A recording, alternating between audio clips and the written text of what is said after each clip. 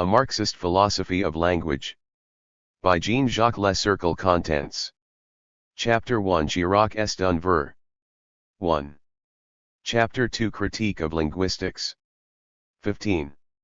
Critique of the Philosophy of Language. 45. The Marxist Tradition. 73. Chapter 5 Continuations.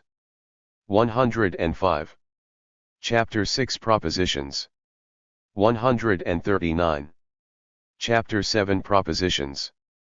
175. Conclusion, contrasting short glossaries of philosophy of language. 199. References. 225. Index. 231. Chapter 1 Jacques est un ver. A not-so-bright sun. In the run-up to the war of imperialist aggression against Iraq, The Sun, a newspaper known for its xenophobic and, in particular, anti-French campaigns, published an edition of several hundred copies in French attacking Jacques Chirac and distributed it free of charge in Paris. The front page featured a photomontage representing a rather dilapidated hexagon from which an enormous, spiraling earthworm emerged whose head was replaced by an unerring photograph of Jacques Chirac. An enormous headline ran across the page. The accompanying text was the usual mixture of half-truths and bare-faced lies. As a French speaker, I have a problem with this headline. I am well aware that it contains an insult. But I cannot understand the precise import of the insult.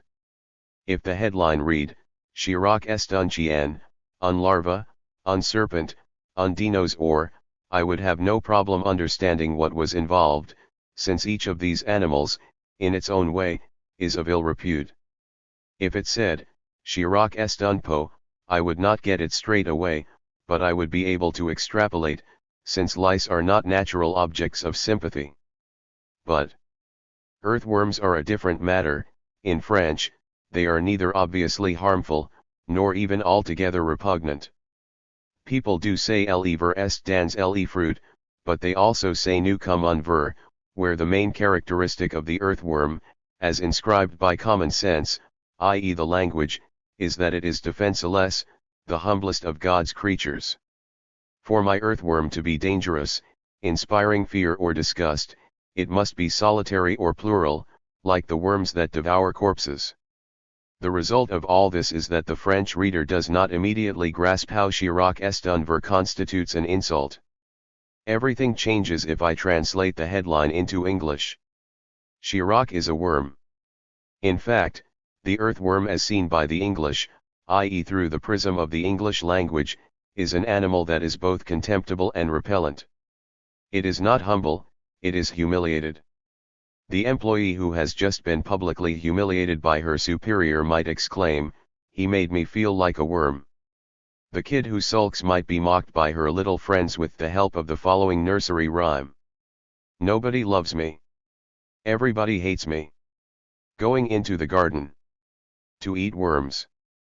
And we should not forget that an archaic meaning of worm, still present in the titles of fairy stories, is dragon.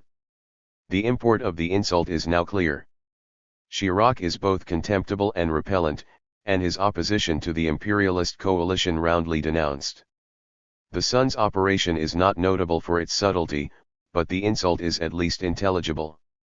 The problem is that my opening utterance is not in English, but in French. Or rather, even though it has been formulated with French words, it is still in English. Since provocation is the order of the day, I want to yell, and what's more, these idiots don't even know French. But this is precisely where the problem becomes interesting. Why on earth didn't the Sun get hold of a competent translator? In truth, however, the translator is not the problem, the article accompanying the headline is written in correct French. We must therefore look further or deeper for an explanation, to a philosophy of language, with its theoretical and political stakes. This book is devoted to elucidating it. I shall formulate it rapidly in two provisional theses. The Sun's antics exhibit an implicit conception of language that has disastrous consequences, and which unfortunately is dominant, not only among third-rate scribblers, but in the media, among politicians, a fair number of philosophers, and even some linguists. English is the language of imperialism. I am going to add a few words on each of these theses, which will serve as a guiding thread throughout the book. A conception of language. The Sun's translation is correct but naive. It is correct, because the statement Jacques est un ver is impeccably grammatical, and both the common noun and the proper noun that it contains do indeed designate their referents. The photomontage attests to this. For this is indeed a worm, and that is our revered president. But it is naive. The translator has mentally opened an English-French dictionary at the word worm. Robert Collins gives, 1 ver, 2 mineable. But if he had done the converse, the problem would have emerged, because the same Robert Collins gives 4 ver, 1 worm, 2 grub, 3 maggot, without indicating any pejorative metaphorical extension. We can see what the naivete consists in. The operation assumes that the word denotes its referent or the clause its state of affairs without further ado, that is, without metaphor intervening, without everything that we understand today by connotation. It was against this naive conception that modern thinking about language, starting with Saussure's conception of langue, was constructed, introducing the intermediary level of the meaning or the synod between the sign and its referent. In short, for the Sun, there are no connotations, only denotations. Yet the utterance Jacques is a worm derives its meaning from its connotations. And it is because these connotations are specific to the English language that the utterance Jacques est un ver does not mean much. Any example of the biter getting bitten, the contempt rebounds on the authors of the insult. This conception of language, which makes a language a lingua franca, a transparent instrument of communication, completely ignores what a natural language is, the fact that, named thus in order to distinguish it from artificial languages, it is in reality a cultural construct. Understanding languages through the optic of connotations is to appreciate that a language is also a history, a culture, a conception of the world, not merely a dictionary and a grammar. An example will illustrate the point. It has the advantage of approximating to my opening utterance. Readers may remember Sartre's phrase, un anticommuniste est un chien. The English translation reads, an anti-communist is a rat. Why this change of animal, which we already come across in my translation of he made me feel like a worm. Because culturally the word dog, which denotes man's best friend, does not have the same negative connotations as the word chien. A dirty dog is a nasty piece of work, a lucky dog a jam is so and so, a gay dog a likely lad. By contrast, in English and French alike no one has a good word to say about rats. What the authors of the French edition of The Sun do not realize is that translation, even in the simplest case, is a process which employs a conception of language as a combination of grammar, history, and culture. This lack of awareness is ubiquitous. It is even the source of a politics. In April 2003, Charles Clarke, British Education Minister and Notion ally labourist, declared that public funds should no longer be devoted to ornamental subjects like medieval history or classical literature. Such provocations, too deliberate and insistent not to intimate a policy, earned him some epithets from the scholarly communities concerned. In themselves, these attacks did not directly concern language, neither linguistics, nor even philosophy, are directly implicated. But to attack the history-culture nexus, the cultural past that is inscribed in the English language, out of which the English language is made, presupposes a conception of language as tool and lingua franca, a simple instrument for the transmission of information and knowledge without depth or past. This emerges even more clearly when we consider a second aspect of British national education. The percentage of British pupils who take an exam in a living language at A level is under 10% and continuing to fall. This does not mean that 90% of young Britons have never learned a foreign language. It does mean that they have given it up much earlier than their continental counterparts. In Great Britain, notwithstanding worthy proclamations by the government of the need for it, study of foreign languages is not essential for two related reasons. What counts is content.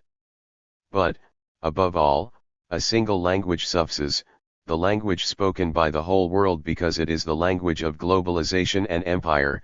Those who have the good fortune, or the privilege, to speak English as their mother tongue do not need to learn a second language, unlike the unfortunate natives of secondary languages and dominated cultures. Or, going even further, you need to know English, and there is no need to learn another language, because English is the language of imperialism. English, language of imperialism. Since this formulation has a slightly provocative, if not insulting, aspect to it, I shall begin by explaining the position I am speaking from. I am an Anglicist and have devoted my life to the English language, which I love with a passion. 2. I am not only an Anglophile but an Anglomaniac. And loving the English language entails a passionate attraction to the grammar of this language, its sounds, its history, the literature that it sustains, the culture that is inscribed and sedimented in it. In short, I think I can claim that I am not an Anglophobe. However, it is clear that English has become the global language and the language of globalization because it is the language of empire, whose practices are ever more explicitly imperialist. To those who doubt the relevance of the old Marxist concept of imperialism in a world markedly different from that of the First World War, the recent war in Iraq will have come as a revelation. Thanks to George Bush, Lenin, and Luxembourg are rising from their graves to haunt us. But to say that English is the language of imperialism is not only to utter an insult or a slogan, but to give a name to a much more complicated situation. Stage left, English, the language of globalization, is an instrument of imperialism. A form of linguistic imperialism clearly exists. Anyone who uses a computer is immediately conscious of the fact. English is invading the media, either directly, or indirectly, when programs, in French in the text, are copies of American programs. Naturally, it is invading teaching. And, by contamination, it is invading everyday language, and not only via music. Readers may be aware of the controversy over franglais. And the most common graffiti on the walls of my banlieue is an aggressive "fuck you," which indicates that pupils, even the most deprived among them, benefit from the teaching they receive. To describe this situation, linguists have coined the concept of glottophagy, or the devouring of one language by another. It at least has the advantage of linking linguistic change to wider social change. 3. Obviously, I am not claiming that, in the short term, the French language risks being replaced by English. But I am registering an obvious trend whose effects are accelerating. Taken to the extreme, the domination of one language over another results in the death of languages. They are dying out more rapidly than species in danger of extinction, and linguists argue that a language dies every fortnight. Of the 1,000 languages currently spoken in the world, half will have disappeared before the end of the century. For English is certainly not the cause of this extinction, which is not only that of an idiom, but of a culture, a specific way of conceiving the world. A voice has faded out. At least it is not always the cause. And I would like readers to note that my lamentation presupposes a broader conception of language than that habitually entertained by linguists. I am not treating language as an innate characteristic of the human species, but as the result of a specific history, the inscription of a culture, an irreplaceable perspective on the world. In linguistics, however, imperialism is not only exploitation and domination, there is a stage right. Language of empire, English NDS itself in a similar position to that once occupied by Latin. Accordingly, it will possibly experience the same fate. The issue is controversial, but it preoccupies all those who are interested in English as the language of globalization. 5. For the language of empire is not only in a position of strength, but also in a position of weakness. There is a linguistic equivalent of the class struggle, and the dominant language does not dominate absolutely, even if the empire that it serves, inscribes, and diffuses, continues to dominate. A language possesses autonomy, i.e. an autonomous temporality, vis-a-vis the social structures in which it appears. Thus, Latin long survived the Roman Empire, but its linguistic domination never went unchallenged, and it slowly dissolved to give rise to the Romance languages. 6. In the case of English, what is called Standard English is caught up in a linguistic struggle with the national dialects, registers, idioms and languages with which it comes into contact. The result is not a simple domination, a simple glottophagy of other languages by the dominant English language. The outcome of this struggle between languages might be described as follows. English has expanded significantly, to the point where it covers the whole surface of the globe. What is relevant here is not so much the number of speakers as the concentric structure of diffusion of English. At the center we end native speakers, in the second circle there are secondary speakers, for whom English is not their mother tongue but a compulsory language, the language of culture, administration. And so on, and, finally, at the periphery, we end the speakers of English as a living language learned at school. At the center we have Standard English and at the periphery English as a lingua franca. These are not precisely the same language and will soon not be the same language at all. This soon is an exaggeration, for the imperial domination of English, relayed by contemporary technology, produces centripetal effects. When we consider that Standard English is no longer the language of Shakespeare but that of George Bush, we will note that the global diffusion of American TV series in the original is a powerful factor of linguistic unification. This is how the village is becoming global. And it is scarcely necessary to recall that English is the language of the World Wide Web and the language of economics, that is, the language of neoliberal globalization. Here, the English language is the direct instrument of imperialism. But these centripetal trends are, if not counterbalanced, then at least attenuated by centrifugal trends. The English of the center, national English, is undergoing rapid diversification. American and English dialects are diverging and the same is true of Australian English. In the second circle, English is proliferating, with the emergence of what are today called New Englishes. The English of Singapore, for example, is different from that of the former metropolis not only phonetically, but also in its vocabulary and syntax. At the furthest stage of this development, we arrive at pidgins and creoles, fruits of the contact between English and other national languages. Transformed into a lingua franca, globalist English is diverging rapidly from Standard English. This involves a contradictory process of impoverishment and enrichment, with the emergence of contact dialects and literatures. I am thinking of what Dylan Thomas, an English writer of Welsh extraction, and Amos Tuchula, the RST novelist, to have dared to write in the English of Nigeria, due to the language of Shakespeare, to its considerable benefit. Linguistic imperialism therefore involves a mixed picture, a position of strength that is at the same time one of weakness.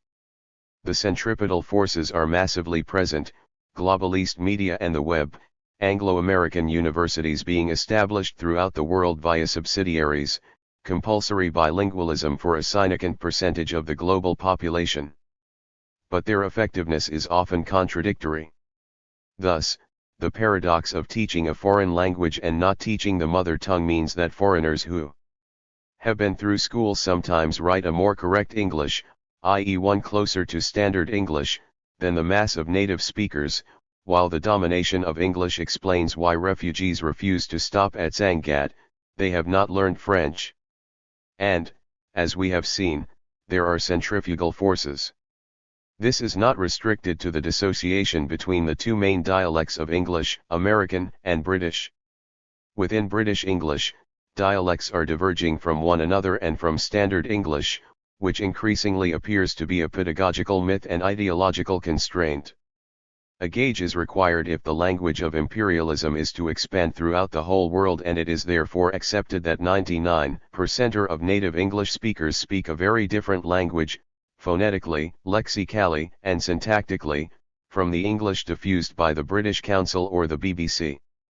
It is enough to see ALM by Ken Loach, Sweet 16, for example, to be convinced of this.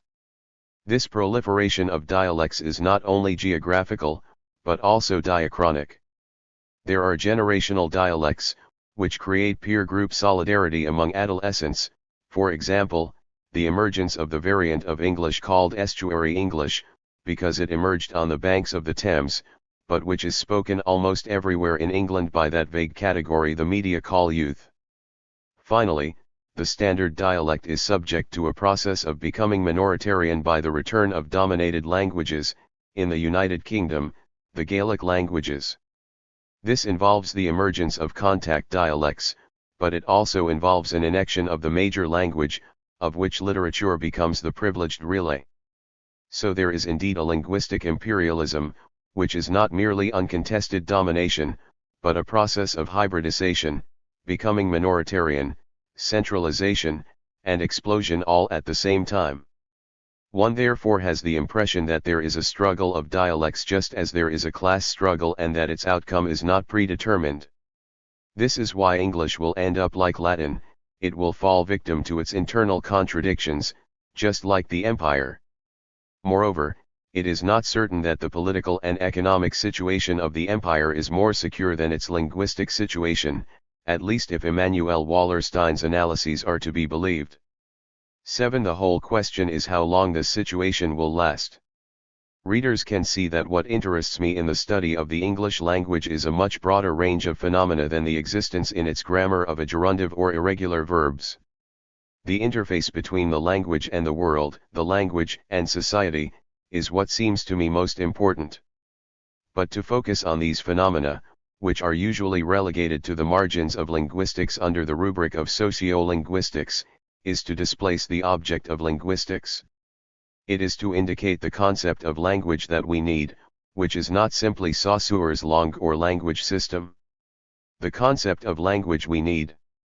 The main characteristic of langue, according to Saussure, is that it is a system. Its study is then governed by a so-called principle of immanence. Nothing external to the system of langue is relevant to its description. This means a form of internal linguistics, which constructs its object by RMLY excluding a significant quantity of the phenomena that are usually classed under the concept of language. It will be remembered that, for Saussure, the scientific study of langue stopped with morphology and excluded syntax, which was handed over to the arbitrary domain of parole, that is, the individual speaker's utilization of the system of langue. The problem is that the phenomena that interest me here are excluded by the construction of the system, in that they are situated at the interface between language and society formed by its speakers. I therefore need an external linguistics, a term I borrow from Pierre Bourdieu, who found it in Marcel Cohen, 8. A linguistics interested in language as a social phenomenon. For it is clear that, for an Anglicist today, it is at least as important to be interested in the dispersion of the dialects that still make up what we call English, as with the exact value of the contrast between the deictics this and that within an English which is simply an increasingly vague abstraction. But the Saussurian system has another major characteristic, encapsulated in the concept of synchrony: it is stable, that is, temporally immobile. It is not denied that languages have a history, but study of it is relegated to the margins of science under the agreeable rubric of diachrony. But this point in time, as arrested as Zeno's arrow and recalling the Hegelian essential section criticized by Althusser, ignores, in favor of the system whose construction it makes possible, the complex temporality of real languages, and the fact that languages are never immobile but constantly subject to historical change, rendering synchronic description somewhat arbitrary. The time of history is not to be stopped and languages evolve much more rapidly than linguists would like. We therefore need to conceive a language not as a stable, arrested system, but as a system of variations.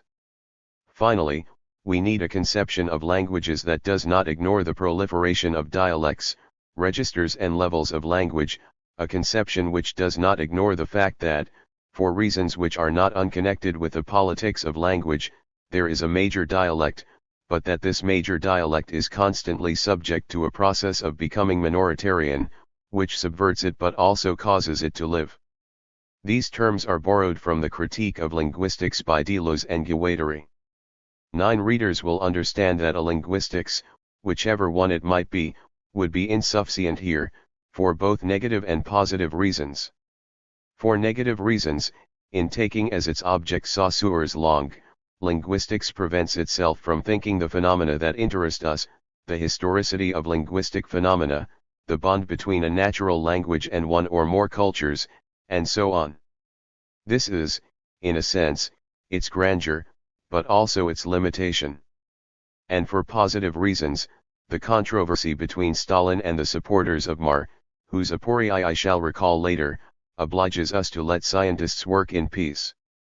It is highly likely that Marxism as such has nothing to say about linguistics or any other scientific activity. On the other hand, it is indispensable when it comes to formulating a philosophy of language and criticizing those adhered to by linguists, whether implicitly or explicitly. That is why I shall attempt to propose not a theory, but a Marxist philosophy of language. A theory of language would be nothing but a linguistics that dare not speak its name. And this philosophy will be understood in an Althusserian sense, as an instrument with which to draw lines of demarcation, as a political intervention in the eld of language. 10. It will be understood why this philosophy must be a Marxist philosophy. Not only because its definition, as an instrument of class struggle in theory, is Althusserian, hence Marxist, in origin, but because what is involved is a struggle against the dominant philosophy in the domain of language, Anglo-American analytical philosophy. This philosophy is based on presuppositions which, if not directly utilitarian, are at least intentionalist and methodological individualist. It articulates the liberal position as regards philosophy of language. To understand and criticize such a philosophy, we need the critical power that Marxism alone can still provide. There is another reason. The most important contemporary philosophical work in this domain, that of Habermas, is explicitly derived from Marxism, which it aims to reconstruct on new bases. This philosophy merits criticism, and the objective of this book is not to go back, but to enter into the house of the bearded prophet. Hence some introductory theses. Thesis number 1. Despite a rich and varied tradition of thinking about language by authors identified with Marxism, there has never hitherto been a Marxist philosophy of language. Thesis number 2. This absence has deleterious consequences.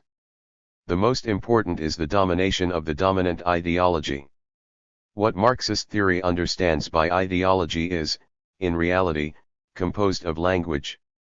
Not to produce a critique of language is to give free rein to the spontaneous philosophies that sustain the dominant ideology and wreaked its practice. Thesis number 3. The class enemy has always understood the importance of linguistic issues. She has always employed armies of specialists charged with managing linguistic and cultural problems, teachers, jurists, journalists, i.e. the functionaries of the ideological state apparatuses, which do not function by juris because they function by language. It is not a question of practicing an ingenuous ultra-leftism and condemning all journalists or teachers. Being a functionary in an ideological state apparatus does not prevent one from criticizing it, and if Marxism still survives today, especially in the Anglophone countries, it is often thanks to academics. It is a question of weighing objective realities, the massive existence of discursive practices and theoretical reactions that furnish the bourgeoisie with the intellectual means for its domination.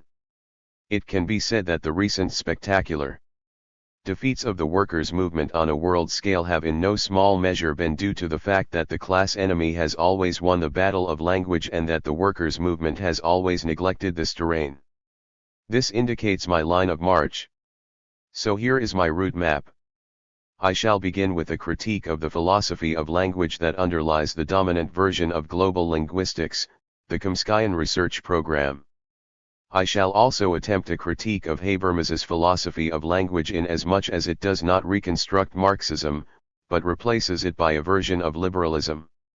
I shall attempt to reassess the Marxist tradition of thinking about language, which is fragmentary and often sketchy.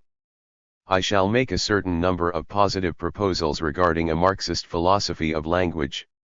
A balance sheet will be drawn up in the form of a box of conceptual tools that the Marxist tradition has bequeathed us, and which enable us to think the linguistic phenomena ignored by linguistics, but not by the dominant ideology. Chapter 2. Critique of Linguistics. Linguistics has done a lot of harm. ABC Dare is a series of cassettes containing 8 hours of LMED interviews between Gilles Deleuze and Claire Parnett. One towards the end of his life, the philosopher constructs a balance sheet of his oeuvre, of which he presents the exoteric version, with all the clarity and enthusiasm of a great teacher. And as he speaks to us from beyond the grave, he can adopt a spiteful attitude, candidly say things that are usually precluded by courtesy. Thus, Wittgenstein is characterized as an assassin of philosophy, Umberto Eco is not spared, and linguistics has done a lot of harm. Obviously, it is the last sentence that interests me. The passage is to be found under the letter S. S is for style. Parnett asks Deleuze for a definition of style and he responds by making a detour via linguistics. To understand style, you don't need to know anything about linguistics. Linguistics has done a lot of harm. Why? There is an opposition between linguistics and literature, they are not attuned. For linguistics, language is a system in equilibrium, of which one can construct the science. The remainder, the variations, are assigned not to langue, but to parole. When one writes, one is well aware that by its very nature language is far from being in a state of equilibrium, but is in permanent disequilibrium. There is no difference of level between langue and parole. Langue is composed of all sorts of heterogeneous currents, which are in disequilibrium with one another. 2. Deleuze, then, deans style by two characteristics. Style makes the language stammer, subjects it to an original syntactical treatment, and, by contorting syntax, takes all language to its limits, towards the border separating it from music. These statements possess the advantages and disadvantages of exaggeration and hence injustice. They have the advantage of suggesting the framework of a philosophy of language that goes beyond the ordinary, that is, the dominant philosophy that informs and deforms most versions of linguistics. It can be expressed in typically Deleuzian fashion with the aid of a correlation, linguistics/literature, system/variation, homogeneity/heterogeneity, equilibrium/disequilibrium, langue/style, science/philosophy or art. We can see the extent of the shift. What is being challenged is the Saussurian concept of langue, in its opposition to parole in the technical sense, in other words, the foundation of all linguistic science. And it will have been noted that Deleuze refuses to construct an abstract object by reduction, and that he speaks in terms of language. 3. This position also has the disadvantage of being unjust. It is unjust in two ways. First of all, with respect to the science of language in general, whose undeniable advances it ignores. All language teachers know full well that the grammatical description of the language they teach has made gigantic strides since Saussure. It also unjust in that it generalizes and speaks of linguistics in the singular, whereas it should be referred to in the plural, so numerous and divergent are the theories. Deleuze was well aware of this since, under the influence of Guattari, he had read and used a number of linguists, from Helm's Left to Benveniste and Gustave Guillaume. But that is not the important thing. Behind these injustices and simplifications, there is a critique of the dominant philosophy in linguistic matters and hence, a contrario, proposals for a different philosophy of language. Deleuze had not waited until ABC Dare to formulate it. It is the subject of the fourth plateau in 8,000 Plateaus, November 20, 1923, Postulates of Linguistics. 4. These postulates are 4 in number. Language is informational and communicational. There is an abstract machine of language that does not appeal to any extrinsic factor. There are constants or universals in language that permit us to deem it as a homogeneous system, and language can only be scientifically studied when it takes the form of a standard or major language. We can see what these counter-postulates are opposed to the construction of a linguistic science as proposed, for example, by Jean-Claude Milner in L'amour de la langue 5, a text Deleuze and Guattari do not cite, but which they had possibly read. Rather than postulates, Milner proposes axioms. They are likewise 4 in number.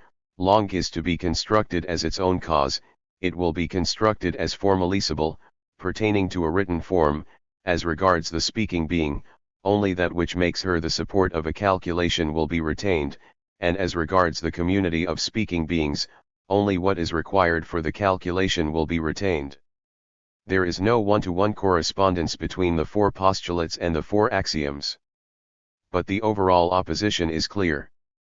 For Deleuze and Guattari, it is a question of refusing a conception of language that makes it an instrument of communication and information, of rejecting the principle of immanence, foundation of the structuralist conception of language, which does not want anything to intervene in the scientific study of langue that is not derived from langue itself, of refusing to treat langue as a stable system, and, nally, of rejecting the homogeneity of the object in another way, by taking account of the diversity of phenomena, the impossibility of denning an abstract, ahistorical langue, at the expense of variations of register, dialect, and generations.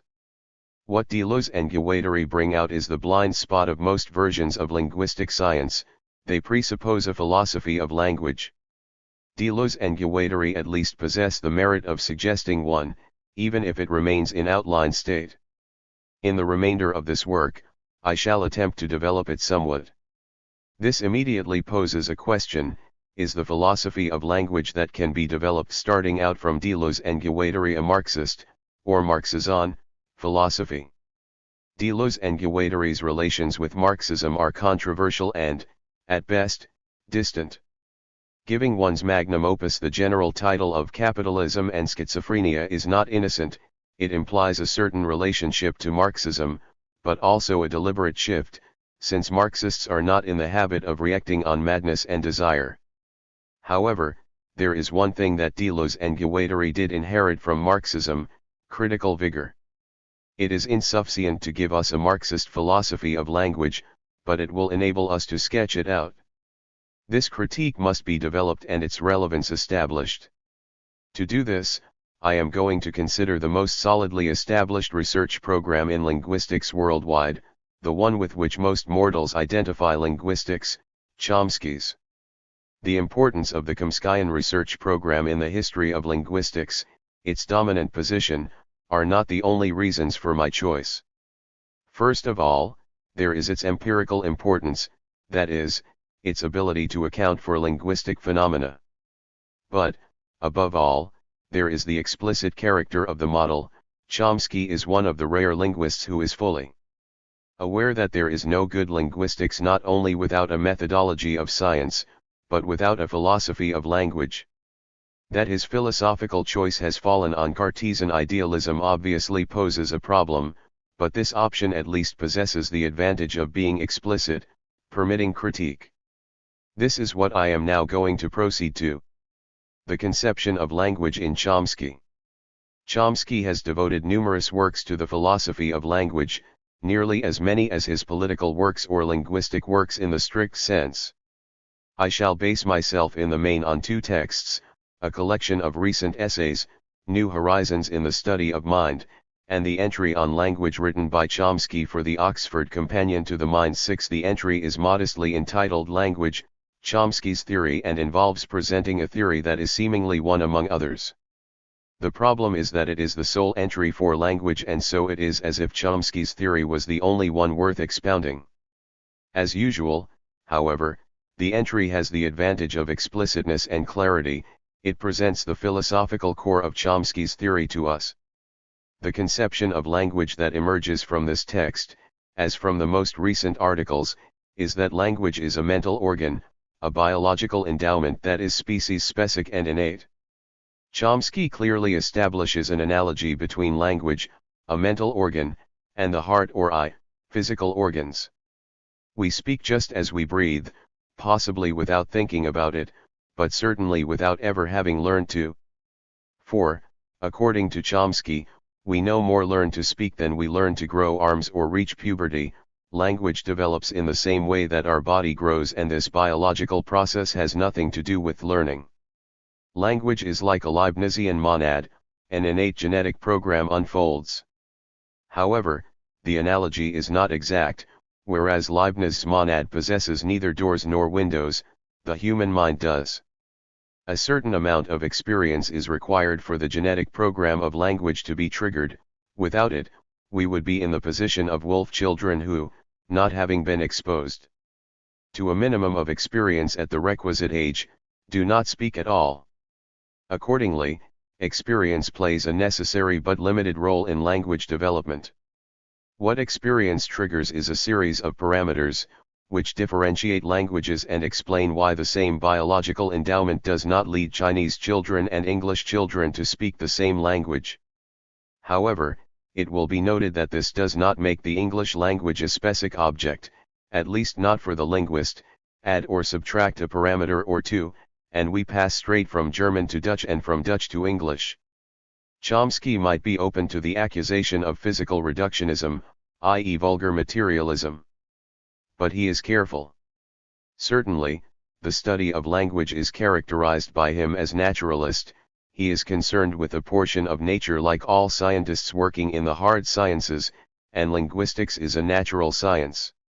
Its object is an aspect of what Chomsky calls the mind/brain. The solidus is a sign of hope. It indicates that there certainly is a connection even if it remains obscure. Chomsky has an interesting position on what the Anglo-American philosophical tradition calls the mind-body problem. For him, the opposition is forced and the concept of body is as problematic as that of mind. As we can see, Chomsky belongs to the Anglo-American tradition of Quine, Davidson, and Putnam, who are his natural interlocutors and sometimes his opponents, and who continue to tackle the problems of materialism in a way which seems old-fashioned to those of us on this side of the Atlantic. This position has a further consequence. Language is a faculty possessed by all members of the human species in the same way. This universalist position is to be welcomed. It rules out any form of linguistic paternalism and racism. But this positive consequence itself has some negative consequences. I shall suggest three. Firstly, the differences between languages are purely superficial and, for the linguist, English and Japanese are practically the same thing. The following quotation is typical.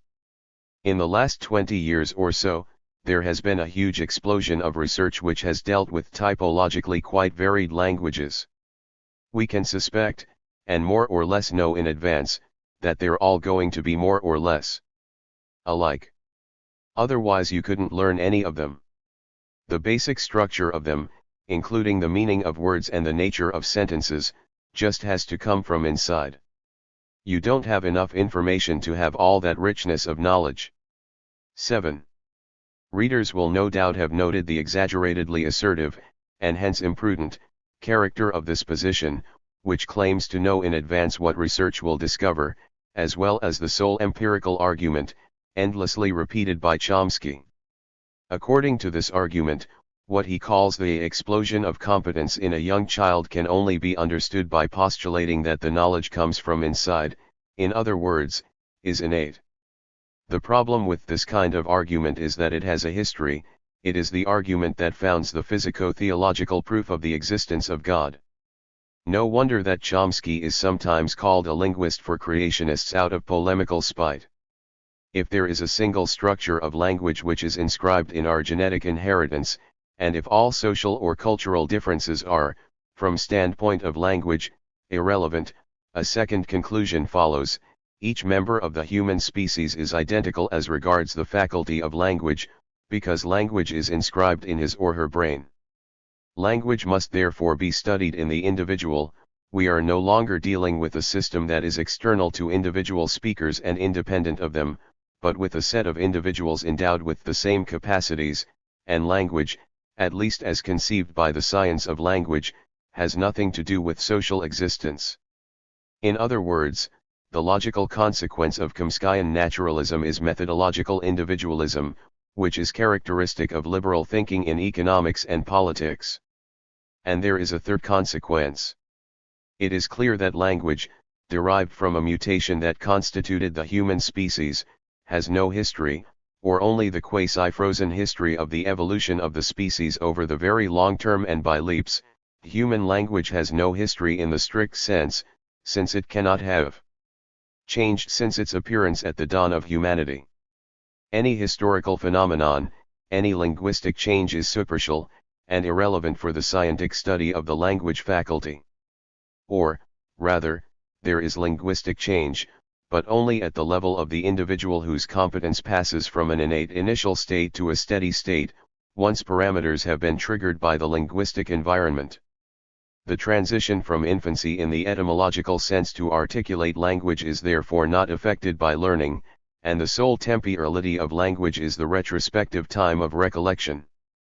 The child who acquires speech is like the slave in Meno, he remembers what he had always known, but did not yet know that he knew.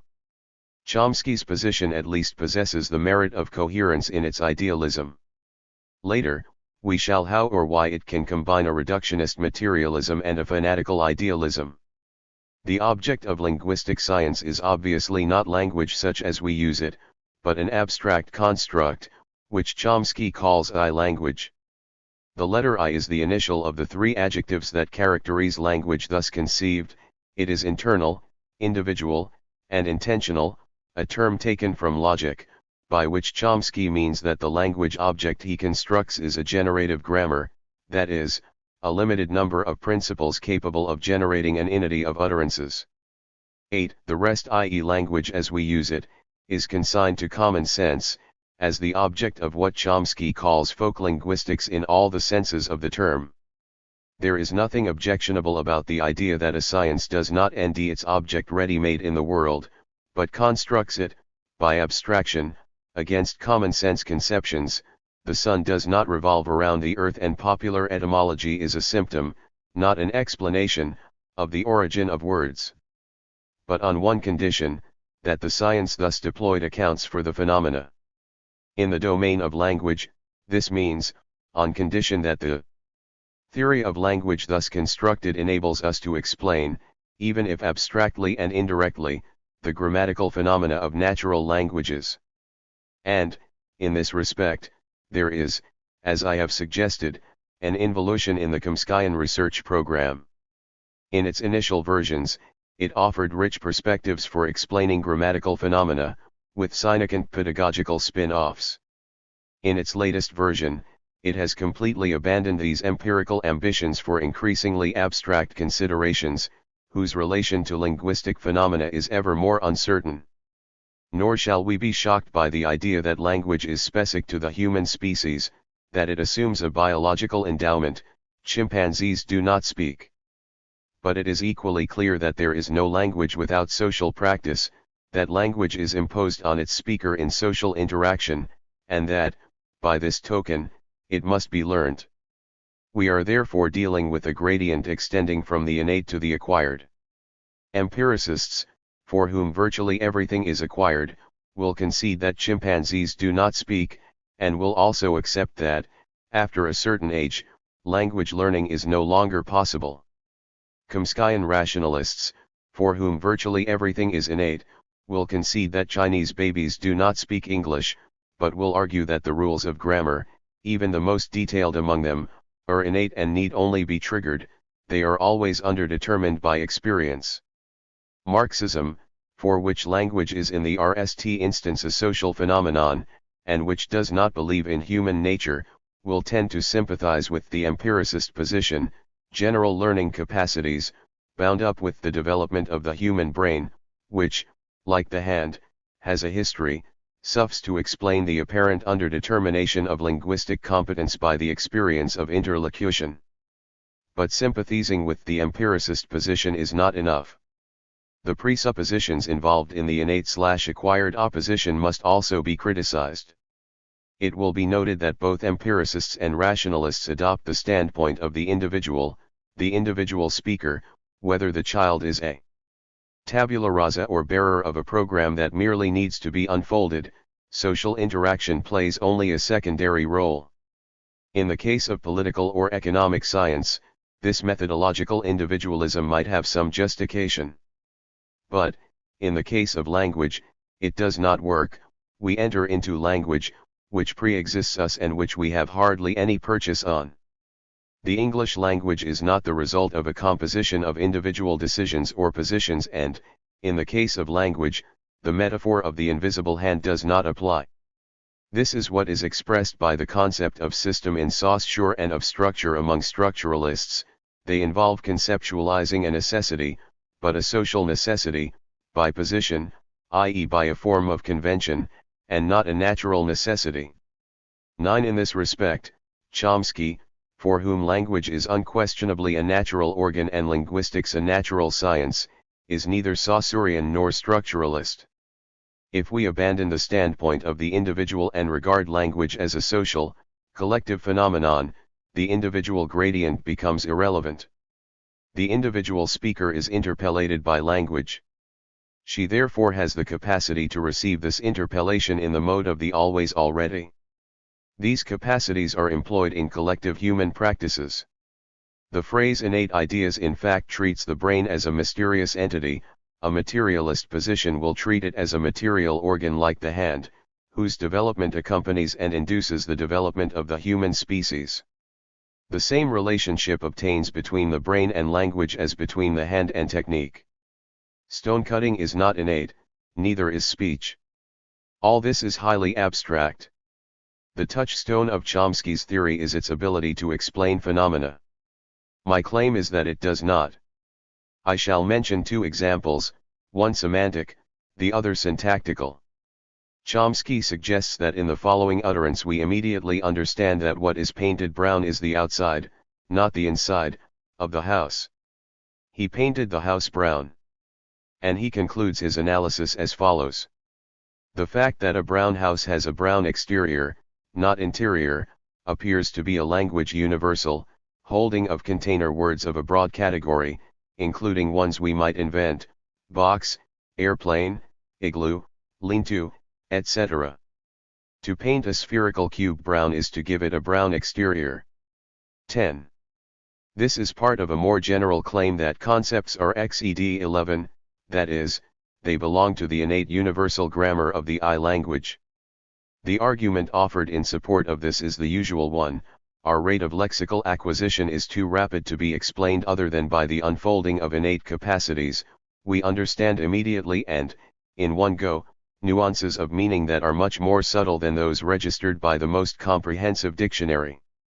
Over and above the fact that this argument utterly unconvincing, it difficult to accept that concepts, even the most simple among them, like house, are XED in Chomsky's sense. Chomsky's claim is that what is XED is not the concept house itself, but a considerably more abstract concept of container, which serves as a superordinate for the names of all possible containers. And he will indicate the vagueness of this abstraction by specifying that the container is typically seen from the outside, as shown by the contrast between my initial utterance and the following one: he painted his cave in red ochre. But this is a perceptual, not a linguistic, contrast. Certain container objects are typically or primarily perceived from the outside, others from the inside. The house pertains to the former category, the grotto, or to the latter. The choice is determined by the position of the speaker's body in relation to the object. What Chomsky describes is not a linguistic universal, but a feature of experience, as determined by the orientation of my body in space. This is what is inscribed and represented in language. Lakoff and Johnson's theory of metaphor accounts for this phenomenon in a more simple and convincing fashion. It links perceptual schemata and metaphors of orientation. 12. Thus, the ball is behind the rock because the rock is between my body and the ball. It is the outside of the house that is painted brown because I perceive the house from the outside, as a unit object, before entering it. The only universal feature we are dealing with here is the experience of bodily orientation. We can take our critique further. For Chomsky's thesis is not even adapted to the detail of linguistic phenomena. Consider the following two sentences: he painted the whole house brown. He painted the house off-white.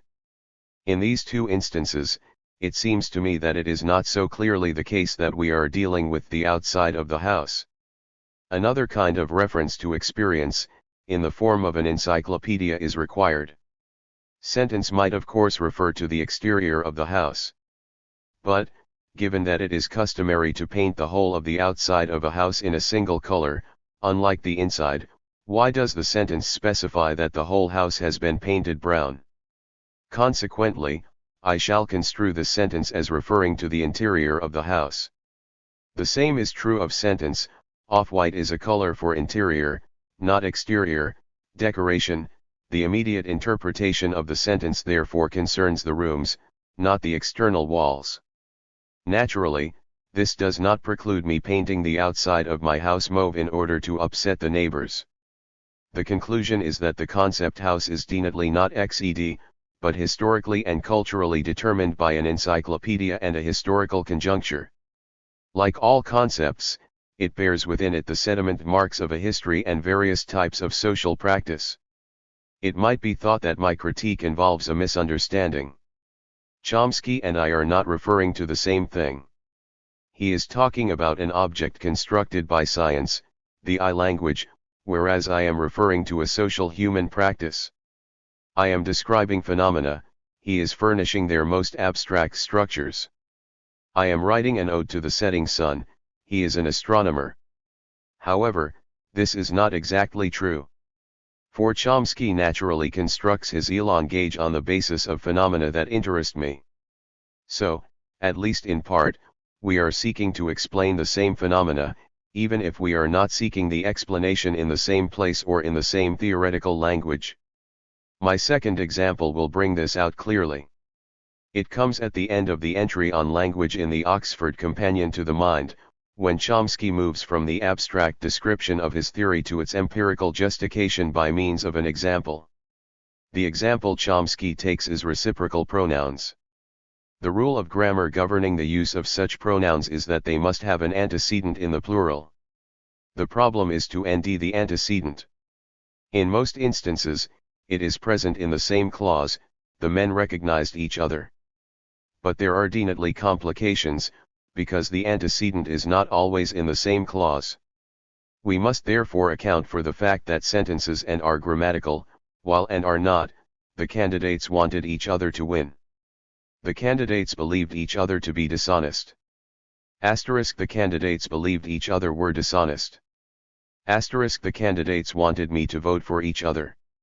In each other is the subject of the substantival clause X were dishonest, and its antecedent is therefore not situated in the same clause, but in the main clause. In the antecedent of each other is the subject of the main clause. However, the explanation that I have just implicitly given is insufficient, for it should lead me to conclude that sentences and are equally ungrammatical, since in both cases the reciprocal pronoun is in the infinitive subordinate clause and the antecedent in the main clause. A complex grammatical rule appears to be at work here. Native English speakers apply it without ever making a mistake, even if they would be at a loss to formulate it. This state of affairs inspires the following conclusions in Chomsky. Such facts as these are known to all speakers of English, and analogues appear to hold in other languages. The facts are known without experience, let alone training. The child must learn that each other is a reciprocal expression, but nothing more, so it seems. No pedagogic grammar would mention such facts are those described above. The student can be expected to know them without instruction. The principles that determine selection of an antecedent, it seems reasonable to assume, belong to universal grammar, that is, to the biological endowment that determines the general structure of the language faculty. From another point of view, these principles form part of a deductive, explanatory theory of human language. 13. This text merits detailed analysis, for every sentence is problematic. The analogues that appear to hold in other languages are decidedly vague. How many other languages? Is the analogue sufficiently precise, and sufficiently extended, to allow us to speak of a linguistic universal? The facts are known without experience, let alone training.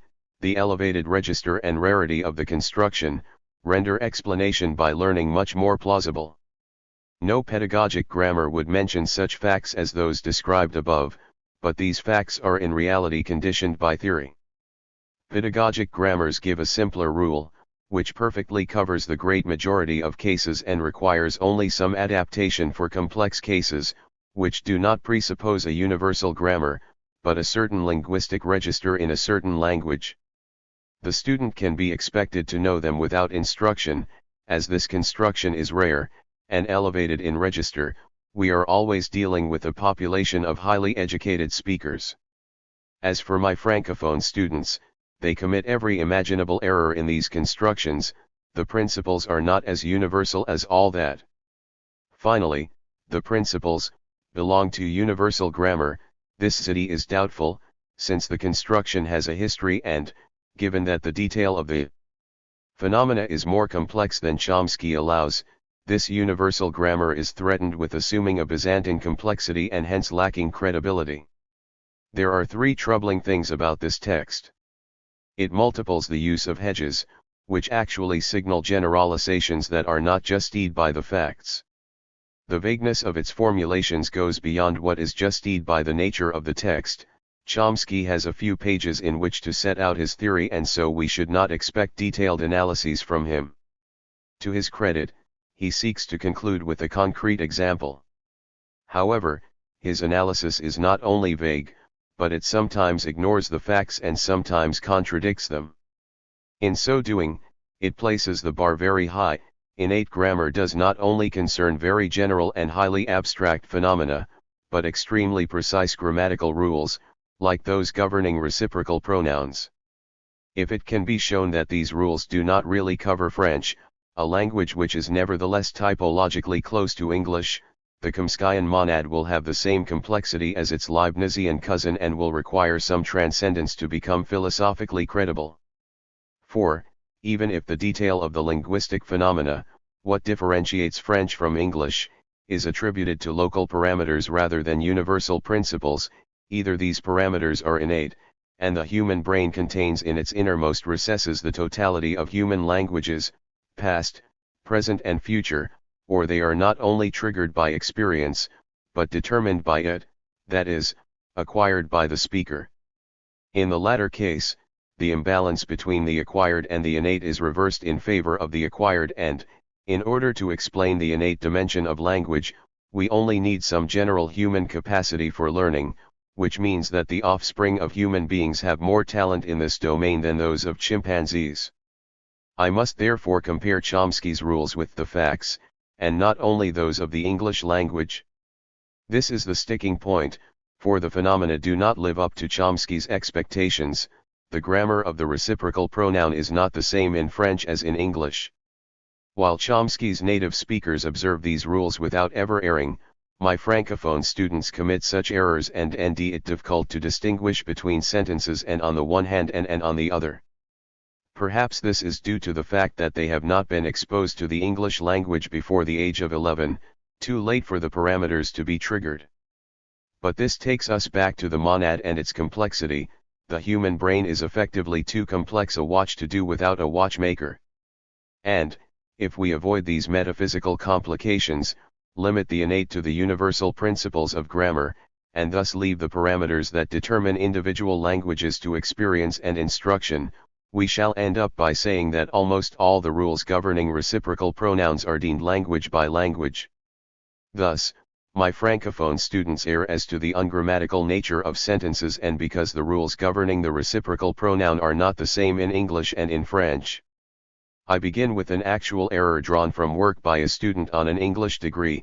In Gogol's The Picture, the characters' dreams are embedded one within each other. The grammar that I try to teach my students stipulates that you should write, one within the other. We can see the source of the error. The student is illicitly combining two reciprocal constructions. They looked at each other and each looked at the other. Chomsky only considers the latter and ignores the former. It is easy to see why. They do not have the same syntax. Thus, the RST construction likewise obeys principles for selecting the antecedent, and it should be the same principles, the difference being that the antecedent each is always the same, which facilitates recognition of it. But the linguistic facts do not match this prediction, as the following sentences show. Each candidate wanted the other to win. Each candidate wished that the other might win. According to Chomskyan principles, the RST of these sentences is typically grammatical, but the second should not be. And, if we turn to French, the difference is still greater, for French invariably neutralizes the difference between reciprocal and reexive, leaving it to the context to enable the listener to understand the sentence, "Ilsse regardez. Jem entends. Ilsse sunt compris." Sentence is ambiguous. Out of context, sentence has a reexive sense, while has a reciprocal sense. It is therefore clear that reciprocity, if it is a universal, is not a syntactical universal. And it is not hard to envisage another level to which this universality can more credibly be attached. The reciprocal relationship is constitutive of the relationship of interlocution as a social activity. Or, in order to speak, there must be at least two people, and the reexive is a particular instance of the reciprocal. Reciprocity is thus the expression in language of the otherness constitutively involved in the linguistic relationship. The syntactical constructions, in their variety, express this relationship. It is the relationship which is universal, while the syntax varies from one language to the next and within each language. In reality, the embodiment of this social linguistic relationship in an innate syntactical structure is an example of a phenomenon with which Marxists are familiar: fetishism. A social relationship is reduced to the condition of a thing. Chomsky's false concretization is, in fact, a further degree of abstraction with respect to the scientific abstraction required to isolate and thus explain the phenomenon. Linguistic science does indeed need to construct, starting out from the phenomena, a concept of the reciprocal. Such abstraction squared is characteristic of fetishism. We can even try to go further. Chomsky has chosen a good example. The reciprocal construction is rare, 14, and pertains more to written English and an elevated register than it does spoken English. It would appear to have the ziti sought by Chomsky. To see that this is an illusion, it suffices to compare it with a similar construction, but with far more occurrences, the reexive construction. The syntactical constraints on this construction likewise concern the determination of the pronoun's antecedent. Thus, sentence is grammatical, while sentence is not. He wanted himself to win. He wished himself wouldn't have to do it. The constraints are the same as for reciprocal pronouns, and it is sufficient to add that there must be agreement in person between antecedent and reexive. But as the construction occurs frequently, it does not take long to come across counterexamples, which are perfectly intelligible and are not experienced by native speakers as solecisms. Here is one drawn from a detective novel. The station master is trying to calm an irate customer who claims that the porter has insulted him and that this is bad for his heart. "If you've got a bad heart, I should calm yourself, sir." This sentence seems to be the grammatically unwarranted combination of two sentences that conform to the rules: "If you've got a bad heart, you should calm yourself, sir. If I had a bad heart, I should calm myself, sir." In truth, the sentence pronounced by the station master is not only intelligible, it is clever, perfectly adapted to the situation of interlocution. In one and the same sentence, he gives the customer some friendly advice, which is a disguised reprimand, and pretends to put himself in the customer's shoes, to adopt his viewpoint. The sentence is the happy result of a polyphony, a mixture of voices and viewpoints. Chomsky would reply that this counterexample uses the rules more than it infringes them. Or, rather, at the very moment when it infringes them, it acknowledges them as rules. But rules that can be exploited for expressive purposes are not really the same thing as the linguistic translation of information inscribed in the genes or neuronal circuits.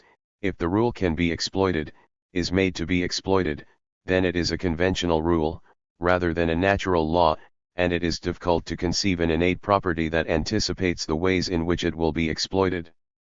In reality, the rules of grammar are pragmatic maxims of the sort "say this and that," and, like all maxims, they are defeasible: say this rather than that if you need to do it in order to express what you want to say. To describe the rules of grammar, I am in the process of passing from the domain of laws of nature to the domain of law and morality, i.e. social human practices. We can go further in analyzing the re-exive construction. Because the construction is frequent, and equally present in all the registers of language, it develops not in the quasi-mobile time of the evolution of the species, but in that of human practice, i.e. the time of history. We can therefore distinguish three synchronic uses of the construction, which are the sediment image of three stages in its history. First we have the re-exive construction proper. It is found in sentences such as, I said to myself. In such sentences, the syntax conforms to rules of re-exive antecedents and the meaning of the construction is homogeneous with its syntax. This re-exive construction has a re-exive meaning. Next comes the emphatic use of the construction, where the syntactic constraints are roughly the same, yet the meaning is no longer re-exive but intensive, syntax and semantics are dissociated. We can see this in the contrast between and the following two sentences, I myself said it. Although I say it myself. Last comes the honoric use of the re-exive construction, where neither syntax nor semantics is re-exive, even though re-exive pronouns are still employed. Thus sentence is a more polite, or more servile, version of 33. Is it for you? Is it for yourself? We see how the syntax of the re-exive pronoun, supposedly inscribed in the genetic inheritance or the neuronal circuits, no longer applies, the yourself has no antecedent. Its presence in fact obeys a pragmatic maxim of politeness, of the type, prioritize the conversational interests of your interlocutor. We can draw three conclusions from these examples and counter-examples. The rules of grammar are maxims, not laws of nature, they are specific to a language, not universal, they are subject to historical evolution, not exceded once and for all by an evolutionary leap. We are therefore dealing not just with a linguistics but also with a philosophy of language. This philosophy is not con to Chomsky, even if it is articulated with exemplary clarity and explicitness in his work. The moment has come to identify its main characteristics. The four harmful characteristics of Chomsky's philosophy of language. The RST characteristic is methodological individualism, that is, the idea that the language faculty is inscribed in the brain of each individual speaker. As we have seen, this is a major regression compared with the Saussurean conception of langue. This characteristic signals the introduction of liberalism into the philosophy of language. Chomsky does to Saussure what the analytical Marxists have tried to do to Marx.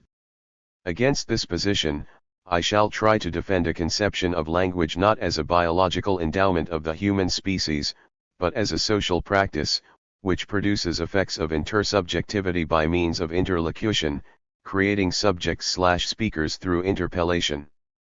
Chomsky defends an asocial conception of language which goes to extremes, since it denies that communication is the function/origin of language.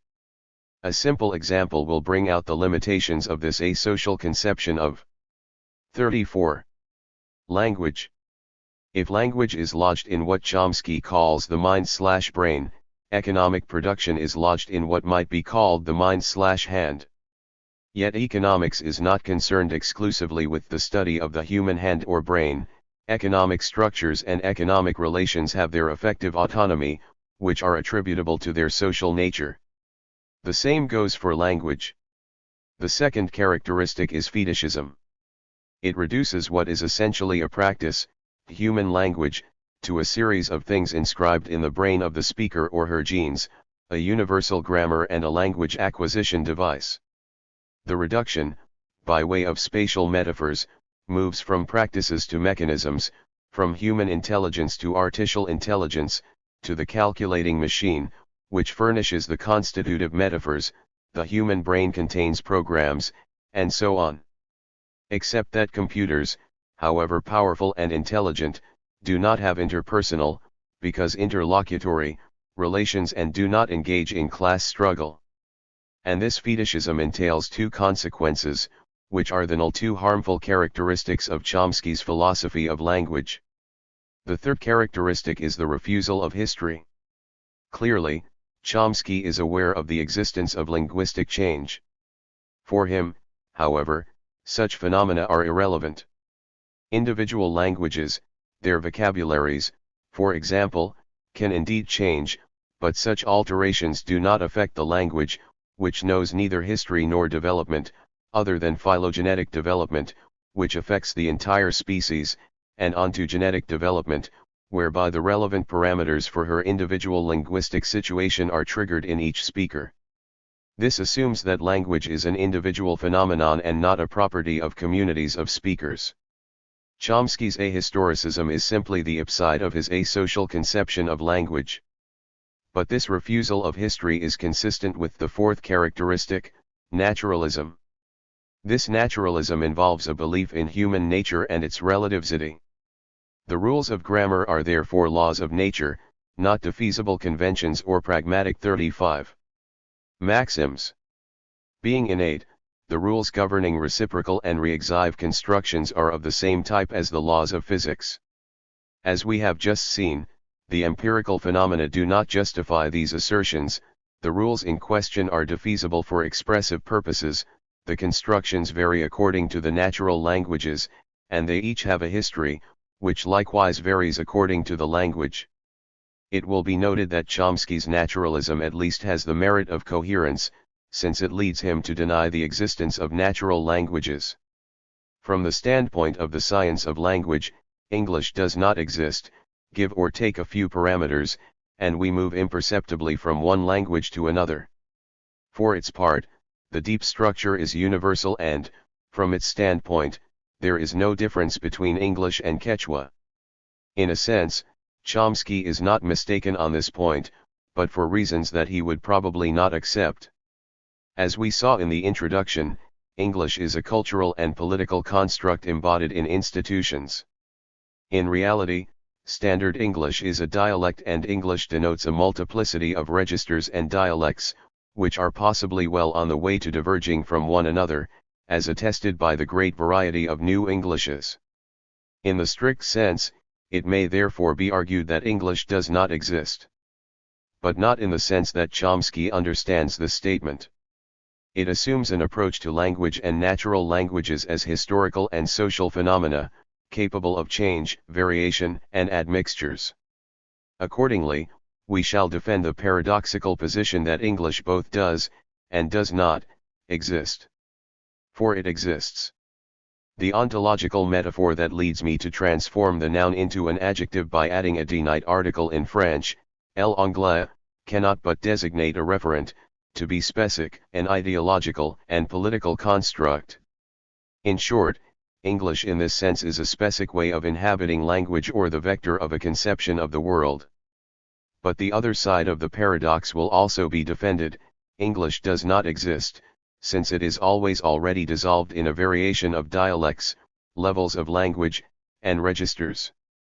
Deleuze's concepts of continuous variation, minority, and collective assemblage of enunciation are of more use here than Chomsky's concepts. But to criticize these is not enough. We still have to explain their emergence and its necessity. 36. A spontaneous philosophy for scientists. There is an aspect of Chomsky's work that I have not yet broached. It is not the least important. As is well known, Chomsky is an exemplary progressive thinker and activist. He is one of the most effective critics of the ravages of American imperialism. Certainly, he often says that he is not a Marxist, but then no one is perfect. So I am in the process of criticizing the philosophy of language of someone whose political positions I fully endorse. It is also true that, when Chomsky descends onto the terrain of political theory or philosophy, the result is disappointing. The collective volume to which he contributed, Liberating Theory, 15, will hardly impress a Marxist. The ecumenicism that leads the text to treat all critical theories of society, whether based on economics, ecology, gender, race, or culture, on the same plane cannot replace political analysis of the social totality. But the linguistic phenomena that I accuse him of ignoring are not foreign to him. After all, he is the author of books with promising titles like Propaganda and the Public Mind, Necessary Illusions, and Class Warfare. 16. The following passage taken from an interview with David Barsamian, his privileged interlocutor, is typical. Talk about the power of language to shape and control political discussion. For example, the IMF's much criticized structural adjustment program has now been renamed Poverty Reduction and Growth Facility. The School of Americas, the notorious training facility for the Latin American military at Fort Benning, Georgia, is now called the Western Hemisphere Institute for Security Cooperation. Let me just make clear, this has absolutely nothing to do with linguistics. There's no insight into this topic that comes from having studied language. This is all obvious on the face of it to anybody who looks. This is the topic that Orwell satirized, and of course it goes way back. If you have a war between two countries, they're both acting in self-defense. Nobody is ever the aggressor. Furthermore, they're both acting for exalted humanitarian objectives. To take some of Orwell's examples, if you're trying to control a population by violence and terror, it's pacification 17. The situation is clear. On the one hand, there is the science of language, which is concerned with biological phenomena, language as mental organ and innate faculty. On the other, there is political critique, to which Chomsky gives a name and a literary referent, political satire as practiced by Orwell.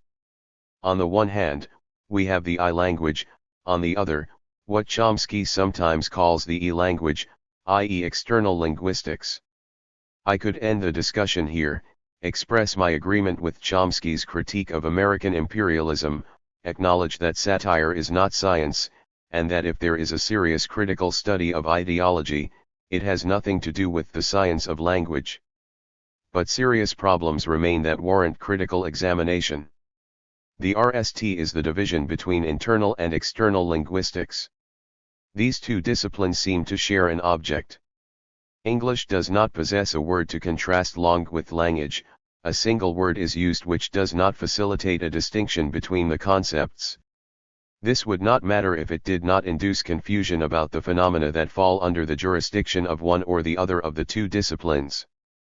As we have seen, when he expounds his theory of the I language, Chomsky talks not only about highly abstract universals, but also about semantic and syntactic phenomena that are likewise of great concern to external linguistics.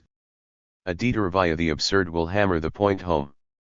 Jacques Goody 18 refers to anthropologists or mythologists inspired by Chomsky who maintain that mythical narratives form part of the innate genetic inheritance of the human monad, that they are therefore already contained in the recesses of the human mind, which explains the universal character of these narratives. It therefore seems to possess a tendency to expand that constantly extends the portion of the innate, in order to furnish a scientific explanation of as many phenomena as possible. The two disciplines, internal linguistics and external linguistics, therefore have border connects and obviously only confront another out of self-defense. But the critique of Chomsky's position must go further. The ultimate justification of naturalist internal linguistics is that language is a specific property of the human species. For chimpanzees do not speak, not even bonobos, a species of dwarf chimpanzees who are the best equipped for communication. To supporters of the primates, who laud the ability of bonobos to acquire vocabulary and use it in their interaction with human beings, Chomskyans can always reply that the specific characteristics of human language are utterly alien to bonobos, which never go beyond the pre-linguistic competence of a 2-year-old child. The fact is undeniable, but not the conclusions that Chomsky draws from it, i.e. naturalism, which makes language a mental organ, and innatism. What these two terms betray is a philosophical choice, a philosophy of language. Chomsky is betrayed by his metaphors, for the phrase mental organ is of course metaphorical. I know what a physical organ, e.g. the organ of sight, is. It is called the eye and is the object of scientific study. This study does not simply explain the mechanism of visual sensations, it will also explain the role played by the brain in transforming these sensations into perceptions. And everyone will acknowledge that eyes, moles, raptors, and human beings do not see in the same way. I note in passing that scientific studies of sight do not feel the need to resort to the philosophical concept of innatism. If Chomsky still has recourse to it, it is because language, unlike sight, possesses no single organ. It uses bodily organs like the ear and the larynx, but these are not specialist organs like the eye. The ear does not only detect articulate sounds and things other than words pass via the larynx. What is more, the organs in question, the ear and the larynx, do not belong to the same individual. If language is an organ, it is not the same kind of organ as the eye or the arm, not because it is mental, but because it is social. In other words, language is not an organ at all, it is an activity, a practice. Adding the adjective mental to the noun organ only serves to render the noun metaphorical, that is, to strip it of any recognizable meaning.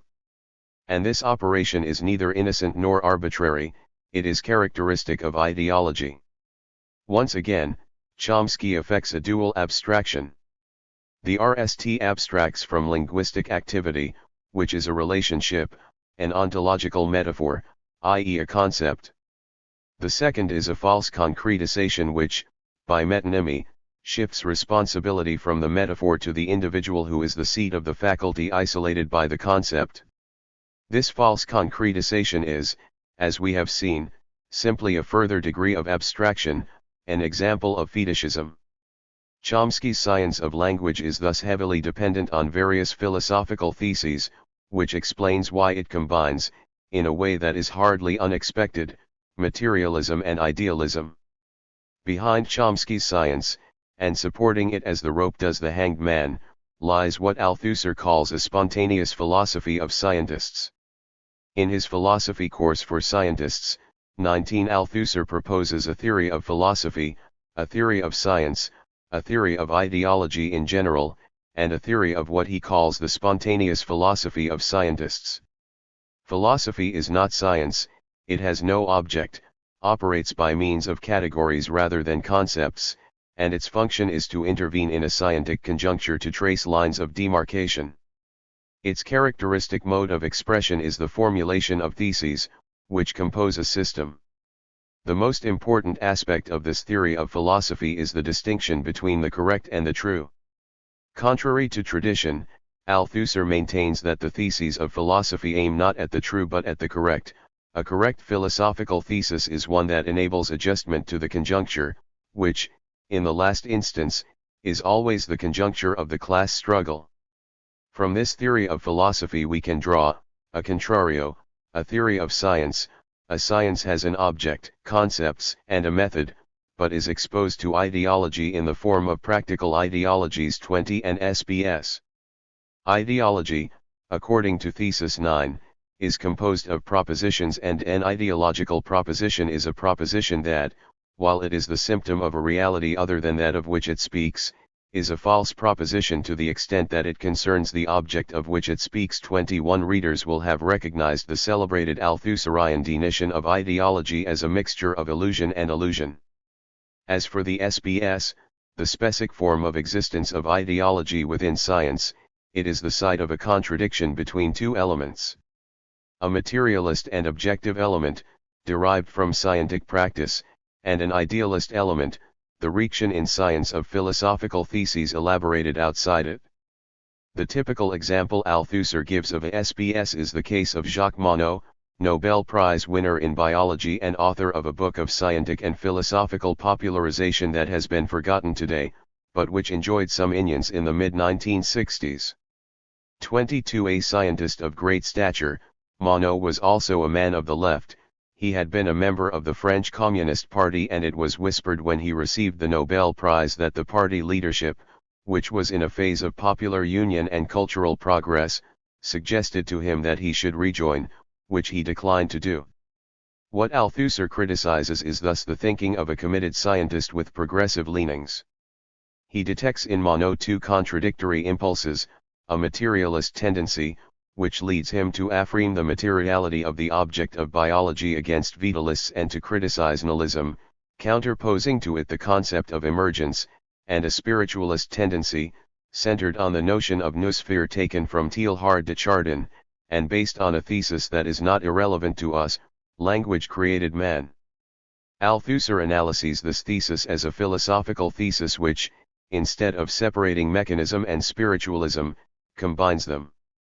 When he believes himself to be materialist, by giving as the biophysiological basis of what he calls the noosphere, that is to say, the social and historical existence of the human species, the emergence of the neurobiological support of language, he is not a materialist, but a mechanistic materialist, and in terms of a theory of human history, that now means that he is an idealist. 23. Readers will have noted some superficial similarities between Monod and Chomsky. Both are progressive in politics and materialist in philosophy, but adherents of a mechanistic materialism which does not take account of the social and historical existence of humanity. Things are altogether clear in Chomsky, of whom one has the impression that, in philosophical terms, he left Europe before the end of the 18th century. But we can go further, for example, by posing the preliminary question, is linguistics a science or merely one of the human sciences, that is, one of those non-sciences, characterized as literary by Althusser, which, not really possessing an object in the scientific sense, have as their dominant function not knowledge, but the definition and instruction of practical norms. For it is not true that linguistics self-evidently has an object, the term language being notoriously ambiguous and slippery. This is why I think that the external linguistics which I defend pertains to a philosophy of language, because its center is constituted by a pragmatics, that is, the analysis of social relations, of a praxis. To situate Chomsky's position, we can compare his research program with that developed by Milner, in the tradition which runs from Saussure to Jacobson and Benveniste via Millet and the Paris School. 24. To get straight to the point, this is the structuralist tradition, which seeks to construct linguistics as a science by giving it a specific object, constructed by excluding the non-pertinent phenomena encompassed under the necessarily vague notion of language, langue in the technical Saussurian sense. Milner's axioms, referred to at the beginning of this chapter, are intended to constitute langue as an object of science, and to equip scientific linguistics with a method, not only a system of concepts. And it is clear that the Chomskyan research program is constituted along parallel lines. But it is equally clear that the differences are considerable.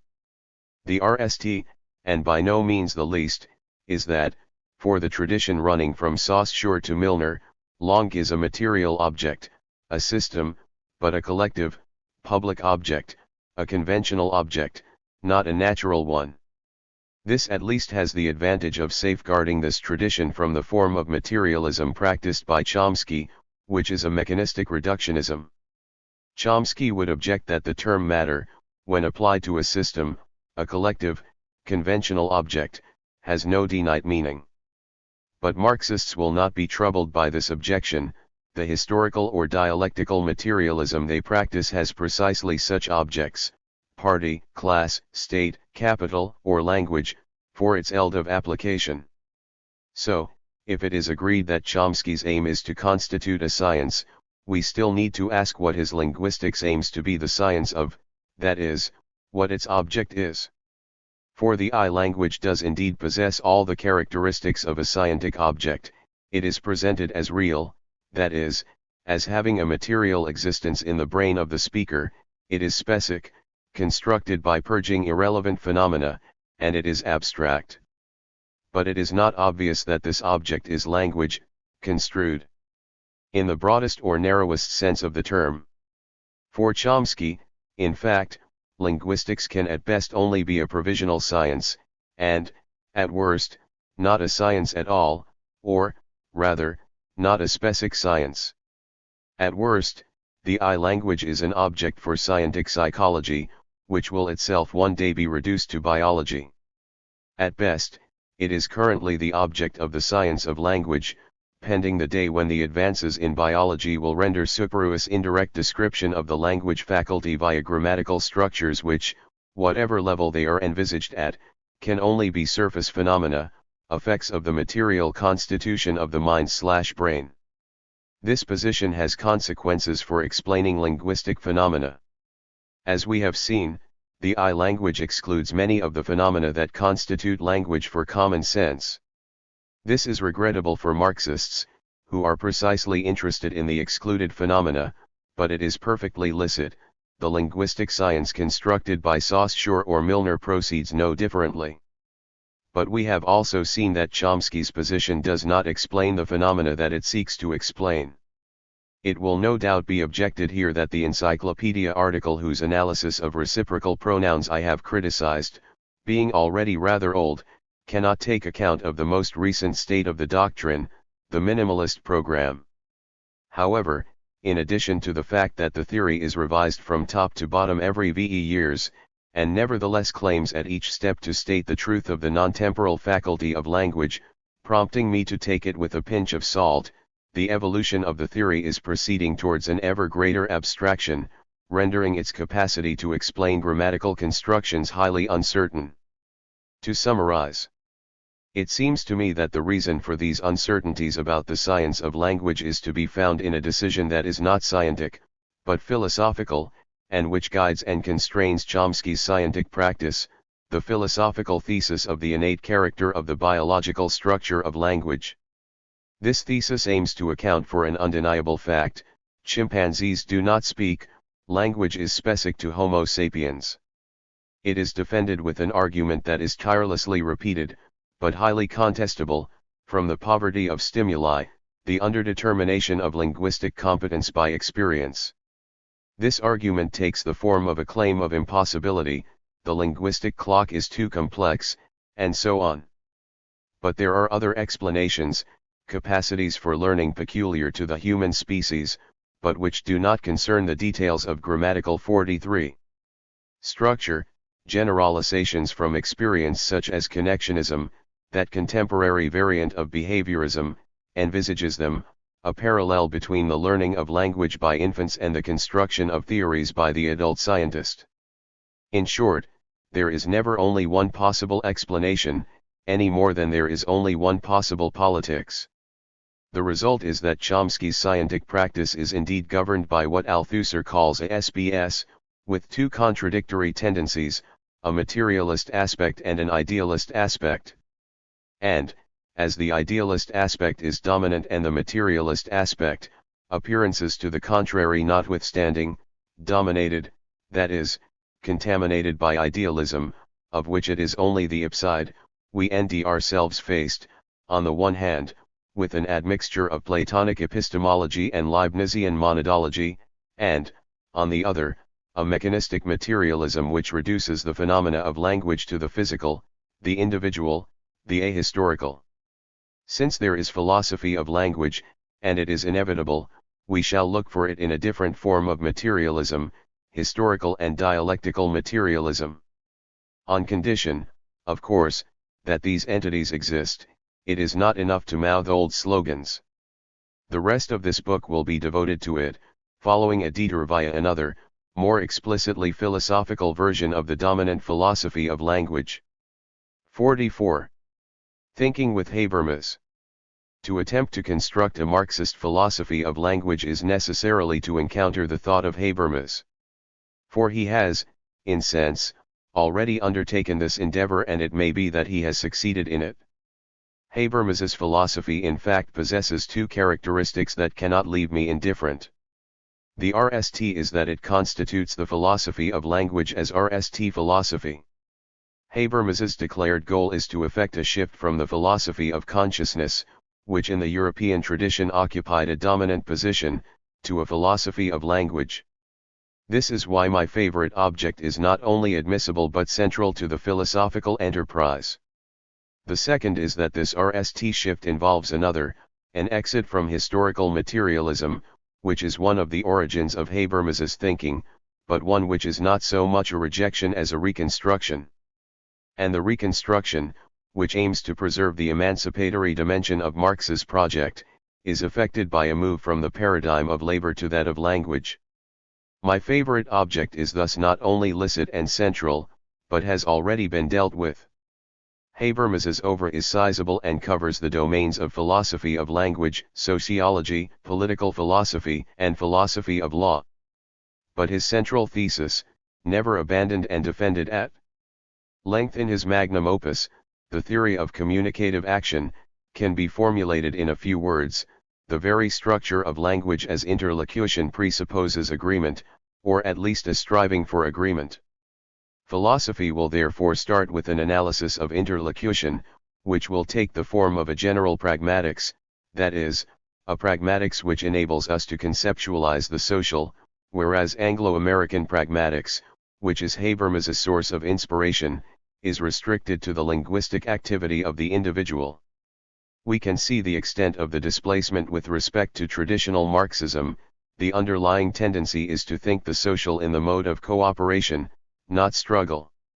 This does not mean that Habermas ignores the facts and that he is not aware of the concrete existence of class struggle, but that he theoretically reconstructs society on the basis of the cooperation implicit in the very constitution of language. This theoretical decision has at least one thing in common with Marxism: founding the social on interlocution. It avoids methodological individualism. It insists on the fact that language is a social phenomenon, that it can only be thought as an activity of interaction between human beings, and not as an individual faculty. Thus we are already far removed from Chomsky. To base a philosophy of language on a universal pragmatics is thus to operate a dual shift in the direction of the social. It is to abandon Chomskyan naturalism for the scorned part of linguistic science called pragmatics, and it is to abandon a pragmatics that concerns the individual for one concerned with action that is not individual, but collective. Universal pragmatics is therefore organized around two concepts: intersubjective understanding and the life world. The concept of intersubjective understanding tells us that human activity, what characterizes human beings in society, i.e. the whole of humanity, with the exception of Robinson Crusoe and Frankenstein's monster, is, rst of all, a communicative activity. We can see how this decision turns Marx upside down. The infrastructure on the basis of which the whole of society is reconstructed is no longer labor, the activity of production and exchange, but what, for traditional Marxists, is at best an instrument of this productive activity, language, and, at worst, an element of the superstructure. We now understand the title of Habermas's work. What interests him is not language as a faculty and mental organ, but language as action. And communicative action is not based on struggle, but on dialogue. Mutual understanding. One is the consensual negotiation of truth claims. Habermas's philosophy of language is an ethics of discussion, which generalizes Grice's maxims of conversation to the social structure. The second concept is that of life world, whereby Habermas affirms his adherence to the European philosophical tradition. 2. The concept is, of course, borrowed from Husserl. It aims to answer the question, why are speakers not a threat to one another? There are two answers: because the very structure of language obliges the speaker to cooperate with the other, and because discussions always occur on the basis of background knowledge that is neither arbitrary nor separate, but which forms a life world. Subjects acting communicatively always come to an understanding in the horizon of a life world. Their life world is formed from more or less diffuse, always unproblematic, background convictions. This life world background serves as a source of situation definitions that are presupposed by participants as unproblematic. The life world also stores the interpretive work of preceding generations. It is the conservative counterweight to the risk of disagreement that arises with every actual process of reaching understanding. 3. This life world, which involves recourse to the concepts of tradition and common sense, is at once a horizon and a limit to discussion and interpretation, that is, to what constitutes the very content of intersubjective understanding. The object of universal pragmatics is to study the presuppositions of communicative action.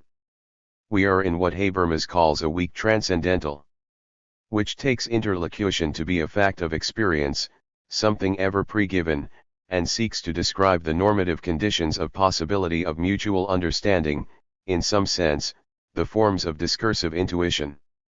The philosopher's task is therefore to establish the basis of validity of discourse, which for Habermas assumes the following structure: any speaker, simply by virtue of speaking, transmits four universal claims to validity. She must in fact express herself intelligibly, give it to be understood that something is the case, make herself understood by her interlocutor, and agree with her interlocutor. These four claims are the presupposed basis of intersubjective understanding, they furnish language with its structure as interlocution, they are the basis of the agreement realized by each process of enunciation, that is, the basis of the fundamental consensus of which language is at once the source and the medium, and on which philosophy constructs its ethics of discussion. If, in fact, these claims are not honored, it simply means that human beings quit the domain communicative action and embark on a different kind of action, strategic action, which does not presuppose the same validity claims. We can see how this theory is situated in the framework of pragmatics. For the philosopher and linguist alike, it is a question of reconstructing the speaker's competence, but her communicative competence, not her phrasal competence, that is, her ability to produce grammatical sentences. The theory of sentences is in fact insufficient. There are specific presuppositions of discourse, due to the fact that the sentence has a relationship with the external reality of what can be perceived, it also has a relationship with the internal reality of the speaker's intended meanings, and it has a relationship with the normative reality of what is socially and culturally recognized by the community of speakers. Readers will have recognized the source of the three claims to validity represented by truth, sincerity, 48, and accuracy. We see how Habermas takes up Anglo-American pragmatics, i.e. Austin and Searle's theory of speech acts, and Grice's theory of meaning as intended meaning, as well as his theory of conversation as obeying a cooperative principle. We can also see how he expands it, by introducing the normative, i.e. the social, with its historical sedimentation in the form of traditions, laws, and norms. We can also see how this RST philosophy of language is an ethics. At the center of the adoption and extension of the concept of illocutionary force, which is itself at the heart of the theory of speech acts, is to be found the notion of commitment. The essential condition for an illocutionary act is that the speaker on each occasion makes a commitment which allows the interlocutor to trust her. For Habermas, this explains the illocutionary force of the act, the fact that it leads the interlocutor to trust the commitment made. With Grice, who speaks in terms of the principle and maxims, we were already in the universe of the second Kantian critique.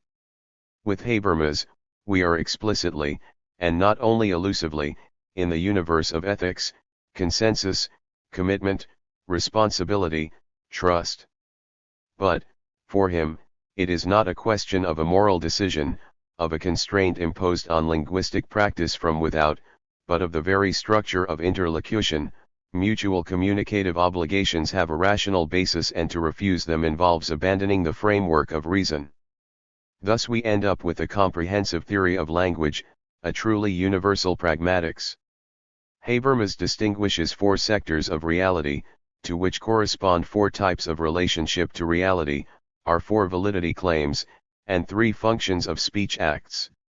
To readers who might protest that Habermas's obsession with making correlations is not complete in the last column, it may be replied that the establishment of interpersonal relations 49 is precisely what is common to the social and the linguistic, that intersubjectivity is constructed on the basis of normativity, that intelligibility cannot be understood without accuracy. To conclude on the philosophy of language proposed by Habermas. We have seen its advantages over Chomskyan naturalism, but also over Anglo-American pragmatics. It enables us to move from the individual to the collective, i.e. the social, and it locates communicative action in a general theory of action, counterposing it not only to strategic action, but also to symbolic action. We have also seen that this description of interlocution is almost obsessive in its coherence. In passing, it offers us non-trivial theories of truth, of dialogue, and even of reality. This philosophy of language makes it possible to avoid three pitfalls. As it is situated immediately at the level of the social, or rather in that it seeks to found the social on the structure of interlocution, it avoids both Chomskyan naturalism and the methodological individualism characteristic of the dominant philosophy of language. And, as it takes into account the tradition and the encyclopedia that inform the life world of speakers, as it situates itself resolutely at the level of the normative, i.e. the collective, it also avoids, or at least it expands, the intentionalism that characterizes the Gricean theory of meaning, and which feeds into his theory of conversation. So here we have a philosophy of language which involves a theory of subjectivation and individuation starting from the collective, where the ego is constituted through the intermediary of the alter, where the interior can be regarded as an internalization of the exterior. Yet, however effective, this philosophy poses problems and must be criticized. I must therefore think against Habermas. 50. Thinking against Habermas. I shall start from the basic thesis on the structure of interlocution, which presupposes agreement or strives for it. We are dealing here with a myth of origins and, in truth, a religious myth. It is enough to compare this presupposed agreement with the myth of the time before the Tower of Babel. This structure of interlocution, being original and universal like Chomsky's grammar, ignores the diversity of natural languages, since it is always situated prior to that, pre-Babel. Although it appeals to the notion of life world and tradition, it ignores the linguistic aspect of this tradition and this life world.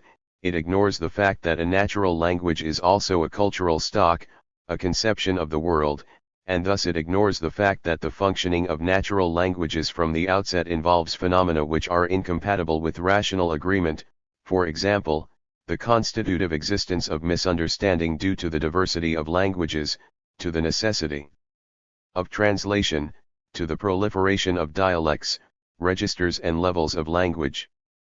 This conception thus implicitly postulates a single because universal language, in which understanding is a natural thing, and a standard language, which allows all speakers to speak the same dialect and thus understand one another, this object language.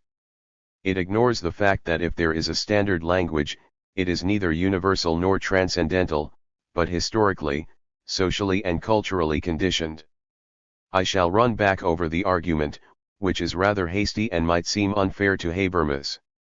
If the interlocutory structure of language presupposes agreement, if to understand a sentence is to understand the reasons that the speaker does or could adduce in support of what she says, in order to validate it with a view to agreement, if, moreover, the elocutionary force of a speech act aims to obtain a rationally motivated stance on the part of the addressee, then this description of the structure of language as deemed by interlocution condemns Habermas to ignore a fair few phenomena, and to lapse back into the philosophy of language which is dominant, from Stalin to Chomsky, and which makes it a neutral instrument.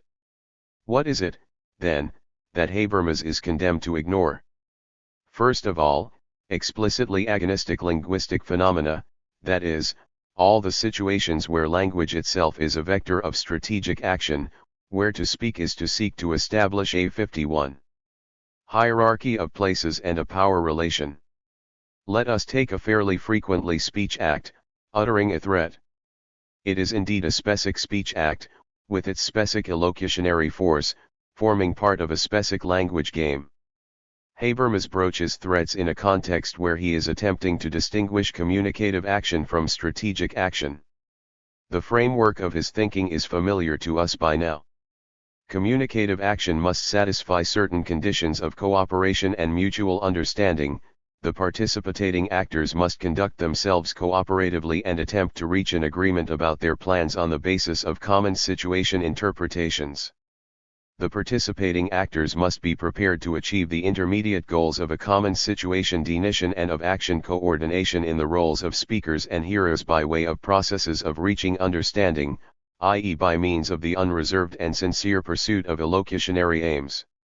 The manner in which mutual understanding in language functions as a mechanism for coordinating action is that the participants in an interaction agree about the validity claimed for their speech acts, that is, they recognize criticizable validity claims intersubjectively. 4. In Habermas's world, following the English expression "let us agree to differ," the only possible expression of dissensus is another form of consensus. Since Habermas is a great philosopher, and does not deny the facts, he is aware that a certain number of linguistic phenomena offer counterexamples to his theory. The insult with which I started out in Chapter 1 is one of them. For his part, he opts to dispose of threats. This is what he has to say 4 pages later. Imperatives or threats that are deployed purely strategically and robbed of their normative validity claims are not illocutionary acts, or acts aimed toward reaching understanding, at all. They remain parasitic insofar as their comprehension must be derived from the employment conditions for illocutionary acts that are covered by norms. 5. 52. For Habermas 1992, pages 79 to 80. 5 Habermas 1992, p. 84. The argument is manifestly circular. It sets out from the facts, threats are not obviously directed towards agreement, but pertain to the category of strategic acts. However, a threat is a speech act, governed by the interlocutory structure of language. A threat has a speaker, an addressee, a propositional content, and exercises illocutionary force over the addressee, producing a perlocutionary effect on her. It is therefore impossible to distinguish it at the level of the structure from the most common and consensual speech acts, except as regards the content of the illocutionary force, which is agonistic. Habermas thus NDS himself confronting a manifest counterexample, which calls into question the universality of his consensual structure. And he gets out of it by a sleight of hand. He denies that threats possess an illocutionary force and postulates that they are a kind of indirect speech act, in which the agonistic character is the second product of an irenic illocutionary force exploited for the purposes of strategic action.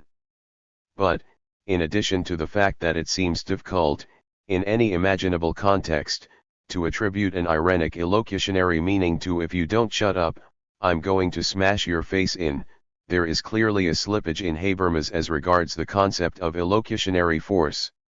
In Austin and Searle, the term refers to the force exercised by the speech act, it can just as easily be agonistic as irenic. And they distinguish illocutionary force from perlocutionary effect. The force exercised by my threat can produce various effects: fear, indignation, amusement, depending on the power relationship with my addressee.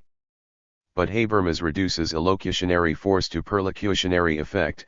His force is in fact nothing other than the goal of a consensual effect, it is determined by it, and is therefore consensual, since the intended effect is always to secure the listener's rationally motivated agreement. We can see why threats cannot be a speech act, but only the exploitation or travesty of a consensual speech act. The argument is manifestly circular.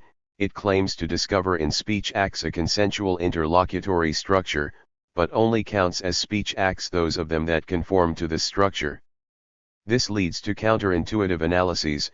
Threats exercise no illocutionary force because, for Habermas, this force is not a force exercised, but an attempt at agreement. Habermas is therefore condemned to deny certain phenomena, since he excludes all agonistic speech acts, threats, insults, various forms of aggression. These are not the only ones. Habermas is an exception among his colleagues in that he very rarely 53 talks about literature. This is because literary texts, envisaged as the product of specific speech acts, sit badly with his model of interlocution. In fact, almost the only way in which he can treat literature is in terms either of a contract of narration, or of generic constraints, which excludes playing games with contracts and constraints, texts that actively destroy generic constraints and refuse narrative contracts in favor of games with the signier, but also all literary texts in that they are citatory and recontextualizable, that is, in that they escape their initial context and live their textual life in a proliferation of interpretations. Here, Habermas is still dependent on Anglo-American pragmatics and vulnerable to the kind of critique that Derrida addresses to Austin in Signature Event Context 6 as regards literary criticism. This renders Habermas's thinking of little use. It condemns him to be almost as blind as Lukács to contemporary trends in literature or to slip into what Derrida calls phonocentrism. When Jonathan Culler criticizes him for surreptitiously introducing understanding into all language games, and cites as a counterexample his computer manual, Habermas replies in terms of legal contracts and face-to-face interaction. It will be objected that not all philosophies are obliged to consider literary texts as objects of reaction, or even to appreciate them. But a philosopher whose RST philosophy is a philosophy of language and DS himself, in this respect, in a special situation, a theory of the structure of language, no matter what level it is situated at, which ignores the literary use of language or is incapable of accounting for it, is a problematic theory to say the least. Finally, Habermas's model struggles to explain everything in language that is XED, already thought or already expressed, everything imposed on speakers because language constrains their expression, everything, therefore, which cannot be described in the framework of a rational perlocutionary effect aimed at by the speaker, clichés, proverbs, stock phrases, everything pertaining to the ready-made thinking of the Dasein, and which plays a very important role in the language of everyday life. As we have seen, Habermas is not unaware of these problems, which he explains by recourse to the Husserlian concept of the life world shared by all speakers. Clichés and proverbs are then 54. 6. See Derrida 1982 and also the polemic with Searle in Derrida 1988. Interpreted as sedimentations of interlocutions that can be validated with a view to agreement, but which have been validated in the past. However, this validation that persists into the present poses a problem.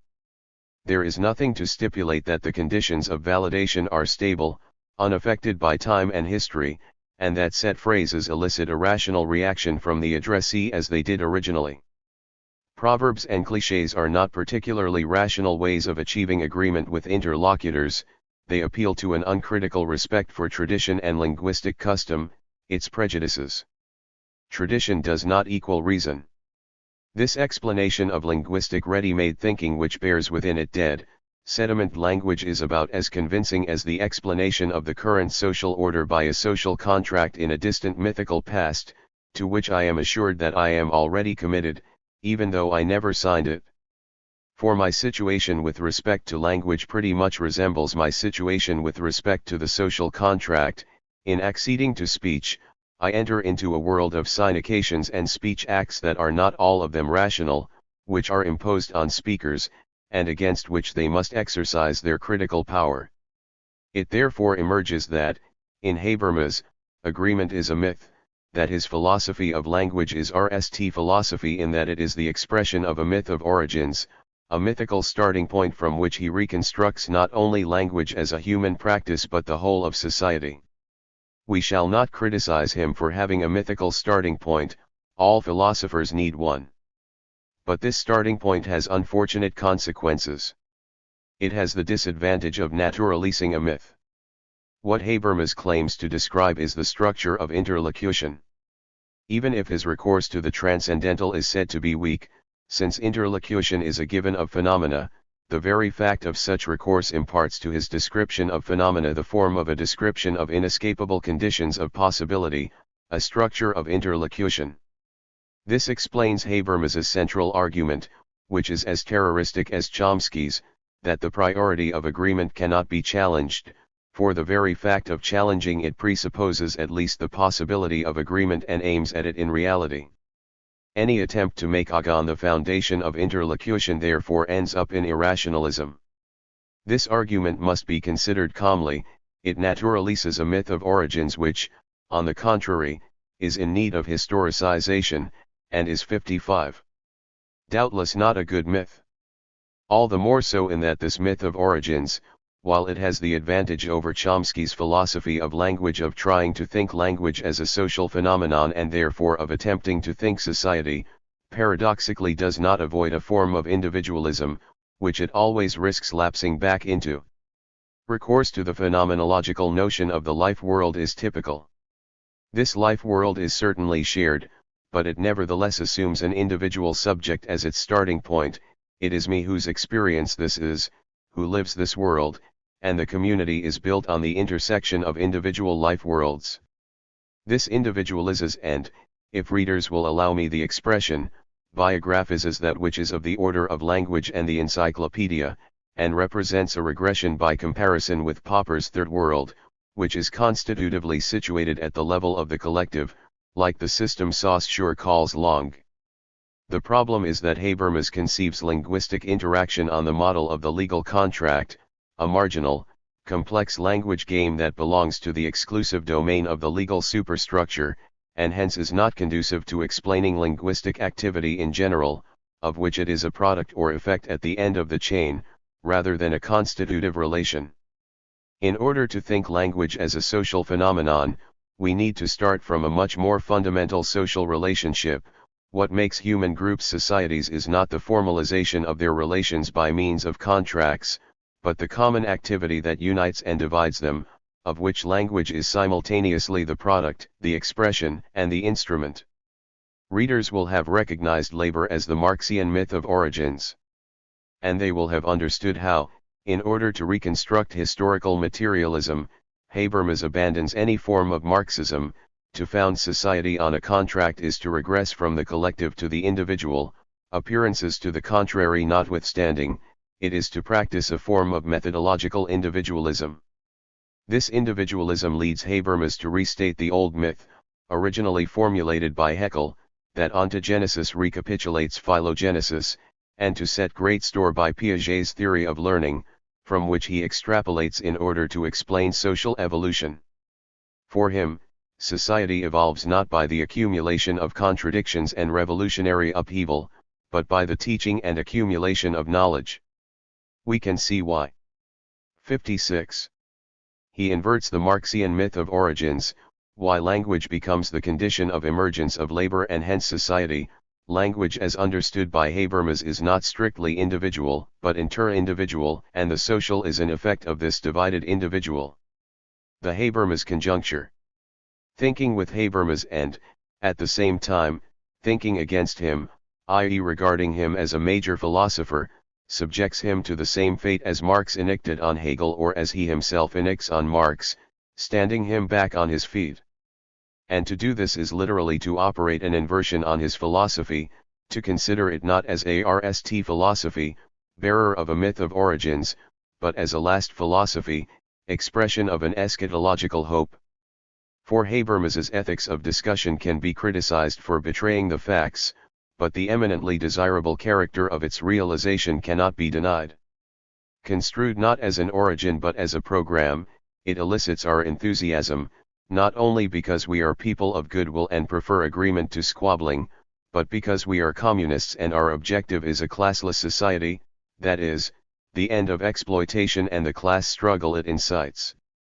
In short, what Habermas proposes to us is linguistic communism, not the fundamental structure of interlocution, but an idea of reason, necessary for our survival even if its realization is uncertain and endlessly deferred. Doing a pastiche of Marx, I shall reformulate Habermas's basic thesis in eschatological terms, from each according to her reasons discursively expounded via validity claims, to each according to her rational discursive reactions embodying her disposition to understand the other and reach an agreement with him. To transform a myth of origins into eschatology in this way has the advantage that we are no longer obliged to exclude or ignore a large number of real phenomena, and it avoids transforming a human aspiration into a natural phenomenon. Linguistic activity can now include phenomena of agon as well as those of agreement. They can even be regarded as dominant in the conjuncture or primary, like man's exploitation of man. It is our duty to strive with all our might for their disappearance, their withering away. To make agreement an eschatological hope has an additional advantage, it enables us to avoid teleology, the form of naturalism which the Marxist tradition has lapsed into, through the medium of the succession of modes of production. Therein history is progress as well as progression, and advanced communism is the inevitable goal of human history. In this respect, Habermas is situated in the tradition of continuators of Marx's emancipatory project, who reject the teleological Vulgate. It runs from Walter Benjamin, and his critique of the ideology of progress in the Theses on the Philosophy of History and the Arcades Project, to Daniel Ben Said, who absolves Marx of the sin of teleology 7 and, Of course, it includes Jacques Derrida, who in large part bases his reading of Marx and his concept of the messianic without messianism on a distinction between eschatology and teleology. 8. We can appreciate how Habermas, in an important sense, does not simply abandon the Marxist tradition, but continues and develops Marx's emancipatory project. But he does nevertheless abandon it, and putting him back on his feet will consist in returning to the RST philosophy of Marx, from which Habermas separated himself by inverting it, and which makes labor, not language, the founding social relation.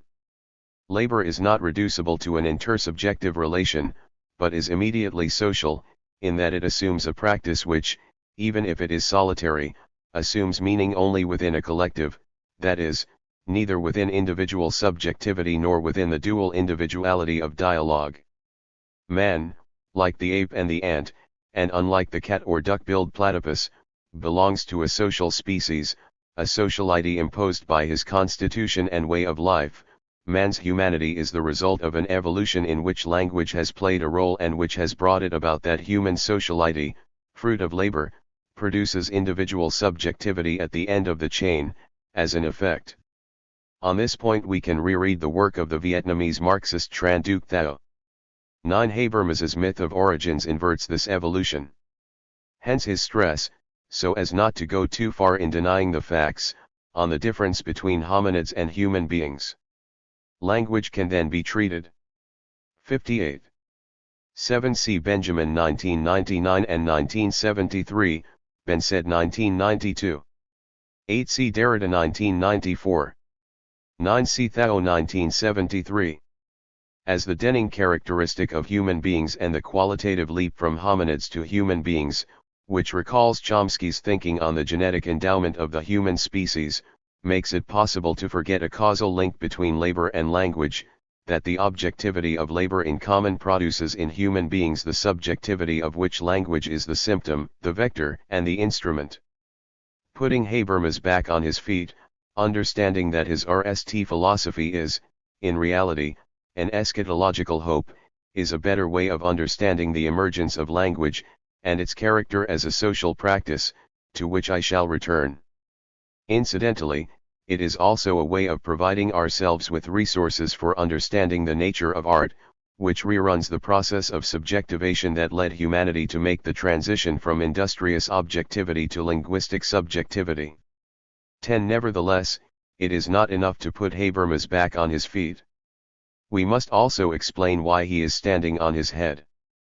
The thesis that I wish to defend here is that there is a Habermasian conjuncture, a historical moment when Habermas is a major philosopher, when his philosophy of language, law, and politics is, as they say, key, when his exit from Marxism is justid and perhaps even inevitable, and when his ethics of discussion seems to be the most adequate framework in which to think about society.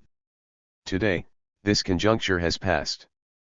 Roughly speaking, the Habermasian conjuncture corresponds to the years 1975 to 95. And it is explained by the combination of two politico-cultural factors. The RST is post-Nazism. Habermas, who was 15 in 1945, was formed in a society and culture haunted by the need to rid itself of the authoritarianism and totalitarianism of Nazism. In this sense, his philosophical antonym and sometimes his explicit antagonist is Carl Schmitt. This negative requirement was accompanied by a positive requirement, that of thinking through what has been called the Trente Glorieuses, the post-war economic and social conjuncture in Western industrialist societies, marked by the triumph of parliamentary democracy, the integration of the working class into the welfare state, the end of imperialism, at least in its most brutal and brazen 59. 10. See Lukács 1981. Form, colonialism, and the establishment of a semblance of international legal order by means of international organizations like the UN.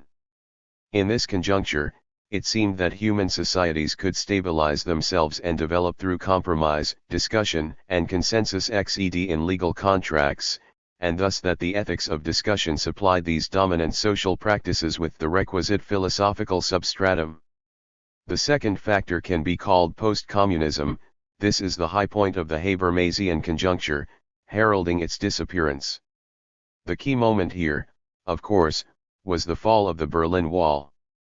The type of society that Habermas seeks to found philosophically, or rather its partial embodiment, had won the Cold War.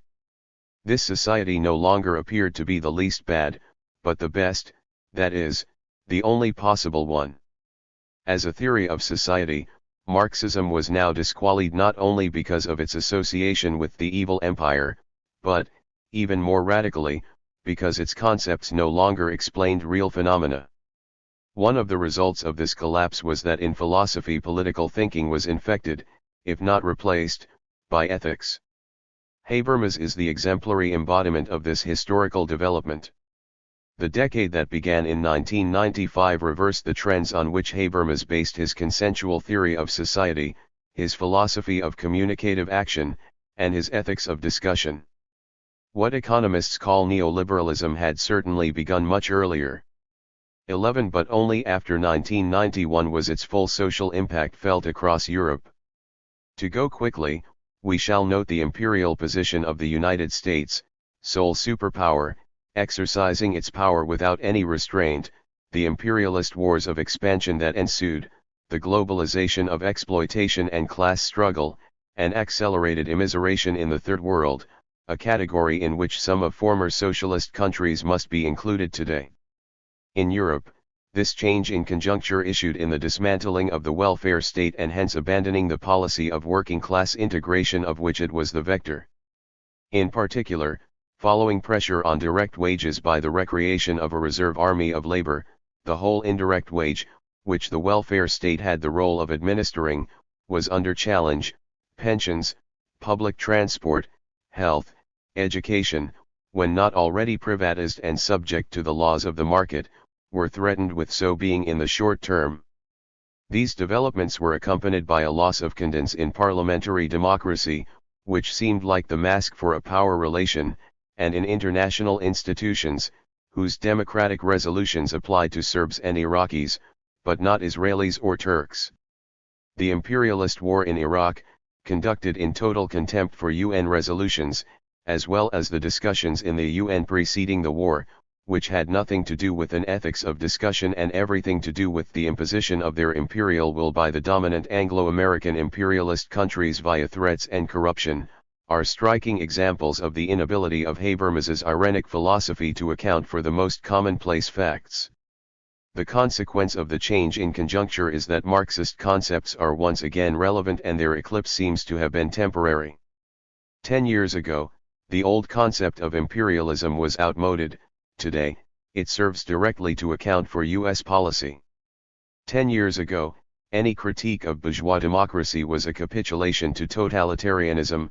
Today, the limits of representative democracy are daily plainly apparent. 10 years ago, it seemed that the urgent thing was to develop a moral theory to replace the cynicism of the power relations analyzed by Marxists.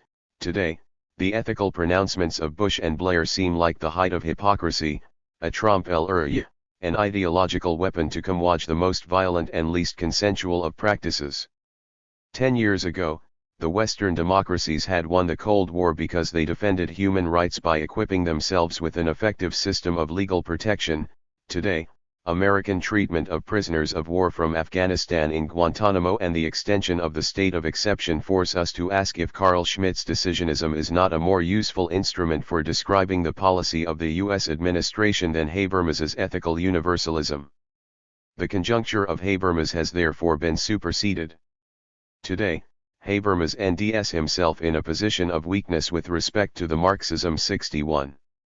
That he abandoned, just as it was in a weak position vis-a-vis him in the previous conjuncture. We must therefore reconstruct Habermas just as Habermas sought to reconstruct historical materialism. We must change myths of origin and RST philosophies, without abandoning Habermas's essential intuition, that the philosophy of language is of crucial importance for understanding society as a whole and getting some purchase on events. Because Habermas is a major philosopher, he is conscious of the changed conjuncture.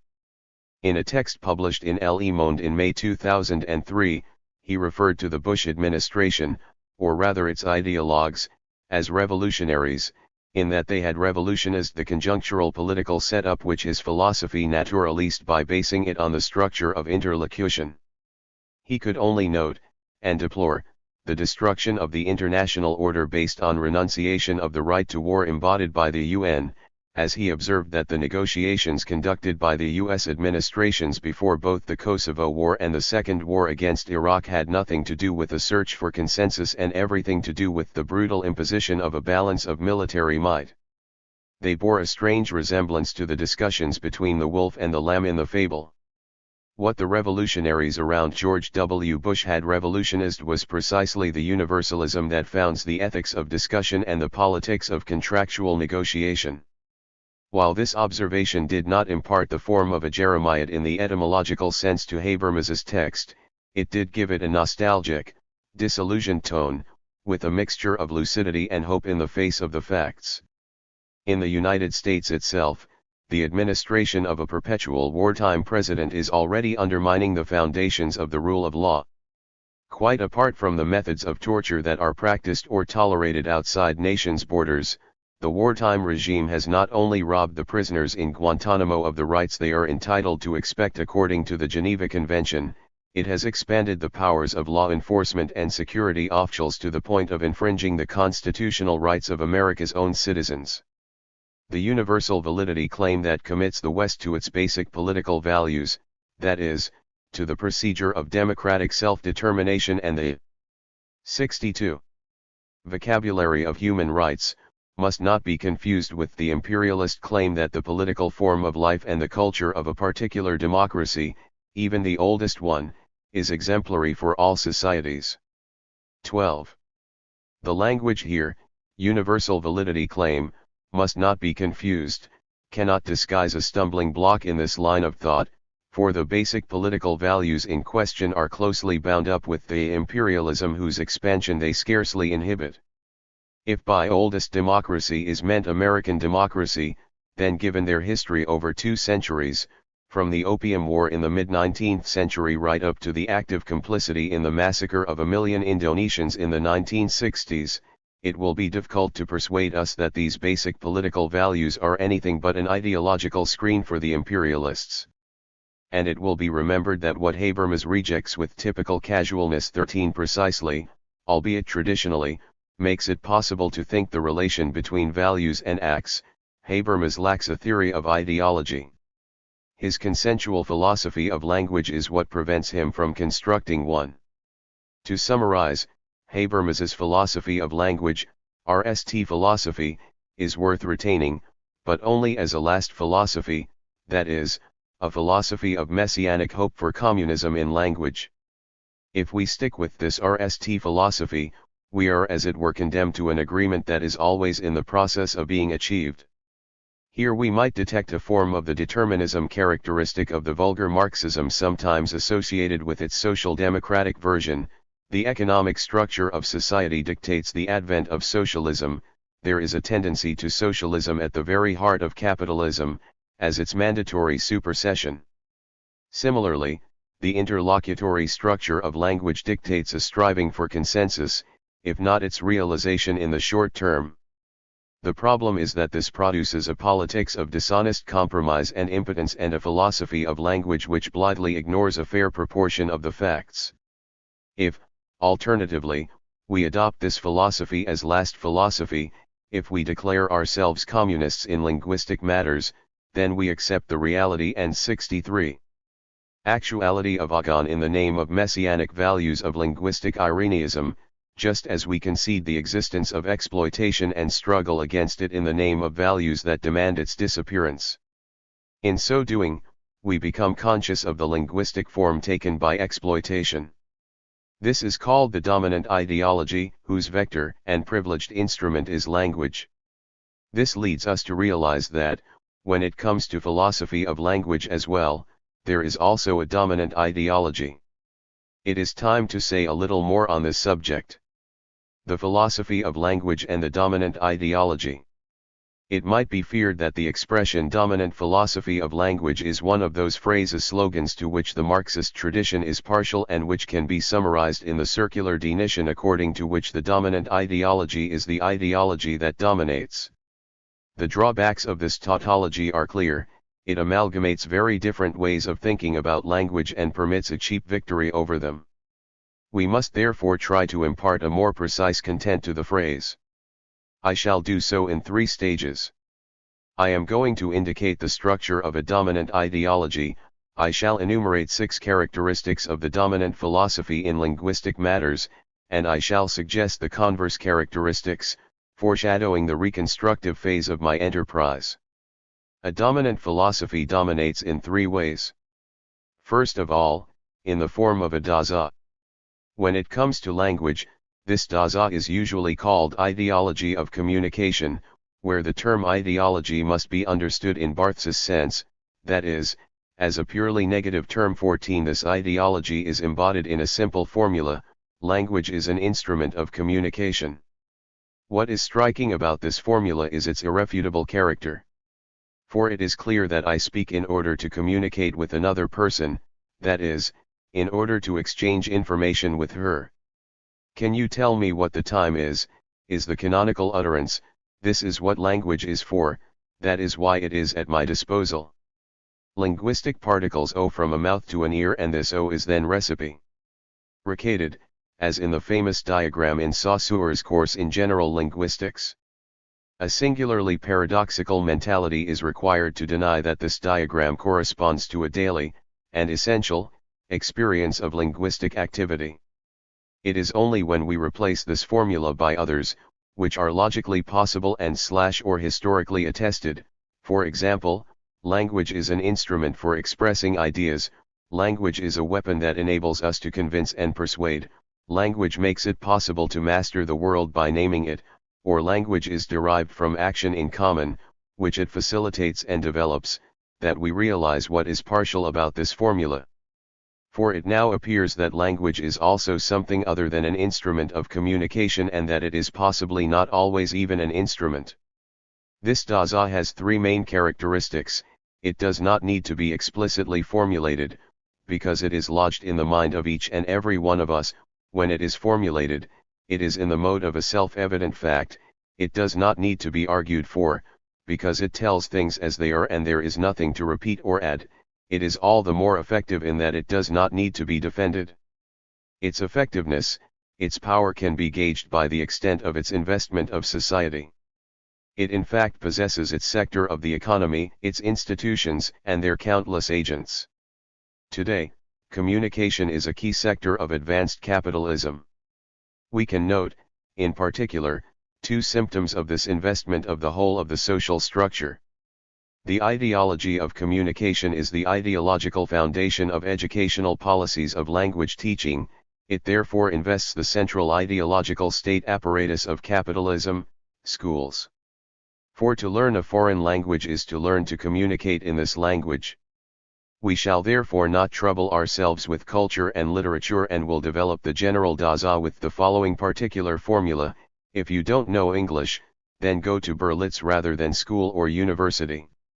The second symptom is the increasing importance assumed by the Dasein of communication in the eld of capitalist politics. Imperialist aggression is always preceded by a communications campaign. It will be noted that here we are no longer dealing with propaganda, which aims to persuade and convince, even when it is not particular about the methods employed. What 65 is involved is communication, which informs populations about how things stand, which in turn determines, beyond political and ideological divisions, the only possible policy. Thus we see ministers communicating to those for whom they are responsible their latest opuscule, prime ministers writing to the French, and dossiers being presented to the public on the existence of weapons of mass destruction. That these dossiers are total fabrications, that the sources of this information are kept secret and, when disclosed, prove to be completely unreliable, is of no importance. The object of political communications is not to establish the truth, to convince people of the justice of the actions envisaged, or of their appropriateness in the political conjuncture. It is to interpellate each citizen to a position of recipient of information, and to bring them into a process of communication rather than of common action or decision-making. Hence the importance of spin and the political guru of the communications director, which tends to occupy the center of political life. It is through her that the government comes to power, it is through her that it enters into crisis. Obviously, this Dasein is not a natural object but a historical construct. A Marxist will have no difficulty demonstrating that the ideology of communication is the one that suits capitalism, that it represents liberalism in linguistic matters, in that it fetishizes and relates two ideal speakers, a sender and a receiver, whose position is, in principle, reversible. This is where the ideology of communication cannot help revealing its ideological nature. For, in reality, the receiver never becomes the sender in turn. If she tries to, the rules of the game suddenly change and the sender, who is responsible for the country's destiny, does not understand what the citizens are saying to her. Thus, the massive popular demonstrations organized against the war in Spain, Italy, and Great Britain hardly succeeded in communicating their conviction to the governments of those countries. We can now understand Deleuze's hostility to communication. A philosopher who, with Felix Guattari, engaged in joint composition more than any other, did not believe in the virtues of dialogue as a philosophical form of communication and preferred writing, that is, the fashioning of concepts. 66. The second form of domination of the dominant philosophy is what, following Althusser, I have analyzed in connection with Chomsky, the spontaneous philosophy of scientists, which informs most contemporary linguistics. In general, we ND it in the opening pages of linguistics treatises, where the author feels obliged to run through some generalities on language before proceeding to serious matters. Its most frequent form hesitates between Chomskyan naturalism and the intentionalism of the Anglo-American pragmatists, methodological individualism being what unites them. These SPS are more diverse, less brutal, but also less powerful than the ideology of communication, from which they are nevertheless derived. They represent one of the explicit faces of the dominant philosophy of language. This takes a third, wholly explicit form, that of a consciously formulated philosophy of language, which, by that token, is more complex and more interesting than the two preceding forms. In the current conjuncture, this philosophy of language has two main forms, one of which derived from the development of the other, the Anglo-American speech act theory of Austin, Searle, and Grice, and Habermas's theory of communicative action. As we have just seen, this philosophy must be criticized but also reinvested, we must think against, but also with, Habermas. It is the articulated set of these three forms which composes the dominant philosophy of language. When explicit, it is presented to us in countless variants, varieties, and variations. But it always imposes a choice on us, political as well as philosophical: abandon it or, in a spirit of compromise, patch it up. If we opt to abandon it, we must formulate the principles of a different philosophy of language. I shall do so straight away. The dominant philosophy of language is articulated around 6 principles. Not all its variants accepts all 6 principles, and perhaps none does. But they all acknowledge a sufficient number of them to possess what Wittgenstein calls a family resemblance. The RST principle is the principle of immanence. We recall that it characterizes structural linguistics and distinguishes between internal and external linguistics. This principle tells us that the functioning of language can be understood, i.e. offers purchase to a scientific study, only if language is considered in itself, that is, separated from all other phenomena. 67. Abstracting from any contact between language and the world. Internal linguistics does not ignore the mundane context, it deliberately excludes it. Hence its angelic subjects and a language possessing only its standard form, relegating anything pertaining to intercourse between language and the world to the dubious realm of socio-linguistics. The second principle is the principle of functionality. Language performs functions.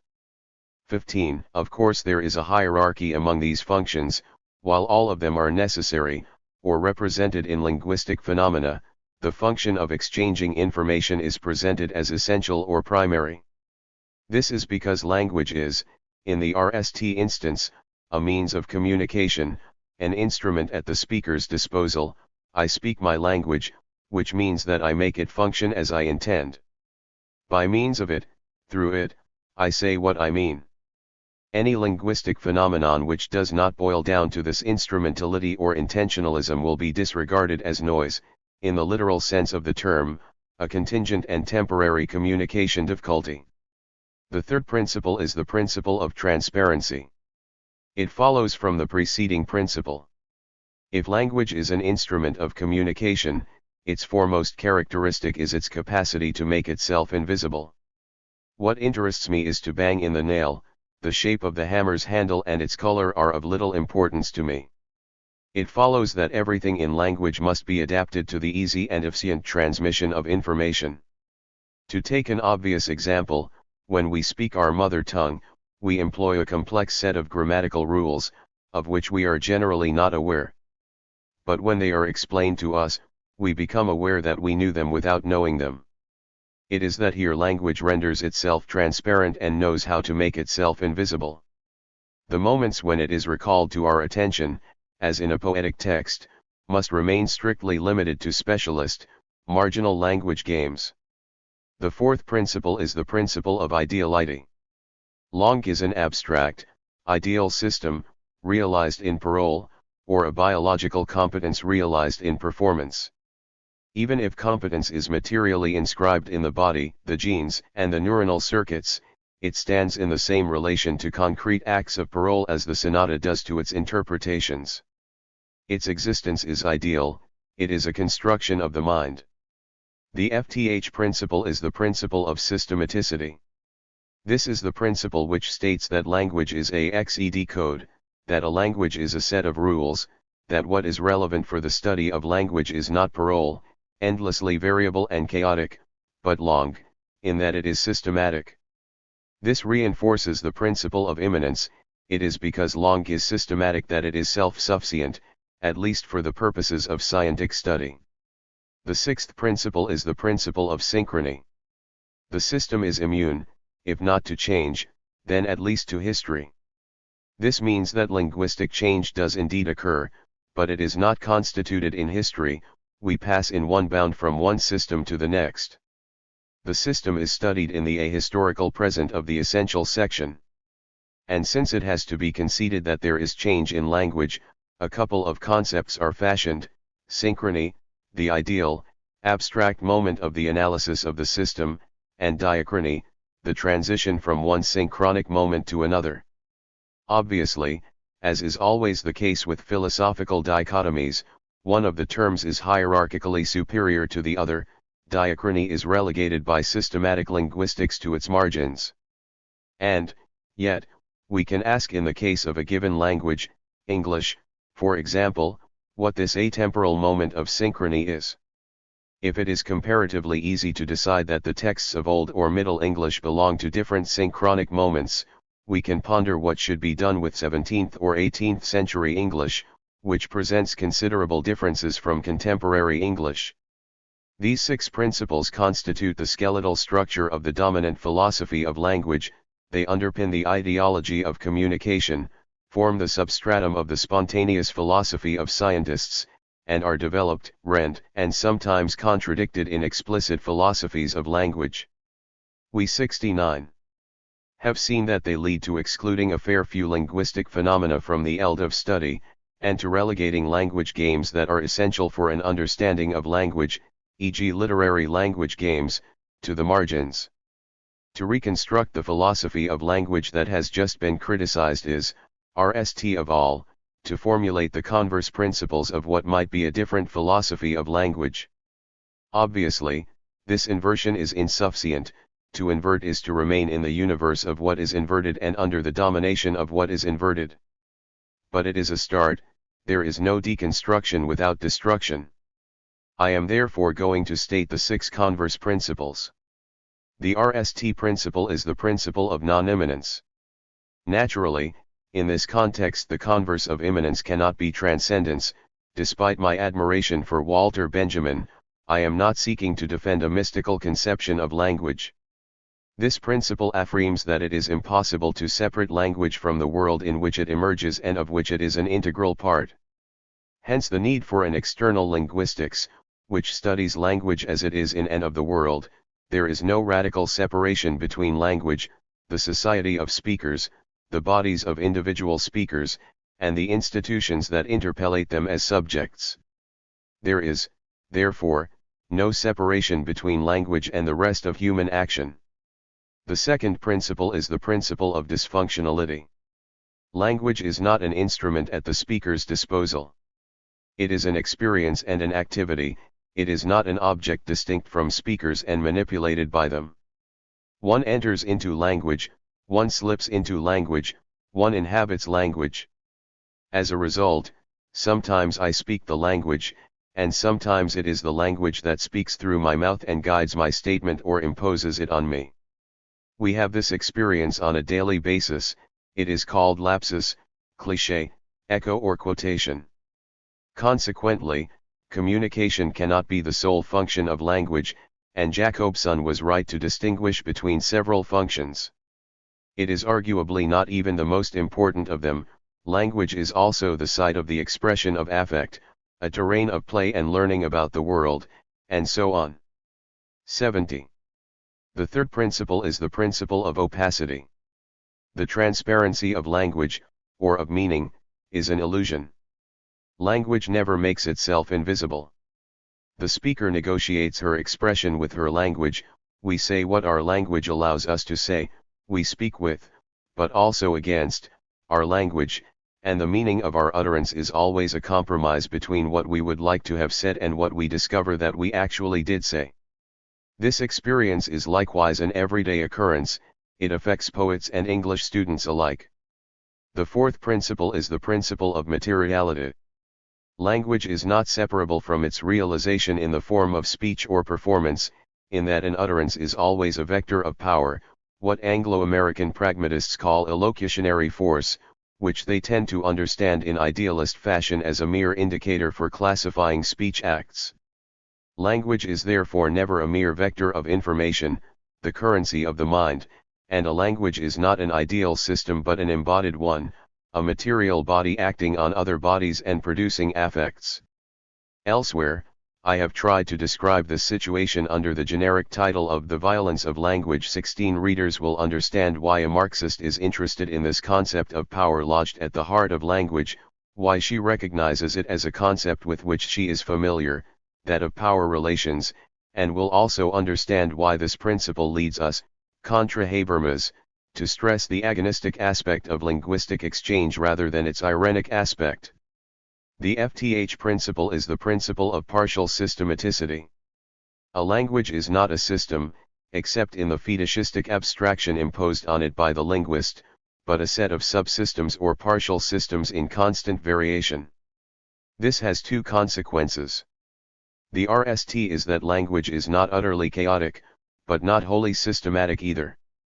Hence the countless examples of exceptions, of exploitation in Grice's sense, of playful, deliberate non-grammatically. The second consequence is that language is not stable and that it cannot be XED in the frozen time of synchrony.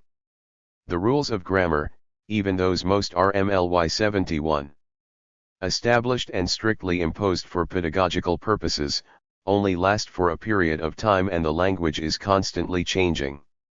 And French readers will understand here why I cheerfully pass from langue to language and seem to confuse the two notions. La langue, embodied in the form of a natural language like English, is only the temporary, variable materialization, in an ideological and cultural conjuncture, of the activity of language. It is not an ideal system, an independent and stable object. Hence Meinl principle. The sixth principle is the principle of historicity. Partially systematic, language is also partially chaotic, not because it is naturally disorganized or partially organized, but because it is the trace of a process of historical sedimentation of rules, conventions, maxims, and meanings. The synchronic value of a grammatical marker is never independent of its history, any more than the meaning of the utterance "she painted the house brown" is independent of its cultural context and the history of the culture in question. As the names of my 6 counter-principles indicate, they are still dependent on the dominant philosophy of language with which they seek to break. The enterprise of reconstruction has only just begun. It involves exploring a different tradition of thinking about language, an explicitly Marxist tradition. 72. The Marxist tradition. 2 Marxists converse with us about language. There is no Marxist philosophy of language is a paradoxical thing to say. It is clear that, within Marxism or Marxisms, there is no body of constituted doctrine in linguistic matters in the same way that there is for other fields, like political economy or even aesthetics. This has at least one advantage: we are not laboring under the weight of a dogma when it comes to language. And it is also a disadvantage: there is no tradition of debate on the issue between Marxists. This has deleterious political consequences. It leads to abandoning the eld of language to our opponents, who have occupied it to their satisfaction. The ideology of communication has thus duly invaded politics, where it constitutes an essential weapon. It has informed the spontaneous philosophies of scientists in the eld, and it has infected existing philosophies of language. But there is another aspect to the paradox. For it is wrong to say that there has never been a book or opuscule devoted by Marxists to the philosophy of language. The book by Voloshinov-Bakhtin, which I shall deal with in the next chapter, carries precisely such a title, as does Stalin's pamphlet. 1. A multitude of Marxist authors have discussed language. I have already mentioned the Vietnamese Marxist Tran Duc Thao.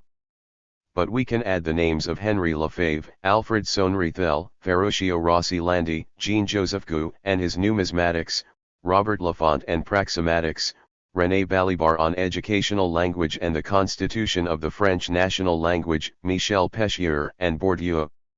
2. Not to mention bits and pieces in the Founding Fathers, Engels is the author of a pamphlet on German dialects. 3. Gramsci frequently tackled linguistic issues in his prison notebooks. 4. Lenin is the author of a text on slogans. 5. And, although Althusser seemingly scarcely interested himself in linguistic questions, I have sought to show elsewhere that some instruction on the functioning of language can be drawn from his theory of ideology. 6. To this long and already distinguished list, I shall add Pasolini and Deleuze and Guattari. This paradoxical situation has a historical origin. For a spectre haunts Marxist thinking on language, the spectre of Stalin and his pamphlet Marxism and Linguistics. This text merits a serious Marxist analysis of the sort that Dominique Lecourt once devoted to the analogous case of Lecercle. 7. Such a study, which is not my intention here, would examine the political meaning of this weighty intervention by the great leader in a scientific domain that politicians are not usually interested in, even if they are active agents of the ideology of communication. It would take account of the development of Soviet nationalities policy and the linguistic policy that owed from it in the post-war USSR, as well as the struggles for unions of various schools in the Soviet ideological and educational apparatus. What I am interested in here is the effects of Stalin's intervention on the Marxist tradition of thinking about language generally. They seem to me to have been twofold. The RST was one of relief. After the damage done by the Lysenko affair and the doctrine counterposing proletarian science to bourgeois science, Stalin's intervention seemed full of good sense, and his dead opponent, Nikolai Marr, appeared to be one of those literary madmen who claim to demonstrate the squaring of the circle or maintain that the earth is at. The reaction of Marcel Cohen, member of the Paris school and a follower of Millet, who at the time performed the function of official linguist of the French Communist Party, is typical of this mindset. In linguistics at least, one could once again be both a loyal activist and a scientist respected by one's peers. 8. This relief still NDS orthodox expression in a passage in For Marx where, at one point in his analysis, Althusser evokes the madness of Marr, which Stalin had reduced to a little more reason. 9. This Daza was widely shared by the academic linguists of the time and their successors. 50 years on, readers will not be surprised to learn, this relief cannot as readily be shared. In the RST place, It's implied for Western purposes a discussion in Soviet linguistics where it is not obvious that the contrast between the good and the bad, the sane and the mad, was so clear-cut. In particular, the condemnation of Mayer's theoretical eccentricities eclipsed the positive impact of the new theory of language, for example, as regards the description of the languages of the countless Soviet nationalities. 10. And, by declaring it closed, it buried the issue of the relations between language and the social totality, between language and the superstructure, that is, the question of what constitutes the specificity of Marxism when it comes to thinking about language. We must therefore induce a dialogue, from beyond the grave, between two Marxists, Stalin, whose intervention is all too famous, and Pasolini, author of a little-known text with the revealing title of Dal Laboratorio 11. For obvious reasons, Stalin's text has not been reprinted in France for a long time. Short extracts appeared in 1966 in Kaya's Marxists-Leninists, when the Althusserians were interested in Stalin as a possible antidote to the prevailing revisionism, and in Marcellesi and Gardin's manual, where they are submitted to a critical discussion. In this manual, the extracts are preceded by subtitles, which state the main theses of Stalin's text. I shall adopt them. There is a main thesis and various secondary theses that follow from it. The main thesis is formulated at the beginning of the text. It stipulates that language is not a superstructure. The following quotation gives an idea of the thesis, obviously, but also of the tone and style of the great leader's intervention. Question: is it true that language is a superstructure on the base? Answer: no, it is not true. The base is the economic structure of society at a given stage of its development. The superstructure consists of the political, legal, religious, artistic, and philosophical views of society and the political, legal, and other institutions corresponding to them. Every base has its own superstructure corresponding to it. The base of the feudal system has its superstructure, its political, legal, and other views and the corresponding institutions. The capitalist base has its own superstructure, and so has the socialist base. If the base changes or is eliminated, then following this its superstructure changes or is eliminated. If a new base arises, then following this a new superstructure arises corresponding to it. In this respect language radically differs from superstructure. Take, for example, Russian society and the Russian language. During the past 30 years the old, capitalist base was eliminated and a new, socialist base was built. Correspondingly, the superstructure on the capitalist base was eliminated and a new superstructure created corresponding to the socialist base. The old political, legal, and other institutions were consequently supplanted by new, socialist institutions. But in spite of this the Russian language has remained essentially what it was before the October Revolution. As to the basic vocabulary and grammatical structure of the Russian language, far from having been eliminated and supplanted, have been preserved in their entirety and have not undergone any serious change, have been preserved precisely as the foundation of modern Russia. 12. The pedagogical clarity of these remarks cannot be denied. But readers will doubtless have noted the dark irony of the use on 4 occasions of the verb eliminate. In this domain, at any rate, Stalin knew what he was talking about. The intention is not only pedagogical, it bears the stamp of plain good sense. For it is true that the October Revolution did not revolutionize the Russian language. The implicit adversary here is not only Marx, whose Marxism was belated and naive, but Paul Lafargue, whose text on the language of the French Revolution was one of the RST attempts to think about language in the light of Marxism.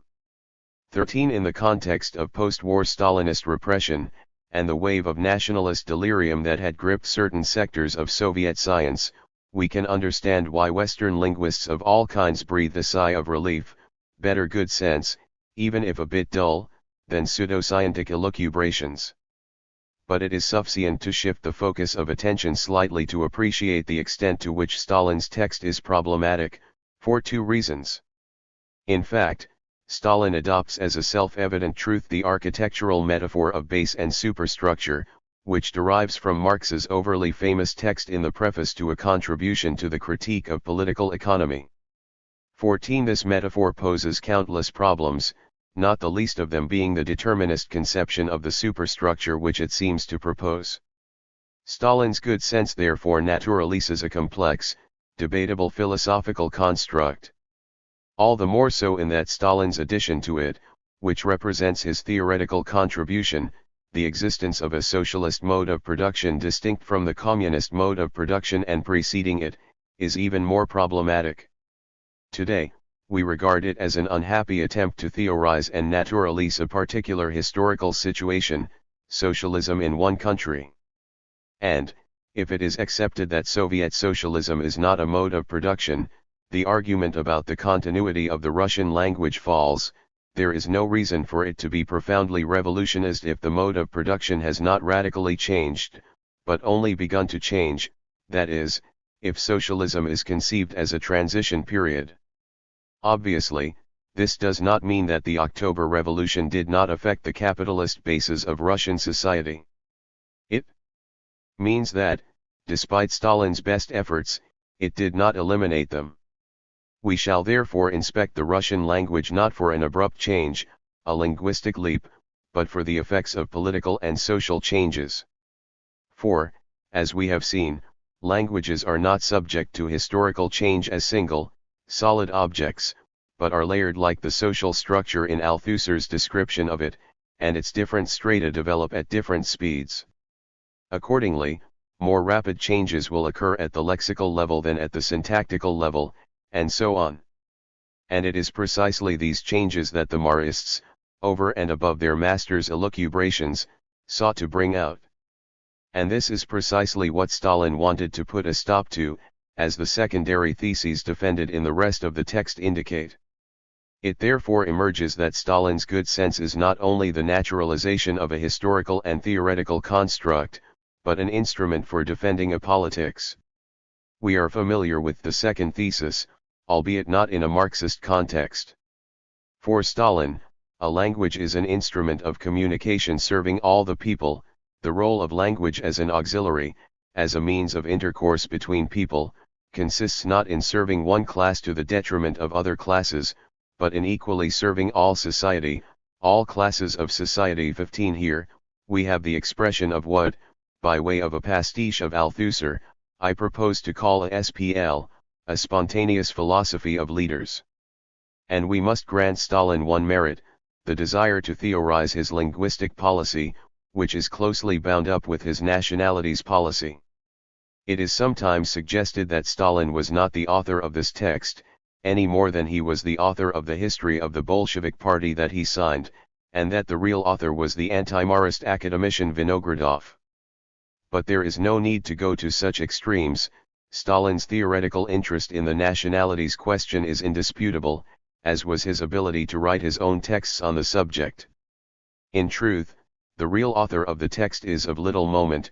What matters, beyond the authority of the signature, is the collective voice that makes itself heard in it, the Marxist version of the ideology of communication.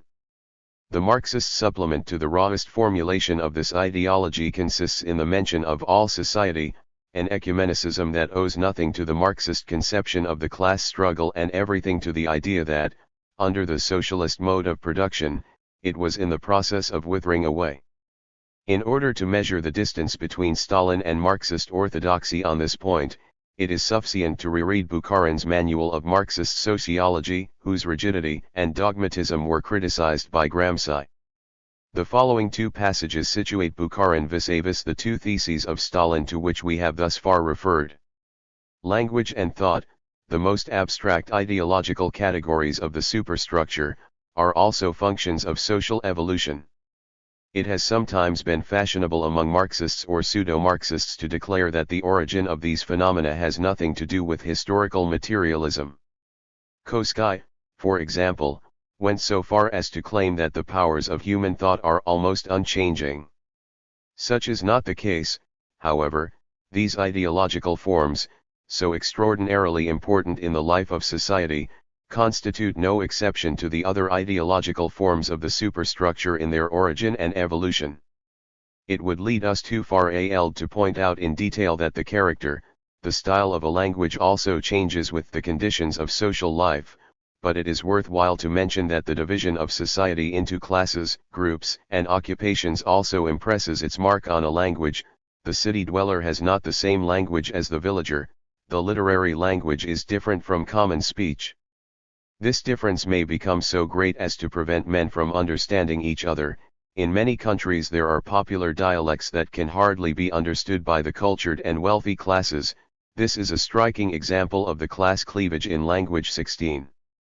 These analyses are not strikingly original, but they indicate that the author is conscious that a national language is a historical and political construct, and that the language of the whole people is a myth which Marxists should examine to see what politics it expresses. The third thesis identified by Marcellesi and Garden seems to effect a return to a form of Marxism. It suggests that if language is not a superstructure, it is because it is directly connected with production. Language is connected with man's productive activity directly, and not only with man's productive activity, but with all his other activities in all spheres of work, from production to the base and from the base to the superstructure. That is why language wreaks changes in production. Immediately and directly, without waiting for changes in the base. That is why the sphere of action of language, which embraces all spheres of man's activity, is far broader and more varied than the sphere of action of the superstructure. More, it is practically unlimited. 17. The aim of this thesis is once again to distinguish language from the superstructure. And it might be thought that, since Stalin erects the architectural metaphor into a dogma of Marxism, if language is not an integral part of the superstructure, it is because it forms part of the base, which is why it is directly linked to production. Here, Stalin would be anticipating certain developments in post-Marxism, in Negri and Hart or Marazzi, for whom communication has become a productive force, so that language is directly involved in production, i.e. in the base. 18. But Stalin's aim is different, it is to situate language somewhere else, and elsewhere that is not the social structure of a class-divided society, but a direct anthropological relationship between humanity and nature in the form of production. Hence the apparent contradiction which leads Stalin to say that language is not affected by a change in the mode of production and that it immediately and directly wreaks changes in production. We pass from a historically imperturbable language to one that is hysterically affected by technological change. Obviously, the problem posed by this vulgar technologism lies in the concept of reaction, which avoids mere sociological determinism only immediately to succumb to a form of determinism that is probably worse. The fourth thesis asserts that language has no class character. What is interesting here is the reason adduced in defense of the thesis. The second mistake of these comrades is that they conceive the opposing interests of the bourgeoisie and the proletariat, the class struggles between them, as meaning the disintegration of society, as a break of all ties between the hostile classes. They believe that, since society has split and there is no longer a single society, but only classes, a common language of society, and national language, is unnecessary. If society is split and there is no longer a common national language, what remains? There remain classes. And class languages. Naturally, every class language will have its class grammar, a proletarian grammar or a bourgeois grammar. True, such grammars do not exist in nature. But this does not worry these comrades, they believe that such grammars will appear in due course. 19. Here, we see the function of good sense and its limits. In attributing to the supporters of a relationship between language and class a counterintuitive absurdity, the existence of a class grammar, Stalin affects two politico-linguistic operations. He implicitly criticizes the ultra-leftist position that counterposes proletarian to bourgeois science, and he focuses the issue of language on that of the national language, common to all the people. The price to be paid for an operation manifestly bound up with nationalities policy in the post-war USSR is the fetishization of language, which escapes its social and political determinations to become a neutral object, independent of the struggles of the human beings who use it as a tool of communication. In this respect, Stalin's position is situated foursquare within the ideology of communication. The FTH thesis anticipates a possible objection, since Marxists maintain that the division of society into classes involves cultural differences. It therefore applies itself to the task of dissociating language and culture, postulating that culture and language are two different things. Culture may be either bourgeois or socialist, but language, as a means of intercourse, is always a common national language.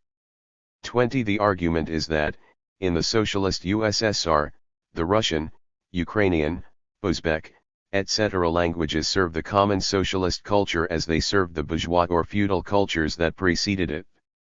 We therefore have two or more cultures, probably coexisting, since superseded cultures leave behind survivals, but only one language.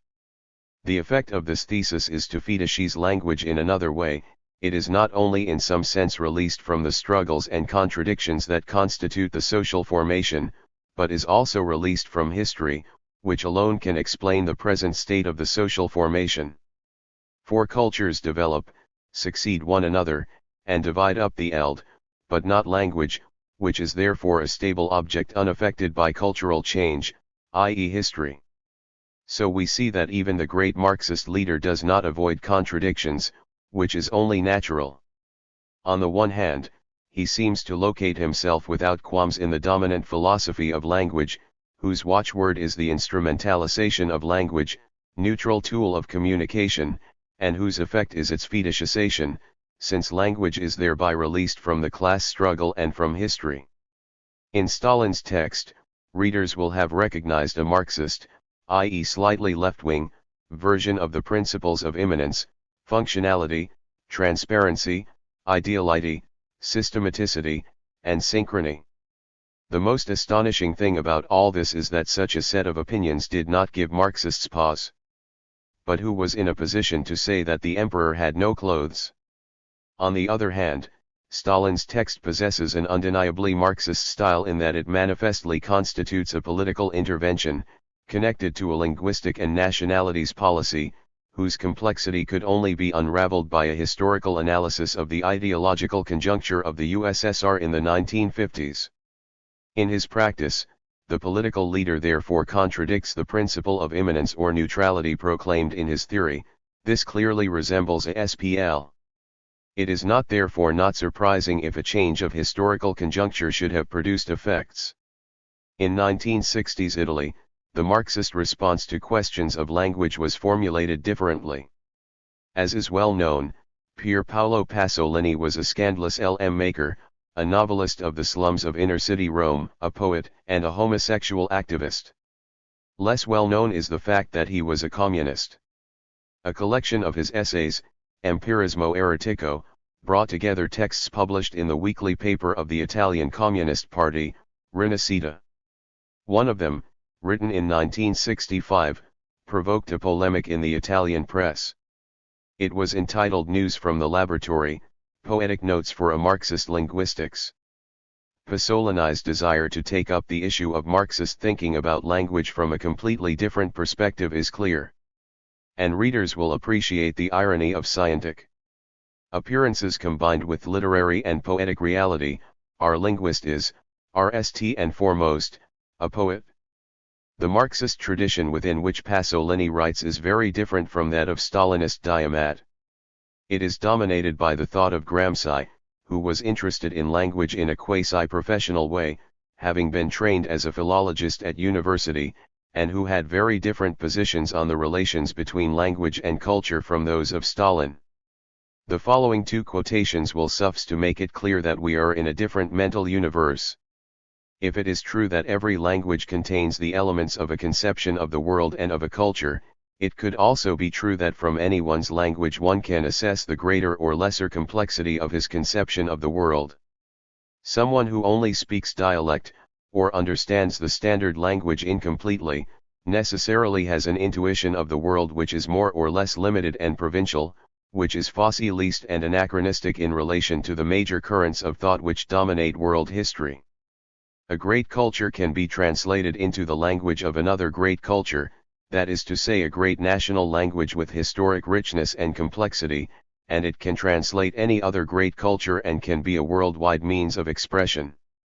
But a dialect cannot do this. It seems that one can say that language is essentially a collective term which does not presuppose any single thing existing in time and space. Language also means culture and philosophy, and therefore the fact of language is in reality a multiplicity of facts more or less organically coherent and coordinated. At the limit it could be said that every speaking being has a personal language of his own, that is his own way of thinking and feeling. 21. We can see the difference of historical and political conjuncture. The question which, for Stalin, is posed in terms of national language is posed, for Gramsci, in terms of dialects. And Gramsci, who was Sardinian and knew what a dialect was, is hard on them. We envy in him a form of linguistic Jacobinism. But we can also see what this difference implies in terms of philosophy of language. Here there is no longer a distinction between language and culture. Language and superstructure. If a language is the vector of a conception of the world, 22 it cannot be in the service of the whole nation, unless we conceive a totally homogeneous society, that is, one not shot through with class struggle and divided into the classes issued from it. Similarly, we cannot conceive a language that is not subject to historical change, that is, not only to the slow evolution of the structure. A different philosophy of language emerges in outline here, at the antipodes of Chomskyan naturalism, 23, but also of structuralist long understood as a system. In Gramsci, language, a word often used between quotation marks, splits up, is transformed into a partially organized multiplicity, in the dialectic of the collective and the individual. And, of course, the boundaries between language and the world, which are posited by linguists to make their lives simpler, become blurred.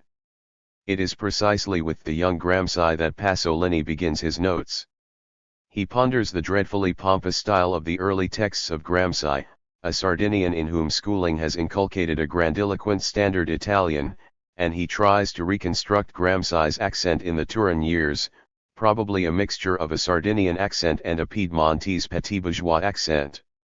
A polyphony can be heard, the grandiloquence of a humanist literary education, the scientific style inspired by French culture and by reading Hegel and Marx, the mixed accents of two provinces.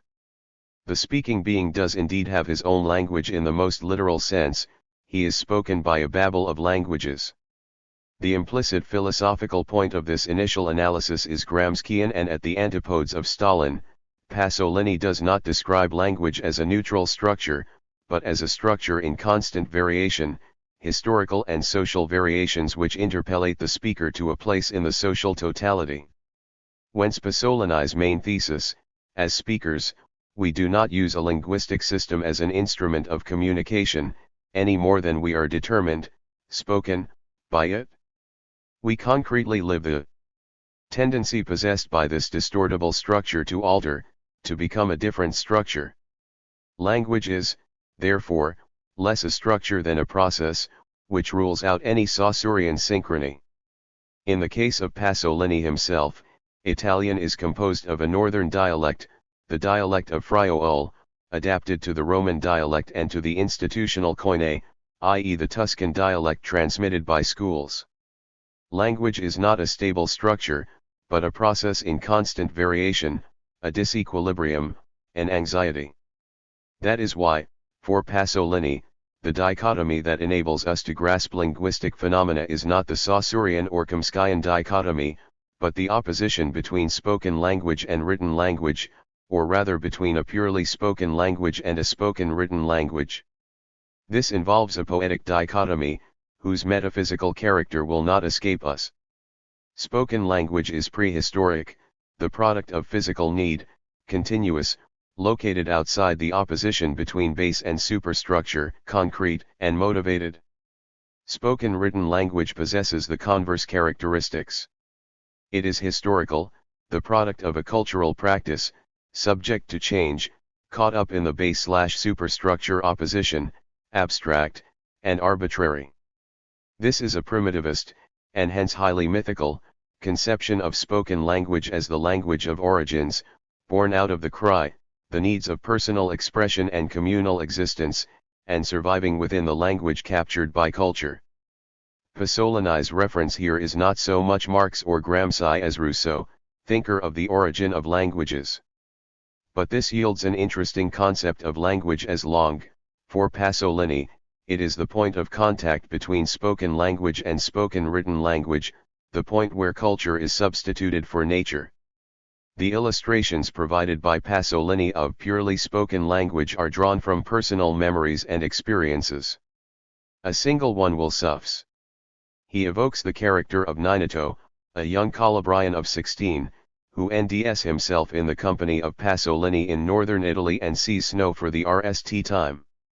His exclamation, his cry of delight "Hia, Hia," 24 reminds Pasolini of the Greek and pre-Greek interjections of ancient Calabria, something that illustrates the continuity and persistence of spoken language. Its anchorage in the bodies of speakers, its expressiveness. We are clearly dealing with a primitivist myth. But this myth allows Pasolini to offer a highly pertinent analysis of the state of the French language just before the Revolution and during it. He asks what the French language was composed of at the point that it became the national language, in opposition to dialects, i.e. at the end of the Ancien Regime, in a process which was to be significantly accelerated by the Revolution and Napoleonic centralism. This situation could not but fascinate an Italian, for whom the question of the relations between dialects and the national language remained a topical one. French at the end of the Ancien Regime was the product of the addition of three components: a spoken component, a spoken written component, and the language produced by their intersection. The spoken component was the result of a continuum, i.e. of a historical sedimentation, the historical continuity that runs from Latin to Old French and Modern French, but also a cultural sedimentation, of superstructures that have become antiquated, such as the culture of the burgher communes of the Middle Ages or that of the Roman period. A kind of gravitation caused the spoken written culture to subside into the oral state once it was no longer living. Here we have a possible theory of cultural survivals. The spoken written component was composed of the various languages of superstructures that were still active, which gave the language its content in a concrete historical conjuncture. The language lay at the intersection of these two components. It inscribed royal power throughout the whole territory, which thereby became national territory, and gave the French nation its identity. This language is not construed as a Saussurean system, but as a point of contact between spoken language and the spoken written language of the superstructures. What happened with the revolution? Here, Pasolini distinguishes himself from Stalin, for whom revolutionary change also affects the language, and, in advance, from Bourdieu, who analyzes this conjuncture in terms of the triumph of the national language over dialects. For Pasolini, the spoken language did not change, speakers continued to speak the same language, enriched by sedimentation from the ruins of superstructures that were no longer contemporary. Here is something to gratify the good sense of Mayre's opponents. But the language changed, the social language characterized by the domination of the feudal model adapted to the new conjuncture. Pasolini's example is a classic one, the extension of the vulgar pronunciation of ROI, which we have conserved, at the expense of its socially valorized pronunciation, ROIS. And this change in the language, which was determined by the change in historical conjuncture, was due to a more fundamental change in the oral written languages of the superstructures.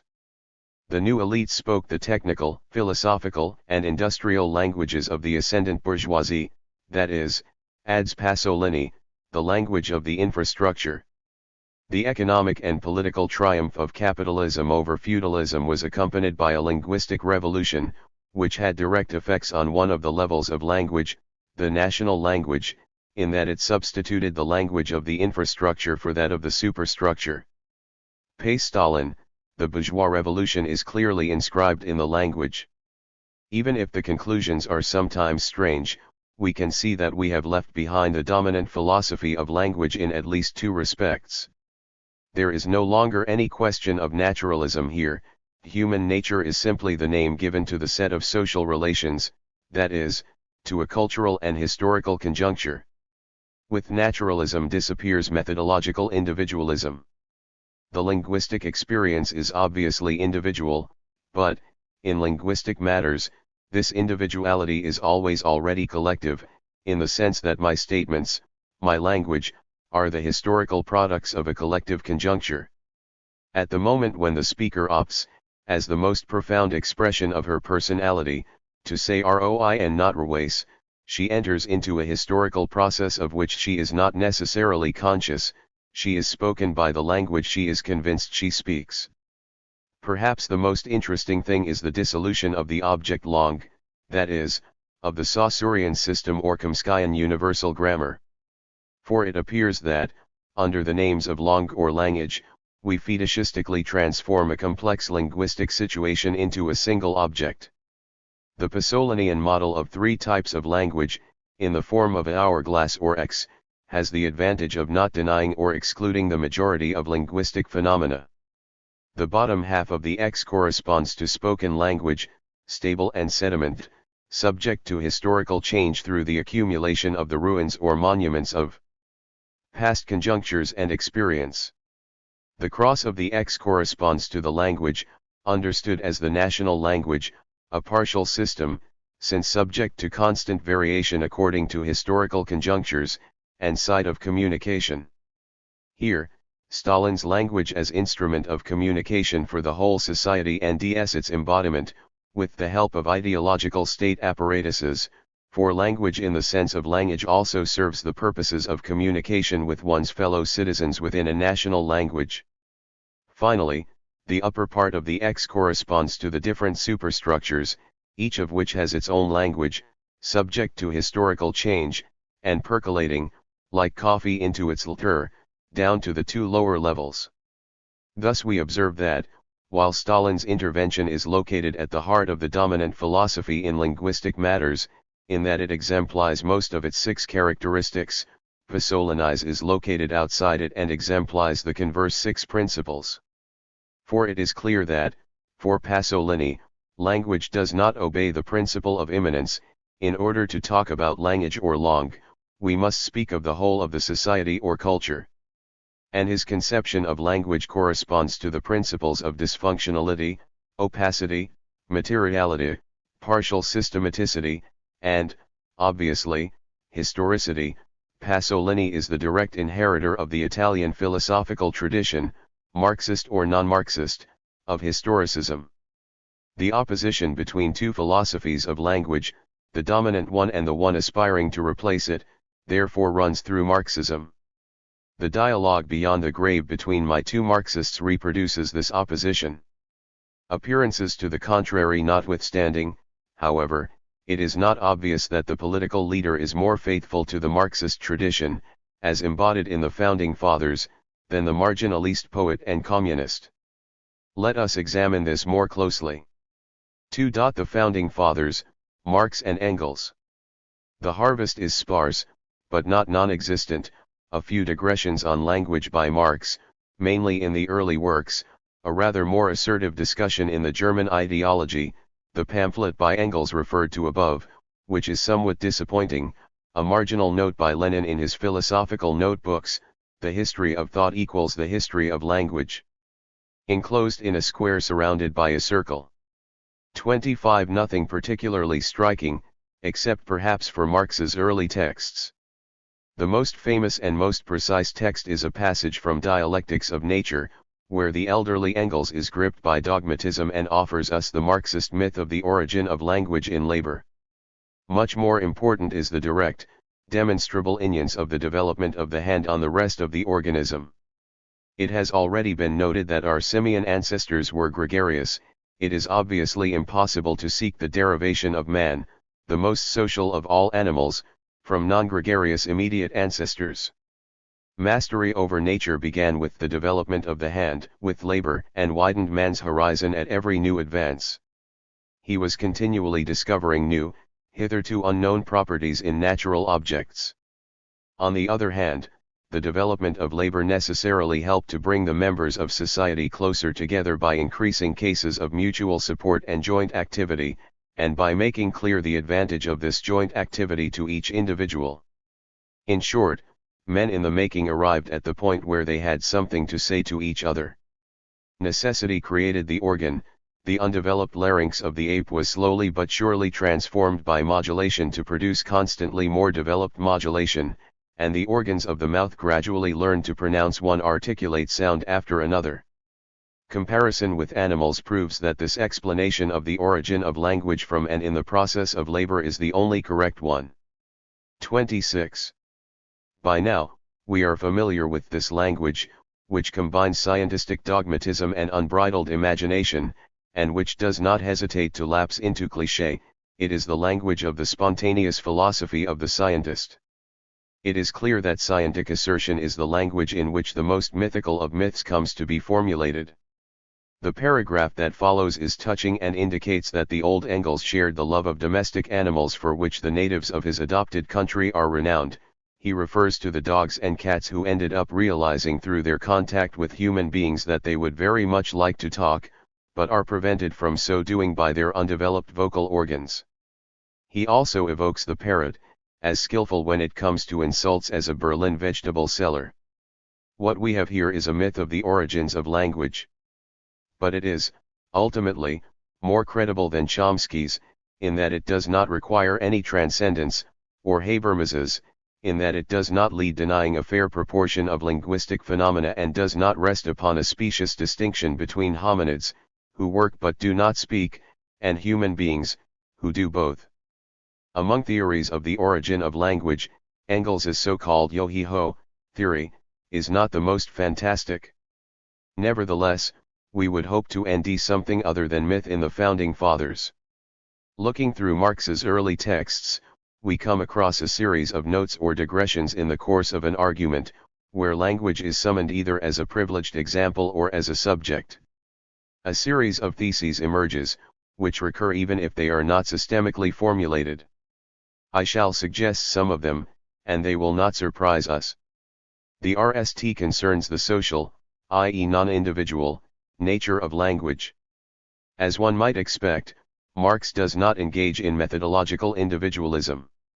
The following passage is typical.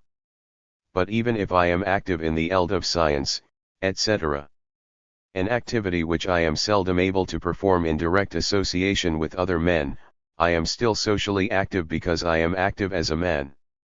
It is not only the material of my activity, including even the language in which the thinker is active, which I receive as a social product. My own existence is social activity. Therefore what I create from myself I create for society, conscious of myself as a social being. 27. The second thesis concerns the material nature of language. Man's RST object, man, is nature, sense perception, and the particular sensuous human powers, since they can nd their objective realization only in natural objects, can nd self-knowledge only in the science of nature in general. The element of thought itself, the element of the vital expression of thought, language, is sensuous nature. The social reality of nature and human natural science or the natural science of man are identical expressions. 28. These two passages are still formulated in the language of the young Marx, the language of an abstract, grandiloquent humanism. That these theses survived when Marx became Marxist emerges from the following passage, which is drawn from the Grundrisse, in a chapter of the Principles of a Critique of Political Economy devoted to pre-capitalist forms of production and the types of property they involve. As regards the individual, it is clear e.g. that he relates even to language itself as his own only as the natural member of a human community. Language as the product of an individual is an impossibility. But the same holds for property. Language itself is the product of a community, just as it is in another respect itself the presence of the community, a presence which goes without saying. 29. A note claries this passage, the abstraction of a community, in which the members have nothing in common but language etc., and barely that much, is obviously the product of much later historical conditions. 30. Language is therefore described as a form of praxis, that is, as a social phenomenon, ending its materiality in social relations, which are material relations, and in the institutions to which they give rise. It is also, inextricably, a historical phenomenon, inasmuch as it is the mode of expression of a community that is not a simple community of speakers deemed by its competence in an abstract system, but a national, historical community of which it is simultaneously the mode of expression and the presence.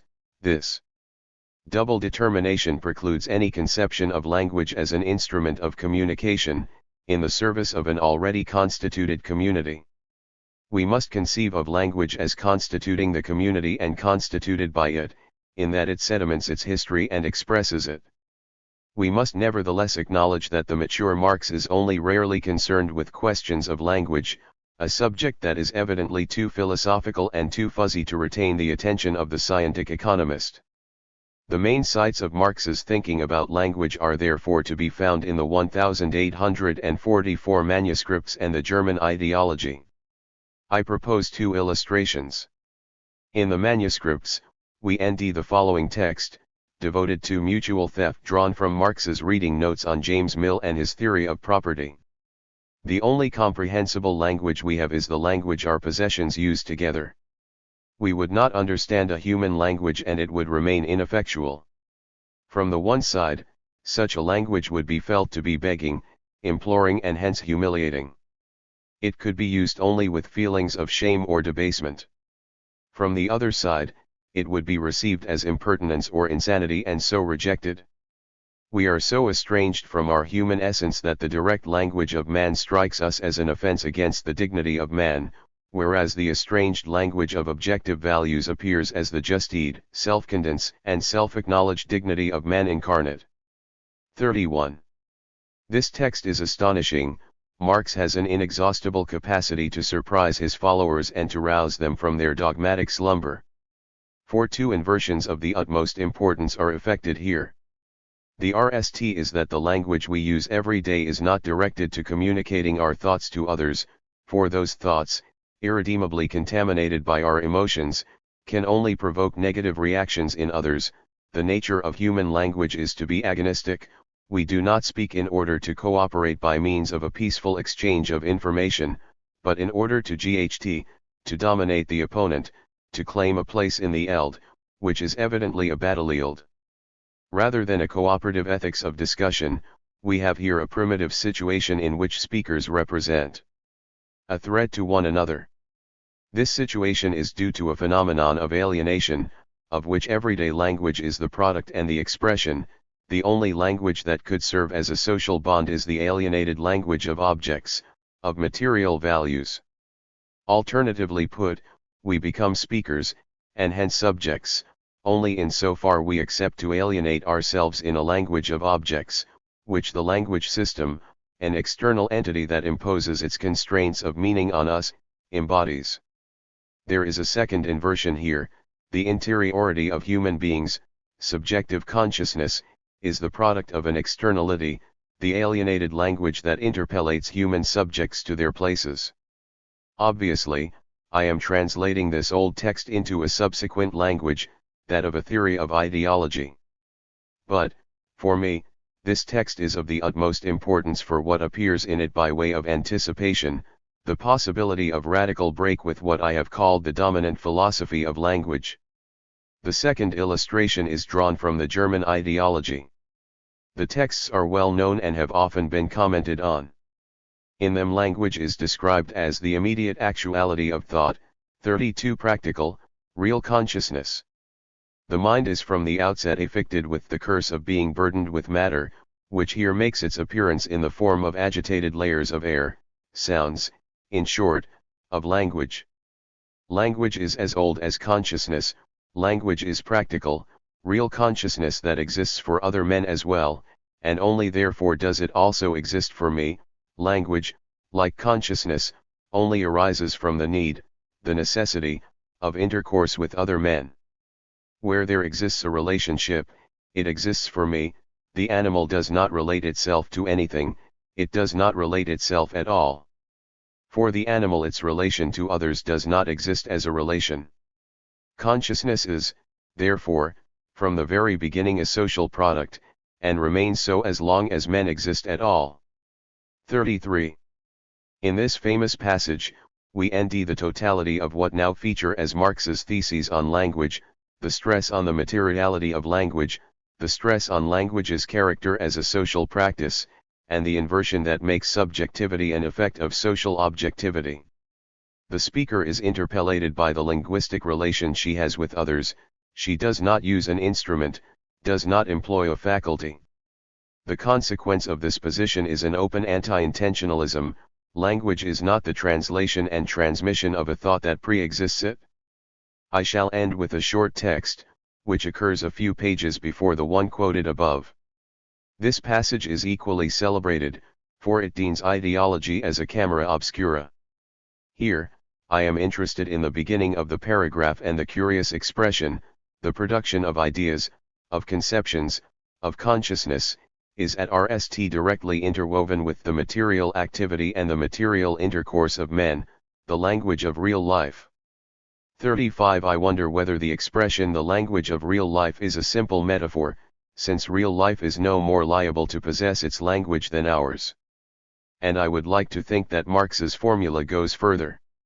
At RST site, this text repeats the materialist thesis that ideas have a material origin, in real life understood as a material activity, i.e. labor and production, and material relations, i.e. social relations. Language is the product of social relations which it helps to and develop. But why characterize this real life as language or attribute a language to it? Because the materialist thesis is, in fact, twofold. It affirms not only that ideas have a material origin, but also that they have a material existence. And the material existence of ideas precisely takes the form of language and of the institutions constructed around it. Here, language plays a similar role to the imagination in Kant, which, as is well known, serves as an intermediary, by means of its schemata, between intuition and understanding. Language serves as an intermediary between real life and the ideas that derive from it. Because it has a material aspect, because it has a sensory nature, language does not merely represent or express material existence, but participates in this material existence. But it is also what enables human society to achieve self-consciousness, to abstract from relations with nature and social relations, and to conceptualize them in the form of ideas which are only the immaterial, abstract aspect of language. This is where a concept that Marx and Engels had still not formulated at the time of the German ideology, fetishism, comes in. Readers will remember the analysis of fetishism offered in the chapter of Capital devoted to the commodity. The finite social relation between men themselves assumes for them the fantastic form of a relation between things. 36. This false concretization is, in fact, a second-degree abstraction, i.e. a bad abstraction. By naming them, language abstracts social relations from the concrete reality of the phenomena that constitute them. Linguists call this an ontological metaphor. 37, and fetishism abstracts from these conceptualized relations a false concrete reality, which takes the form of a second degree of ontological metaphor. This is how transcendence is generated, for, at the top of this conceptual pyramid, we will ND the grand abstraction, God. As commodity fetishism is associated with the capitalist mode of production. But it is not unconnected with language, as is indicated by the continuation of the text I have just quoted, which is one of the few passages in Capital where reference is made to language. The private producer's brain reeks this twofold social character of his labor only in the forms which appear in practical intercourse, in the exchange of products. Men do not therefore bring the products of their labor into relation with each other as values because they see these objects merely as the material integuments of homogeneous human labor. The reverse is true. By equating their different products to each other in exchange as values, they equate their different kinds of labor as human labor. They do this without being aware of it. Value, therefore, does not have its description branded on its forehead. it rather transforms every product of labor into a social hieroglyphic. Later on, men try to decipher the hieroglyphic, to get behind the secret of their own social product, for the characteristic which objects of utility have of being values is as much men's social product as is their language. 38. Language features twice in this text. In its own right, rst of all, as a term of comparison, like value, it is a social product, created by productive activity and social relations. But it also occurs, in duly encrypted form, in the shape of a hieroglyph, which is the effect that value has on each product and which, as it were, transforms the product into a text that needs to be deciphered, i.e. interpreted. Here, language is the channel through which fetishism produces its effect. Language therefore has a dual character. It is the means of abstraction that makes it possible to think real life and become conscious of it, and it is also what freezes and veils this same consciousness, in the form of the bad abstraction of fetishism.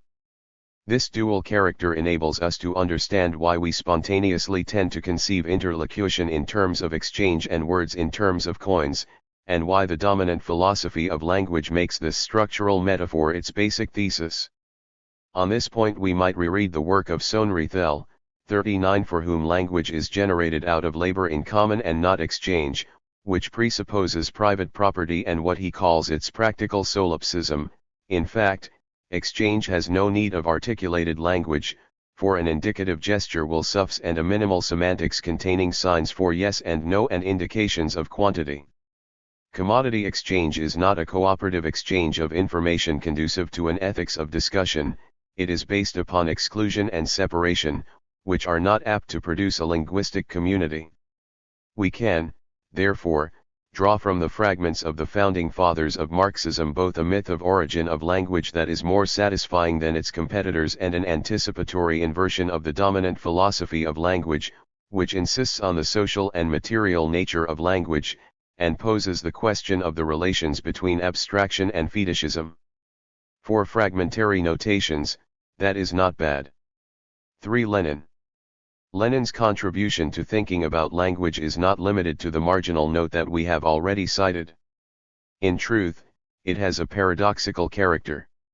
In July 1917, declared an outlaw by the provisional government and having taken refuge in the area around Lake Razlov, Lenin took the time at a moment of acute political crisis to write a text on the nature and selection of slogans. 40. Obviously, it does not set out a general theory of slogans, but rather consists in a concrete analysis of the political conjuncture, from the standpoint of formulating correct slogans.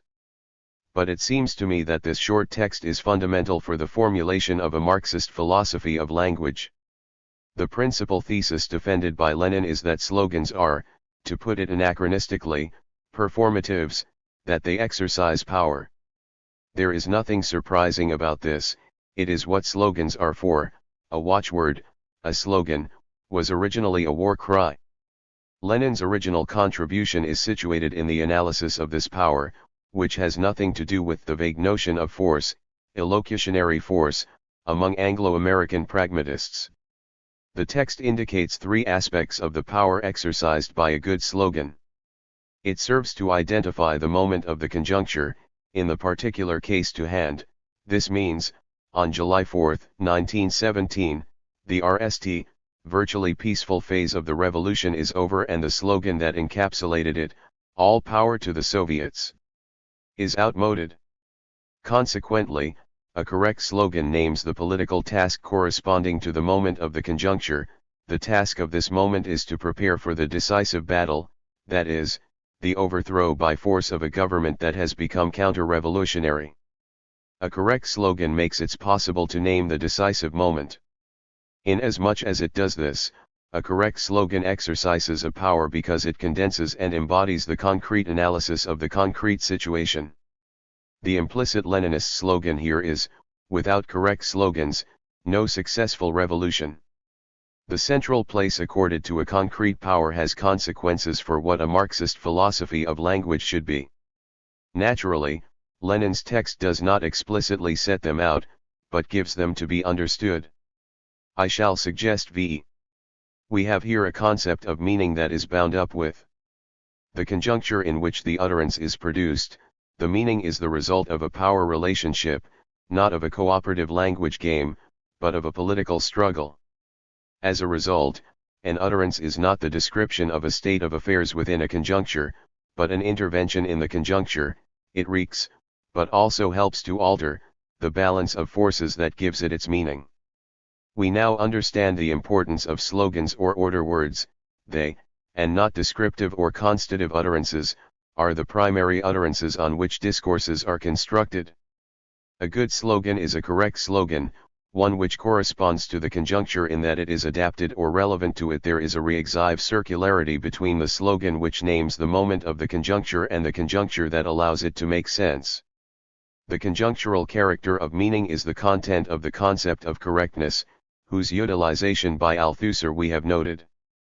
The word truth is nevertheless used by Lenin. One tells the truth to the people.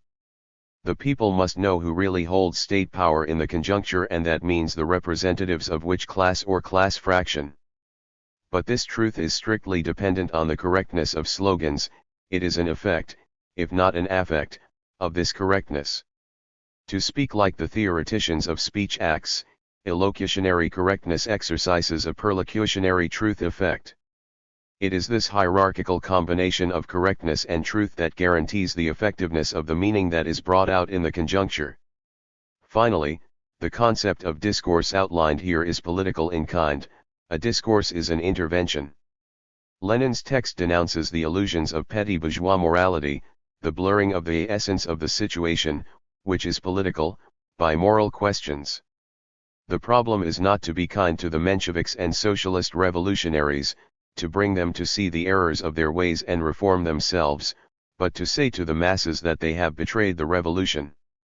And this opposition between politics and morality is an opposition between the concrete and the abstract. Hence another Leninist principle: in revolutionary periods, the main danger facing the revolution is to prefer the abstract to the concrete. My rapid reading of this text, which provides me with the elements of a Marxist philosophy of language, is not situated in a vacuum. It was preceded by two readings, the RST of which is famous, while the second has been completely forgotten. As is well known, Deleuze and Guattari read Lenin on slogans in one of the chapters of 8,000 Plateaus. 41. They are fascinated by the date of July 4, 1917, turning point in the revolution. Prior to this date, a peaceful outcome was possible and the slogan "All power to the Soviets" was correct. Thereafter, only the violent overthrow of the provisional government could save the revolution, and the slogan had to be revised. In this they see an incorporeal transformation, an effect of language, but a language endowed with a singular performative power, which operates this turn. And their analysis goes much further. The power of the slogan is not only performative, it is constitutive of the class that it summons into existence. The first international stroke of genius had been to extract a class from the masses by means of the slogan, "Workers of the world unite." Similarly, Lenin's slogan extracts a vanguard, a party, from the totality of the proletariat. The slogan anticipates the political body that it organizes. And Deleuze and Guattari suggest that this analysis concerns not only political language, but language in general, in that it is always shot through with politics. The regime of signs or semiotic machine that they describe is a mixture of utterances, presuppositions, and incorporeal transformations. These are the internal variables of the collective assemblage of enunciation of which the order word forms an essential part. The context of their reading of Lenin is the critique of the dominant linguistics and its postulates in the fourth plateau of 8,000 Plateaus and, in particular, of the RST of these postulates, according to which language is informative and communicative. This critique produces a series of concepts, which I consider to furnish the outline of a different philosophy of language, close to Marxism. We may therefore take the reference to Lenin as a symptom. The second reading of Lenin's text, today totally forgotten, is to be found in numbers 9 to 10 of an old publication, whose title at best causes a nostalgic frisson, Kayas Marxists-Leninists. The text, which takes up the whole of the issue, is entitled Vive le Leninisme. 42. It is unsigned, but rumor at the time attributed it to Althusser. We are evidently dealing with some lecture notes. Whether they are from the hand of the master or dutifully collected by a follower, like Saussure's course, is of little importance. Althusser is here the name of a collective assemblage of enunciation. The journal was the organ of the Communist Students' Union Society at the École Normale Supérieure, which shortly afterwards gave rise to the Maoist sect called the UJC. The text therefore pertains to a period prior to the rupture between Althusser and his Maoist followers. It reeks the climate of the time in that the object of analysis is what the text calls Leninist sciences. Althusser identifies the heart of Leninist science in the concept of conjuncture. The sole objective of Lenin's thinking is the correct description of the conjuncture, its class determinations, the balance of forces operative in it, and the precise moment in which the analyst NDS himself. The concept is only another name for the dialectic of general scientific principles and the analysis of concrete situations, which is Lenin's specific contribution to Marxist theory. Hence the structure of the three sciences of Leninism. First of all, there is the main science, the science of concrete analysis, which proceeds in VE stages, description of the elements of the conjuncture, furnished by class analysis, determination of the limits of the conjuncture, of what dictates its violent transformation, acknowledgement of the impossibility of certain combinations of these elements, determination of the variations of the conjuncture, which supplies a guide to political action, and consideration of the constraints imposed by the strategic perspective of the proletariat. Analysis of the conjuncture therefore operates a dual constraint, that of the limits of the conjuncture itself and that which a strategic perspective imposes on it. The principal science is insufficient, it is complemented by two secondary sciences, which govern its application to political practice, the science of slogans and the science of political leadership. Leninist science is therefore an articulated hierarchy of disciplines or ELDs, which enable the revolutionary successfully to implement the party program according to its three levels: the general level of the theory of revolution, the level of the concrete analysis of the social formation, and the level of the tactical and strategic analysis that determines the tasks of revolutionaries on a day-to-day basis. Lenin's contribution to Marxism consists in displacing the center of the structure from the RST level, that of the general theory, to the dialectical relationship between the second and third levels, that of the concrete analysis of the social formation and the determination of the tasks tabled by the moment of the conjuncture. In other words, he replaces the Marxian theory of the strongest link by that of the weakest link and of the complexity of the structure of the social formation, implying that the road leading to revolution is not the Nevsky Prospect. The scientistic language of Althusser's reading has passed out of fashion or conjuncture. To treat Lenin as a scientist, even as a scientist of politics, hardly helps.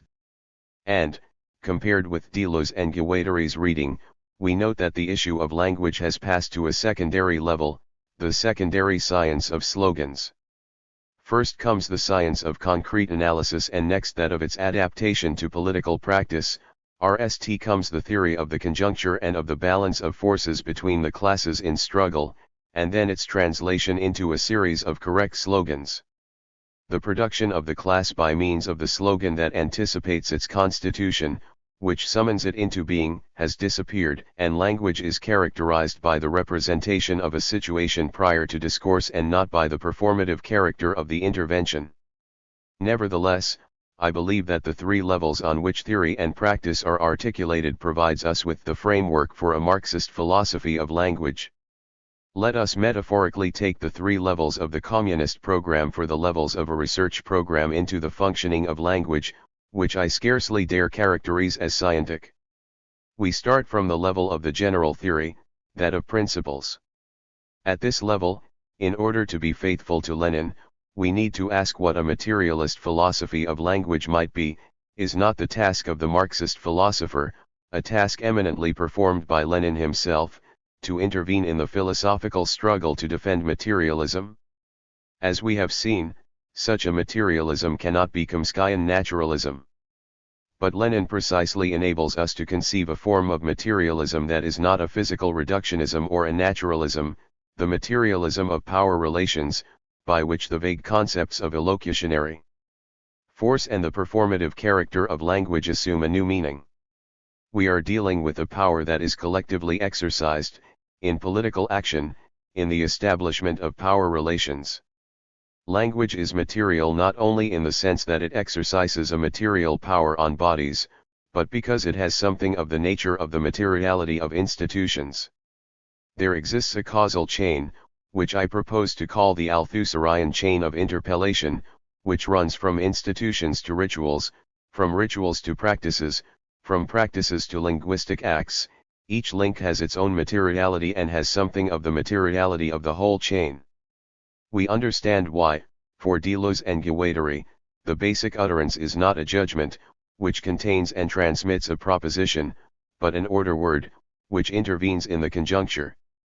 Lenin is indeed the source of a different philosophy of language, an agonistic, as opposed to an irenic or cooperative, one, neither Habermas nor Chomsky.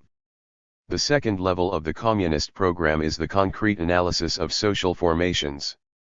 In the eld of language, this involves the analysis of natural languages in as much as they are national languages. Here, again, we encounter Chomsky and his negation of the pertinent existence of national languages. Give or take a few parameters, and we pass from German to English, the universal grammar remains the same.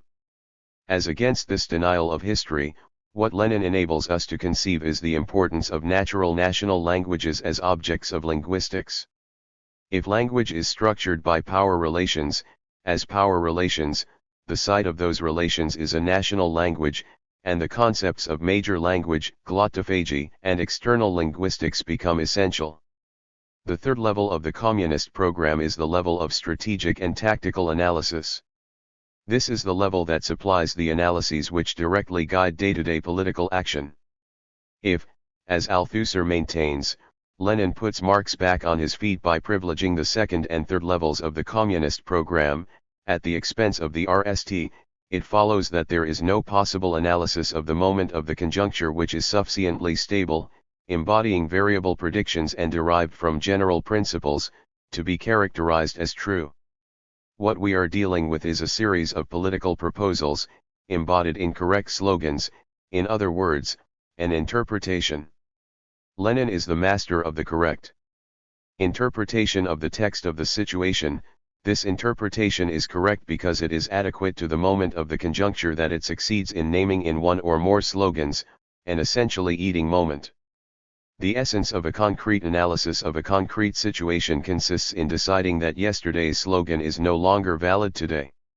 This does not mean, since it appears that the main political task of the moment is to produce an interpretation, that there are as many interpretations as there are interpreters, or that there is a choice to be had between several, equally correct interpretations. We are not in the aesthetic domain and each moment demands its correct analysis. This must be imposed in political struggle, embodied in a slogan, in order to generate an effective intervention which will produce truth effects in the masses. In matters of interpretation, what is correct logically and chronologically precedes what is true. This insistence on the correctness of the naming of the moment of the conjuncture by the slogan is what distinguishes good old propaganda, in the Leninist sense of the term, from the political communication that the imperialists are so fond of, which aims to sell a policy in the same way that an advertising slogan sells a product. The pathetic failure of the advertising campaigns designed to restore America's image among the Muslim masses in the run-up to the imperialist war in Iraq is not attributable to the backwardness of those masses, but to the fact that a branding strategy is incapable of producing a correct slogan in the conjuncture, because it does not see its task as a political and historical analysis. It therefore ignores everything that might produce a truth effect among these masses, to be specific, analysis of American policy in the Middle East and its complex history. Here, we reach the limits of the form of linguistic politics which Anglo-Americans call spin. The facts, Lenin used to say, are stubborn and no advertising slogan can make the American intervention in Iraq anything other than an imperialist aggression. This is why the Americans fairly rapidly abandoned their ambitions in the sphere of public relations and let the tanks do the talking. From all this we can draw two conclusions for constructing a Marxist philosophy of language. The RST is that the meaning of an utterance is given in its interpretation, that is, in the struggle required to impose this interpretation, in the power relationship that it establishes.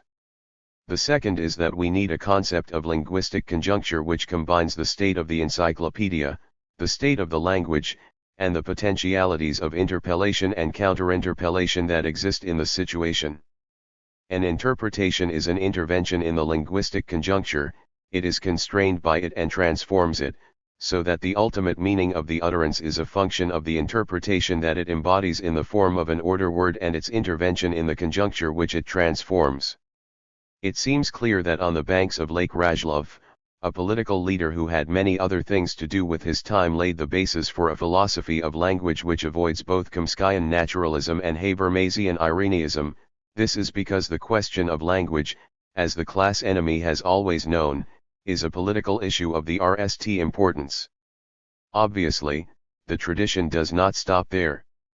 Contrary to what its detractors would like to think, Marxism is a living tradition and the Founding Fathers have had some successors. 104. Chapter 5. Continuations. We have arrived at the point where the tradition becomes a diaspora. Henceforth, Marxism is declined in the plural and the vicissitudes of history mean that we must refer to post-Marxism as much as to Marxism.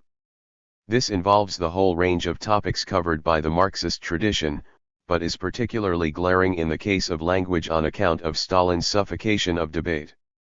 That is why, rather than offering a catalogue of insights into language by authors identified with Marxism, I am going to focus my efforts on two conceptualizations of language, one of which, Voloshinov's, explicitly identified itself as Marxist, while the other, Deleuze and Guattari's, has a complicated relationship with Marxism which for the most part remains implicit. Marxism and the Philosophy of Language, the only work that explicitly seeks to elaborate a Marxist philosophy of language, has a complicated history.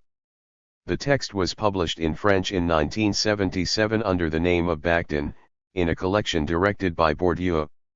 1. Published in the USSR in 1930 under the name of Voloshinov, it has been known in the West since 1973 in an English translation that likewise attributed it to Voloshinov. 2. The origin of the text is therefore a matter of controversy. It is universally agreed that it emerged from the work of what is called the Bakhtin Circle. At the time of its publication by Bourdieu, various testimonies affirmed that it was the work of Bakhtin, who had had it published under the name of one of his followers, 3 for reasons that are not altogether clear. More recent research indicates that Voloshinov is not simply a borrowed name, that he had written a thesis in which the book's main themes are already present, 4 and that there is therefore no reason to deprive him of his work in favor of his more famous friend. Not having access to the primary sources, I cannot form a definite opinion on the subject. I use the name Voloshinov to indicate a collective assemblage of enunciation, the Marxist dimension of the works of the Bakhtin Circle. 4. As his title claims, Voloshinov's work does indeed contain the outline of an explicitly Marxist philosophy of language. And this Marxist dimension is not limited to a single work, various of Voloshinov's essays should be added to it, as well as his book Freudianism. 5. Readers will recall the founding concepts of structural linguistics as set out by Milner in the form of axioms. 6. The arbitrariness of the sign as deemed by Saussure, the angelic speaker, and the schema of communication, or the principles of immanence, calculation, and exchange. Voloshinov too has his axioms or his inaugural concepts. They are not the same, but they likewise number 4. The RST is the concept of sign. But this is not the Saussurean sign, which, for Voloshinov, is not a sign but a signal. In effect, the signal is stable, arbitrary, and lends itself to calculation. The sign, of which natural languages are composed, is very different. It is the site of a process of signification, a term that is to be understood, etymologically, as an active production and not merely a passive reaction. It emerges in the course of social interaction. It embodies the social agon, for words are traces of the ideological struggles that have been conducted by them and for them. It is therefore multi-accentuated, for the sign, which does not exist prior to social interaction, always bears the trace of the past discourses in which it was inserted, and nally, it does not wreak the world of reference, but refracts it, meaning that it intervenes in the situation in which it emerges and of which it is one of the elements, and does not simply represent it.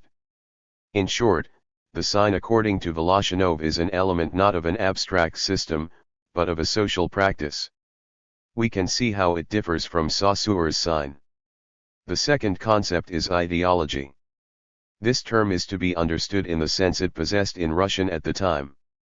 Ideology referred not to a system of ideas, but to a human socio-cultural activity, construed in a very broad sense. For Voloshinov, the arts, sciences, philosophy form part of the domain of ideology. An ideology is what is conveyed by the linguistic sign. It does not exist outside of its expression in the material signs of language. We can see how this differs from the usual concept, including in its Marxist forms. An ideology is not a set of ideas, not the mark of an illusion, or even of a necessary illusion, i.e. an illusion. And we can also see what the concept offers, the idea that language and ideology are inseparable, because, in Voloshinov, ideology is signification in as much as it is collective, or rather social. It is a set not of ideas but of signs, which form the content of consciousness. The third concept is word. This term, more or less abandoned by structural linguistics on account of its vagueness, occupies a central place in Voloshinov. For him, the word is the unit of analysis of discourse. It is the sign in that it is a component part of a process of signification, in that it takes concrete shape in social practice. Insofar as it is the bearer of an ideological content, it is the embodied, practical sign. Making the word, rather the sign, the basic unit of discourse has at least one advantage: it underscores the crucial importance of semantics in the analysis of language. And it will be recalled that a striking feature of structuralist linguistics, and even of the original Chomsky, is the exclusion of semantics from the field of the science of language, as too vague to be formalized satisfactorily. Similarly, making the word, rather than the sentence, the basic unit of linguistic analysis underlines the fact that pragmatics cannot be excluded from the field of science. The essential task of the study of language is not, as the dominant linguistic tradition from Chomsky to enunciation analysts would have it, to study grammatical structures or grammatical markers, but to account for the life of language, that is, language as a human practice. We shall, therefore, end in Voloshinov a critique of formalism in linguistics. It will be noted that, according to Voloshinov, the word possesses a set of characteristics which make it a collective entity, not an individual one.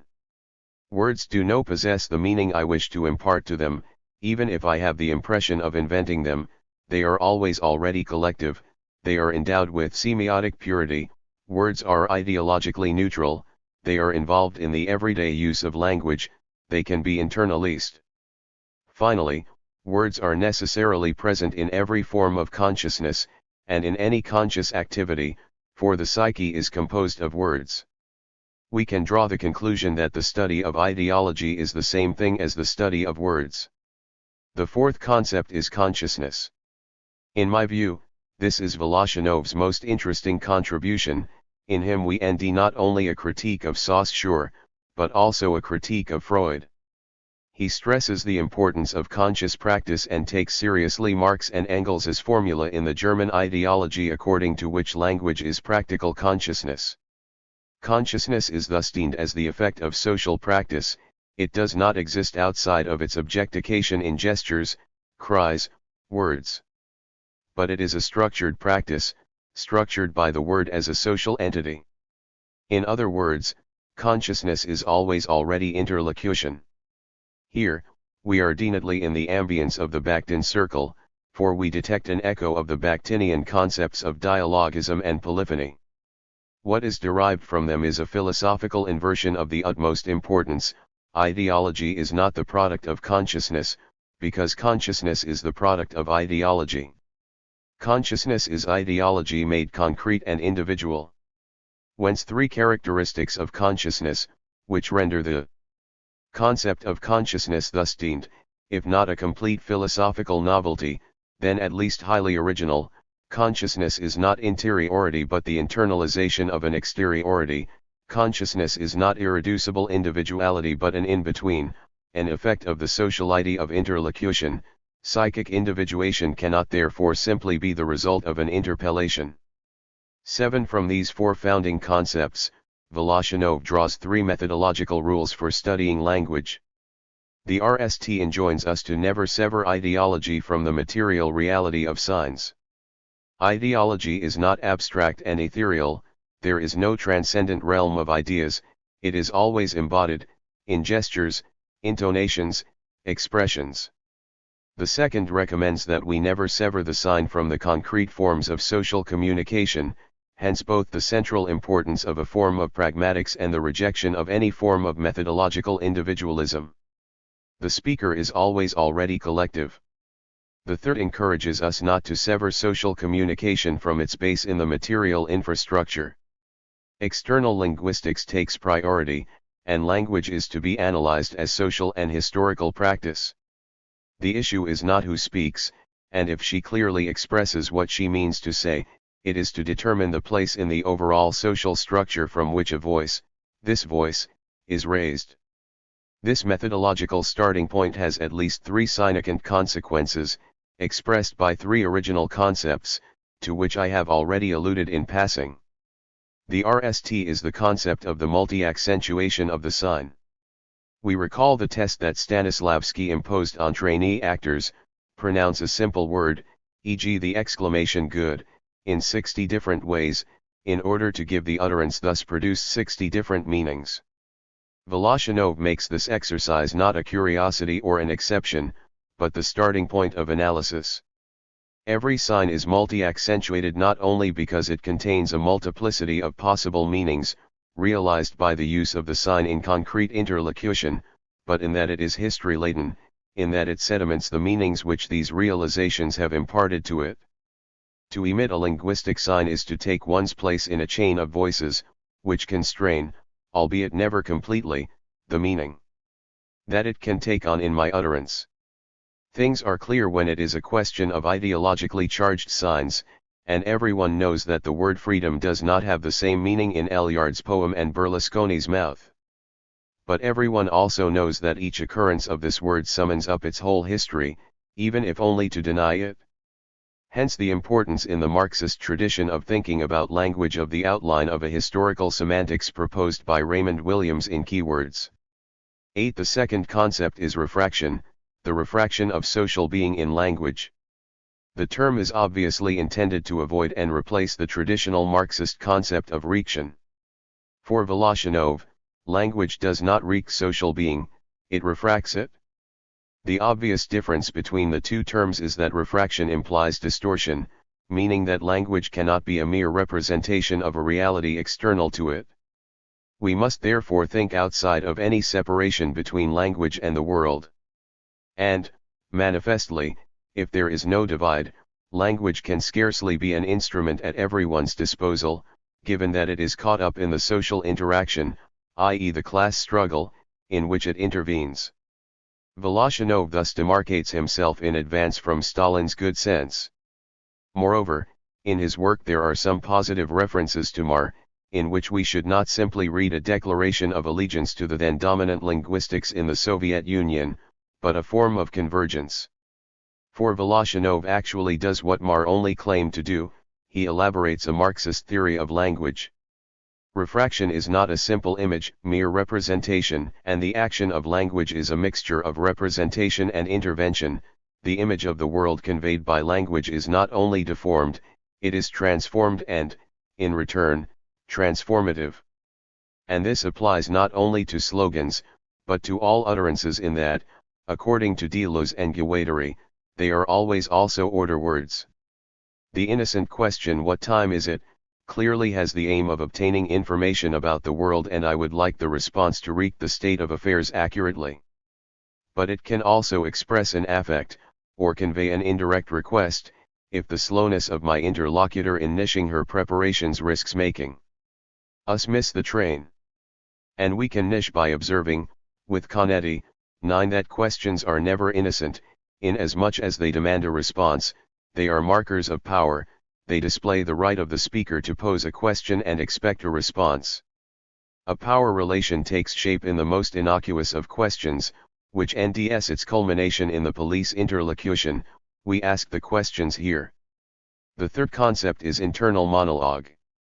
This is a phenomenon which fascinated the ancients, but which the moderns have almost completely neglected, at least, the linguists and philosophers. The question is simple: what happens in my head when I speak to myself? Is what expresses me to myself formulated in a natural language or a mental language, what the Anglo-Americans calls mentales, which is only metaphorically a language? This question of the logos endiathitos, with its two contrasting solutions, has a long tradition in ancient and scholastic philosophy behind it. 10. Among contemporary thinkers, it has been tackled virtually only by Voloshinov, Vygotsky, George Steiner in After Babel, 11, and a few cognitivists who RMLY opt for mentales. 12. Like Vygotsky, Voloshinov is in the other camp. For him, internal discourse is the internalization of external discourse, that is, social public discourse. As it were, he stands the denition of the German ideology back on its feet. Language is practical consciousness because consciousness is internalized, subjected, and subjectifying discourse. For what is called consciousness is nothing other than internal discourse. On these bases, Voloshinov engages in an uncompromising critique of the dominant way of thinking about language in his time. It has two aspects. The RST is what he calls subjective idealism. We ND it in romantic philosophies of language, in German thinkers like Herder and Humboldt. But we might anachronistically bring the critique to bear on contemporary linguists of enunciation. This linguistics is characterized by a set of positions. It conceives language as energia, that is, as an uninterrupted creative process, which is materialist in the discourse of each individual speaker. It therefore conceives the laws of linguistic creation as psychological laws, in that the side of linguistic creation is the psyche of the speaking individual. It thereby makes linguistic creation an analog of aesthetic creation. The result of this creation, language as ergon, product, and not creative process, is an inert sediment, captured by the image of congealed lava. It is in this unhappy state that language becomes a simple instrument of communication. Thus the opposition between these two aspects of language, energia and ergon, is conceived like the contrast between living metaphor and XED or dead metaphor. This position with respect to language has obvious advantages. It does not ignore the most complex forms of language, encountered, above all, in literary texts, and even makes them its starting point. It enables us to understand why language is so often conceived instrumentally and why this way of thinking soon encounters its limits.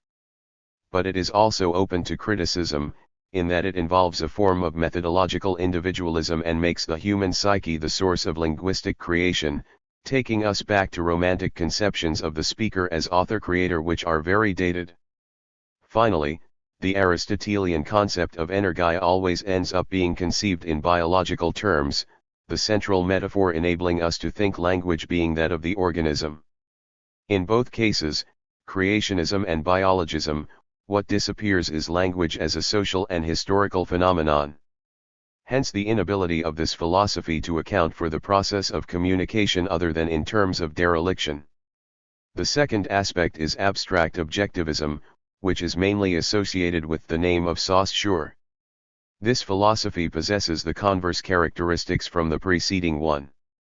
It envisages language as a XED system of linguistic forms, which are supplied, in some sense with immediate effect, to the individual consciousness of the speaker. It treats the rules of language as objective laws and its ego ideal is the positive sciences, hence the principle of immanence and the stress on internal linguistics.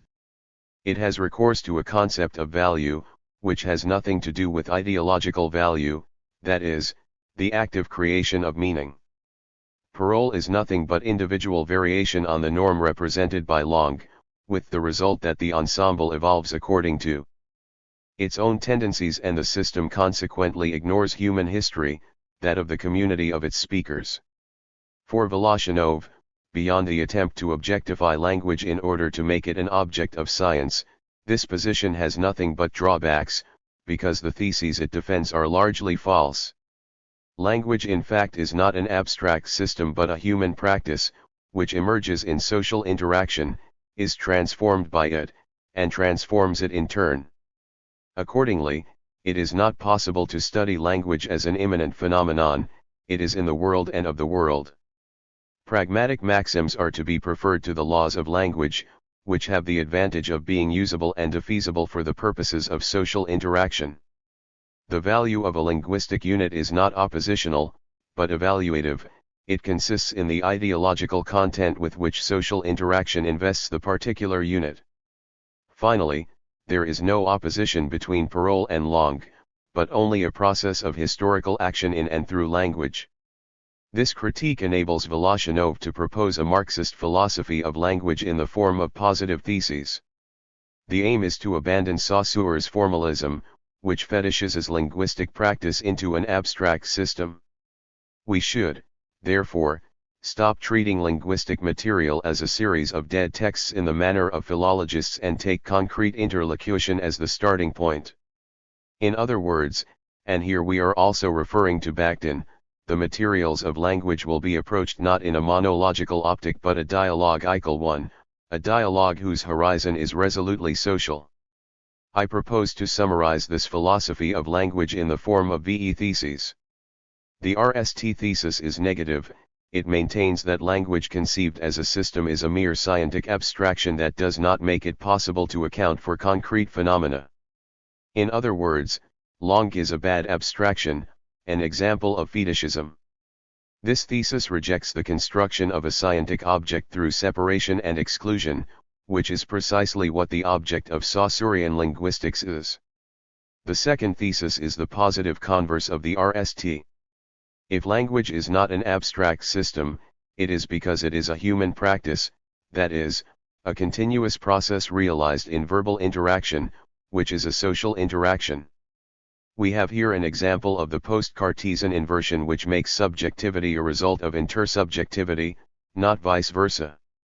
The result is that the language in question, which one will no longer seek to distinguish from language, is not a XED code of rules, which are sometimes conventions and sometimes laws of nature, but regularities identified in usage. This position is not specific to Marxist thinking about language, it is formulated in Roy Harris's research program, which he calls integrational linguistics. 13. The third thesis maintains that the laws of linguistic evolution are sociological, not psychological. It follows from the previous thesis. If language is a process in a state of constant variation, and if this process is social, then any form of psychologism, i.e. any form of methodological individualism, is excluded. In the same way, any form of intentionalism is excluded. The meaning of the utterance does not depend on the speaker's intended meanings, or, rather, the speaker negotiates the meaning of her utterance with her interlocutors, who are present in the dialogue, or who are in the past and represented by the sedimentation of meanings in the language which constrains the present utterance. An utterance never emerges in a vacuum, is never an origin, but a link in a chain of utterances. The fourth thesis is a consequence of the third. Linguistic creativity, which has always fascinated linguistics, is usually explained by the utilization and/or exploitation of a set of rules. Thus, Chomsky speaks of rule-governed creativity. Voloshinov attributes linguistic creativity, and this is his fourth thesis, not to the utilization of rules, but to the ideological content of the speech acts emitted in interlocution. It is ideological constraints, those of the sedimentation of meanings and the interpellation of speakers as subjects, that are subject to creative exploitation. For any interpellation summons a counter-interpellation. the insult that wounds me and seeks to X me in. An interlocutory, subjective position which I do not want to occupy can not only be returned, but taken up, taken on, and revalued. The FTH thesis summarizes the positions formulated in the RST4. It maintains that the structure of utterances is social and is only realized in the interaction of concrete speakers. Unlike in most research programs in linguistics, it is no longer a question of making phonology, morphology, or syntax the heart of the study of language. The heart of linguistics is pragmatics, a pragmatics which, unlike Anglo-American pragmatics, is not individualist, but socialized, that is, conscious of the historical and political nature of language. The following chapter will be devoted to the systematic development of this thesis. Turning from these general theses to the concrete study of language, Voloshinov has recourse to two new concepts: the concept of theme, by which he refers to the global meaning of the utterance, that is, a singularity bound up with the concrete situation of enunciation, and the concept of signification, by which he means repeated elements of meaning, which are transmitted from one situation to the next. Here, we once again encounter the difference between pragmatic meaning and semantic meaning, the difference between the multiplicity of meanings of the exclamation good, in concrete situations and its sediment meaning in a dictionary. But this conceptual distinction goes a little further. The transition from signification to the theme involves an active process of meaning, an active understanding which takes not only the words, but also the intonation, of the utterance, into account. Voloshinov is, in fact, one of the few linguists or philosophers to take an interest in the phenomenon of intonation, which is largely neglected and yet whose contribution to the meaning of an utterance is of the RST importance. The same utterance can assume totally different, even opposed, meanings when the intonation changes. 14. And this concept of language leads Voloshinov to interest himself in another linguistic phenomenon in a spectacularly fruitful way. We do not expect a work devoted to the Marxist philosophy of language to contain a chapter, which is still read and commented on by specialists, on indirect free speech, a concept more common among literary critics than political activists. But the dialogical conception of language, the fact that any utterance is not only caught up in a current dialogue, but contains the sedimentation of past dialogues as well as the anticipation of future dialogues, renders the study of reported speech crucial for understanding the functioning of language. For, in an important sense, there is only reported speech. Every text is a tissue, according to etymology, but a tissue of voices and not only of words. This theme is taken up by Deleuze and Guattari. I shall end with a few words on Voloshinov's second book, devoted to a critique of Freudianism. For conjunctural reasons, this book has been completely ignored in France. It was difficult to criticize psychoanalysis without lapsing into a reactionary position, and it will be remembered that Althusser withheld the text in which he criticized Lacan and that it was only belatedly published and against his will. The interesting thing about Voloshinov's critique of Freudianism is that it is utterly consistent with his philosophy of language. Thus, he approves of the notion of the talking cure, in that Freud deals with a material which is always verbal, the utterances produced by the analysand speaker being the only mode of access to the unconscious. Contrariwise, he criticizes what he calls Freud's subjectivism, that is, his version of methodological individualism, and his biological reductionism. The unconscious conceived in terms of metaphors of depth and surface, what was formerly called depth psychology, is incompatible with subjectivation through language, in the practice of interlocution. And he likewise criticizes, and here he is not alone, psychoanalysts' belief in a form of human nature. Against what he perceives as the essential positions of psychoanalysis, Voloshinov posits two theses. The RST is that the unconscious is not located in the depths of the psyche but on the outside, in interlocution. We therefore have an unconscious which is external, public, collective and social. What Freudians call unconscious is nothing but the internalization of public dialogue. In other words, the concept of unconscious, like the Saussurean concept of langue, is the result of a process of fetishism. The second thesis is that the operation of transference is a social operation, involving linguistic agon and the establishment of a power relation.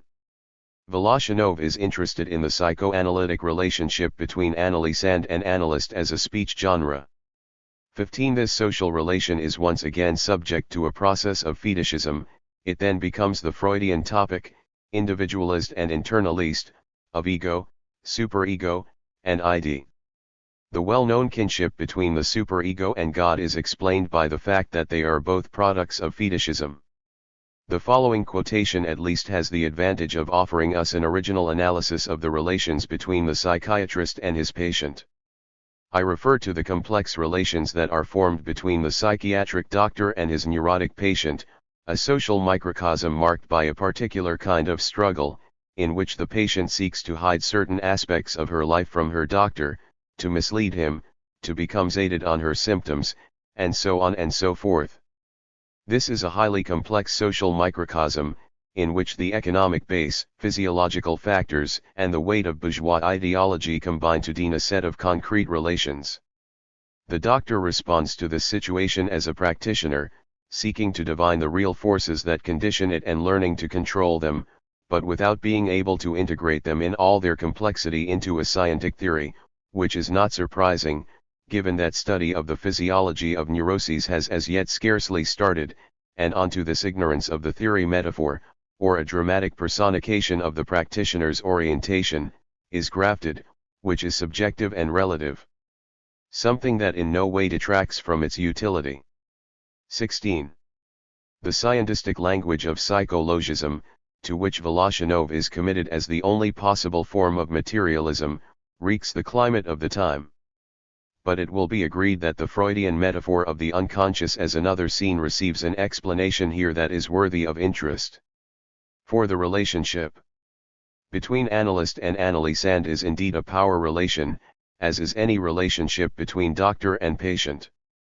To approach these relations through the interlocutory exchanges between the two parties and the power relations that are operative in them is a good way of accounting for them, going beyond the image which the participants, especially the analysts, seek to project. And it has the advantage of involving a philosophy of language that places the concept of power relations at the center of its reaction. On this point, as on so many others, Voloshinov has had at least two successors, Deleuze and Guattari. 2. Deleuze and Guattari and Marxism. I have already referred to the work of Deleuze and Guattari on two occasions. I used their critique of linguistics at the beginning of Chapter 2 and I cited their reading of Lenin's text on slogans in the null section of Chapter 4. This is because I believe that we can and in their work, especially in 8,000 Plateaus, the outline of a Marxist philosophy of language. This poses two questions: are my authors in fact Marxists? And how exactly does the philosophy of language implicitly, and sometimes explicitly, to be found in their work help me to construct a Marxist philosophy of language? I am going to deal with these two questions in order. A Marxist opens Anti-Oedipus at page 1. She is immediately plunged into an exotic universe, totally foreign to her. Certainly, it functions, but it eats, it shits, it fucks, and so on. These activities are not alien to Marxists, but they are not in the habit of theorizing them. However, if Marxists persevere in their reading, they will discover familiar aspects to this universe. The it which shits and fucks, but which also produces, is a machine, a set of machines. And our Marxist has crossed at least two thresholds: the title of the RST part, Desiring Production, and the title of the whole work of which Anti-Oedipus is the RST volume, Capitalism and Schizophrenia. Therein lies the problem for Marxists who read Deleuze and Guattari: they are threatened by a form of schizophrenia, inscribed in the end of the title. Yes, there are machines, but they are desiring machines. An analysis of capitalism is indeed foreshadowed, but in its relations with schizophrenia. Once the surprise is over, Marxists will note with interest that the practice is consistent. Whatever the concept, however colorful its name, and however remote from familiar concepts, and it is often very remote, we always have the impression that there is a relationship to Marxism in Deleuze and Guattari's conceptual elaboration. Thus, the famous analysis of nomadism with its war machine, with its smooth or striated space, has a certain relation, albeit distant, with the Marxist concept of Asiatic mode of production. The whole issue is the relevance of this relationship, of the extent of the shift it involves. Marxist concepts are indeed there, but Marx would not recognize them as his offspring. There are various historical reasons and some contingent biographical reasons for this proximity. It is difficult for a French philosopher formed in the immediate post-war period not to have, or have had, a relationship with Marxism, even if in the form of a critique. It will be recalled that Michel Foucault burst into tears when he learned of Stalin's death, which did not prevent him from declaring that Marxism was a storm in a teacup. And, if Pierre Bourdieu refused so vehemently to declare himself a Marxist, it was doubtless for reasons of proximity. The spectre of Marx haunts French philosophers, even the greatest of them. Guattari was a Marxist. For a time, he was a member of the PCF and, for rather longer, was linked to oppositional left-wing groups. He never denied this heritage. For his part, Deleuze was not, even if he sometimes gave it to be understood that he was. In his youth, he was too busy to join the party, preferring philosophical work to smoke LLED meetings. In his maturity, he performed all the tasks of what he called ordinary leftism, from the Group D information sur les prisons to Collich's presidential candidacy, places where he formed a friendship with Foucault. However, this is not the main thing. What interests us is conceptual proximity, not the political opinions of the authors of those concepts. But, in order to assess this proximity, or this distance, I need a yardstick or a set of criteria. I need to state what a Marxist in search of a soulmate expects from a text, in a conjuncture where the erstwhile certainties of Diamat are dead and buried, but where the discourse on the end of grand narratives is not acceptable either, at least, not for those who call themselves Marxists. I am, therefore, going to take some risks and propose 4 Marxist theses or themes in as strict a sense as possible. From a Marxist text or position I expect, an analysis of capitalism in terms which, however attuned to current tastes, are inspired by the concepts of capital, a political program deduced from this analysis of capitalism, an overall conception of history that tells me how the seeds of the future are contained in the present and the past. As a Marxist, I am suspicious of sectoral analyses, even if they are indispensable, and seek to adopt the standpoint of the totality. The danger of this concept of history is obviously teleology. Marxists have long suffered from it, but through no fault of Marx's. 17 A conception of time, centered on the concepts of conjuncture and moment of the conjuncture, and guiding political action, by distinguishing strategy from tactics, the urgent from the more long-term, the principal aspect of a contradiction from its secondary aspects. This, as we have seen, is Lenin's contribution to Marxist theory. These 4 theses or themes are of immediate concern to political activists, economists, and historians. However, one can be a Marxist without belonging to any of these categories. One can be interested in literature, linguistics, the philosophy of language. I therefore need some broader theses for Marxists who do not spend their time directly analyzing the current situation of capitalism. I am going to propose 6, in the shape of 6 dichotomies which form a correlation, a philosophical technique I borrow from Gilles Deleuze, who was fond of it. First dichotomy, the standpoint of the collective rather than methodological individualism. We know that the latter refuses to consider society other than as an aggregate of individuals making rational choices whose resultant explains social dynamics. For its part, Marxism works with collective entities, class or party, which are social subjects, social agents. Second dichotomy, subjectivation as a process of production of the subject, rather than the subject/person/center of consciousness. This dichotomy correlates with the preceding one. If the subject is collective, preeminence will not be assigned to the individual subject, author, speaker, or moral agent. Third dichotomy, ideology as a necessary framework rather than ideology as mystication.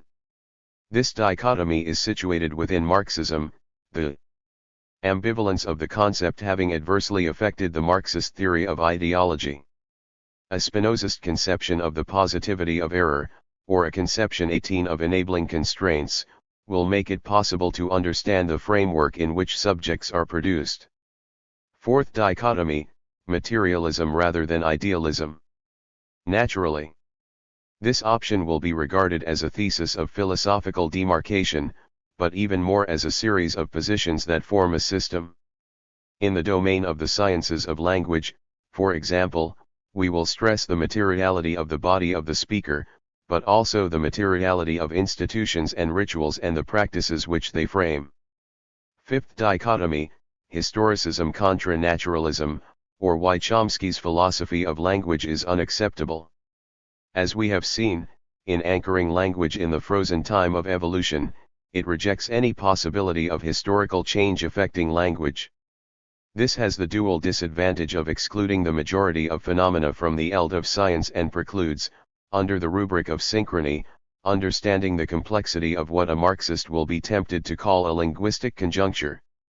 Final dichotomy, the standpoint of Agon as opposed to that of Irene, the standpoint of struggle against that of peaceful cooperation.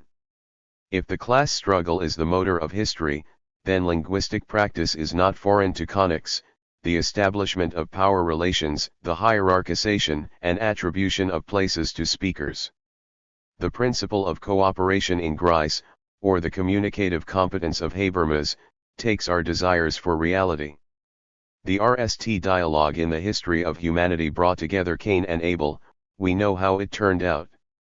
I am aware of the fact that these 10 theses, or positions, or themes are open to challenge, and that they say more about this particular Marxist than about Marxism in general.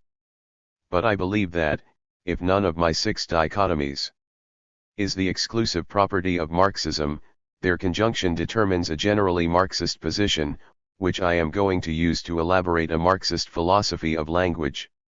How do Deleuze and Guattari stand with respect to these theses? The answer is, in a relation of distance or proximity, but always in a relation. Let us take the strict theses.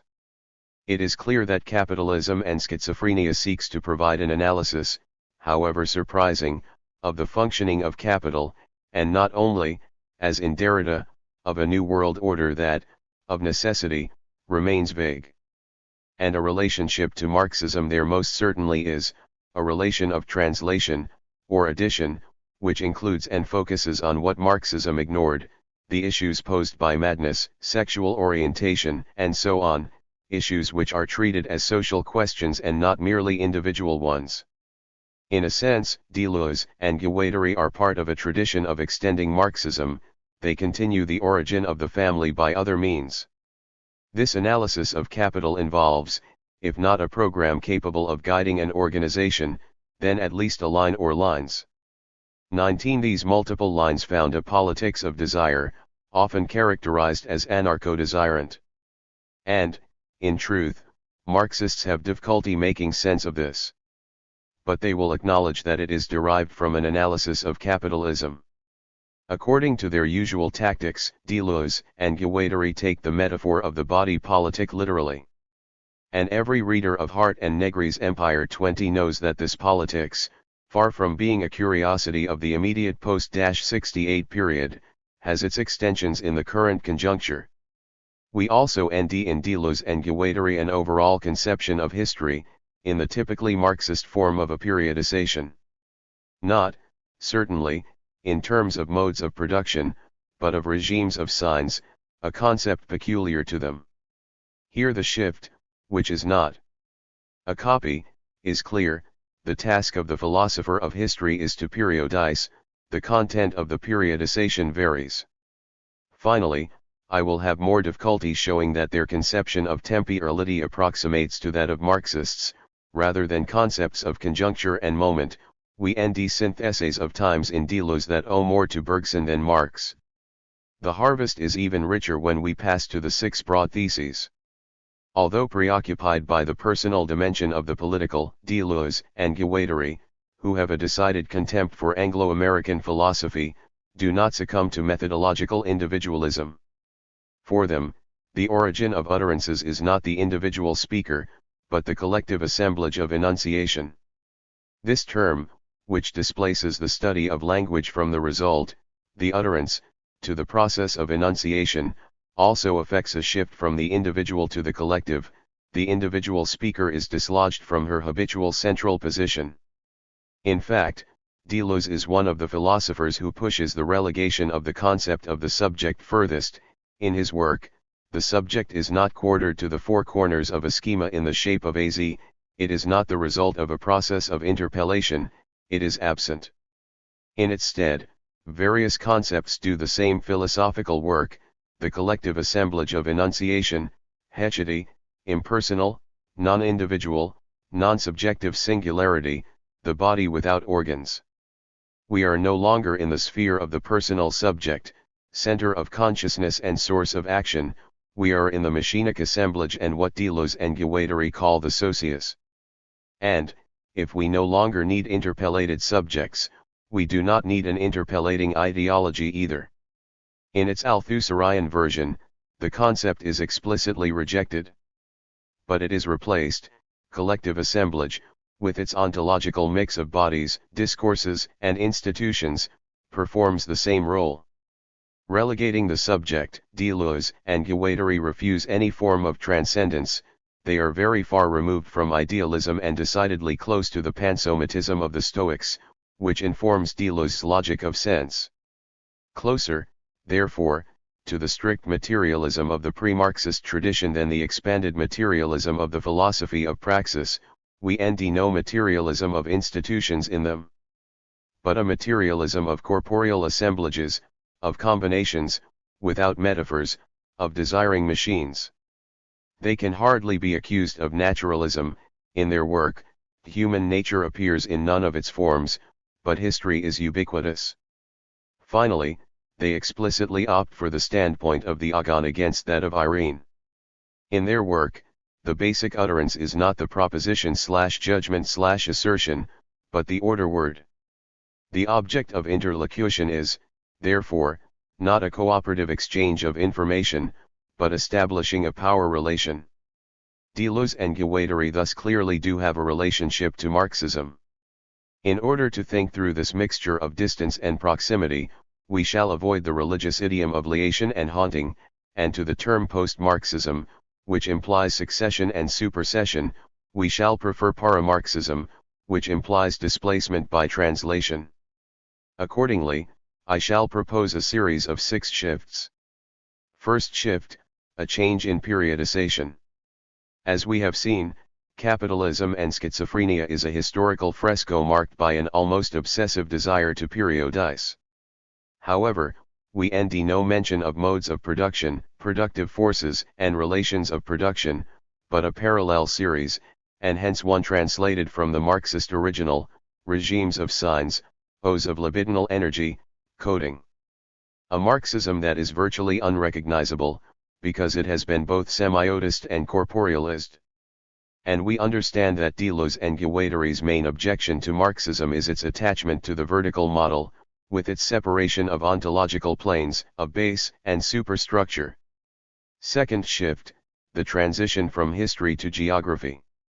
It is as if Deleuze and Guattari are interested in capitalism, which they are attempting to analyze, but not in previous modes of production, except in the most marginal of them, the one situated outside of the historical sequence, the Asiatic mode of production. This is also the only one whose name assigns it a geographical, not a historical, basis. In fact, we are dealing with a reinterpretation of the Marxist periodization from the perspective of its most eccentric element, which produces a series of new concepts that are geographical and no longer simply historical. The displacement of the series of modes of production is therefore twofold, by translation from the economic into the semiotic and the corporeal, in the form of a correlation, and by inversion of center and periphery, with a correlative change in the plane of organization. This shift, while it might leave Marxists wondering, will not surprise readers of Wallerstein or Brodel. And, here, we see how the concept of socius is not the same as the concept of society. It involves rendering the metaphor of the body politic literal. The social body is as material/corporeal as the body of the earth, it is traversed by energios, segmented by coding operations. And this material body is, of course, a collective body, whereas society, in its dominant liberal version at least, is a collection of individuals. But it will also be noted, with a resignation tinged with regret, that the concept of class has paid the price for this dual shift. Third shift, from labor to desire. This is because the concept of class is based on the productive structure of society, the contradictions that propel it forward, and the struggles that this entails. And the productive structure foregrounds labor as the basic human practice and as the measure of value. Deleuze and Guattari, such was the climate of the time, are hostile to productivism, the appropriation of nature by humanity. We therefore pass from the centrality of labor as praxis to that of desire, as the motor of energios.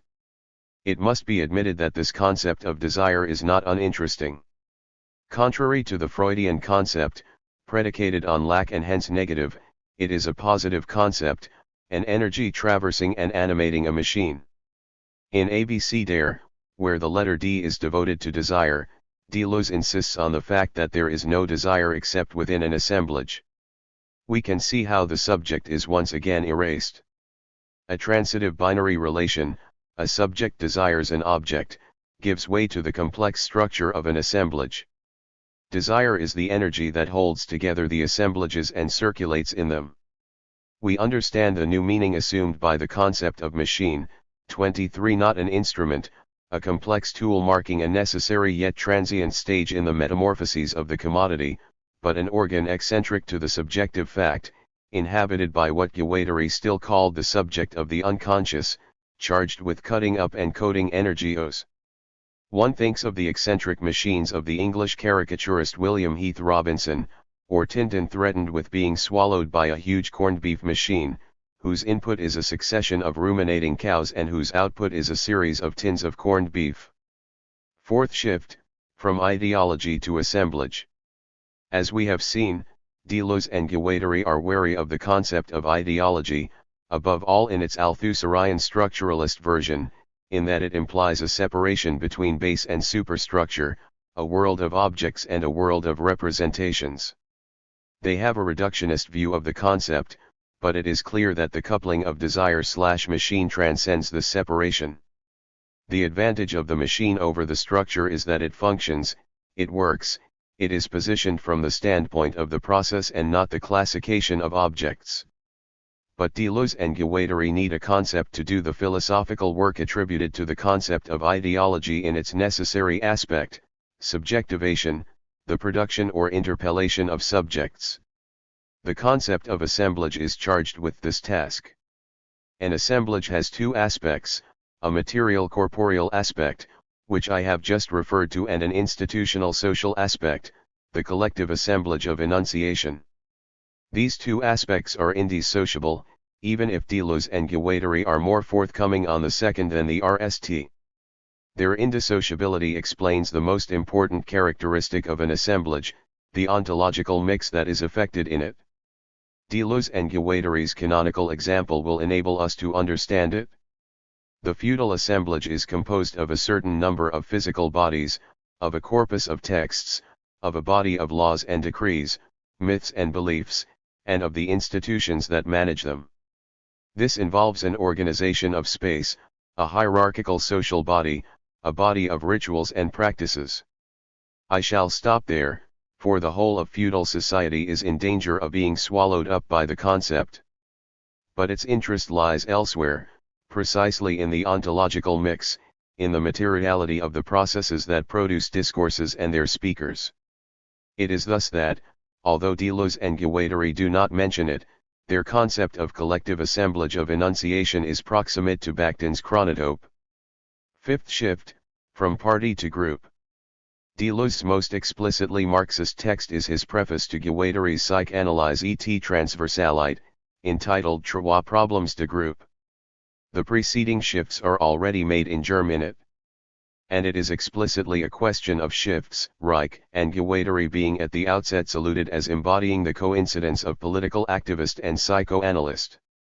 In this text we end a critique of the theoretical and political positions of the communist parties. Thus, the theory of state monopoly capitalism is analyzed as a compromise formation between the internationalism of capital and the defense of the national framework of the state. The degeneration of the Soviet Union is described in prophetic terms, which recall certain analyses of state bureaucratic capitalism. The main thing is the distinction between subjected group, which is obsessed by its self-perpetuation and only offers a skeleton of right organization, and group subject, which is in a constant state of ux, always hastening to announce its own dissolution. Here, we end the political equivalent of the contrast between machine and structure, under the rubrics of party and groupuscule. Even if the dissolution of the concept of party is difficult for a paleo-Marxist like me to accept, this analysis poses a real problem of crucial significance. How are we to prevent the vanguard from substituting itself for the body of the army, or transforming itself into a permanent high command, cut off from the infantry in the trenches and dispatching them to be butchered? Sixth shift, which in fact covers the whole series, from the molar to the molecular. These are two central and well-known concepts of anti-Oedipus. Expelling the subject from its central position, the philosophy of assemblages is hardly indulgent towards the individual subject of bourgeois liberalism. But it has no more sympathy for the mass subject of Marxism.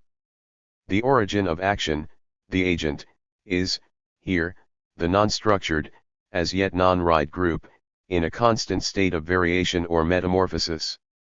This savors of May 1968, understood as an anti-authoritarian revolt. And this makes it possible to take account of the emergence of new political subjects.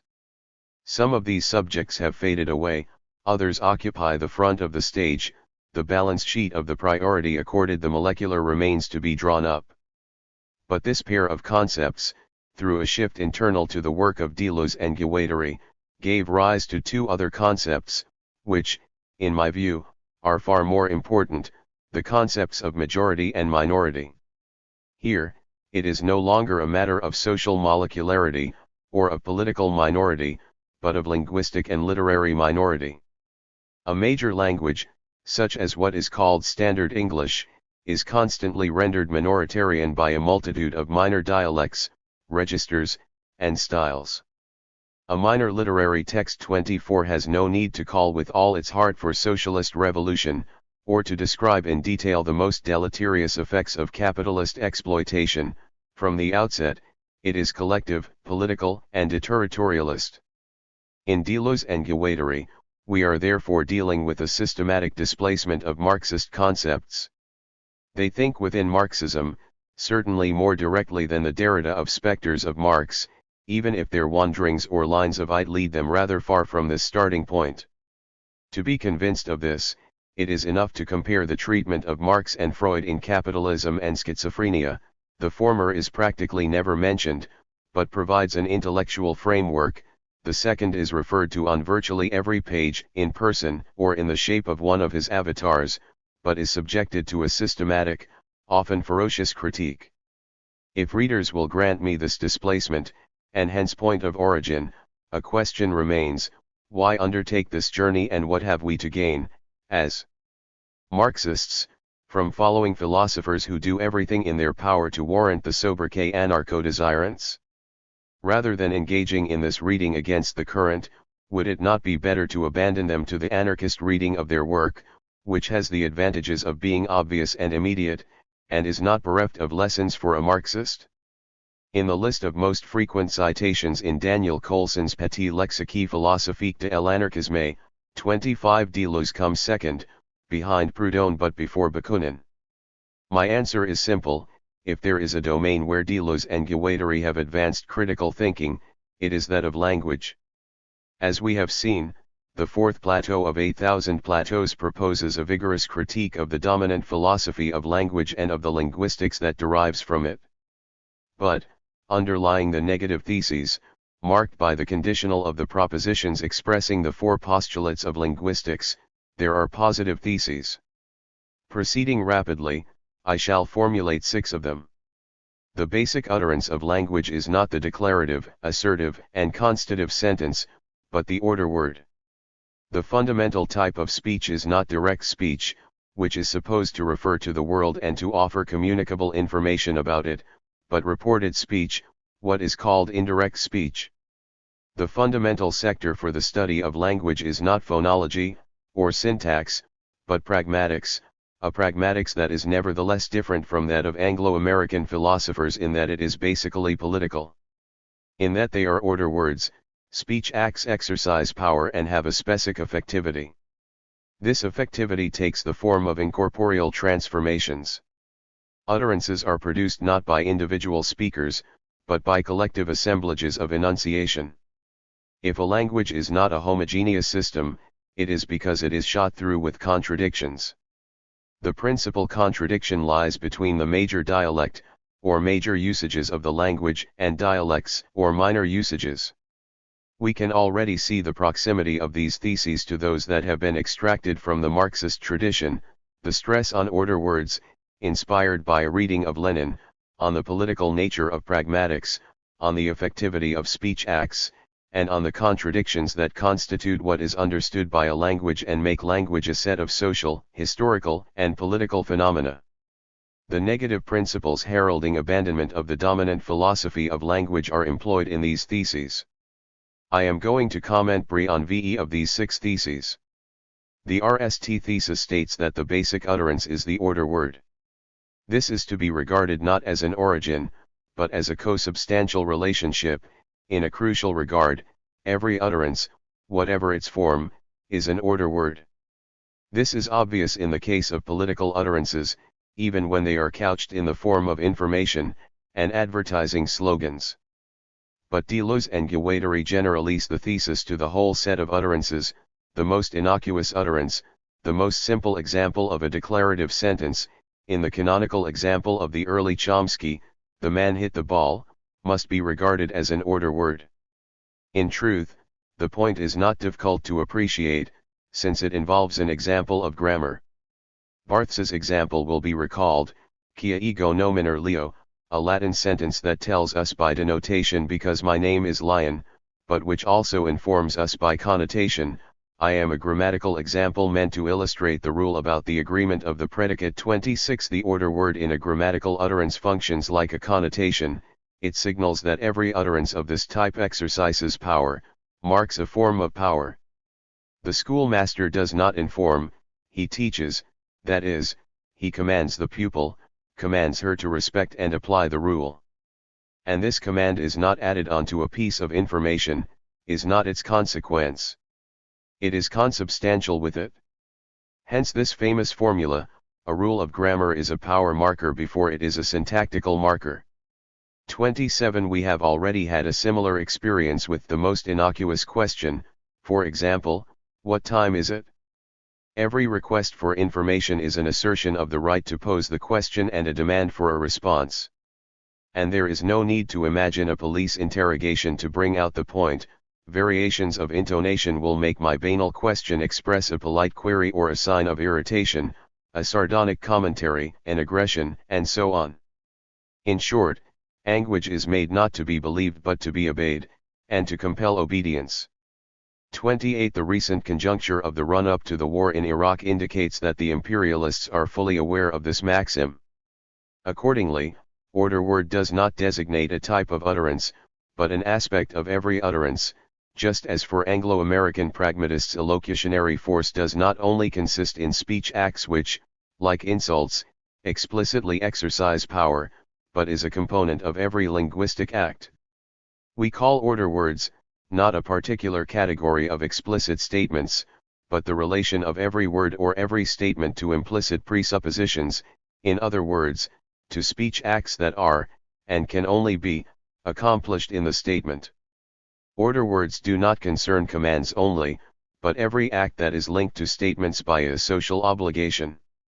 Every statement displays this link, directly or indirectly.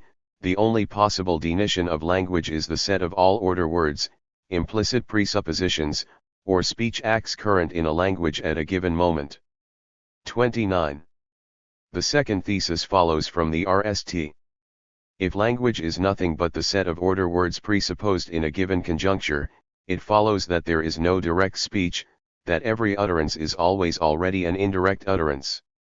We see how Deleuze and Guattari converge on this point with Voloshinov, whom they had possibly read.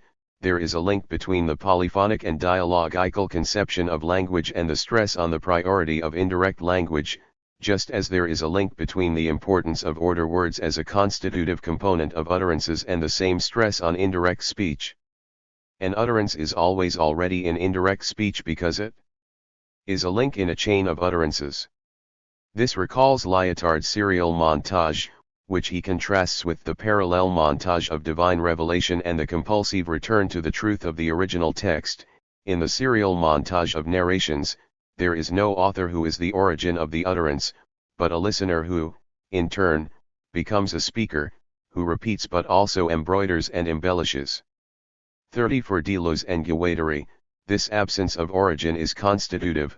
For them, language does not proceed from something seen to something said, from a perception to an expression, but always from something said to something said.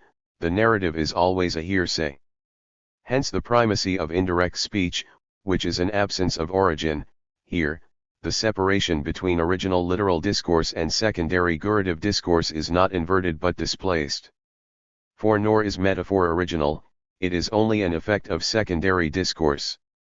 We can detect here both Deleuze and Guattari's well-known hostility to metaphor, and the possibility of a non-trivial theory of metaphor, which 31 might be called the theory of metaphor as mention.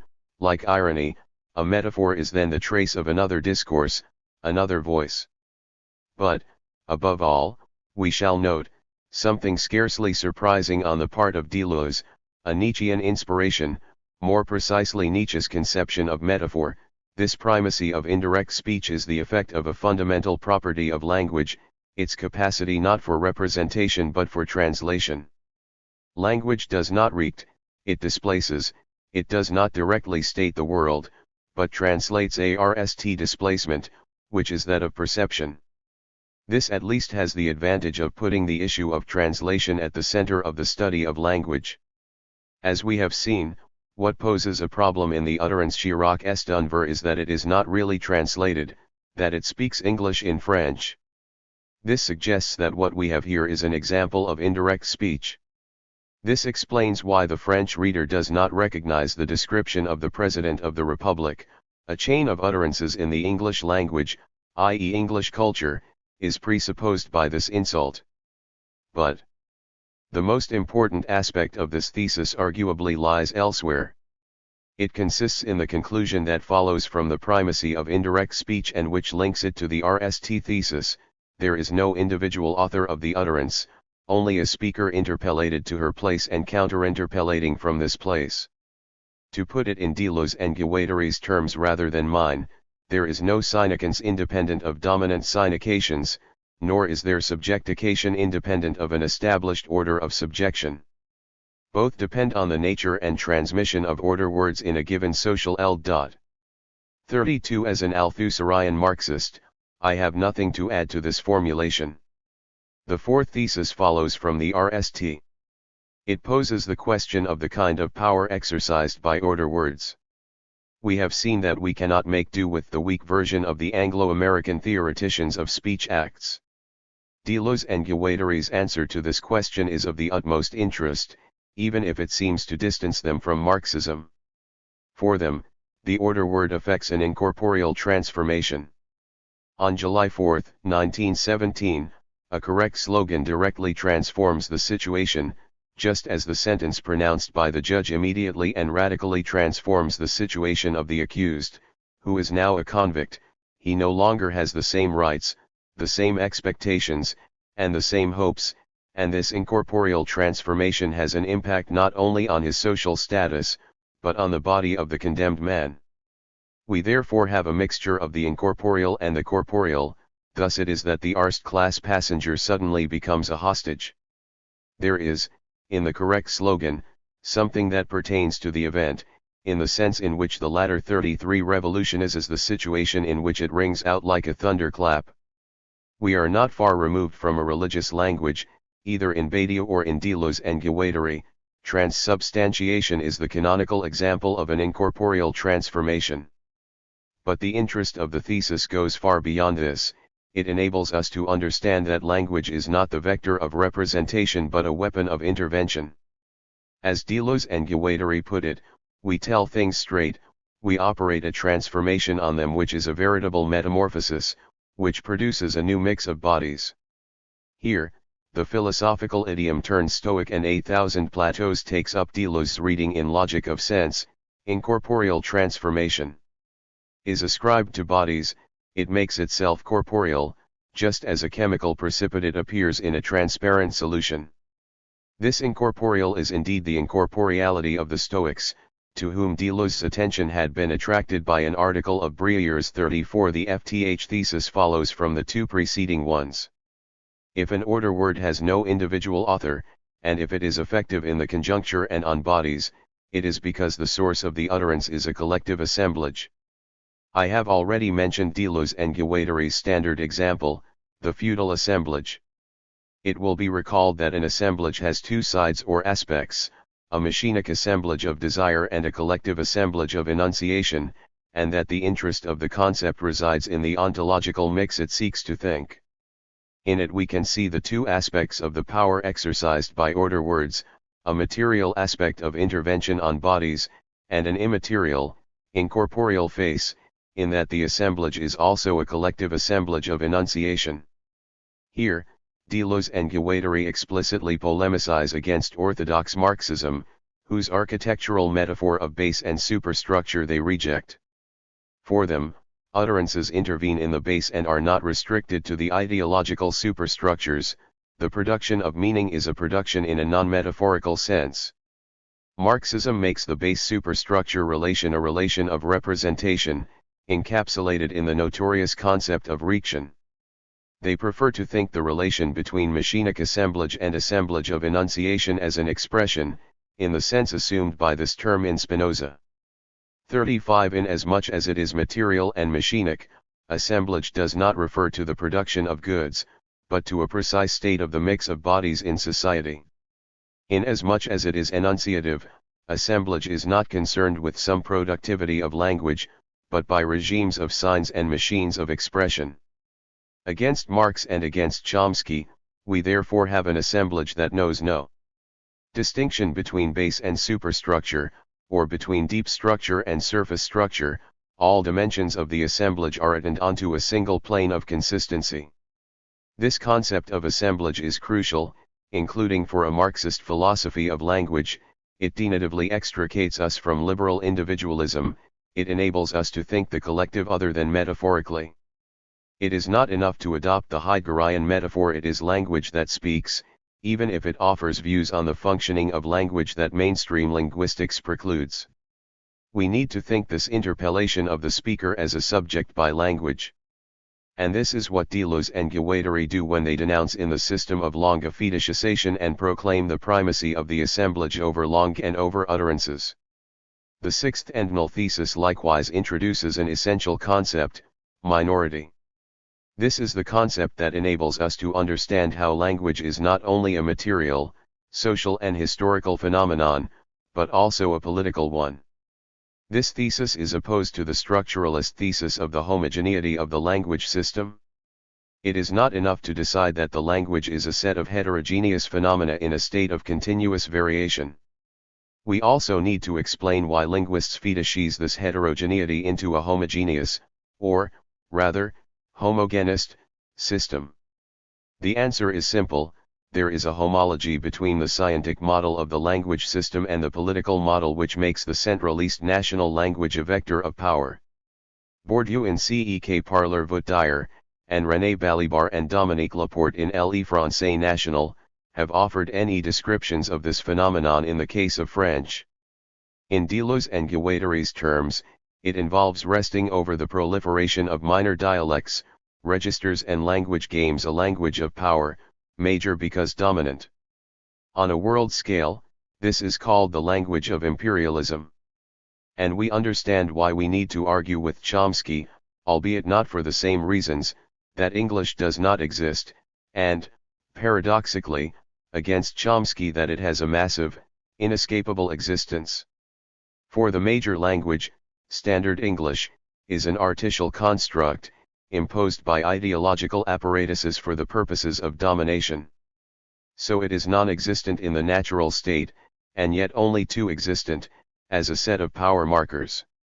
This is indeed why it mainly, but not exclusively, exists in English grammars. But it will also be recalled, as my RST chapter sought to demonstrate, that this situation, being contradictory, is not stable, that the language of imperialism is also the language of empire and is subject to all the vicissitudes that this involves. The centrifugal forces that are acting on it will end up dismantling it. In reality, major and minor refer not so much to two types of language as to two possible ways of treating the same language, two usages or functions of the language. This is why the hero of the process of becoming minoritarian for Deleuze and Guattari is Kafka, a Jewish author writing in Prague in German, not a popular writer, but nevertheless of the people, a political writer in that his practice of language renders the major language, German, minoritarian and makes it stammer. It is thus that literature has a directly political function, not in that it represents the exact ions of rampant capitalism in realist novels, but in that it renders the standard language minoritarian and helps to subvert its domination. To render the language minoritarian is to have an immediately collective, deterritorializing, and political conception of it. In this interest in Kafka's polyglottism there is not only a return of the nostalgic myth of pre-World War I Middle Europa, with its multilingualism and cultural richness, or even a slightly exaggerated conception of the power attributed to literature. There are also two concepts which provide for thinking about language in an original way and weapons for the concrete analysis of conjunctures that are not only historical but also linguistic. Since all this is decidedly abstract, I shall end with an example. In June 2003 the walls of the Paris metro were covered with adverts extolling the virtues of the tempying agency Adia. There were three posters, respectively representing a young woman, a young man, and a middle-aged man. The subjects had been chosen because they did not correspond to the typical fashion model, instead, they represented a slightly comical version of Ms. and Mr. Average. Each poster carried the beginning of a sentence in block capitals, readable from a distance, i.e. from the end of the corridor, and the end of it in lower case, which had to be approached to be deciphered. Here are the three sentences.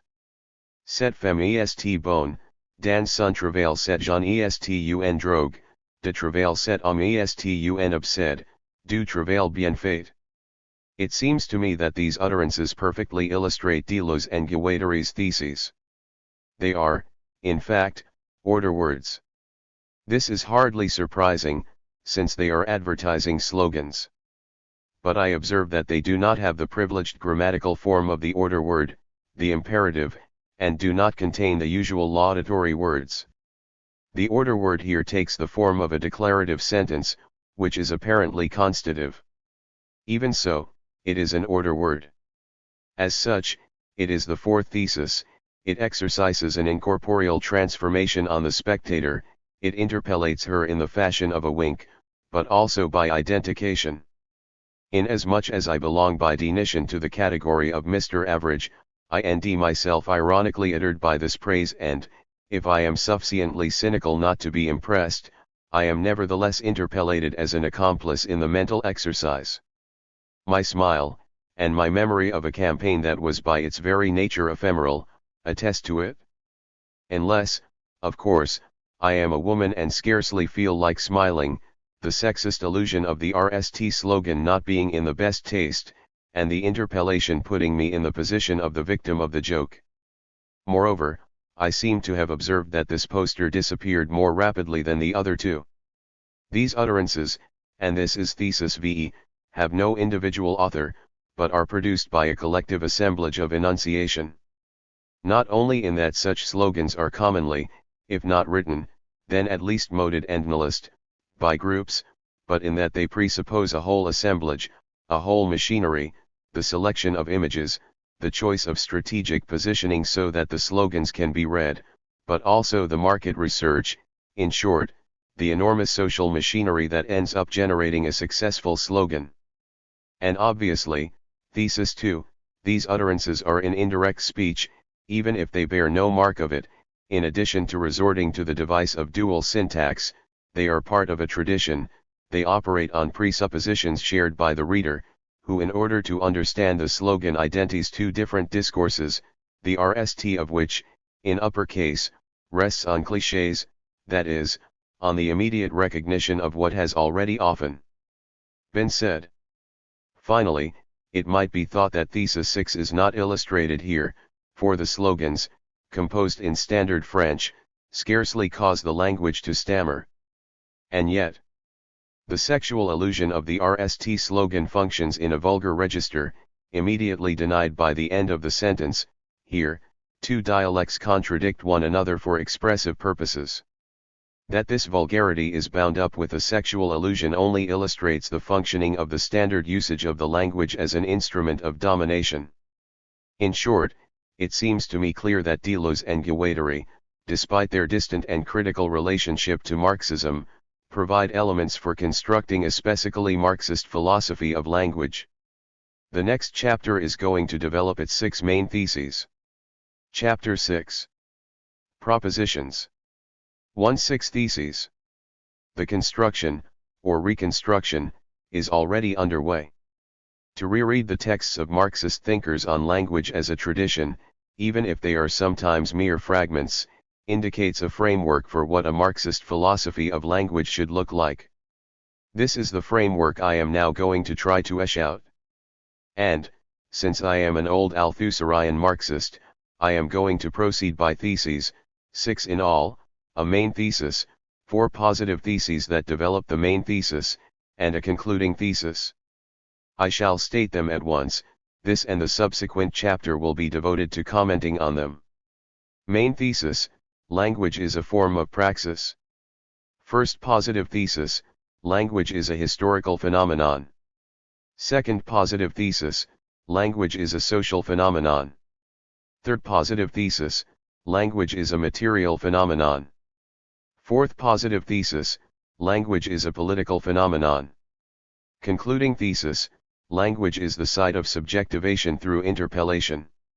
The formulation of these theses will not surprise anyone who has read the previous chapters. Negatively, they abandon the dominant philosophy of language, from Saussure and Chomsky to Habermas. Positively, albeit implicitly and in disorderly fashion, they are already present in the Marxist or para-Marxist authors to whom I have referred. The fact that the grammatical subject of my 4 theses is language, and not the language system or some other scientific construct, signals this shift.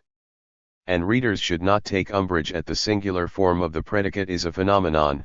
I am aware that if language is something, it is a set of phenomena. The formulation has the function of indicating a characteristic of language and a field in which we must account for linguistic phenomena. Accordingly, we shall not be able to speak of language without referring to history, society, bodies, and politics. 2. Language is a form of praxis. This thesis is not original.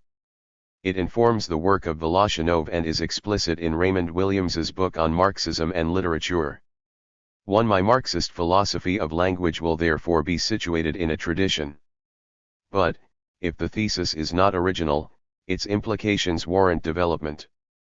In fact, to regard language as a form of praxis is to change standpoints. It involves considering language from the standpoint of process rather than outcome, social interaction rather than the individual speaker, history rather than synchrony, the totality rather than exclusion or separation, power relations rather than irenic cooperation. So, the RST implication of the main thesis, the RST change of standpoint, is that the study of language must adopt the standpoint of process, rather than of things or facts. In other words, The thesis involves a non-fetishistic view of language, which aims to go beyond the fetishist objects that are words and sentences, and the fetishist facts that are statements and grammatical rules, in order to account for the totality of linguistic phenomena in terms of processes. Obviously, it is not a question of giving up the notions of words, sentences, utterances, or rules bequeathed to us by the linguistic tradition. However, it definitely is a question of no longer regarding them as stable or static things or facts, but as dynamic processes. A word covers a series of semantic, morphological, and phonetic variations, each of which has its own history. An utterance is not the inscription of an ideal proposition, but the site of a polyphony whose result is multi-accentuality, and a language, English, for example, is not an ideal type realized in individual speech acts, but a dynamic set of dialects, registers and styles. Alternatively put, language is no longer conceived as a stock of words, or of rules, but as a system of variations, a formulation which is not as paradoxical as it might seem. Here is what Vygotsky, the Soviet psychologist, has to say about the meaning of words. The discovery that words' meanings evolve leads the study of thought and speech out of a blind alley. Word meanings are dynamic rather than static formulations. They change as the child develops. They change also with the various ways in which thought functions. 3. And Vygotsky adds, the relation of thought to word is not a thing but a process, a continual movement back and forth from thought to word and from word to thought. For the RST quotation seems to be a matter of plain good sense. We know very well that the meaning of words changes all the time, and we are used to resuscitating these superseded meanings and telling these stories, in all their nuances, for the benefit of younger generations, who pay no attention to them. The second quotation indicates the enemy by negation, a positivist conception of language that wants to isolate and X facts so that they are more readily manipulable by science. To replace these facts by processes is to affirm that the object of the science of language is not to discover the laws of nature, but to describe pragmatic maxims, of the kind do not say X, say Y, or indeed if you say X, then you must also say Y, where it is clear that power relations obtain and that these rules are made to be challenged, exploited, changed. This means that what are called exceptions are not so much defects of grammatical construction, which arraignment of the rules will soon suppress, as indices of a semantic and pragmatic struggle in which the rules are at stake. This is why I propose to place at the center of the study of language pragmatics, which replaces the language of Kant's RST critique, that of pure or theoretical reason, the language, principles, and maxims of the second, i.e. that of practical reason. We thus pass from the formulation of a natural law to that of a practical maxim. 5. A transition that is scarcely innocent, because it avoids the naturalism and fetishism of abstraction through the exclusion of a major part of linguistic phenomena. This implication of my main thesis, the transition from the standpoint of fetishist things to that of processes, has consequences, which are so many changes of standpoint. The second change of standpoint leads to tackling language from the standpoint of social interaction. For language is no more situated in the individual speaker than aesthetic creativity resides in the irrepressible individuality of the artist. Obviously, this does not mean that I am denying that it is you and me who speak. Like every speaker, I am highly impressed by the profound originality of what I say and write. What I mean is that this irreducible individuality is not the source of my language, but its effect, and that the language which is mine is such only because it is collective in the RST instance. Methodological individualism in the field of politics and economics has never prevented multinationals from behaving like collective entities, rather than as the democratic sum of individual choices. In the field of language, it feeds the illusion of the subject's mastery over her speech and of equality of opportunity in the domain of communication. People have a natural tendency to speak of language or of the English language as if they were things, for rication is profoundly inscribed in our common sense. But these things are not things, they are processes of social interaction, they are the object of learning processes within social practices, like family life or relations at work. The subject becomes a speaker by appropriating a language that is always already collective, which means that she is appropriated by it, she is captured by a language that is external and prior to her, and on which she will leave her mark, possibly even a lasting mark, through linguistic or literary creation. Possession here is a transitive relationship, something clearly marked by the ambiguity of the word, I possess the language in as much as I am possessed by it, just as people were once possessed by the devil. We can see why the Heideggerian expression die Sprache spricht, a formula that contrasts with the I speak the language of common sense, is not necessarily a vagrant example of linguistic fetishism, but, rather, the expression of a dynamic process of subjectivation. Subjection to language is, at the same time, the active creation of subjectivity. The apparent fetishism of the expression is a symptom of the fact that language, as a social process, is manifestly not the result of the composition of individual choices and calculations. We certainly have the impression that we use language like an instrument at our disposal. But this relationship is dialectical, for, if we react on it, we shall come to understand that the hammer guides the hand which wields it. We use language within strict constraints, and our ability to transform it by a deliberate decision, while not completely non-existent, is highly restricted. The history of feminist attempts to invent or impose an epicene pronoun, especially in English, is instructive in this respect. They have largely failed to invent a pronoun to replace the unmarked he that refers to the reader or author whatever their sex. But they have, in the English-speaking world at least, completely succeeded in imposing the equal use of she and he in epicene contexts. The same might be said of official attempts, laid down in decrees, to erase any trace of franglais from our beautiful French vocabulary, today, who in France says baladeur rather than walkman, and who, outside official documents, characterizes her email as a mail? The third change of standpoint involves adopting the standpoint of history. The semi-frozen time of evolution is not enough for me, nor is the time of the system, which, in its natural course, transforms Old English into Middle English and then Modern English. If language is a form of human praxis, its time is that of the history of human beings and the societies they form. Accordingly, the history of language is not the imminent history of a system, what post-Saussurean linguistics marginalizes under the rubric of diachrony. It is that of the totality of a social process. It is interwoven with the history of culture, of class struggle, and of the common sense which conserves its traces and monuments. Here, we can see how the concept of synchrony is descent. It corresponds to what Althusser's analyses under the name of essential section, which is, once again, a form of fetishization of language. Synchrony transforms dynamic processes into things. It arbitrarily arrests the development and variation of the different elements that make up a language. It pins them down the better to study them, rather as one does insects, which implies making them expire.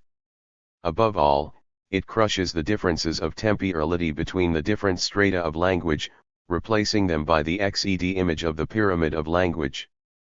But language, as a historical process, has its own dynamic and is oblivious of the stratifications imposed by science. We are constantly dealing with shifts, rhizomatic dispersions, heavy mixtures, when suprasegmental phenomena like intonation invade syntax, when iconicity subverts the arbitrariness of the sign, i.e. the arbitrariness of dual articulation. And we note with a smile that the model of stratification adopted by most research programs in linguistics shares the architectural metaphor with the most deterministic version of Marxism. The fourth change of standpoint leads us to adopt the standpoint of the totality. As is well known, this concept enables Lukács to criticize and avoid fetishism. And we have seen that in the dominant philosophy of language this fetishism took the form of the principle of immanence Denning and internal linguistics, in which language is separated from the rest of the phenomena that make up the world. This rication of language is twofold. It makes it a XED object of manipulation and contemplation on the part of the linguist, as the etymology of the term has it, and it posits a right subject, the speaker, who possesses her language and uses it like an instrument. hence the dominant metaphors and habitual dichotomies. This entails certain consequences, especially a tradition of mistrust of natural languages, and a valorization of artificial languages, which have the advantage over natural languages of logical coherence. We must, therefore, view the relations between collective linguistic processes and a community of speakers in non-fetishistic fashion, understand the processes of interpellation that make individual speaker subjects, who, in turn, help the language change, develop and vary, through their linguistic practice, which comes down to a form of counterinterpellation. As I speak, I counterinterpellate the language that interpellates me to my place as a speaker, which makes me what I am. I exploit the potentialities of meaning that it provides me with, I play tricks with and on it, I accept or reject the names with which it assigns me a place in the community of speakers or excludes me from it. For the fact that language is a collective practice must not be understood in a determinist sense, the speaker acts on and in language by using it. Every speech act, no matter how humble or conventional, by virtue of being an action in a historical conjuncture, shifts the language, makes it advance, millimeter by millimeter, on the path of its history, even if the language in a global sense is out of the range of any individual action. The same is true of language as of the whole of society. I am well aware that my individual action will not change the capitalist social relations in which I am caught, but there is no reason for this to induce resignation in me. The fthnl change of standpoint leads to adopting the standpoint of power relations, something I have often had occasion to characterize as the standpoint of Agon as opposed to Irene. This change of standpoint is the natural consequence of the other four.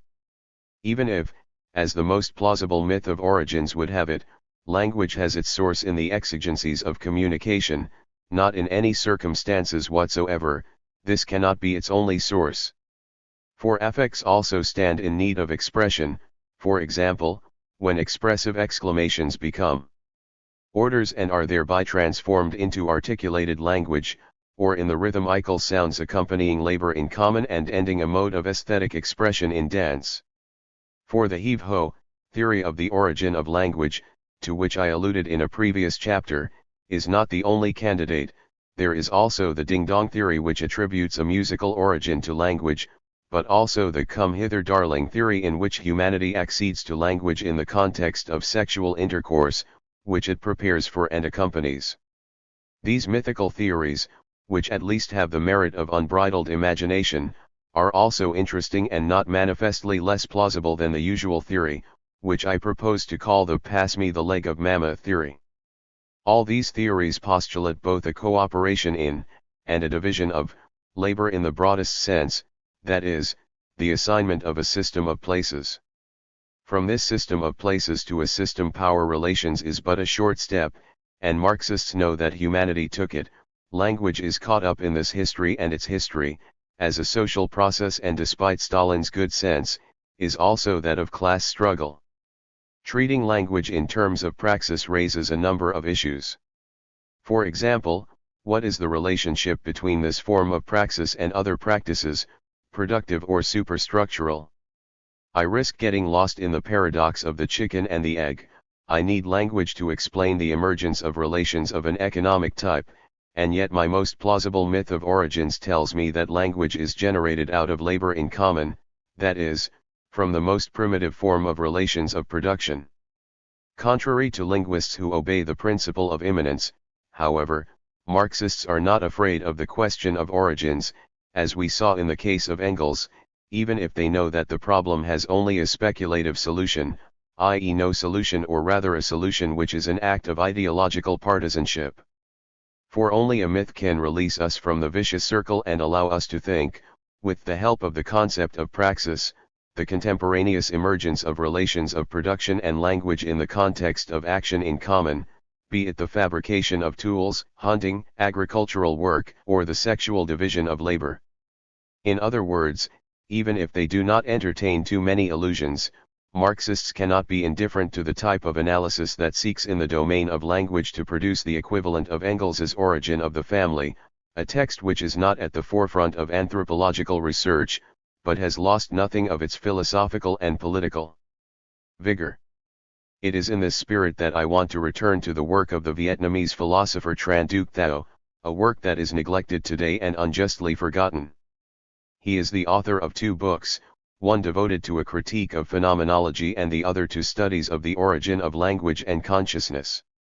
6. The second, written in Vietnam under the civilizing influence of American bombs, and without its author having access to contemporary anthropological research except in the form of outdated articles published in Soviet journals, seeks to propose a Marxist theory of the origins of language, in which the contribution of the particular philosophical origins of Tran Duc Thao, i.e. phenomenology, is apparent.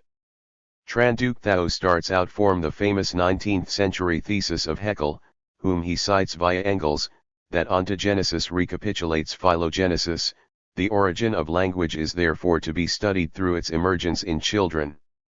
This is combined with a phenomenological thesis, according to which consciousness is consciousness of something before being self-consciousness, and a Marxist thesis, which makes language the source of a consciousness, a source that is material, collective, and social.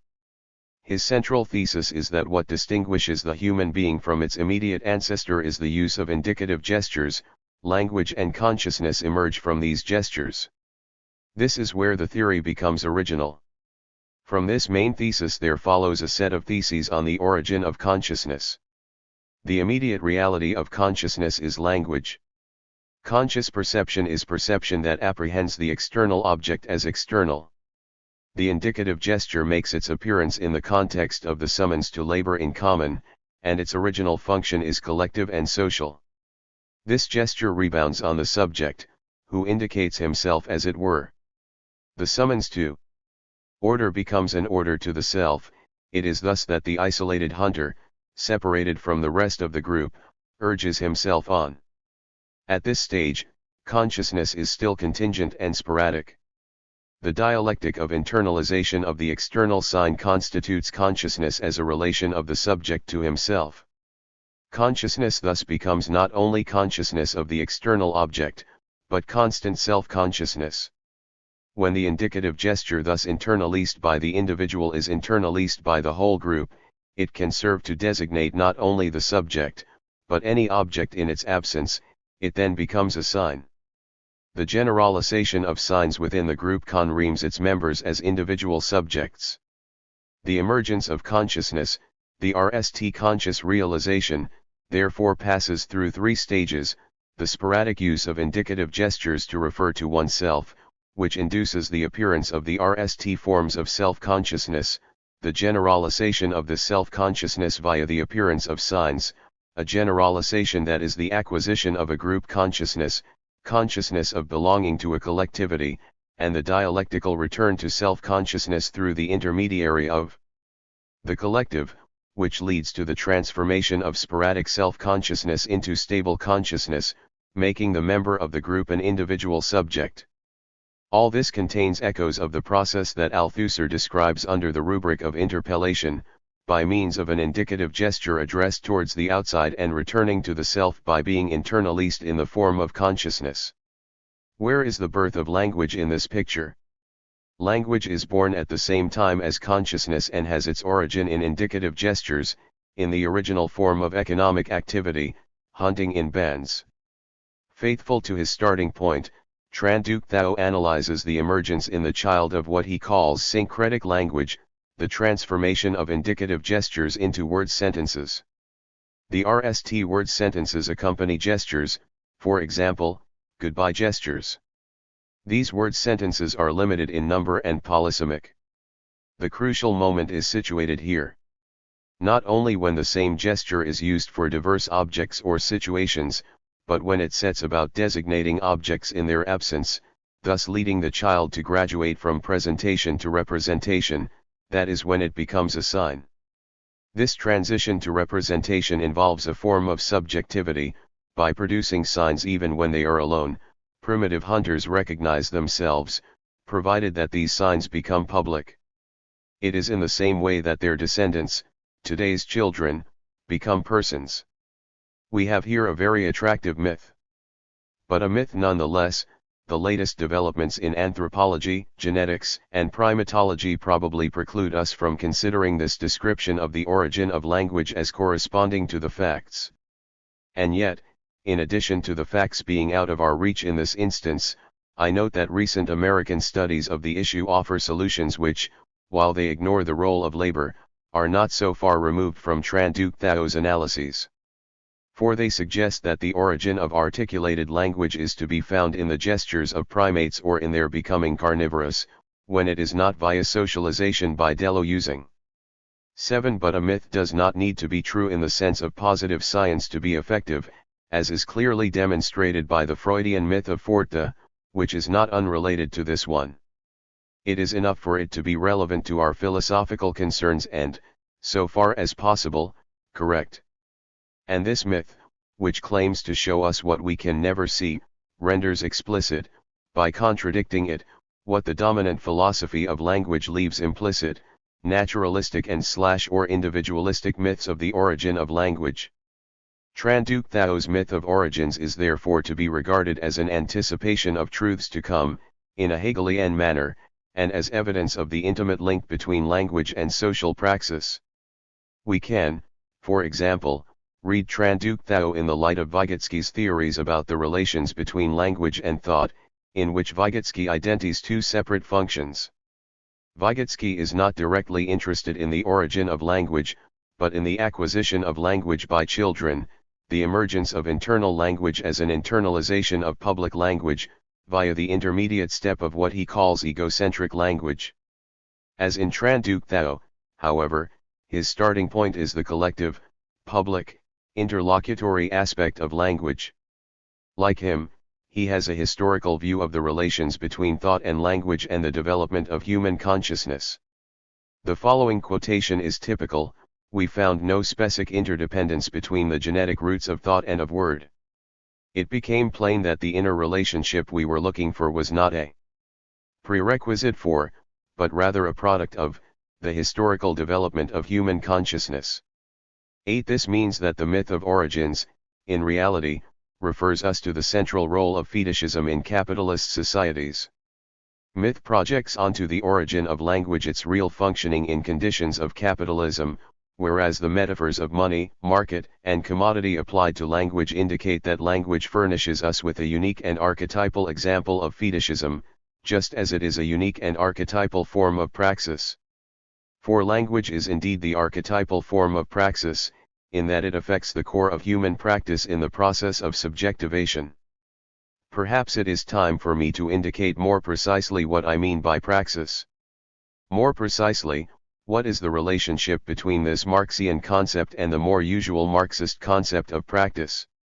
For the idea that language is a form of practice is not obvious, if we accept the famous definition of practice given by Althusser in For Marx.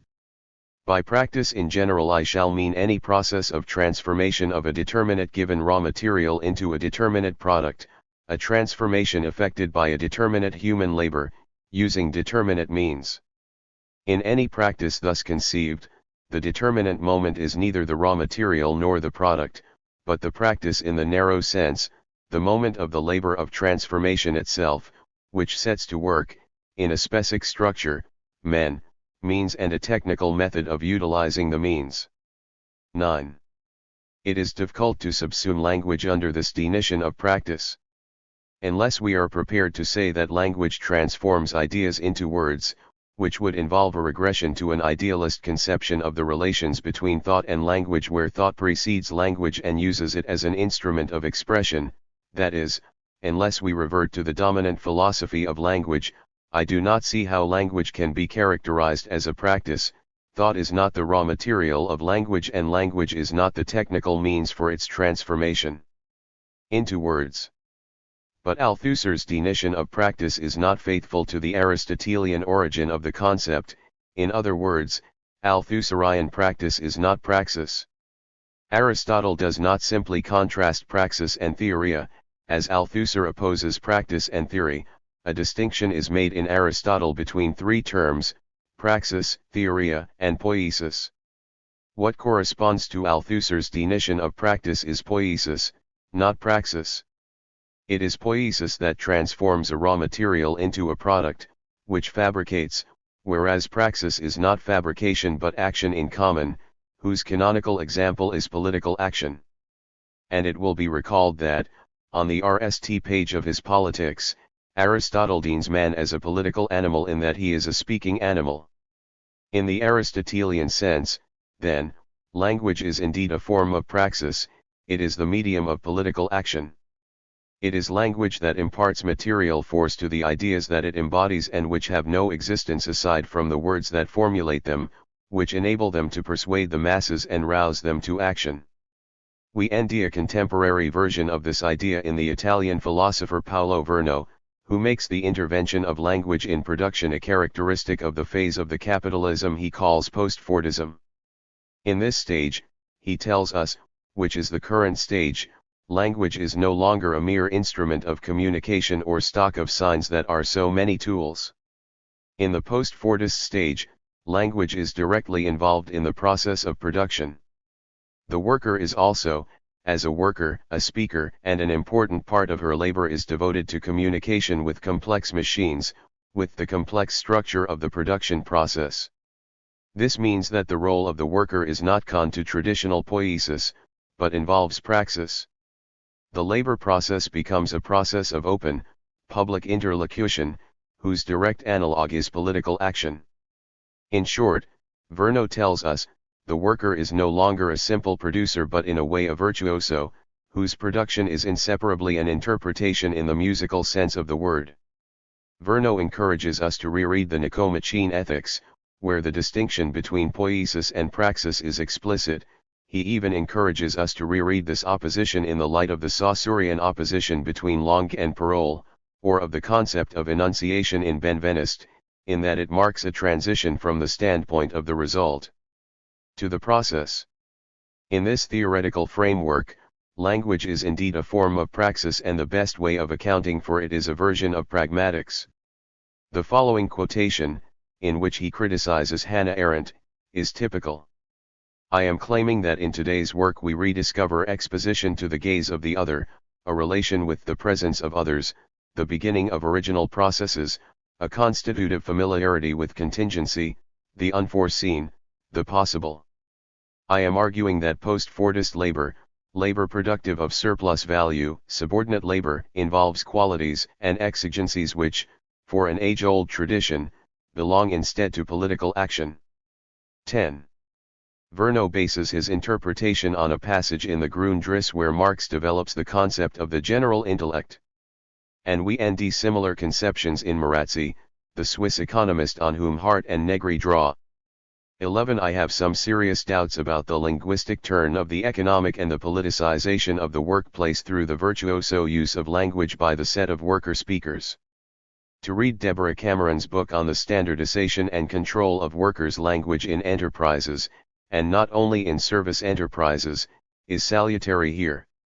12. But it clearly demonstrates, a contrario, the strategic importance of linguistic praxis and the acute awareness of this on the part of the class enemy. I am therefore going to develop my central thesis in the form of 4 positive theses. 3. First positive thesis, language is a historical phenomenon. My thesis has 2 aspects. Language has a history, which the theory of language is not entitled to ignore or treat as a marginal phenomenon, and language is history.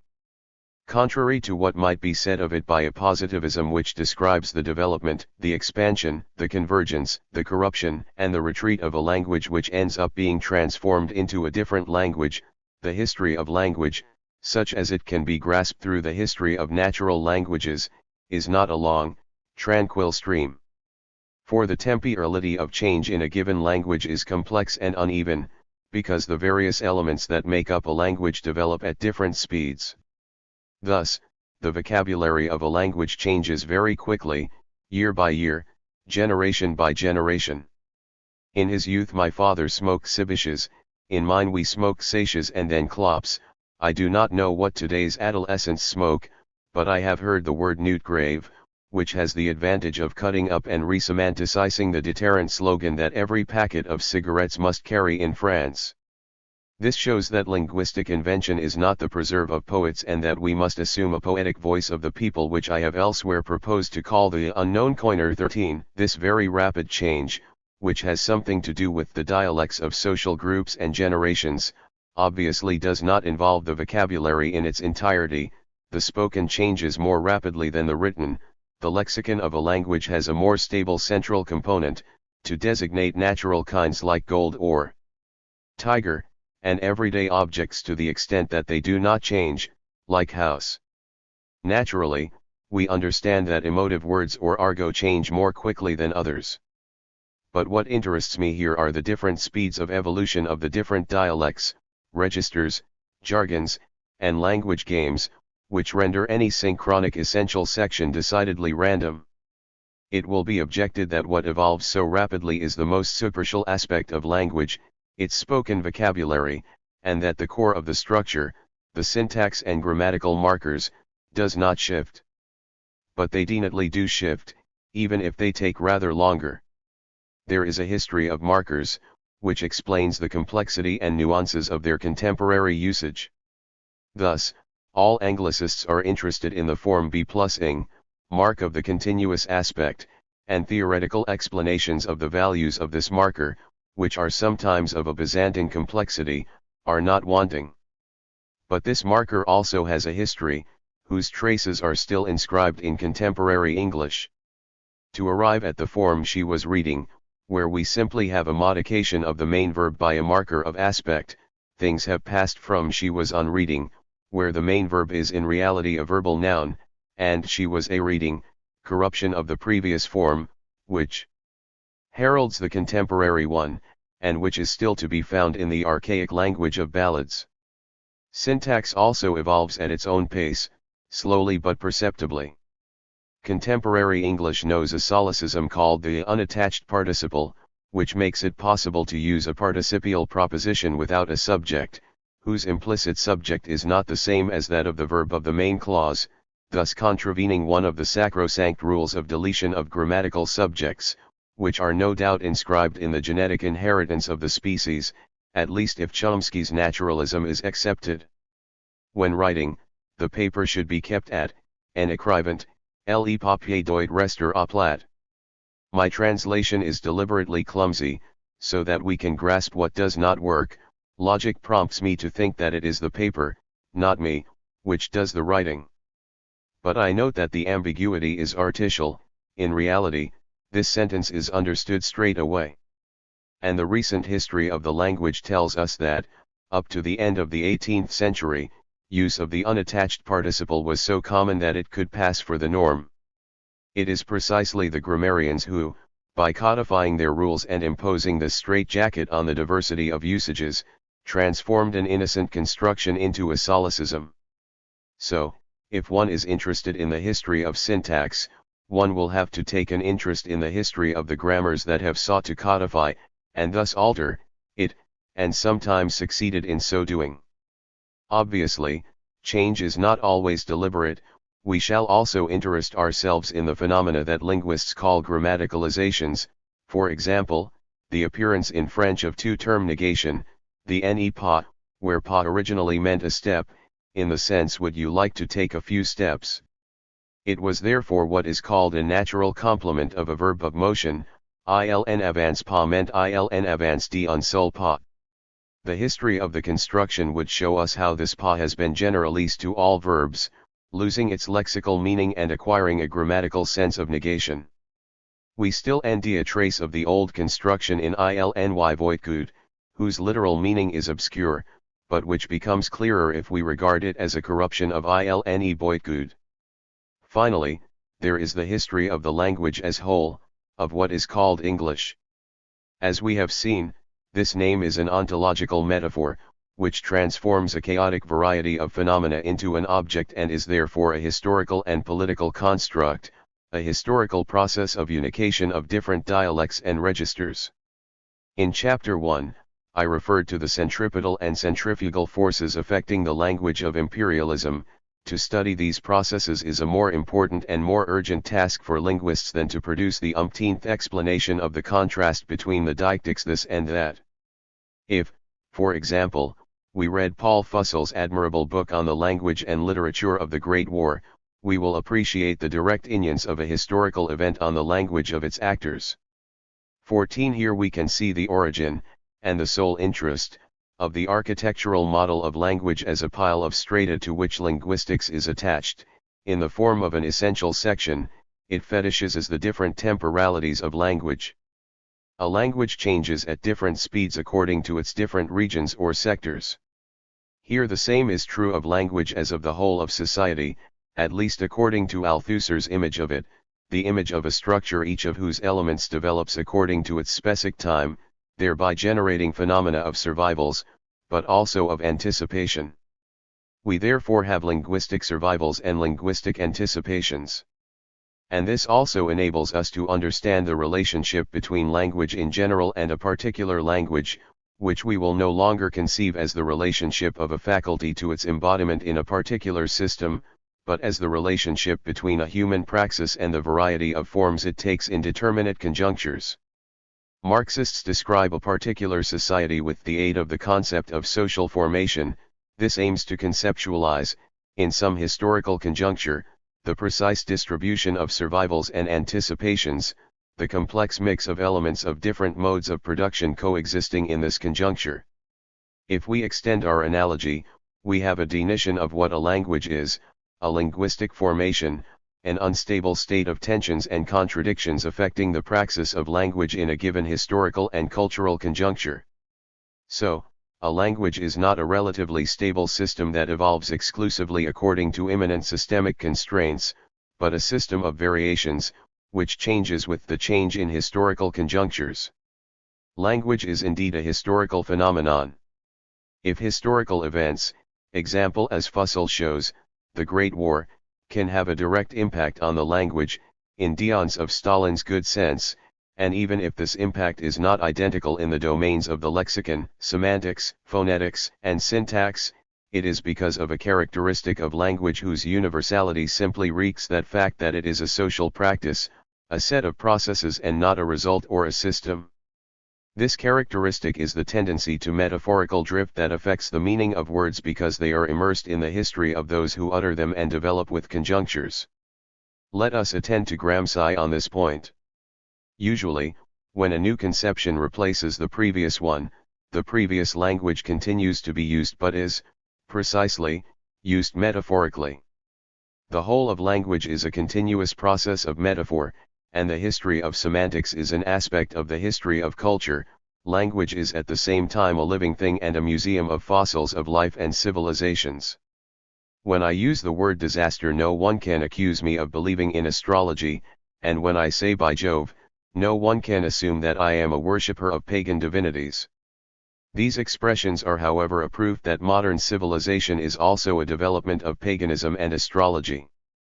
15.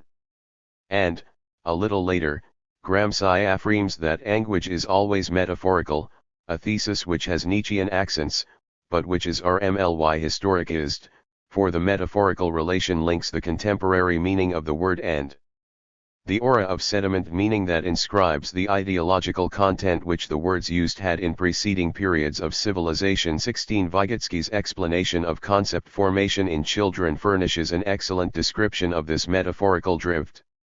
It begins with what he calls complexes, that is, associations of objects in the perceptual experience of the child. 17. These associations tend to form chains, but without there being a center from which all the associations stem.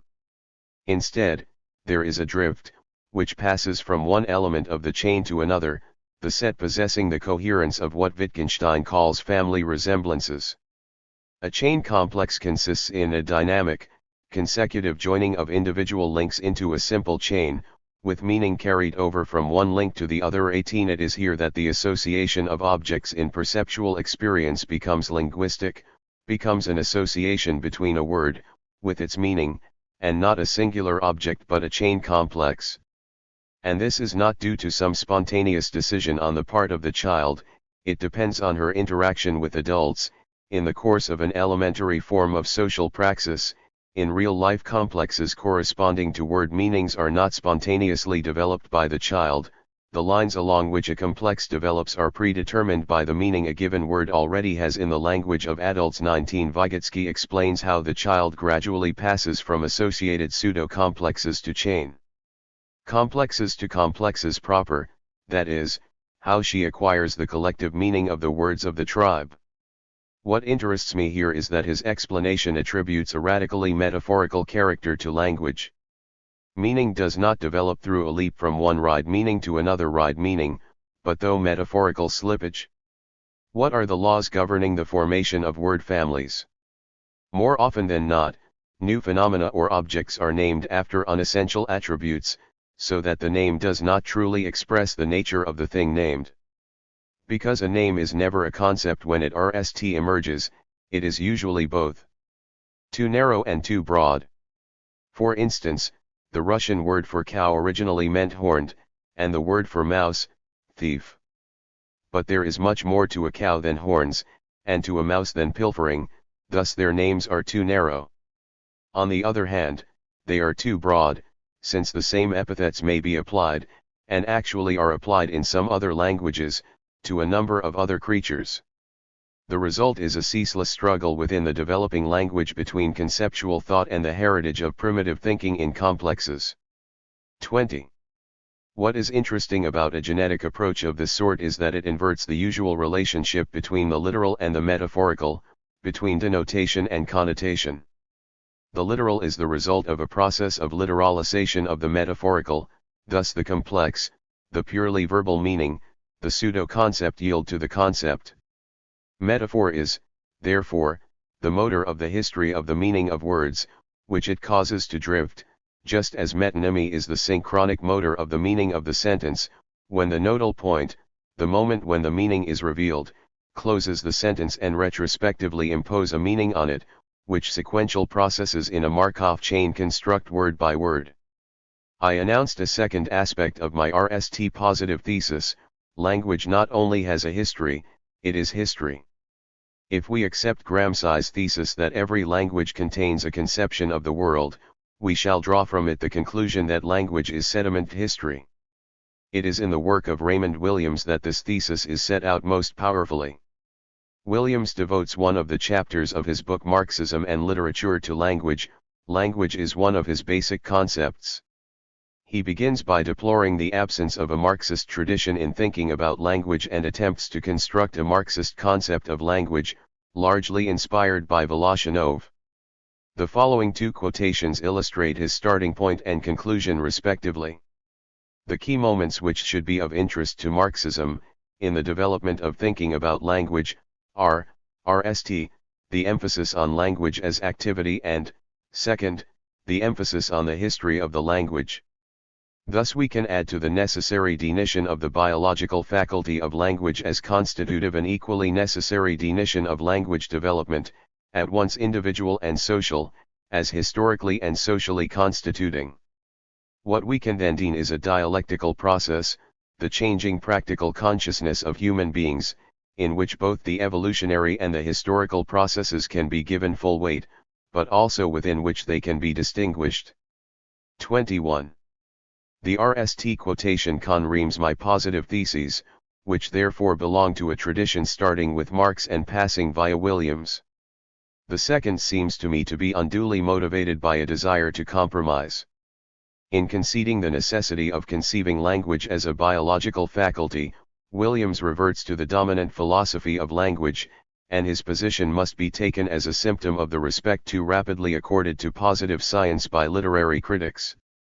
However, since I do not want to deny the facts, and according to the gradients set out in Chapter 2, I am prepared to grant him the opposition between language as constitutive and language as constituting, provided that we are also aware of the fact that language is constituted in historical praxis.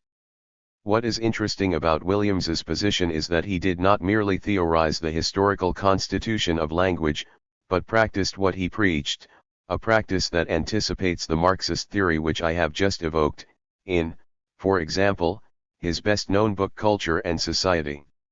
22. This practice culminates in Keywords, a book that is presented as a vocabulary, but an untypical one in that it is concerned not only to give the current meanings of words, but also and especially their history and the metaphorical slippage to which they have been subject, which has produced their contemporary meaning.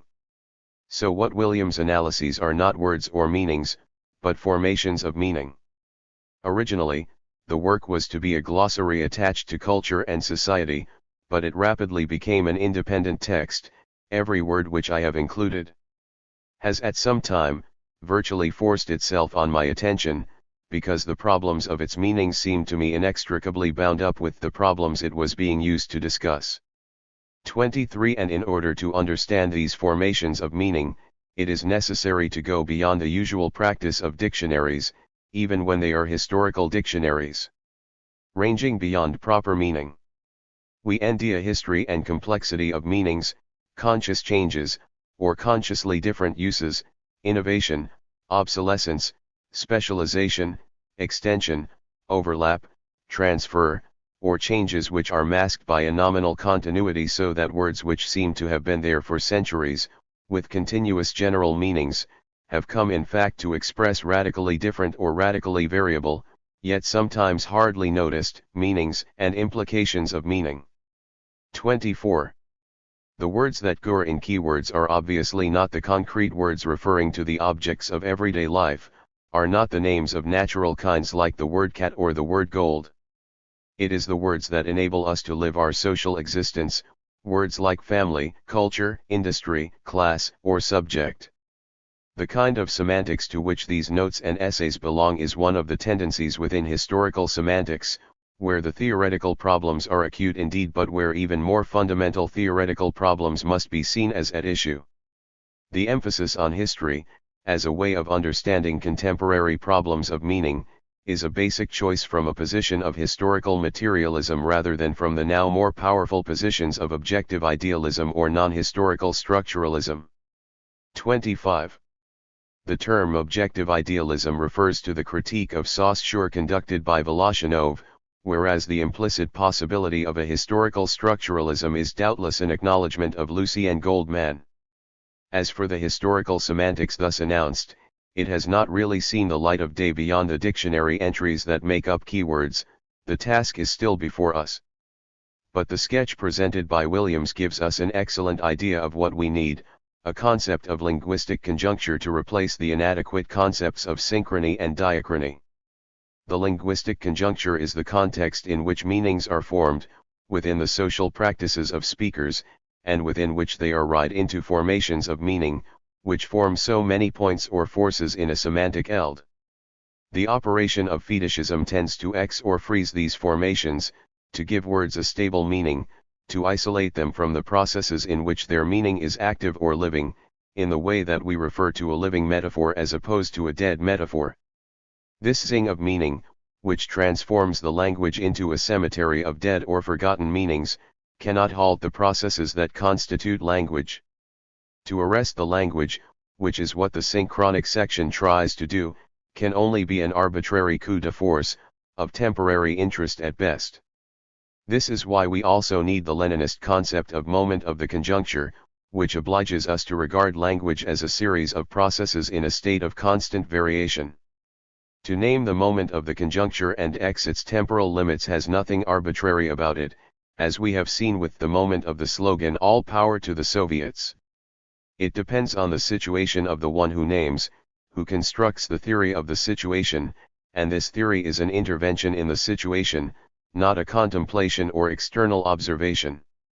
The theoretical thesis does not emanate from a subject separated from its object, but from an activist immersed in the object that she theorizes, which means that the formulations of the theory possess a performative aspect, that they are speech acts which contribute to the constitution and, ultimately, the existence of their referent. And because situations are multiple and diverse, there will be multiple, diverse moments of the linguistic conjuncture. The moment of literature is not the same as that of political interventions, and the moment of political intervention is not that of generations or social milieus. The upshot is that an analysis of a linguistic conjuncture in its constitutive complexity will analyze tensions, contradictions, power relations. It will involve not only an analysis of institutions and their role, their explicit linguistic policies. 26. It will also analyze the power relations between the various apparatuses, the role of economic and technological change which influences linguistic change, and, naturally, the role of globalization not only in that it renders English the language of imperialism, but in that it alters the balance of power within the conglomeration called English. Everyone knows the attractiveness of American argot for British adolescents. All of this pertains to a form of sociolinguistics, a historical semantics à la Raymond Williams, but also to a linguistic politics, that is, a Marxist philosophy of language whose basic concepts are those of linguistic conjuncture, moment of the conjuncture, and linguistic power relations. 4. Second positive thesis, language is a social phenomenon. At RST site, this thesis would seem to be a tired platitude. Everyone knows that languages presuppose communities of speakers and that human beings live in societies. Almost no one challenges Wittgenstein's argument against the existence of a private language, even if its precise philosophical objectives remain obscure, and the myth of origins which is preferred by Marxists, the heave-ho theory, clearly assumes that language is the product of labor in common and the division of labor. Whether language is grounded in intersubjectivity, or conceived as an effect of interlocution in the objective framework of labor in common, a form of society is required. In truth, however, the assertion is not as obvious as it seems. It shifts the center of interest from the individual speaker to the community of speakers, makes the individual a subject speaker in that she is interpellated by a language that is always already collective. In so doing, it runs counter to the dominant philosophy of language and the research programs in linguistics inspired by it. 4. As we have seen, the dominant philosophy of language presupposes already constituted subjects to whom language is always already given in the form of a faculty. So my thesis is not trivial in that it ejects the individual speaker as the source of utterances and meanings from the front of the stage. The question that then follows is, what is she to be replaced by? Previously, I explored the Heidegger-style response that consists in saying, by language itself. It is the language that speaks and which interpellates the individual as a speaker. From it, I derived a theory of the violence of language whose main concept is remainder. 27. This recourse to the entity language, and to the ontological metaphor that calls it into being by naming it, risks making me succumb to the same fetishism that produced the concept of langue as object of science, by excluding the rest of the phenomena. There is a difference, however, over and above the fact that naming by abstraction is a necessity and a basic characteristic of language, which is therefore not only the instrument but the source of fetishism, a fetishism that becomes inevitable and not always harmful. This language is not some human creation transmuted into a thing and rebounding on humanity to oppress it, but, rather, marks the introduction of the standpoint of the totality of praxis. Unlike the concept of langue, it does not exclude any linguistic phenomena but enables us to think the totality of linguistic praxis. This is the totality that subjectis the subject. To say that it is the language which speaks is to put the subject back in its place, which must also be understood in a positive sense. It is to assign the subject a place. We can compare the concept of language thus formulated with the Marxist concept of class, which is an example of abstraction but not of fetishism, precisely in that it does not refer to entities XED prior to the class struggle, but to a process of struggle that produces the classes in struggle, which presupposes adopting the standpoint of the social totality, of society as a set of processes. The same is true of individual speakers. They are produced by interlocution just as classes are produced by class struggle. They are, therefore, products of the whole of the language and, by this token, are spoken by the language. We have seen one of the consequences of such a position in the materialist pragmatics of Deleuze and Guattari. They replace the concept of individual speaker by that of collective assemblage of enunciation. But we have also seen how hostile they were to the concept of ideology, at least in its Althusserian version. However, this is concept that I am going to try to breathe life back into, by examining the proximity, even the inseparable links, between language and ideology.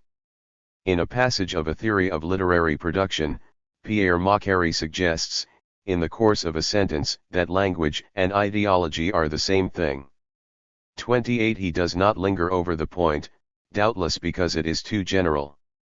I am nevertheless going to try to give it a non-trivial meaning and ask how ideology is linguistic in character and how language is ideological. The name of Macquarrie cited here is not innocent. As Marxists are only too well aware, the concept of ideology is highly polysemic, and it is open to doubt whether ideology constitutes anything outside of the theory that constructs its concept. To speak of ideology in non-trivial fashion is therefore RST of all to state which theory of ideology is being referred to. The one I am referring to here is the theory, or rather, theories, of ideology to be found in the work of Louis Althusser. That ideology in the trivial sense is not only conveyed by words, but consists in words, had already been apparent to numerous thinkers, from George Orwell to Althusser in his RST theory of ideology, the one formulated in for Marx, which suggests that ideology functions by playing on the meaning of words, which are in a way political puns. We can even deem the term in this trivial sense by saying that it describes any situation where the words do not correspond to the deeds or the facts. The history of colonialism and imperialism abounds in manipulations of this kind, with colonial wars currently being rebaptized peacekeeping operations, intervention to save a genocidal government in Rwanda, humanitarian intervention, and aggression against Iraq and its occupation, liberation, and so on. The commonest terms in our political vocabulary, like freedom and democracy, are the privileged sites of these ideological operations, a process that is not unimportant in the current disaffection with politics in Western countries.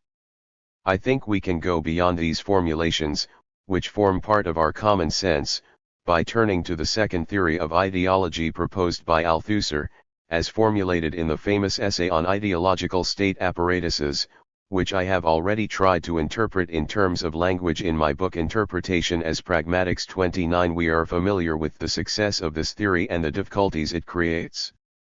At the heart of this theory is the concept of interpellation. I propose to interpret the Althusserian chain of interpellation in linguistic terms. This allows me not only to assert that ideology is language, but to deem this mysterious ideology declined in the singular. It is the power that circulates across the whole length of the chain of interpellation, the elocutionary force conveyed by utterances, which does not only characterize some particular speech act, but has a material effect in producing subjects. This chain, at the end of which the individual is interpellated as a subject, runs from institutions to rituals, from rituals to practices, and from practices to speech acts. Institution, ritual, practice, speech act, subject. The subject is, therefore, not only interpellated by ideology, which is the core of Althusser's theory, but subjected by the language that speaks it. And at each link of the chain, ideology and language are indissolubly involved. We therefore begin with the massive materiality of institutions as producers of discourse. They are material in that their apparatus involves a certain number of bodies. But they are also material in a broader sense, in that they produce laws and decrees which assign places to the subjects produced by their apparatuses. And they are, if I may risk the expression, linguistically material in that they are the source of ready-made discourses and expressions, which speakers tirelessly repeat because they recognize themselves in them. By this, obviously, I mean the clichés and dead metaphors which, in Lakoff and Johnson's apt phrase, we live by 30. These dead metaphors are the only ones that are truly living in that they are constantly transmitted in linguistic exchange, in that they deem the common sense which enables us to apprehend the world and share this understanding with others, a common sense that is always in danger of congealing into good sense, the authorized way which attests that we are indeed, as subjects, in our rightful place. I speak of subjects as if they were directly interpellated by the institutions that give them their identity. But the process is more complicated. The subject is an end of the chain production and its interpellation RST of all passes through rituals, which precisely have the role of attributing an identity to the subject, that is, a place, a role in the social division of labor and collective action. This is the privileged moment of the performative speech act, when the judge adopts a solemn tone to condemn the defendant to death. It is the moment of the instantaneous incorporeal transformation, to speak in the manner of Deleuze, which produces notable effects on the bodies that it affects. We are all concerned by such rituals, which punctuate our daily lives and make us the social character we are, by determining the place from which we speak. Had I not, in the distant past, participated in such academic rituals, it is a safe bet that you would not be paying the same attention to my words. It will be noted that the subject who emerges here is more collective than individual. A ritual is not accomplished in solitude, and the titles and the qualifications that make me an authorized author have been personally awarded to me, but I am not their only holder, as the very name of national qualifications indicates. The issue is therefore at what point the individual subject separates off from the collective subject.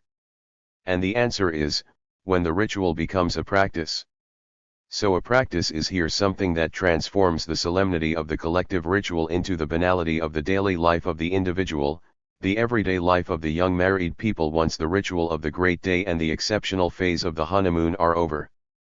Here, collective ideology, with its clichés and metaphors that we live by, is distributed or dispersed between individuals, as they go about their business. It is here that individual action makes its appearance, negotiating the constraints of the eld, to each subject actor her strategy, which means that she emerges from the position of subjected subject. Such individuality has its limits, but I am not proposing that we should lapse into determinism. That is why I propose to complete the Althusserian concept of interpellation with that of counterinterpellation, which is inspired by the work of Judith Butler on insults and other forms of hate speech.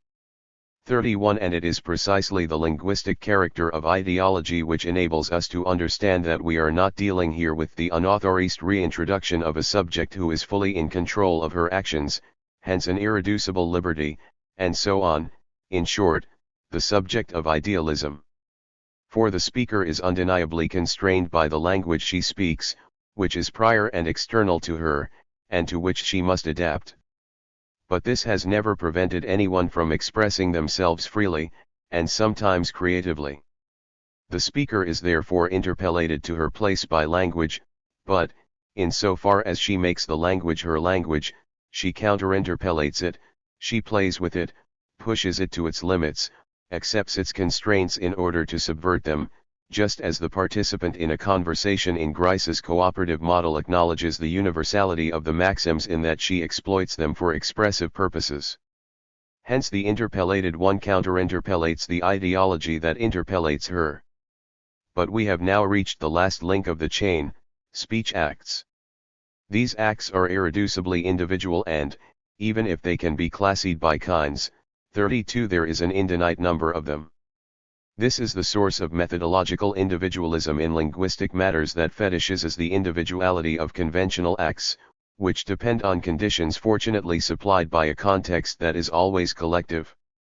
For the individual speaker is indeed responsible for her speech act, she does indeed speak the language that speaks her, and can if needs be transform a performative misfortune into a stylistic felicity. The same is true of clichés. These provide opportunities for parody, pastiche, irony, quotations, and all the dealings in which the speaker can engage with the language for her pleasure. But she can only do so within the limits of what is furnished by her language, that is, the linguistic conjuncture she ends herself in. Her linguistic freedom is, therefore, as limited as the chimerical imagination in Plato, for a chimera, e.g. the Socratic goat stag, is a mad creation of the free imagination, but its elements belong to reality. The griffin is constructed out of the eagle and the lion. With the speech act we have thus reached the end of the chain, the moment of full subjectivity, the moment of expression in its innate variety and whose name is style, a term that has the great advantage of containing the two poles of this dialectical relationship between the collective and the individual. For the style is the man in what is most unique and inimitable about him. Every artist has a style that makes it possible to identify him, and we speak unreservedly of Cézanne's style. but the history of painting shows that this inimitable style makes forgers happy precisely in so far as it is all too readily open to imitation. And it is not only imitated by forgers, for it can characterize a group or a school. We therefore do not hesitate to refer to a post-impressionist style. Accordingly, style is at once individual and collective, a sign of interpellation of the individual by the group and of her emancipation from the group in the process of counter-interpellation. The chain of interpellation tells us that one does not escape the collective, which is simultaneously liberating and oppressive. It also tells us that at the end of the chain, one does not escape the individuality of the speaker become a subject. Ideology is therefore language, by which is to be understood more than the trivial assertion that, since ideology manifests itself in discourse, language is always involved in it. In this sense, every practice involves language. I do not practice bungee jumping by launching myself into the void before the order go has been uttered. But this does not make bungee jumping a linguistic practice. I am postulating a stronger bond, a constitutive link, between ideology and language, which means that the distinction between the two terms is an effect of theory. The whole chain of interpellation, not only the speech act that crowns it, is linguistic. Institutions are collective assemblages of enunciation. At the heart of the ritual is the performative utterance that it stages, and practices are shot through with language in that they are social, and language is the medium and motor of social interaction. My thesis has its converse, which states that not only is ideology linguistic, but language is ideological. What are we to understand by this? At its simplest level, it means that there is no neutral language uncontaminated by ideology. Ideology here is declined in the plural, allowing Lenin to defend the idea that there is a socialist ideology. His contribution to the tradition, with the concept of slogan, especially as generalized by Deleuze and Guattari, says nothing else. The most innocent grammatical markers are power markers. The linguistic tradition has not always ignored this state of affairs. Take, for example, the work of Roland Barthes, who in his youth was more than somewhat Marxist. 33 and especially two of his concepts, connotation and idiosphere. Connotation, a term adopted from Helm's Leff, is at the heart of the concrete analyses contained in mythologies and the theorization undertaken in the concluding essay, Myth Today 34. Barthes wants to show that in natural languages there is no denotation without connotation. His two canonical examples are well known. The RST is an example of Latin grammar, Quia ego nominer leo. The translation indicates the denotation of the phrase, whose connotative meaning is, I am. A grammatical example meant to illustrate the rule about the agreement of the predicate. To which, having read Deleuze and Guattari and René Balibar, we can add, 35. And if you do not obey my implicit commands, you will get a bad mark for Latin translation. The other, still more famous, example is a Paris match cover which, in 1956, represented a Senegalese infantryman saluting the French AG. The meaning of the denotation of the image is given by the sentence describing its content. Barthes shows that its connotative meaning, which is the real reason for the choice of this image for the cover of the weekly, has something to do with what he calls French imperiality. The historical distance allows us to grasp the relevance of his example with the utmost clarity. This image is informed by an implicit slogan, we must defend the French Empire, which, on the eve of decolonization, is a dramatic irony. It might therefore be said that connotation is the ideological aura of language, not a superfluous addition, but an essential aspect of its functioning. We even come to suspect that the distinction between denotation and connotation, like the distinction between the literal and the metaphorical, is an ideological distinction. The concept of idiosphere features in Barthes's course at the Collège de France devoted to Le 36. The term is created from ideology and aims to replace it, or, rather, to make explicit the idea that all ideology for me is only language. It is a discourse, a type of discourse. 37. In Barthes, ideology has a rather different meaning from Althusser's. For him, the term is declined in the plural, there is not a single structure, outside of history, there are systems of ideas and these systems are in no way independent of language.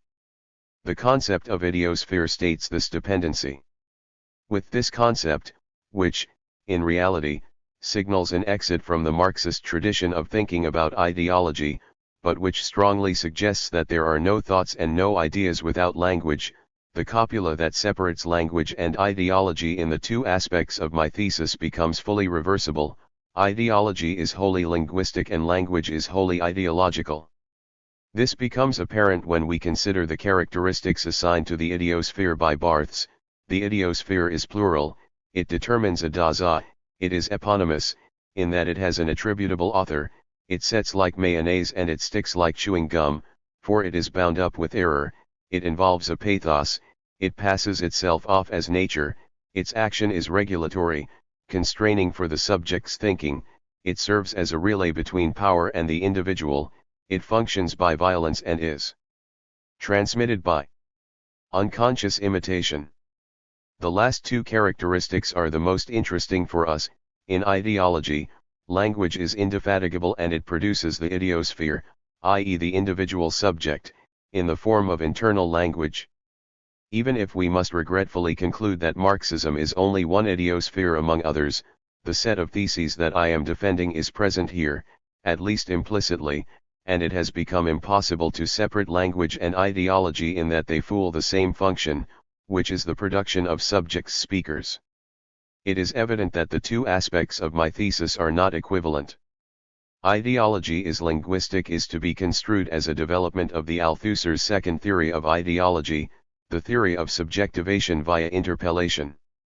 Language is ideological refers instead, and this is clear in Barthes, to the common meaning of ideology, whose main characteristic is a pejorative conception of ideology. This conception is too rooted in our common sense for us to be shot of it by theoretical it is at least a symptom and it too tells us something about the operation of language. But I cannot help regarding the development that led Althusser from his RST to his second theory of ideology as an advance, or, at least, as a clarification. Since all this is highly abstract, I would like to end this section with a short example, by way of illustration. Take the highly innocent-looking sentence, "The cat is on the mat."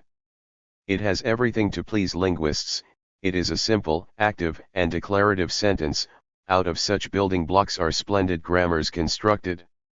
It will also please philosophers, it is unambiguous, it expresses a proposition whose reference is amenable to verification by assuring ourselves of its conformity to the facts. With it we might believe ourselves to be in the intellectual universe of Tarski. The cat is on the mat if and only if the cat is on the mat.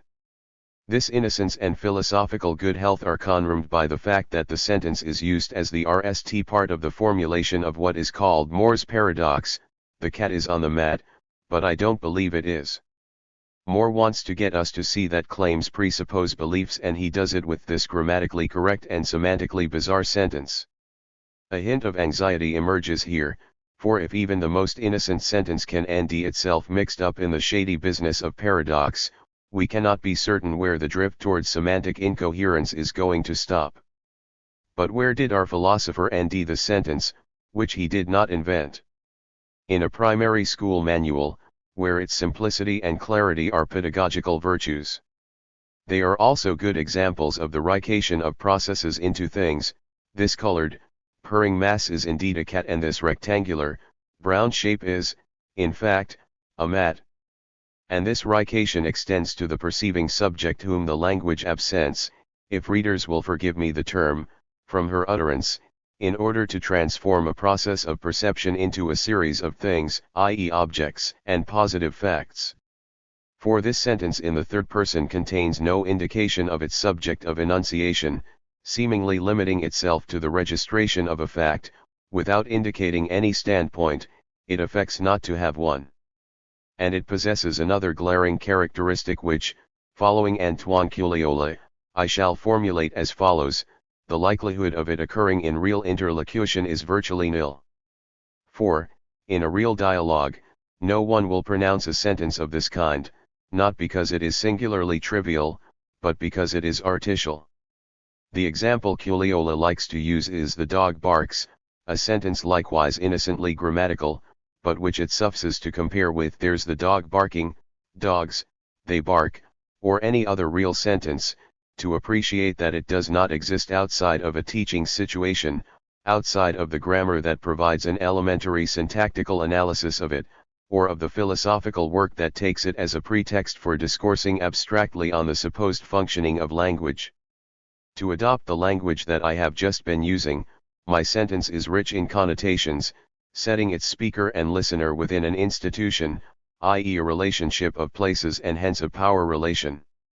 It imposes on both of them the self-evidence of its transparency, starting with the child who must copy it, illustrate it, and learn it by heart at school. This sentence clearly illustrates that ideology is language and language ideology, it is the product of a collective assemblage of enunciation, it has served to interpellate generations of school kids as speakers. Finally, it illustrates the two aspects of linguistic fetishism, its necessity, that of naming and abstraction, which makes it possible for the sign to stand in for the referent in its absence, and that of the imposition of a power relation through the rication of processes into nameable things. Methodological individualism in linguistic matters has at least one advantage: it readily explains the construction of the meaning of the utterance, which for it is a function of the speaker's meaning. All things being equal, I say what I say because I mean to say it, I put my linguistic resources to work in the service of my intended meanings. Making language a collective and social phenomenon before it is an individual one renders the issue less easy to resolve. So how is the social construction of the meaning of the utterance to be conceived?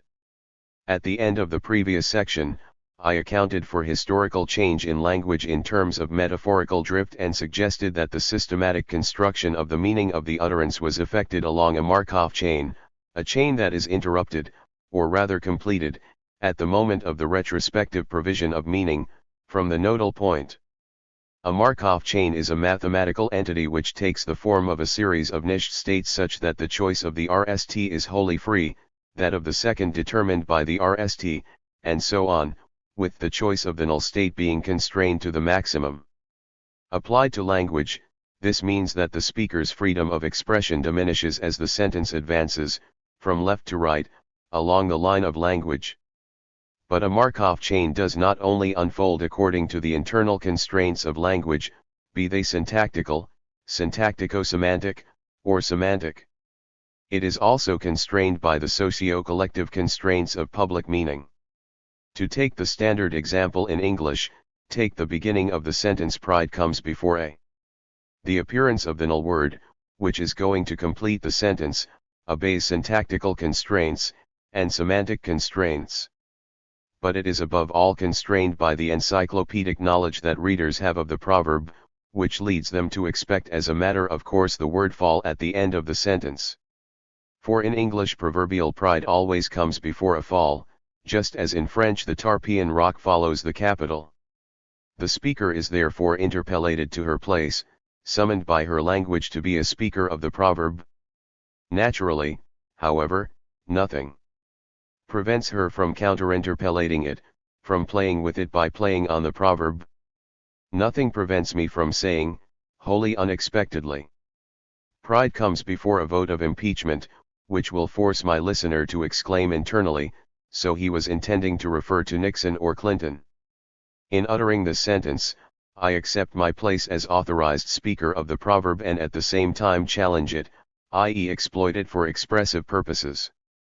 The nodal point, moment of the retrospective provision of meaning, reinterprets a sentence that is always already interpreted, that is, always already endowed with a public meaning, which enables the speaker to recognize its meaning. At the nodal point, the social meaning being guaranteed, the interpellated speaker becomes the fully edged subject of her enunciation, for ideological linguistic constraints are at once implacable and defeasible, and as fated to be exploited as syntactical and semantic constraints are. Chapter 7. Propositions. 1. Third positive thesis: language is a material phenomenon. At RST site, this thesis seems to be caught in an antinomy. Language is certainly a set of material phenomena, in the sense that it consists in sounds emitted by human organs. and, when presented in written form, it consists in a certain number of traces, marks on a white page. But, in addition to the fact that technological progress is leading to an increasing immateriality of language, language has always had an immaterial or ideal aspect. Phone is insufficient to yield language if there is not also logos. Language is not screaming. The object of this section is to escape this antinomy and to do so via materialism, which will not surprise anyone. I am going to do so in two stages.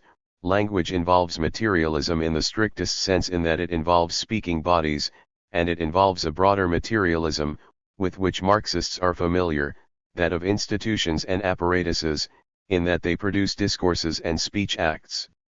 I have already broached this issue in Chapter 5, when I referred to Deleuze and Guattari's concept of collective assemblage of enunciation, which is characterized by an ontological mix of bodies, institutions, and texts. And I broached it in Chapter 6, when I evoked the Althusserian chain of interpellation, which involves the same kind of ontological mix and the same type of materiality. Here, I am, therefore, going to concentrate on the problem of the body which, as we saw when referring to Anti-Oedipus, has been largely ignored by Marxists. We still need to agree on the concept of the body, by posing the question, what concept of body do I need in order to understand the functioning of language? For there are several candidates. The most obvious is the biological body. After all, language is physically produced by our physiological organs, even if we at once add that it is also the ideal product of the functioning of our brain. But even this aspect can be reduced, as is the tendency in Chomsky's phrase the mind/brain, which aims to reduce the difference while denying this reduction. After the First World War, reference used to be made to regions of the brain. Today's cognitive science talks in terms of neuron circuits and, soon, of genes. Even the embodied language of the West Coast linguists Lakoff and Johnson does not wholly escape this physicalism, which Marxists will tend to regard as a return to the mechanistic materialism of the Age of Enlightenment. We have seen where the problem lies. By reducing language, in the form of a faculty, to the body of the individual speaker, these conceptions lapse into methodological individualism and preclude themselves from understanding how language is a historical phenomenon and a social phenomenon. By comparison with Saussure's system, this is a regression. Let us consider a second candidate, the phenomenological body. Here, the body is the body of the speaker, inasmuch as it is the site of enunciative or cognitive operations. I am referring here to various linguistic theories, those of Benveniste and Culiola in France, or Langacker and Lakoff and Johnson in the USA, which are closely or remotely influenced by phenomenology. I am doing a partial injustice to Lakoff and Johnson, who take their distance from phenomenology, in that they employ a concept of the unconscious, which is nevertheless closer to Leibniz's minute perceptions than the Freudian unconscious. The phenomenological body is at once conscious of itself and active. It orients itself in the world that surrounds it, its Umwelt, which is also a Lebenswelt. Lakoff and Johnson thus describe a type of metaphor that they call metaphors of orientation. The ball is behind the rock not because the rock has a front and a back, like a car, but because it is situated between the ball and my body. If I walk around it, this behind becomes an in front. And it is involved in the elaboration of systems of metaphors, which interpret what is new on the basis of what is known, that is, starting from the concrete of perception. As for the third kind of metaphor, ontological metaphors, it embodies language's tendency to fetishism, to the transformation of processes into things. But this abstraction is grounded in the body, which is its necessary starting point. Thus, according to Lakoff and Johnson, our conception of the world is constructed on the basis of metaphors of the situation of our body in space, which yields, for example, the metaphor of temporal orientation. The localization of the body of the observer is linked to the present, the space situated in front of the observer to the future, and so on. This kind of analysis rapidly reaches its limits. To realize that the conception of time set out here is rather simplistic, it is enough to consider the elaboration of notion of aspect in Benveniste or Culeola. But this view of an embodied speaker, in which the object of analysis is not the utterance as result but the process of enunciation, has the signal merit of saving us from physicalist reductionism or Chomskyan naturalism. To revert from Chomsky to Merleau-Ponty is insufficient, but it helps us to advance. The phenomenological body is more relevant for our analysis than the natural, purely biological body which, in linguistic matters, always proves to be an abstract ideal construct. And it also enables us to avoid the principle of immanence on which structuralist linguistics is based, to reconnect language and the world, to forget the ideality of the ideal system. The body of phenomenological experience is not so far from the body of praxis, as the work of Tran Duc Thao has shown. It is the body in which consciousness and subjectivity emerge. But it is not the only body. The third candidate is the erotic body. By this, I obviously mean the body as psychoanalysis seeks to think about it. And, because we have read Lacan, we know that this body has something to do with language. This body is corporeal in a more precise sense than the phenomenological body, at least such as linguists implicitly refer to it. For we ask which body is the site of these cognitive and enunciative operations that are sometimes dubbed psychogrammatical. In this respect, physical reductionism at least possesses the advantage of clarity. As does psychoanalysis, with its conceptual apparatus of primary and secondary processes, dream work and the operation of jokes. And this conceptual apparatus produces effects in the eld of language. With the help of the concepts of primary and secondary processes, the Preguiatore Delos of logic of sense constructed what he called a logical and psychoanalytical novel, offering not only a general conception of the functioning of language, but what is, in my view, the most interesting theory of the construction of meaning available in a well-supplied market. 5. I have myself attempted to show that Lacan's famous texts on language enable us to construct an agonistic pragmatics that is much more interesting than Anglo-American irenic pragmatics. 6. In truth, Freud was a great linguist, like his prophet Lacan. In the previous chapter, I used the concept of nodal point as the moment of the retrospective provision of meaning. Finally, we can cite the work of Serge Leclerc, with its inscription of the letter on the erotic body, that of Luce Irigaray on fantasy and the relations between subject and language, and that of Jean Favret Sayada on sorcery in the copse. 7. This is an impressive corpus. The problem is that the erotic body, in its relations with language, is theoretically unstable. We have just seen this with the history of the concept of nodal point in Lacan. The turn that saw the Lacanians move from thinking about language to thinking about jouissance does not help the philosophy of language. The erotic body, nevertheless, remains of crucial importance for us. We owe it the concept of mother tongue, an expression that the psychoanalysts did not invent, but to which their theories impart a meaning. For the speaker is not an angel, she possesses a body, ensnared in the famous triangle, she is inhabited by the language of her mother. 8. And she is spoken by her mother tongue. A direct link exists between the erotic body and accession to language.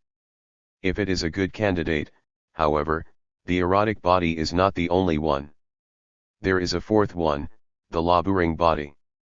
This expression is not current in French. The reason is simple.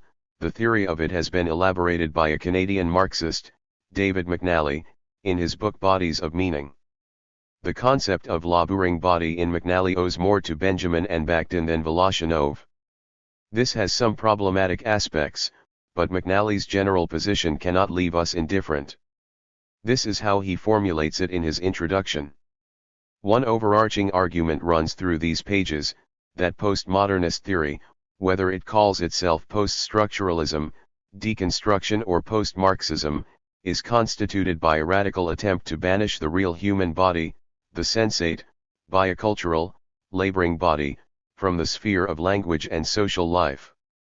As a result, I argue, these outlooks reproduce a central feature of committed society, the abstraction of social products and practices from the laboring bodies that generate them. Central to the critical materialism that informs this book is the insistence that the concrete bodies, practices, and desires, which have been forgotten by idealism, perform a return of the repressed. Invariably, these things return in devalued form, as the excrescences of the system, as the degraded and discarded elements of refuse which show the untruth, the mania, of the systems themselves. The task of critical theory is produce a knowledge built out of these excrescences, a knowledge derived from attending to the fragments which have escaped the imperial ambitions of linguistic idealism.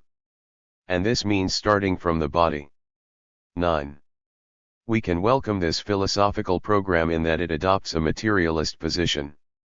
The laboring body is what linguistic idealism, which prefers angels, excludes, and it does indeed reappear in the outgrowths of the system, which subvert its ideality.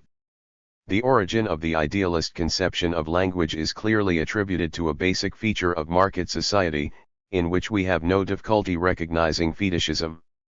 At this stage, the concept of body is still vague, and not wholly distinct from the erotic body of the psychoanalysts. But it becomes more precise when this body becomes laboring, when the laboring body emerges, introduced in the most classical Marxist terms. Of course, bourgeois discourses have to admit the body at some stage of the game. But they do so by cleansing it of the sweat of labor and the blood of menstruation and childbirth. The bourgeois body is a sanitized, heroic male body of rational creatures. It does not break under the strain of routinized work, it does not menstruate, lactate, or go into labor, it does not feel the lash of the master's whip, it does not suffer and die. The bourgeois body is, in short, an abstraction. 10. I like the direct language that uses the adjective bourgeois unreservedly. And the lyricism of this passage owes something to the North American conjuncture. McNally plays on the ambiguity of the word labor and signals a solidarity, which has something obligatory about it but can only arouse our sympathy, with the struggles of women and blacks. And we are not far removed from the pathos of the incipit of Anti-Oedipus, where the body evoked shits and fucks. At this stage, Ancinali's laboring body is not distinguished from Deleuze and Guattari's body without organs, that is, the body of desire, in a conception of desire and effects that is neither phenomenological nor psychoanalytical. Accordingly, we shall not be surprised to end a chapter on Bakhtin's Rabelaisian carnivalesque body in his book. And this body soon becomes more explicitly socio-historical.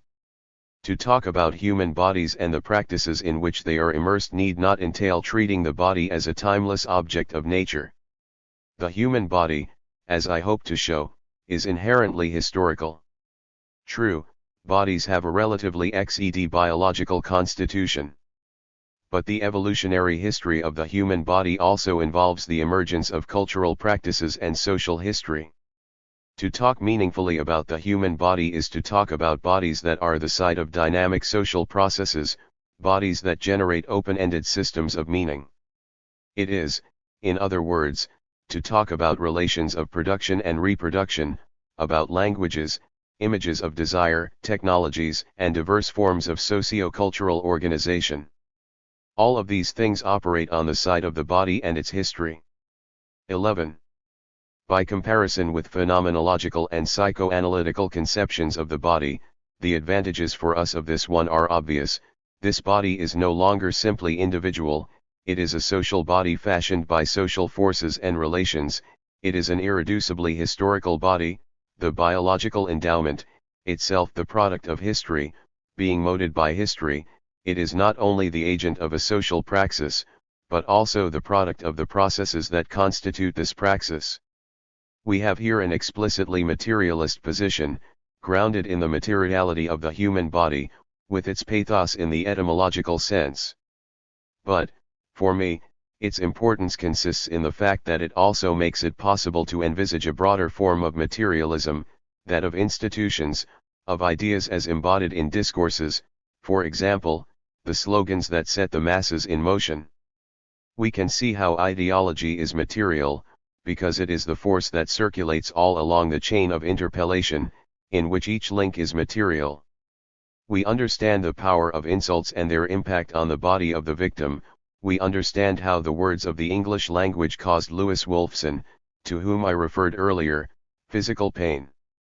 Finally, we understand what the subject that emerges at the end of the chain of interpellation is, a body to which linguistic interpellation assigns a place, a socially and historically situated body, the laboring body of praxis.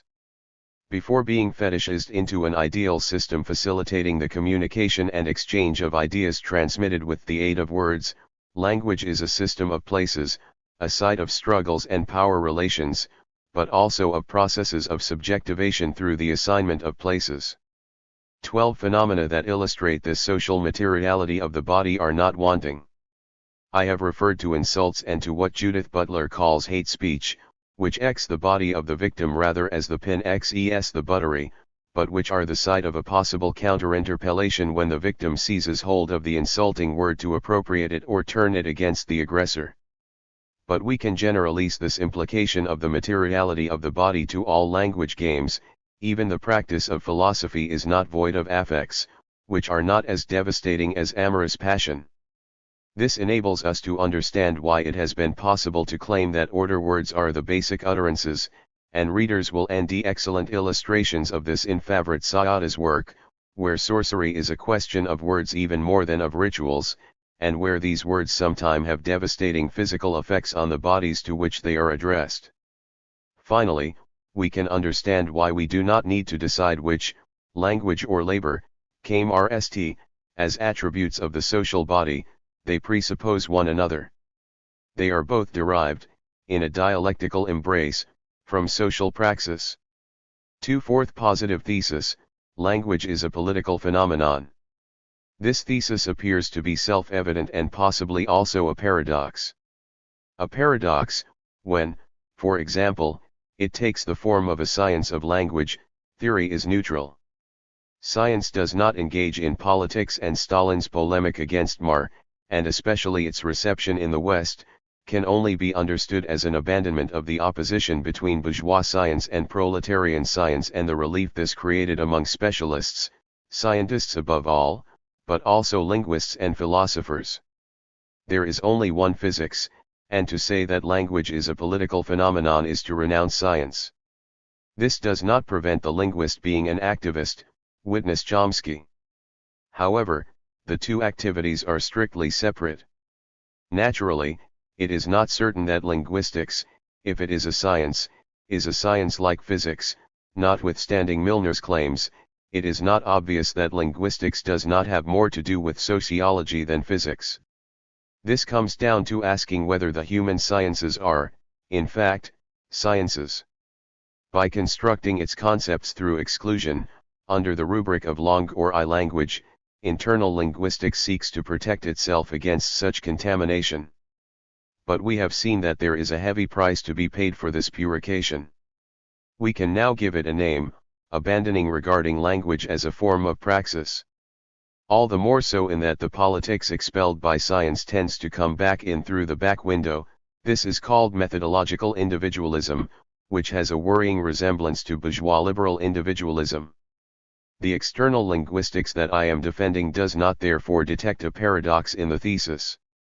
On the contrary, it sees in it what risks being an obvious fact, or, rather, 2. The RST obvious fact is that politics occurs mainly in the medium of language, programs, tracts, speeches, motions, slogans, laws, and decrees. Above all, if this politics claims or wishes to be democratic, its essence is debate.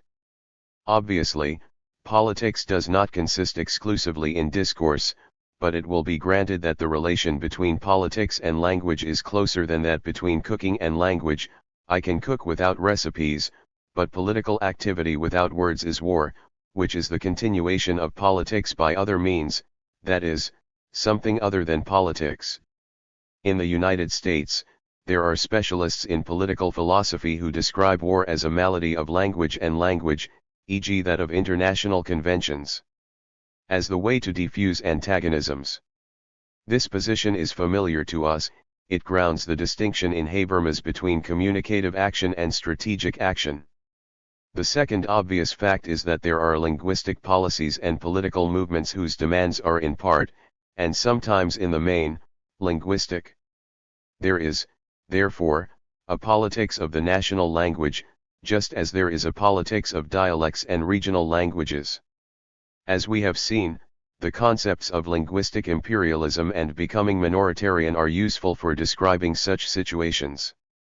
So language has a close relationship with politics. However, my thesis wishes to argue that this relationship is not contingent. Let us take the example of the relations between language and war. If war is a non-politics, it is possibly because it not only replaces communicative action by strategic action, but also acts directly on language. Elaine Scarry argues that war causes the collapse of language, by reducing it to propaganda and cries of pain, that its objective is the national self-description of the participants. It is a question of imposing one's own self-description and destroying the enemies. In short, war constitutes an operation of verbal unanchoredness. 13. However, this is not enough. This analysis makes language the victim of politics and does not suggest that the link between language and politics is constitutive. Yet acknowledgement of such a link is age-old. In fact, it dates back to Aristotle. We have seen that he deemed praxis as action in common and that the cardinal example of praxis is political action. If we reread the famous opening of the Politics, we come upon the following passage. N is a political animal in a sense in which a bee is not, or any other gregarious animal. Nature, as we say, does nothing without some purpose, and she has endowed man alone among the animals with the power of speech. Speech is something different from voice, which is possessed by other animals also and used by them to express pain or pleasure, for their nature does indeed enable them not only to feel pleasure and pain, but to communicate these feelings to each other. Speech, on the other hand, serves to indicate what is useful and what is harmful, and so also what is just and what is unjust. For the real difference between man and other animals is that humans alone have perception of good and evil, just and unjust, etc. It is the sharing of a common view in these matters that makes a household and a state. It is clear that the state is both natural and prior to the individual. 14. We recognize the distinction between phone and logos. Animals are endowed with phone, but they do not possess logos. The humanity of man consists in the fact that he speaks.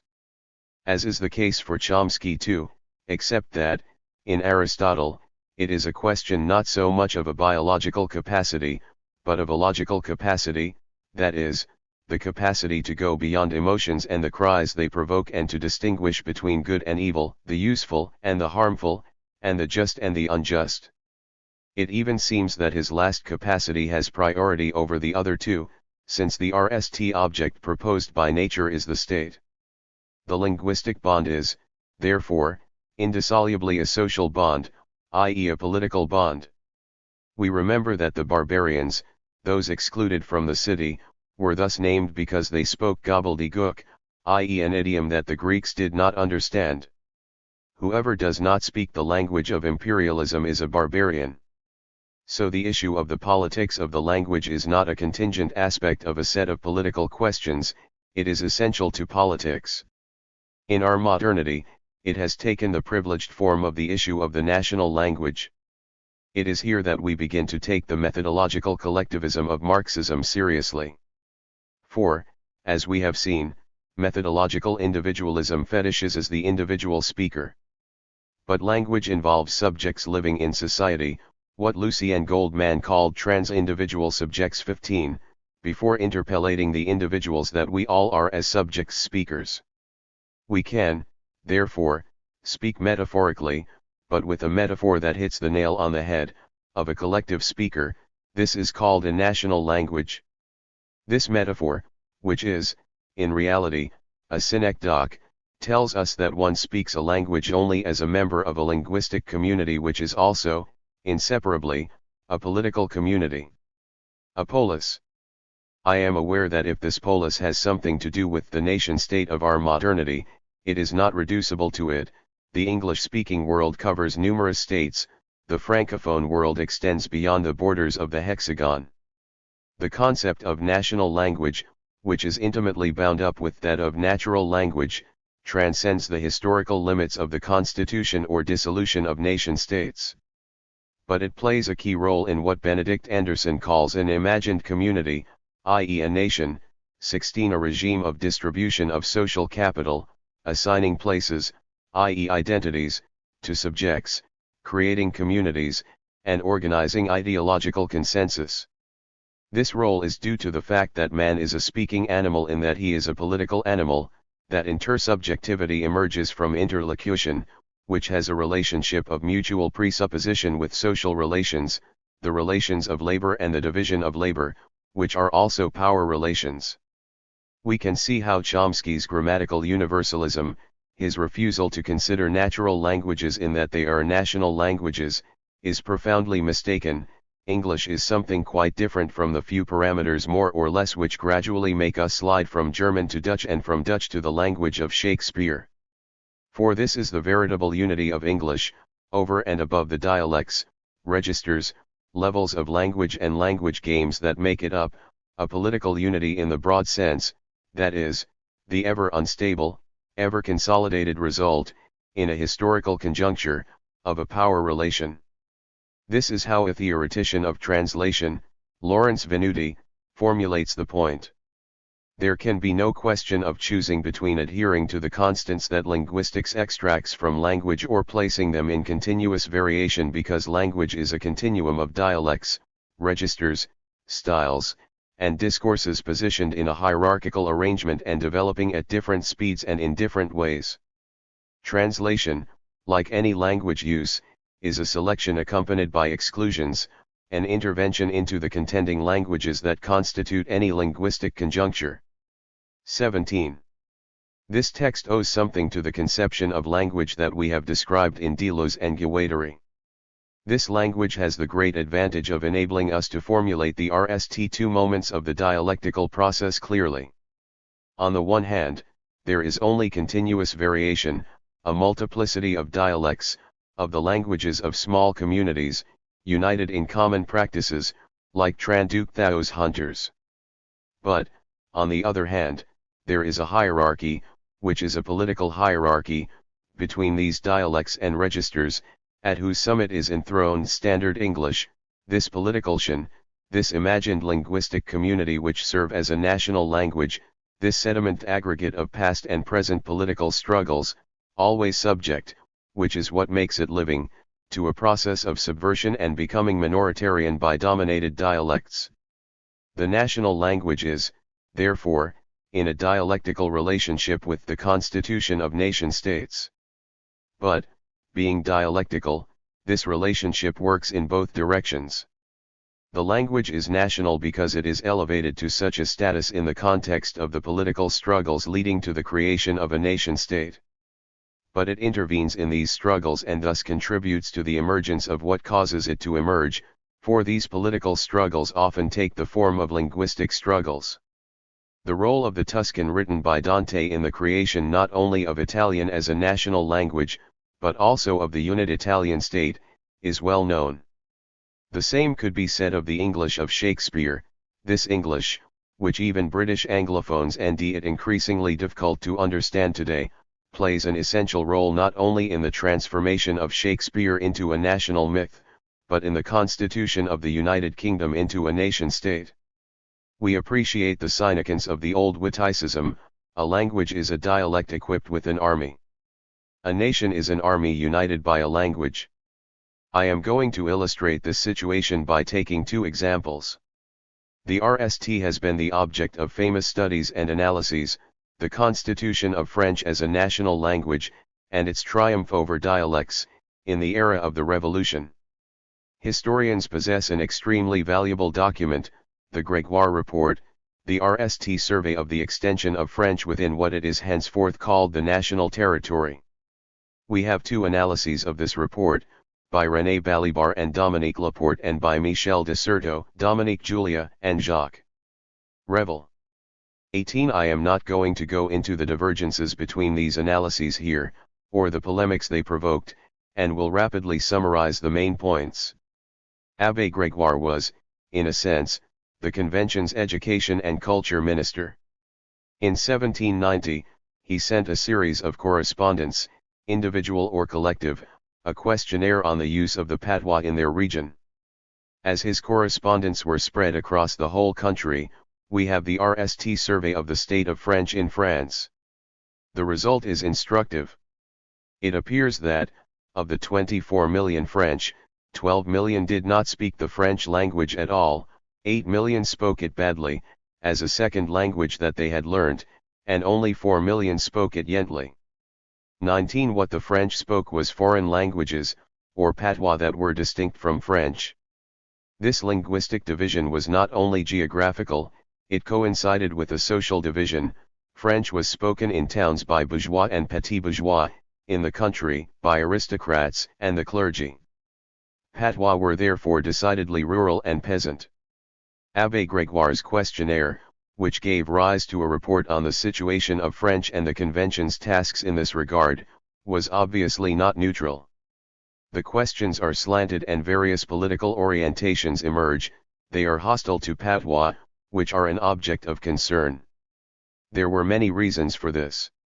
On the one hand, there was the Enlightenment universalism that desired a united nation and people, and united in and by a language. There was the preoccupation of the democratic statesmen who wanted the laws to be understood by all those to whom they applied. There were the concerns of the militants of the Revolution, who, as representatives of the new, were opposed to age-old traditions, customs, and superstitions, of which patois was the privileged vehicle. A unit language was required for the revolution to diffuse its ideas, to conduct propaganda. There was also the desire to combat the hitherto dominant ideological apparatus, the Church, which, tendering to the faithful a discourse in a language they did not understand, adapted very well to the patois when it needed to make itself understood. It said Mass in Latin and prayers in the patois. Finally, by a typical ruse of reason, Abbé Grégoire was also the representative of the rising bourgeoisie, a class that required an efficient, mobile army of labor for the emerging industrial revolution. This unification via proletarianization also took the form of unifying the language, just like the defense of the revolution by a conscript army. The result of this complex set of factors, in addition to offering a snapshot of the linguistic state of France, was a policy of national education, the RST of the kind, which Napoleon was to implement and of which we remain the inheritors. The objective, which was obviously not realized straight away, was seemingly modest, to establish in each village a teacher holding classes in French. That glorious gour of our not-so-distant past, the teacher of the Third Republic, was already planned. So, patois was the enemy that had to be eliminated. A little over 2 centuries later, it will be noted that this policy was very largely successful, even if it took a long time to establish the institutions and apparatuses capable of completing the task, a conscript army, courts of justice, and especially the educational state apparatus that replaced the Church as the principal ideological state apparatus. Only the foreign languages still resist, with varying degrees of success. The situation has, it is true, become complicated with the melting pot of the 20th century and the appearance on the national territory of new foreign languages, Spanish, Portuguese, Arab. The problem of linguistic diversity persists and, with it, the necessity of a politics of language. The language is at the heart of the political issue that continues to haunt us, the nation. To be convinced of this, it is enough to see the role assumed by questions of European integration, regional decentralization, immigration and assimilation, and not only the issue of state schools and what they teach, in our everyday political life. But it is clear that the question of the national language, which refers to the imbrication of language and politics, actually names the contradictions that make up this complex. To the progressivism of a language that delivers the masses from the dark night of superstition and facilitates international cooperation corresponds the linguistic nationalism that plagued thinking about language throughout the 19th century and for part of the 20th. These contradictions were already present in exemplary fashion at the time of Abbé Grégoire. Witness this extract from a speech by Barry dating from 1794. We have noted that the dialect known as Low Breton, the Basque dialect, and the German and Italian languages have prolonged the reign of fanaticism and superstition. They have guaranteed the domination of the priests, nobles, and lawyers. They have obstructed the advances of the revolution into 9 large departments, and they are capable of favoring the enemies of France. Federalism and superstition speak Low Breton. Emigration and hatred of the revolution speak German. Counter-revolution speaks Italian. Fanaticism speaks Basque. We must smash these tools of sabotage and delusion. Our enemies turned French into a court language, and thus they brought it low. It is for us to make it the language of peoples. It is the destiny of French, alone, to become the universal language. That ambition, however, we leave to the genius of the French language to fool, as indeed it will. For ourselves, we owe it to our fellow citizens, and we owe it to the strengthening of the Republic, to ensure that the language in which the Declaration of the Rights of Man is written will be spoken across the whole territory of the Republic. 20. It is clear that here we are not only dealing with the expression of a centralizing mania, a complex political struggle, in which the survival of the Republic was at stake, but also its internationalist ambitions, is registered via the issue of the language. But we can see that the triumph of the rights of man takes the form of denying the right of the majority of the French population to practice its mother tongue. This irony of history has frequently been repeated. Thus, the country of liberal free choice, the USA, has shamelessly practiced a glottophagic politics that destroyed the Indian languages, whereas the USSR of the dictatorship of the proletariat pursued, at least at the start of its existence, a policy of protecting and developing minority languages. In 1925, the U.S. authorities burnt dictionaries of Chamorro, the mother tongue of the inhabitants of the island of Guam. In the same years, cohorts of Soviet linguists were employed providing a script for spoken languages threatened with extinction. 21. Accordingly, it is clear that the stress on the question of the national language is not exaggerated, even if, of the VE,000 languages spoken throughout the world, only 130 are national languages, that is, if we accept the most current definition, the official language of a political entity. For the linguistic question is irrevocably a political question. The class struggle is so closely mixed up with idiomatic struggle that the fact of being, or not being, a national language crucially affects all languages, including those that are going to die. Hence my second example, selected for reasons that are more biographical than scholarly, and directly inspired by my quotation from Barry's speech. It revolves around an issue whose directly, and explosively, political character will be obvious to every French person. Is Corsican an independent language? This slanted question, which anticipates a positive response, is recent. It was not posed in Abbé Grégoire's time, or until the middle of the 20th century, when Corsican was a dialect of Italian, certainly closer to the Tuscan that gave rise to Standard Italian than many other dialects, but scarcely more than a patois spoken by illiterate peasants. And linguists are indeed obliged to acknowledge that Corsican and Italian are mutually intelligible, that they have parallel morphologies and similar syntaxes, and that they share a good deal of their vocabularies, in particular, the stable part that names natural kinds and everyday objects. The differences, which obviously do exist, concern pronunciation and vocabulary, which are increasingly diverging. But the fact that the question has been posed in the last 40 years and has received a positive response cannot be ignored, any more than the fact that it is bound up with the emergence of a Corsican nationalism. A language is now not a dialect equipped with an army, but a dialect promoted to the status of a language because an imaginary community has decided to end its unity in it or to base its unity on it. The irony of this situation is that the accession of Corsican to the status of independent language owes much to French, a language that threatens to liquidate Corsican, to the language itself and the French educational apparatus. To the French language in the RST instance. Corsican has been politically separated from Italian for more than 2 centuries, and Italian, which was the language of administration and civil society, receded to the point of completely losing these functions. Until the end of the 19th century, Italian was the language in which notaries operated, and young Corsicans often pursued their university studies in Italy. To my knowledge, Corsica is the only country where the national anthem is sung in a foreign language, namely, Italian. French having become the official language and the written language, it enunced the Corsican language, which has developed by distancing itself from standard Italian and approximating more closely to French, through lexical loans and syntactical loan translation. The vocabulary of public life and administration is French, by loans or Corsicanization, as is the vocabulary of new technologies of all sorts, producing sentences such as, Vo afa I legni cumo troncanuos. 22. This hybridization, which is the commonest thing in the world, is what makes Corsican a language equidistant from French and Italian and distinct from both.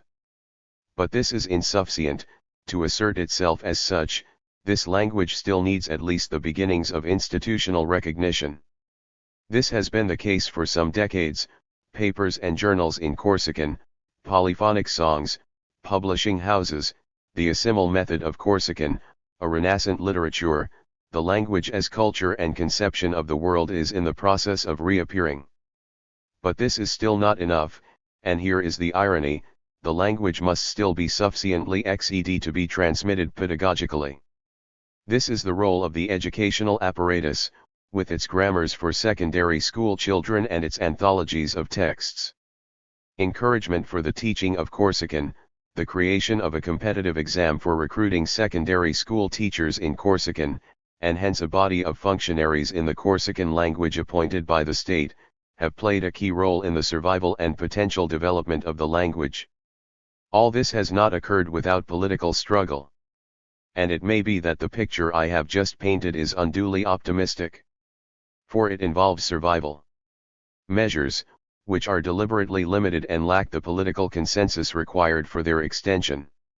The sad truth is that traditional Corsican society, based on a mountain agriculture, is in the process of disappearing, that the new Corsican society is primarily urban, and that the urbanist young generations speak French, the language of administration but also of modernity, much more readily than they do Corsican. French solicitude for Corsican is a form of suffocation. One of the reasons for the success of this suffocation is that the number of Corsican speakers has not reached the critical mass required to impose political changes. The comparison with Welsh, which, although threatened, has resisted the language of empire much better, is instructive in this regard. It appears, then, that the history of a language, starting with its accession to the status of independent language, is a political history, for Corsican did not separate from Italian on account of the imminent weight of its phonetic, morphological, or syntactical system. Optimists will describe this situation in terms of mutual presupposition, pessimists, in terms of a vicious circle. For Corsican to emerge as a natural language, i.e. as a national language, Corsica must be a nation. But for Corsica to have the possibility of becoming a nation, Corsican must be a natural language. The relations between language and politics in the broad sense nevertheless go beyond the contribution of the language to the constitution of the nation-state, for they are much more profound. The language permeates civil society, it forms part of the fabric of everyday life. We shall not be astonished to see that this is how Gramsci describes the spontaneous philosophy not of the scientist, but of the man or woman in the street. For him, everyone is spontaneously a philosopher, and this philosophy is contained in one language itself, which is a totality of determined notions and concepts and not just of words grammatically devoid of content. 2. Common sense and good sense. 3. Popular religion and, therefore, also in the entire system of beliefs, superstitions, opinions, ways of seeing things and of acting, which are collectively bundled together under the under of folklore. 23. Conceived thus, language is the language of the polis, the repertoire of the reasons people have for believing and for acting according to their beliefs. It is the inscription and sedimentation of popular culture, hence Gramsci's interest in folklore, common sense, and popular religion. It is language that causes the individual agent, with her idiosyncratic perspective on the world, to be always already preceded by a collective agent, which shares with the rest of a linguistic and/or national community a conception of the world, a form of common sense, a natural philosophy, a religion. We see why Gramsci's conception of language is intimately bound up with the process that I have called metaphorical drift, to what Lakoff and Johnson call metaphors we live by. And we also understand why the concept of linguistic imperialism is not simply a grandiloquent slogan or an insult. It expresses the intricate links and state of mutual presupposition between language and politics. A standard language, that historico-social construct, is at once the vehicle of linguistic imperialism, which in its triumphal progress condemns minor languages to disappear, and imposes its grammatical markers of power on speakers on the other side of the planet, and also a dialect, which is constantly being rendered minoritarian, always running the risk of devaluation, if not of degeneration. On these 2 points, the same is, or will be, true of English as was true of Latin in its time. Hence the unexpected importance that Marxists or para-Marxists, Voloshinov, Pasolini, Deleuze, have attributed to the concept of style. For linguistic imperialism, like the broader imperialism of which it is a component and the expression, provokes resistance, and this resistance, which the concept of minor dialect seeks to conceptualize, is inscribed in the style of speech, conceived not as the culmination of the speaker's creative originality, but as the inscription in the utterance of the clash of contending dialects. This is what Voloshinov calls the multi-accentuality of the word. This is what the concept of polyphony in Bakhtin is attempting to grasp, a way of describing the linguistic class struggle. Here, we can leave the last word to Bakhtin. Languages are philosophies, not abstract but concrete, social philosophies, penetrated by a system of values inseparable from living practice and class struggle. This is why every object, every concept, every point of view, as well as every intonation place at this intersection of linguistic philosophies and drawn into an intense ideological struggle. 24.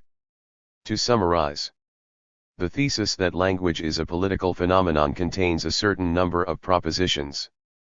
First proposition: human beings are political animals because they are speaking animals. Language is the requisite, even constitutive, medium of politics. Agon, this generalist athleticism, as Deleuze and Guattari call it. 25, is the archetypal form of the political relation. For Deleuze, this is the essence of democracy, in the form of democratic debate. For Marxists, this is the essence of struggle in that it initially, and inevitably, takes the form of a linguistic struggle. Second proposition: the converse is also true. Human beings are speaking animals because they are political animals. Political action is the canonical form of praxis, at least it is for a tradition of political philosophy from Aristotle to Habermas, and, for us, linguistic praxis is the archetypal form of praxis. This comes down to saying that language and politics are inextricably interwoven. Language is at once the expression and form of constitution of the human collectivity. It attests to the fact that, among human beings, one never begins with the individual, but always with the socius, from which the individual emerges through a process of individuation which is a process of subjectivation by interpellation. The umbilical cord, which is also the social bond, uniting the individual to the socius, is language. We understand why Marxists have never been afraid to have truck with the mythical question of the origin of language, to which, naturally, they suggest different answers, from the collective practice of the hunt in Tran Duc Thao to the division of labor in Marx. Third proposition: ideas become material forces when they seize hold of the masses. They do so only because they are embodied in language, because, in reality, they are language. For political ideas do not pre-exist order words, which they do not translate into a language that is more accessible to the masses. They are order words that inscribe them on the body of the socius. We have seen that, in his early works, Marx emphasized the materiality of language as a sensory reality.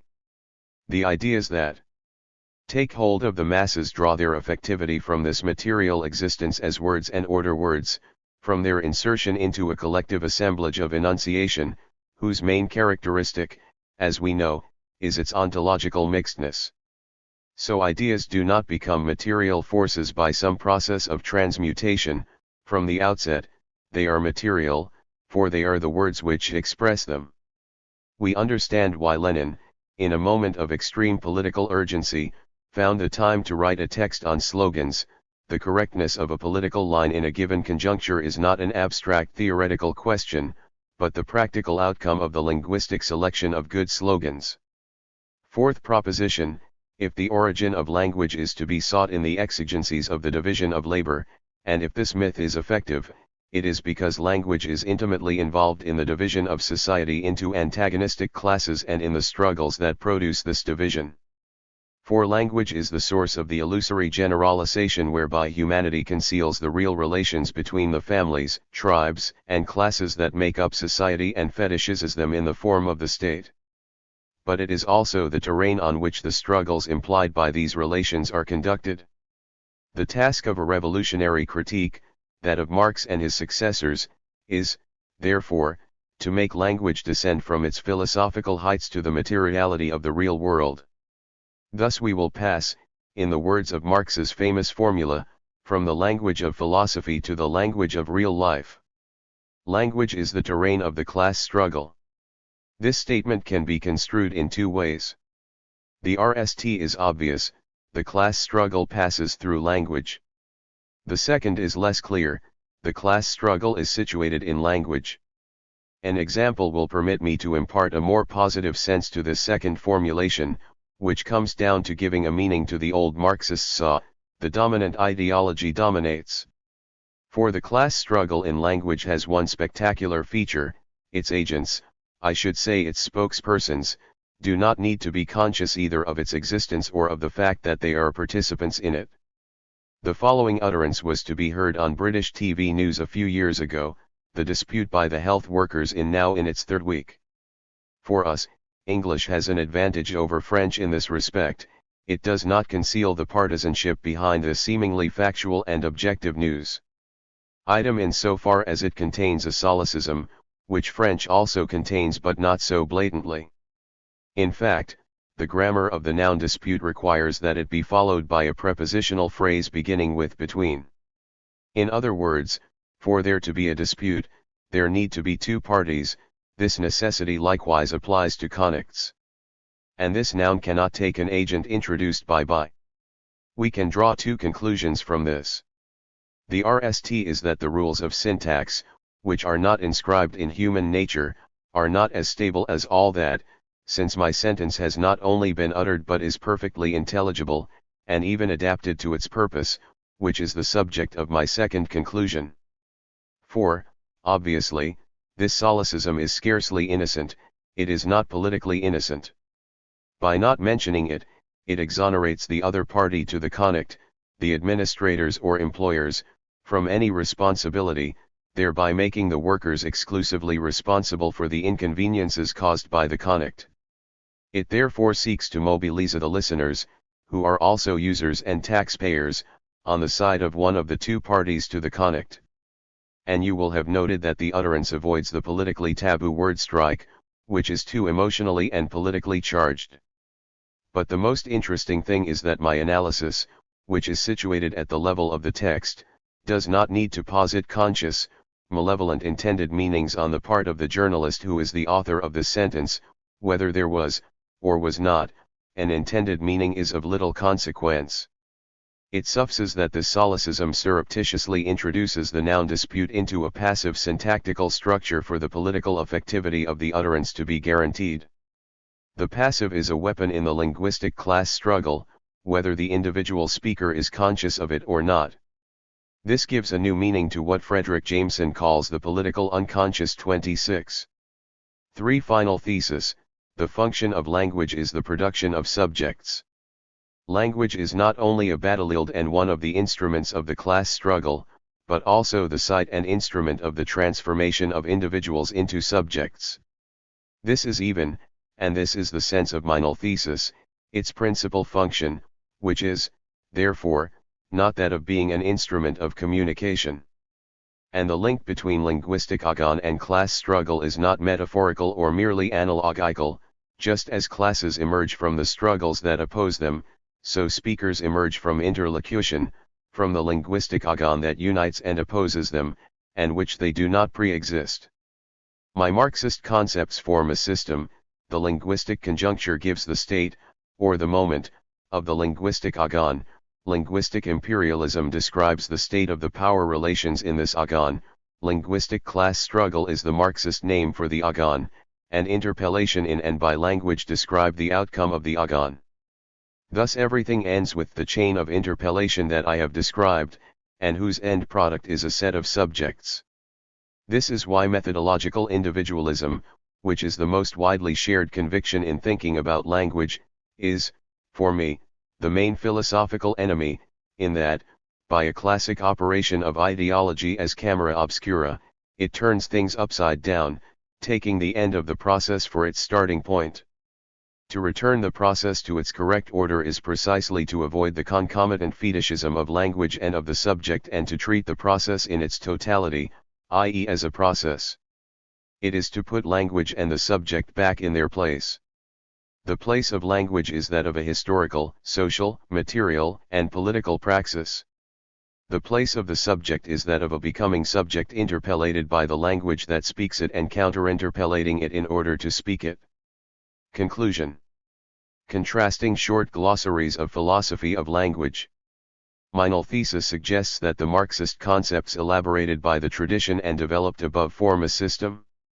By way of conclusion, I am therefore going to try to assemble the main ones here.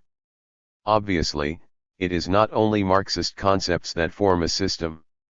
The leitmotif of this book has been that the class enemy is a past master in the linguistic class struggle. This is apparent in the linguistic Dasein, of which the dominant philosophy of language is the noble version. And it takes the form of a number of linguistic notions that are directly applicable politically. They warrant a book in their own right. Here, I shall only tackle 3 of them, in the light of works by authors who do not identify with Marxism, but whose reactions are valuable in that they capture the political common sense in linguistic matters in the current conjuncture. 1 brief glossary of Marxist philosophy of language. Assemblage. This term was coined by Deleuze and Guattari in 8,000 Plateaus. Assemblages have 2 aspects, a machinic, desiring aspect and a discursive, linguistic aspect. Their principal characteristic is the ontological mix that occurs in them. Thus, the feudal assemblage, Deleuze and Guattari's canonical example, is made up of human bodies, animal bodies, buildings, and objects, but also of utterances and texts, and, hence, of institutions and rituals. This concept is important in a variety of ways. It makes it possible to go beyond the separation between material infrastructure and ideal superstructure. By demonstrating the imbrication of the material and the ideal, language is precisely the site of this imbrication. It therefore underscores the material character of linguistic phenomena. But it also stresses their social character.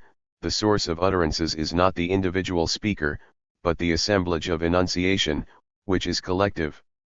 The individual speaker speaks in that she is spoken by the collective assemblage. This in no way prevents her discourse from exhibiting the idiosyncratic originality of a style. The court poet produces creative work in that he is spoken by a collective assemblage. In terms of literary criticism, this is called a genre, as long as we conceive a genre as an institution, and not only as an abstract set of rules. Finally, the canonical example clearly shows that linguistic phenomena are historical phenomena. Each assemblage has its conjuncture. That language is involved in the class struggle is self-evident. I have tried to show that language is a political phenomenon. Politics and its natural medium in language, programs, speeches, debates, and so on. I have said enough about the specific importance of slogans, a theory of which represents Lenin's contribution to the Marxist philosophy of language, for there to be no need to return to it. But we must go further. If language is the archetypal form of historical human praxis, and if the history of humanity is the history of class struggles, there must be a closer link between language and class struggle, over and above the obvious linguistic divisions analyzed by sociolinguistics. In the work of Bourdieu, we ND a set of concepts that make it possible to conceive this linguistic sociology. But if we attend as closely as possible to language, we note that in linguistic practice the specific form taken by class struggle is the contradiction between Agon and Irene. The dominant philosophy of language, in the form of Grice's pragmatics or Habermas's theory of communicative action, thinks in terms of cooperation, a noble objective that is regrettably exploited when action becomes strategic, which it always does. For our philosophy of language, Agon dominates and cooperation is the unstable result of an effort, a struggle, of the establishment of a power relationship, which is also a relationship of places. This means that a principle of struggle, which I have sought to formulate in the violence of language, will be preferred to Grice's principle of cooperation. The motto of this position is, there is no communicative action that is not simultaneously strategic action. The principle of struggle will have a general formulation and some detailed maxims, which can be combined in a super maxim of agonistic relevance. Adapt your linguistic tactics to your strategy, never lose sight of the objective, which is to remain in control of the discursive terrain. This conception of the primacy of Agon is consistent with my description of linguistic praxis in terms of interpellation and subjectivation. It makes it possible to account for phenomena that are usually dealt with and those which are no less invariably excluded. But the link is closer still. To think linguistic Agon in terms of class struggle is to effect three inversions with respect to the dominant philosophy. It is to pass from the individual to the collective, it is to move from thing to process, and it is to abandon the conception of the egalitarian contract that governs the dominant thinking. La langue is not a code equally possessed by two interlocutors, allowing for an egalitarian exchange of words, but a linguistic formation, that is, the unstable outcome of a multitude of linguistic contests, the image, in a given conjuncture, of a set of power relations which are seemingly in temporary equilibrium but actually actuating. Collectivism. The Denning characteristic of the dominant philosophy of language is individualism, hallowed in the two forms of liberal individualism, and methodological individualism. The overwhelming majority of linguistic theories and philosophies of language share this individualism. It stands to reason that it is the individual who speaks, that it is the individual who possesses the faculty of language, which therefore has its seat in the individual. Biological, phenomenological, and enunciative versions of linguistics share this individualist position, which has greatly contributed to the Chomskyan research program becoming dominant. The only exception is Saussure's system of langue, which is external and prior to individual speakers and imposed on them. For stubborn observation indicates that, when it comes to language at any rate, methodological individualism does not work. The individual speaker's ability to have an effect on her mother tongue or national language is strictly limited, even in the most favorable case, that of the literary creator. To be thought about adequately, what language needs is the collectivism of the assemblages, order words, institutions, rituals and practices which are the source of utterances. The speaker is not the inventor of her language, she speaks a language that she has not created, but into which she is integrated to ND her voice. The result is that, in an important sense, she is no longer the initiator of her discourse, except through an illusion, but enters into a discourse that is always already collective. Voloshinov calls this collective effect the multi-accentuality of words, baton, polyphony. And this linguistic collectivism is not to be regarded as an intolerable determinism that condemns the speaker to producing Orwell's Newspeak in 1984, we are, instead, in the presence of what Judith Butler calls enabling constraints. That is, constraints which enable the speaker to speak, and to speak in her own right, to ND her voice, which is not a given for the individual, but the result of a struggle, of the counter-interpellation that answers the interpellation of the subject by language. Conjuncture. Selecting order words as the basic utterance, as the quintessential utterance, has two advantages. It underscores the fact that language is a form of praxis, that its constitutive elements are speech acts, which, in the physical sense of the term, communicate power and therefore have an effectivity. But it also stresses the historically determinate character of these acts. A speech act takes on meaning in a conjuncture, which is not only a historical conjuncture in the broad sense, but a linguistic conjuncture, a set of speech acts that furnish the act with its context and determine its meaning. The meaning of an utterance is, therefore, the moment of the conjuncture that this utterance captures. In other words, every utterance is an event, not in that it combines pre-constituted linguistic elements in an original way, but in that it intervenes in the conjuncture from which it is derived and contributes to determining its moment. Here, incidentally, we have a possible definition of realism in literature, a concept of which Marxists are, as we know, fond. A literary text is realist not in as much it produces a faithful image of an already constituted reality, but in that it captures the moment of the conjuncture in which it is inserted and thus helps to alter it.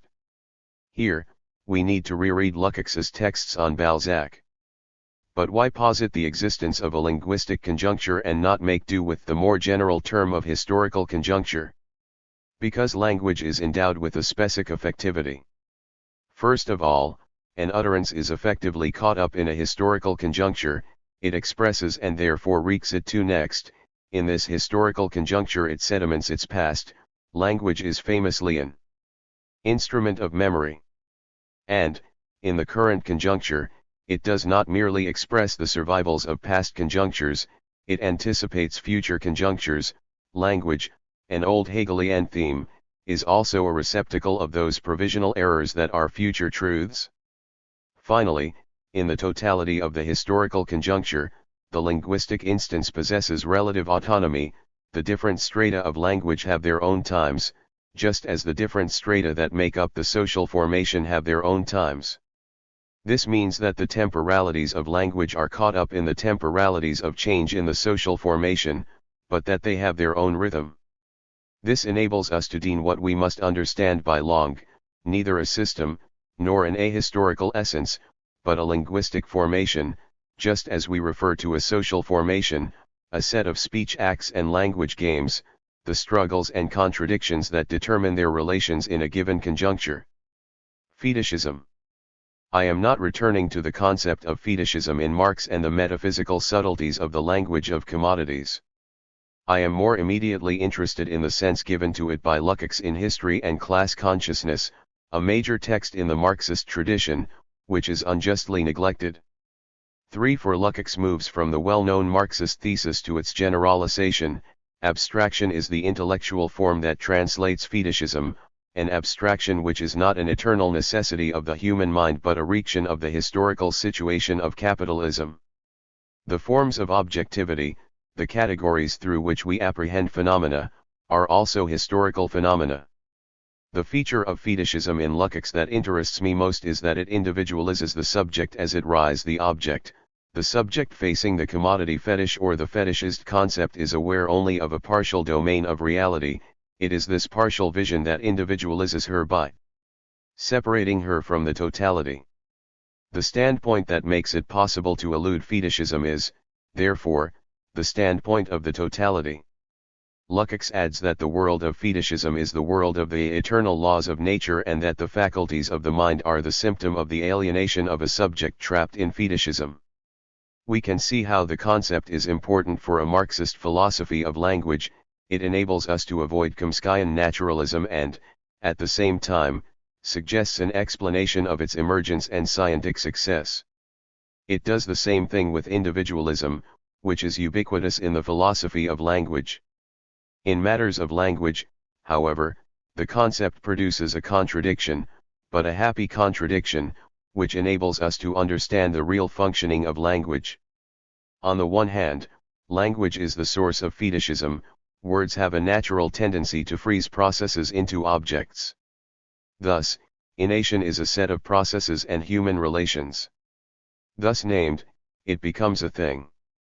It therefore becomes manipulable, we can construct a theory of it, GHT it, seek to eliminate it, and so on. This natural dynamic of language, this fetishism by illusion, is the source of the dynamic whereby the science of language constructs its object by separating what is pertinent from what is not and excluding the major part of linguistic phenomena.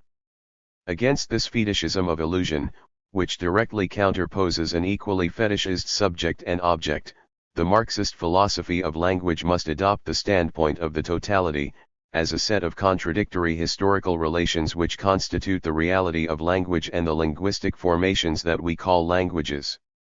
But there is a second aspect: linguistic fetishism is not only illusion, it is also illusion, like ideology in Althusser. For abstraction, the tendency to fetishize processes into objects, is essential to the functioning of language. There is no thought without abstraction, my discourse is proof of the fact, and the concept is a concrete abstraction. For we shall observe, moreover, that fetishism is attributed by Lukács to the historical epoch of capitalism, and that language did not await the constitution of capitalist relations of production before emerging. There is, therefore, a dual, potentially contradictory relation to fetishism in language, and this contradiction constitutes the heart of the functioning of language. Language betrays phenomena by tending to fetishize processes into objects, human relations into things, and it saves the phenomena by making it possible to think them. Thought is a happy fetishism, by illusion. If it so readily turns into Dasein, it is because of the slope that inclines it towards harmful fetishism, by illusion, which exes and naturalizes historical processes into natural objects. The standpoint of the totality in linguistic matters consists in thinking the two aspects of the contradiction at the same time. To think only one of them leads either to scientistic positivism and methodological individualism, or to the romanticism of poetic expression, always betrayed in advance by language. Imperialism. Linguistic imperialism is part of imperialism tout court and is one of its privileged instruments. But it possesses specific characteristics, which means that language is the site of specific contradictions. In the case of linguistic imperialism, and its most notorious consequence, glottophagy 5, the contradiction takes the form of an opposition between centripetal forces, which reinforce the domination of the language of imperialism, and centrifugal forces, which tend to render it minoritarian and destabilize it. Thus, English is the language of imperialism in the current conjuncture because it is in the process of imposing itself across the globe, but also because it is beginning to crumble, and lives only because it is constantly subject to processes of becoming minoritarian. This contradiction concerns not only English, which is simply the most striking illustration of it, but all languages in that they are linguistic formations. For English will make French suffer what French is making Corsican suffer. Faced with this contradiction, we can adopt one of two attitudes. If we are pessimists, we shall reckon that the battle has already been won by English and that it will not suffer the fate of Latin, the canonical historical example of an imperial language. In a singularly bitter irony, the dream of Zamenhof, the creator of Esperanto, is supposedly on the point of being realized, but not in the form of the harmony of peoples, in the form of neoliberal imperialist domination, to the detriment of the overwhelming majority of human languages, i.e. cultures and conceptions of the world. If we are optimists, we shall think that the triumph of linguistic imperialism is no more guaranteed than that of imperialism in general, and that English will inevitably suffer the fate of Latin, even if this prediction, which is also a hope, refers to the long term. In my introduction I adopted an optimistic position. It is possible that in so doing I took my desires for realities. The converse argument will be found in Andrew Dalby's excellent book, Language in Danger. 6. It rests on two observations, the globalization of English, and the fact that the usual instruments of linguistic imperialism, colonization, administration, and trade, have been joined by a fourth, the global development of the media, which means that the whole world will talk like the characters in Miami Beach. This argument contains a weakness: it fetishizes the language of imperialism, making it a single, stable entity. If it is true that the extension of English, which has already led to the disappearance of virtually all the Indian languages of America and Aboriginal languages of Australia, will create new victims, it is also true that the globalist English of the media is only one of the dialects of English and that English dialects are diversifying, to the extent that mutual comprehension will soon become difficult. The English of the media, with its limited vocabulary and elementary grammar, is going to become a global lingua franca. Despite globalization, however, the different dialects of English might well give rise to a family of languages, just as Latin gave rise to the Romance languages. Marxists therefore incline towards the optimistic interpretation of the contradiction, if not out of teleological certainty, then, at least, out of eschatological hope. Barbarism is never certain and we can always dream of socialism. Linguistic imperialism is no more stable than imperialism tout court, it is subject to the same kind of contradictions and there is, therefore, a space for emancipatory struggles, even for those whose professional task it is to teach the language of imperialism. All this is intended to recall that the expression linguistic imperialism is not a facile insult, betraying its author's simple-minded anti-Americanism, but the characterization of a complex situation. And we need a philosophy of language to grasp this complexity. Interpellation/subjectivation. The term interpellation derives from the second theory of ideology to be found in Althusser. It is the central concept of this theory, which tells us that ideology interpellates each individual as a subject. The parable with which Althusser illustrates the concept is well known: the traffic cop blows on his whistle and everyone looks round, convinced that this interpellation was personally directed at them. I have suggested developing the concept by extending the chain of interpellation sketched by Althusser to speech acts, institution, ritual, practice, speech act. The subject is, then, the individual interpellated at end of the chain by the speech act. It is clear that, by extending the Althusserian chain to speech acts, I am being unfaithful to the master, who paid little attention to language. But it is also clear that this extension is possible. What is more, I am not the only one to have had the idea. Michel Pechier's is based on the idea that ideology ends its material existence in language. 7. In language alone, Jeffrey Harpham translates Althusser's discourse on ideology in terms of language, a concept which for him is the major fetish of our modernity. 8. The importance of the concept is considerable. It makes it possible to ignore liberal jeremiads about Marxist determinism leading to the disappearance of the subject and the loss of the notions of freedom, responsibility, and morality. A French philosopher who was to become a minister, Luc Ferry, once wrote a disastrous book on this subject. The concept of interpellation has the advantage of putting the subject back in its place, an expression that is to be understood in both a pejorative sense and a positive sense. It therefore makes it possible to understand both the importance of the notion of the subject in linguistic matters, and the need to invert the common sense that attributes centrality to the subject. In linguistic matters at least, it is difficult to argue that the subject speaker, who must be integrated into a language that is prior and external to her, is the source, the center, or the mistress of meaning. This inversion of perspective is characteristic of the Marxist tradition. It is already to be found in Voloshinov's work. In Deleuze and Guattari, the displacement goes even further and the philosophical work done by the concept of the subject is performed by different concepts, assemblage or hechity. But to link interpellation and subjectivation, that is, to retain a concept of the subject put in its place, is to understand that language does not serve to communicate, even if communication obviously occurs. It is the social praxis whereby individuals become subjects because they become speakers.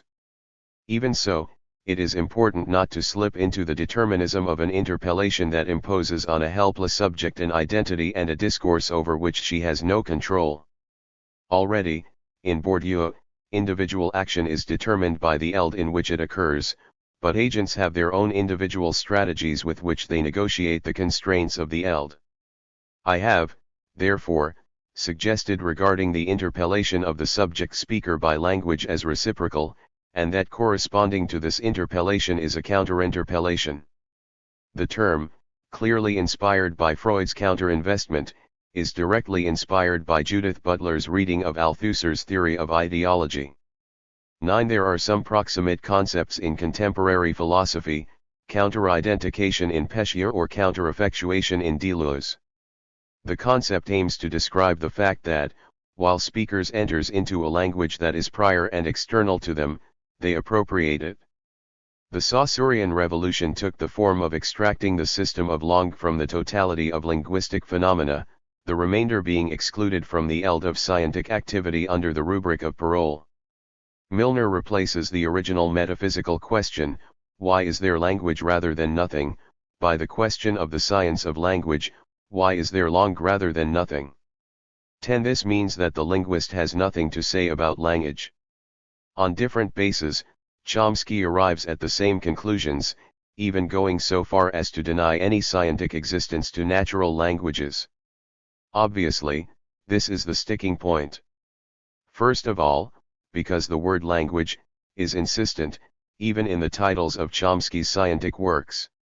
And next, because to deny that the issue of natural/maternal/national languages is of any interest is to preclude oneself from saying anything about the crucial problems posed by linguistic praxis, the problems of the history of languages, of social and regional variations within languages, of the disappearance of languages on account of linguistic imperialism, and hence of the politics of language. This is why the Marxist philosophy of language, inspired on this score by Deleuze and Guattari, does not consider the distinction between langue and language to be essential. Firstly, because it adopts the standpoint of the totality and is, therefore, interested in language as a total human praxis, refusing to exclude any linguistic phenomena whatsoever and interesting itself in the interface between language and the world. Secondly, because it makes natural languages the privileged object of its interest. Thus, we can contrast English, major system or language, with English, a linguistic formation, according to the following correlation. English is single, immanent, reduced, systematic, stable, outside time, abstract, and teachable. Contrariwise, English, which is the only thing we care about, is multiple, situated, total, chaotic, in a state of continuous variation, changing, real, and, nally, to be practiced rather than taught. And it is clear that English is only in the singular because of the abstraction fetishization that makes it possible to think it, at the cost of betraying it.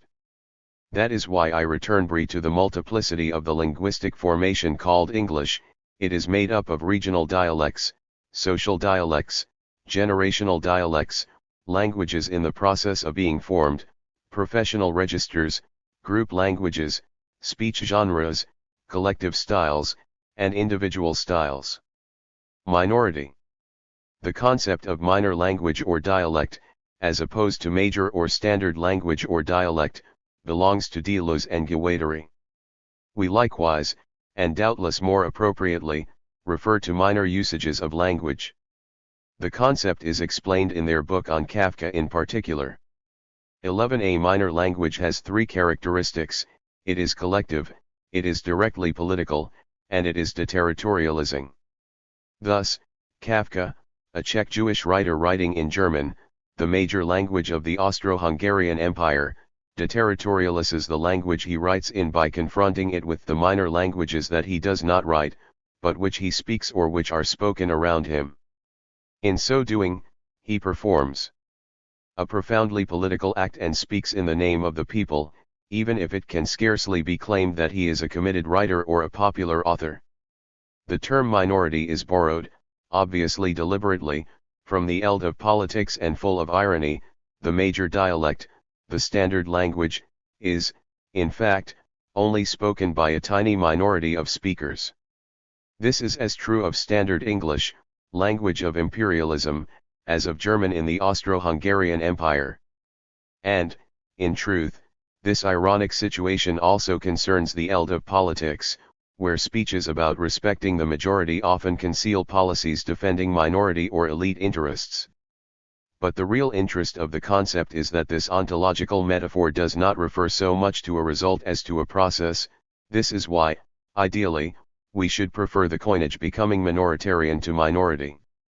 For the function of linguistic minorities, this is the form taken by class struggle in language, is to render the standard language minoritarian. By this is to be understood a dual process: the minor dialects subvert the major language, they disquiet it, destabilize it, put it in a state of continuous variation. Correlatively, however, by subverting it they make it live, they cause the linguistic formation to continue to develop, to be the site of tensions and contradictions that render it active in the historical and linguistic conjuncture. In germ, here we have a theory of the specific effectivity of the family of language games commonly called literature. The concept is interesting for a second reason. It makes it possible to stress the diversity of linguistic phenomena and thereby challenge the unicity of language understood as a system.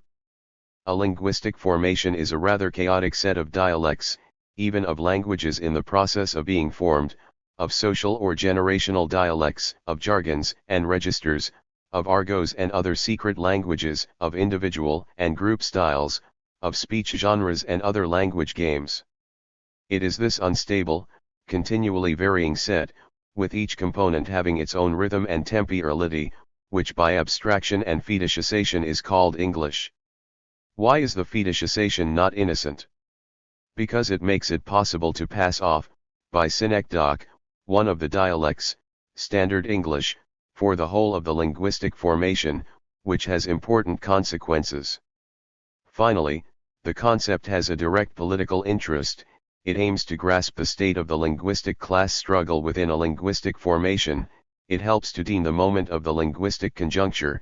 It makes it possible to separate the emergent from the old. In short, it facilitates not only a description of the conjuncture, but also the intervention that it calls for. Style. It is curious that so seemingly individualistic a concept should occur in a glossary of Marxist philosophy of language, where the main philosophical enemy is liberal individualism. Readers will recall that a number of Marxist or para-Marxist thinkers were fascinated by questions of style. In fact, the concept is of great interest to us, in that it makes it possible to think under the same term the collective and the individual. The term, in fact, contains a happy ambiguity.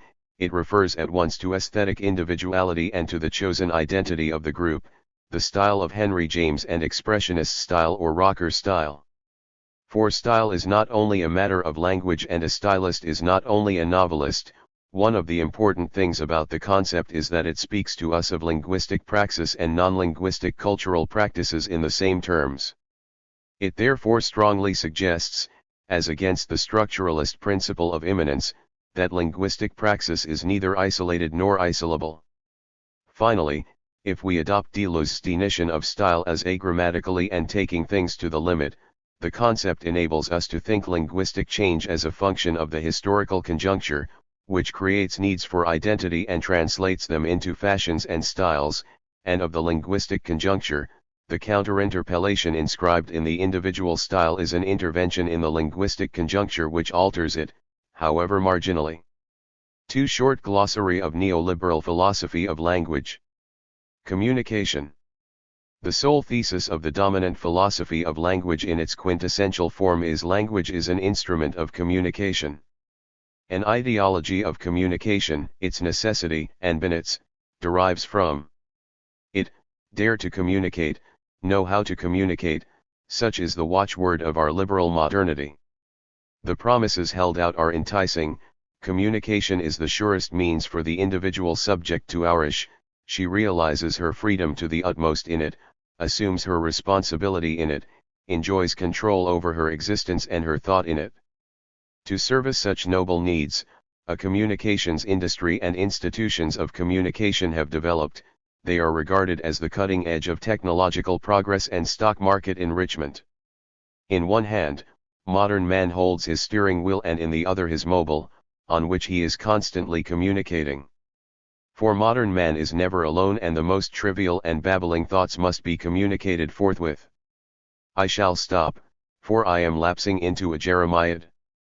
but I observe that this eulogy of communication has its dark side and that communication ends up having a bad press, especially in the domain of politics. Who has not read or heard this ringing declaration, "The government doesn't govern, it communicates"? This tension is the index of the operation of an ideology in the pejorative sense, that is, an inverted image of reality. This does not preclude also regarding the ideology of communication as an ideology in the positive sense, as illusion as much as illusion, that is, as the expression of the contemporary form of interpellation of subjects in the framework of the division of labor, where language and interlocution play a novel and essential role. The ideology of communication in the pejorative sense rests on the idea that communication serves the optimal development of the individual who knows how to use it. It conduces to social and even, why not, amorous success. English expresses the point in a nice verb: communication empowers the subject. It increases, if not her power, then at least her potential in the Aristotelian sense, that is, her capacity to act. What is important about the work of Deborah Cameron, a British feminist linguist interested in what she calls verbal hygiene, 12, is that it puts this ideology to the test of the facts, that is, social relations in the world of work. In Good to Talk, she studies the correspondence courses and other manuals that claim to enable everyone to improve their ability to communicate, and she studies communications policies in service enterprises, where communication plays a key role, banks or telephone inquiry centers. What emerges from her studies is that the communications strategy of enterprises that profess it is the converse of the ideology that they diffuse. Communications policy within the enterprise and at the interface between enterprise and customer, far from favoring development through language, aims to control language and regulate it within strict limits.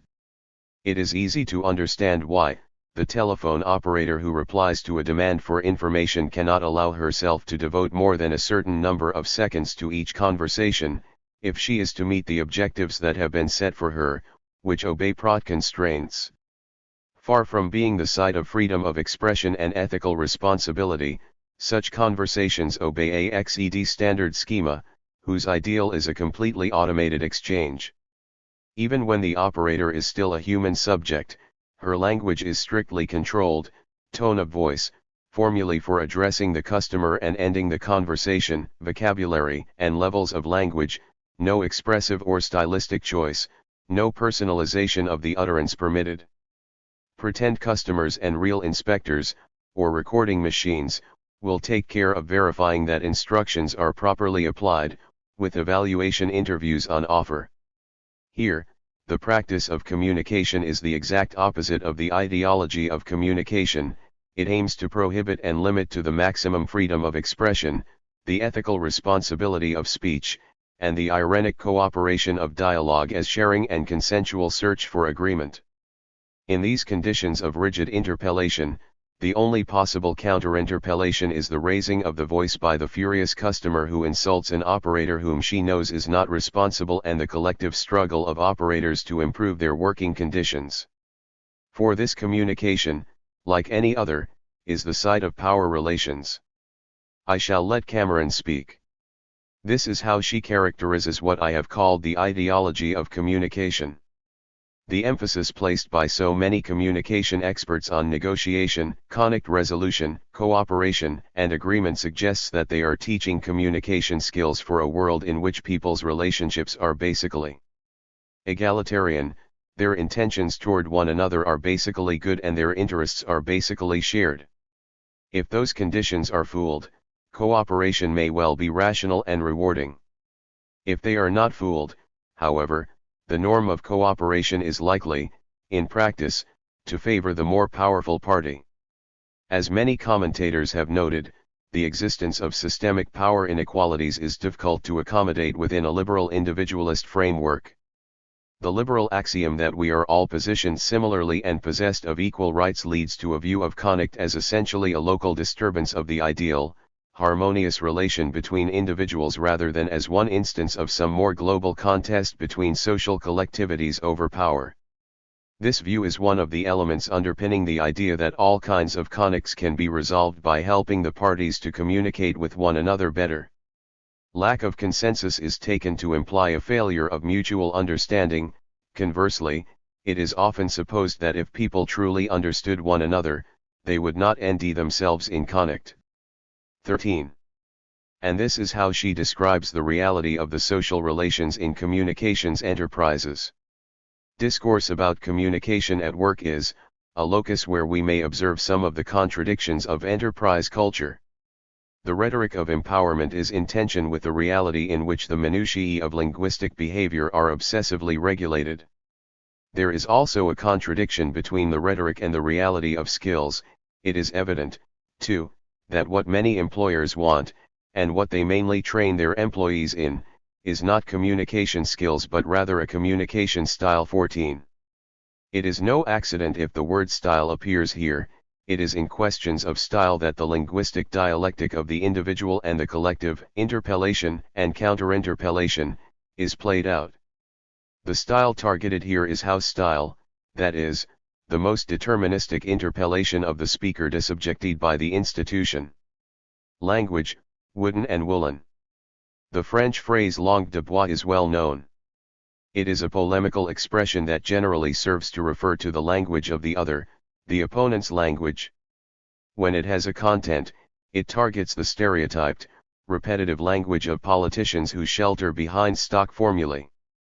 In particular, it has been used to describe the way in which the leaders of a working-class movement in decline express themselves.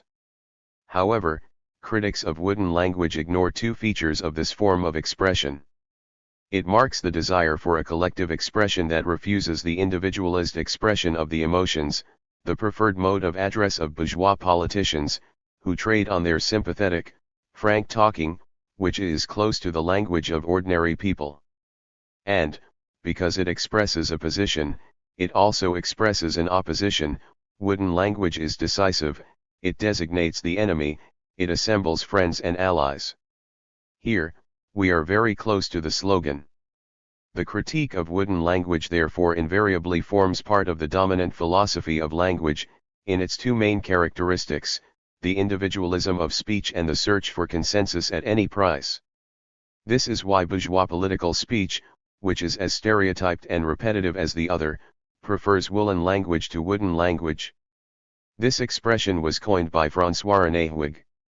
15. I broach the subject starting from a remarkable article by Marie-Dominique Peru, Mondialisation du non-sens, published in 2002 in the journal Recherches. 16. She analyzes a UN brochure published in 2000 in Geneva, Un monde meilleur pour tous.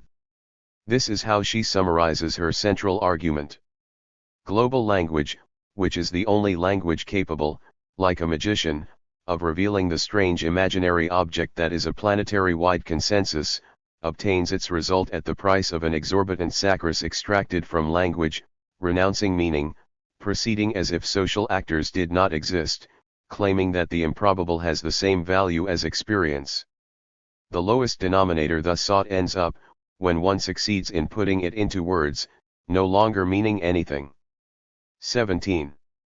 This globalization of nonsense is obtained by the operation of woolen language, deemed by Huyghe as follows: it has an answer to everything because it says nothing, it is a consensual language of power par excellence. 18. What interests me is the linguistic description of this language given by Peru. It emerges that the language of consensus is not transparent, that it does not make itself invisible, that it has a materiality and a specificity. I rapidly cite the main characteristics referred to by Peru. First of all, we have the semantic characteristics. Naturally, they concern the construction of the consensus, according to the principle no meaning, no waves. Hence the impression of a loss of meaning and the prevalence of any sentiments. Who could end fault with the perspective of a better world for all? Who, without laughing, would declare themselves opposed to human rights, to peace, or sing the praises of poverty? This is obvious, but still too general. The lexicon of consensus lapses into facile moralism and erases, deliberately ignores, economic, social, and political problems at the very moment that it promises to resolve them.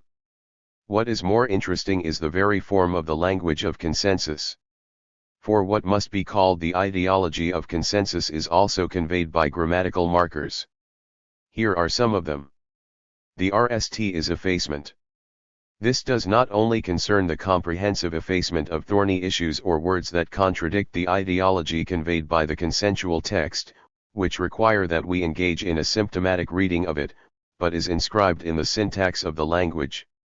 We have seen an example of it with the sentence heard on a BBC TV news broadcast: "The dispute of the health workers is now in its third week." The second is the presupposition. We are familiar with the aggressive potential of this logico-linguistic phenomenon. Woolen language makes great use of it, in the form of what Peru calls naturalist axioms, subtracted from discussion automatically and in authoritarian fashion. 19 This involves not only particular contents, but much more basic imaginative schemas. The example she gives, you will have understood why, is more is always better. The third is tautology. Thus, openness is good because it is open, or openness is openness. 20 Self-referentiality naturalises things that are self-evident. Here, we re-encounter a magical conception of language, on which woolen language is based, just as wooden language is. The fourth is metaphor. Here, Peru refers to the theory of metaphor in Lakoff and Johnson, which notes that the only really living metaphors are dead metaphors, for they are the ones which linguistic communication has adopted and reuses ad infinitum. 21 They thus become as undetectable as the presuppositions, as naturalist as the tautologies. The FTH grammatical marker is vagueness. It is one of the basic properties of natural languages that they speak vaguely, by Euclidean terms, synods that are undecidable or used higgledy-piggledy, syneers with plastic value, whose positive connotation is acquired automatically. 22 The title of the UN brochure is composed exclusively of such terms. Anal marker is what Peru calls the anti-performative, or when saying is not doing. She cites the Genevan linguist Baron Donner, who claims that if an act is impossible to perform, saying that one is performing it is equivalent to performing it. Paradoxically, all the markers of the performative then become markers of inaction. And this is the conclusion reached by Peru. We are dealing with language here. Hollow words, stereotyped formulas, the mediocre or formatted vocabulary of world speak do damage to the richness and complexity of reality, drape problematics in a veil of indifference. Form and content cancel one another out. This attack on language as creator and vehicle of meaning threatens the fragile capacity of human beings to live in society. 23. In a sense, woolen language realizes the communicative ideal of Habermas, since it aims at consensus and puts it into practice. But it is at the price of any genuine linguistic exchange, that is, of any debate. Wooden language was hewn in the wood from which bludgeons are made, it served Agon, that democratic athleticism, as Deleuze and Guattari put it, woolen language is so ironic that it suffocates meaning. Spin. The word is American in origin and this meaning emerged around 1978. It is a metaphor borrowed from baseball, where the term refers to the effect that the pitcher imparts to the ball in order to induce an error in the batter. In politics, it designates the effect that the presentation of information impresses on the facts related. This manipulation of language, in which we hear an echo of an older English metaphor, has become one of the essential stakes of neoliberal politics, where the main thing is to communicate. The reality of the existence of weapons of mass destruction in Iraq, and the threat they were supposed to represent, is of little moment. All that counted was the authority of the dossiers that asserted their existence and the seeming sincerity of those who claimed to believe in them. Spin is, therefore, a homage paid by vice to virtue, to demonstrable lies. It prefers the manipulative packaging of information, the spin it gives to it. In Great Britain, the development of spin is associated with the incumbency of Tony Blair. He did not invent the phenomenon, but it is agreed that he has made it one of the key aspects of his politics. The crisis in the summer of 2003, at the center of which was to be found his director of communications, proved the crucial importance of spin, but also of its political dangers. For it can happen that the facts are stubborn. Norman Fairclough, an English linguist influenced by Marxism, has devoted a work to Tony Blair's language. 24. In it, we end a detailed analysis of spin as a form of discourse. Fairclough bases himself on the study of a green paper on welfare. He shows that this consultation was only apparent, that the conclusions arrived are already inscribed in the premises, and that this operation is effected by the spin imposed on language in its lexical, grammatical, and pragmatic aspects. We can draw a certain number of characteristics of spin from his analysis. Here is the list. The RST characteristic is the announcement effect. Calculated leaks or press articles written by politicians themselves anticipate and prepare the presentation of the draft put out for consultation. They prepare public opinion for the requisite conclusions of this consultation. The second is the summary. The complex texts of draft laws are systematically summarized, translated into a language that is more readily intelligible to common mortals.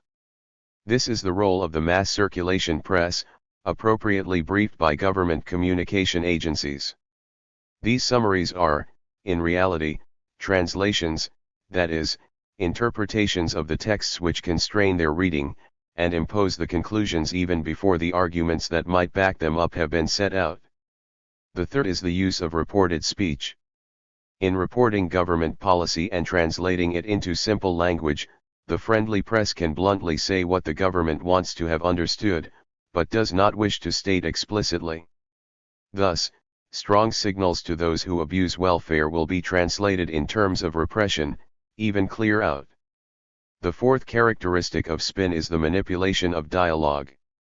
Consultation is couched in terms that proclaim a desire for dialogue, but which, in reality, aim to prevent it. The language chosen to formulate questions prevents the emergence of conclusions other than the desired ones. The three following characteristics develop this, which is the essential characteristic of spin. The FTH characteristic is propagandistic force. Consultation is conducted in terms of seeking to persuade and convince, it therefore pertains to persuasion rather than exchange. One pretends to practice a Habermasian language game, based on egalitarian communicative exchange. But, in fact, one practices an unequal exchange, which pertains to strategic action.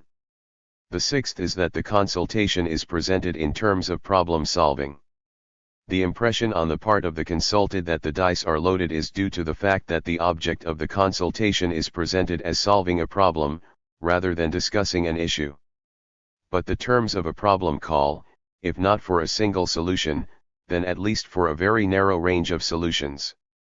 Thus, a serious demographic situation poses French society a severe problem and dictates pension reform. Posed in these restrictive terms, the issue can only result in a reform that will invite future pensioners to tighten their belts, for there is no other solution. The seventh is the choice of assertions rather than open questions. We might expect a consultation to offer choices, to suggest an alternative.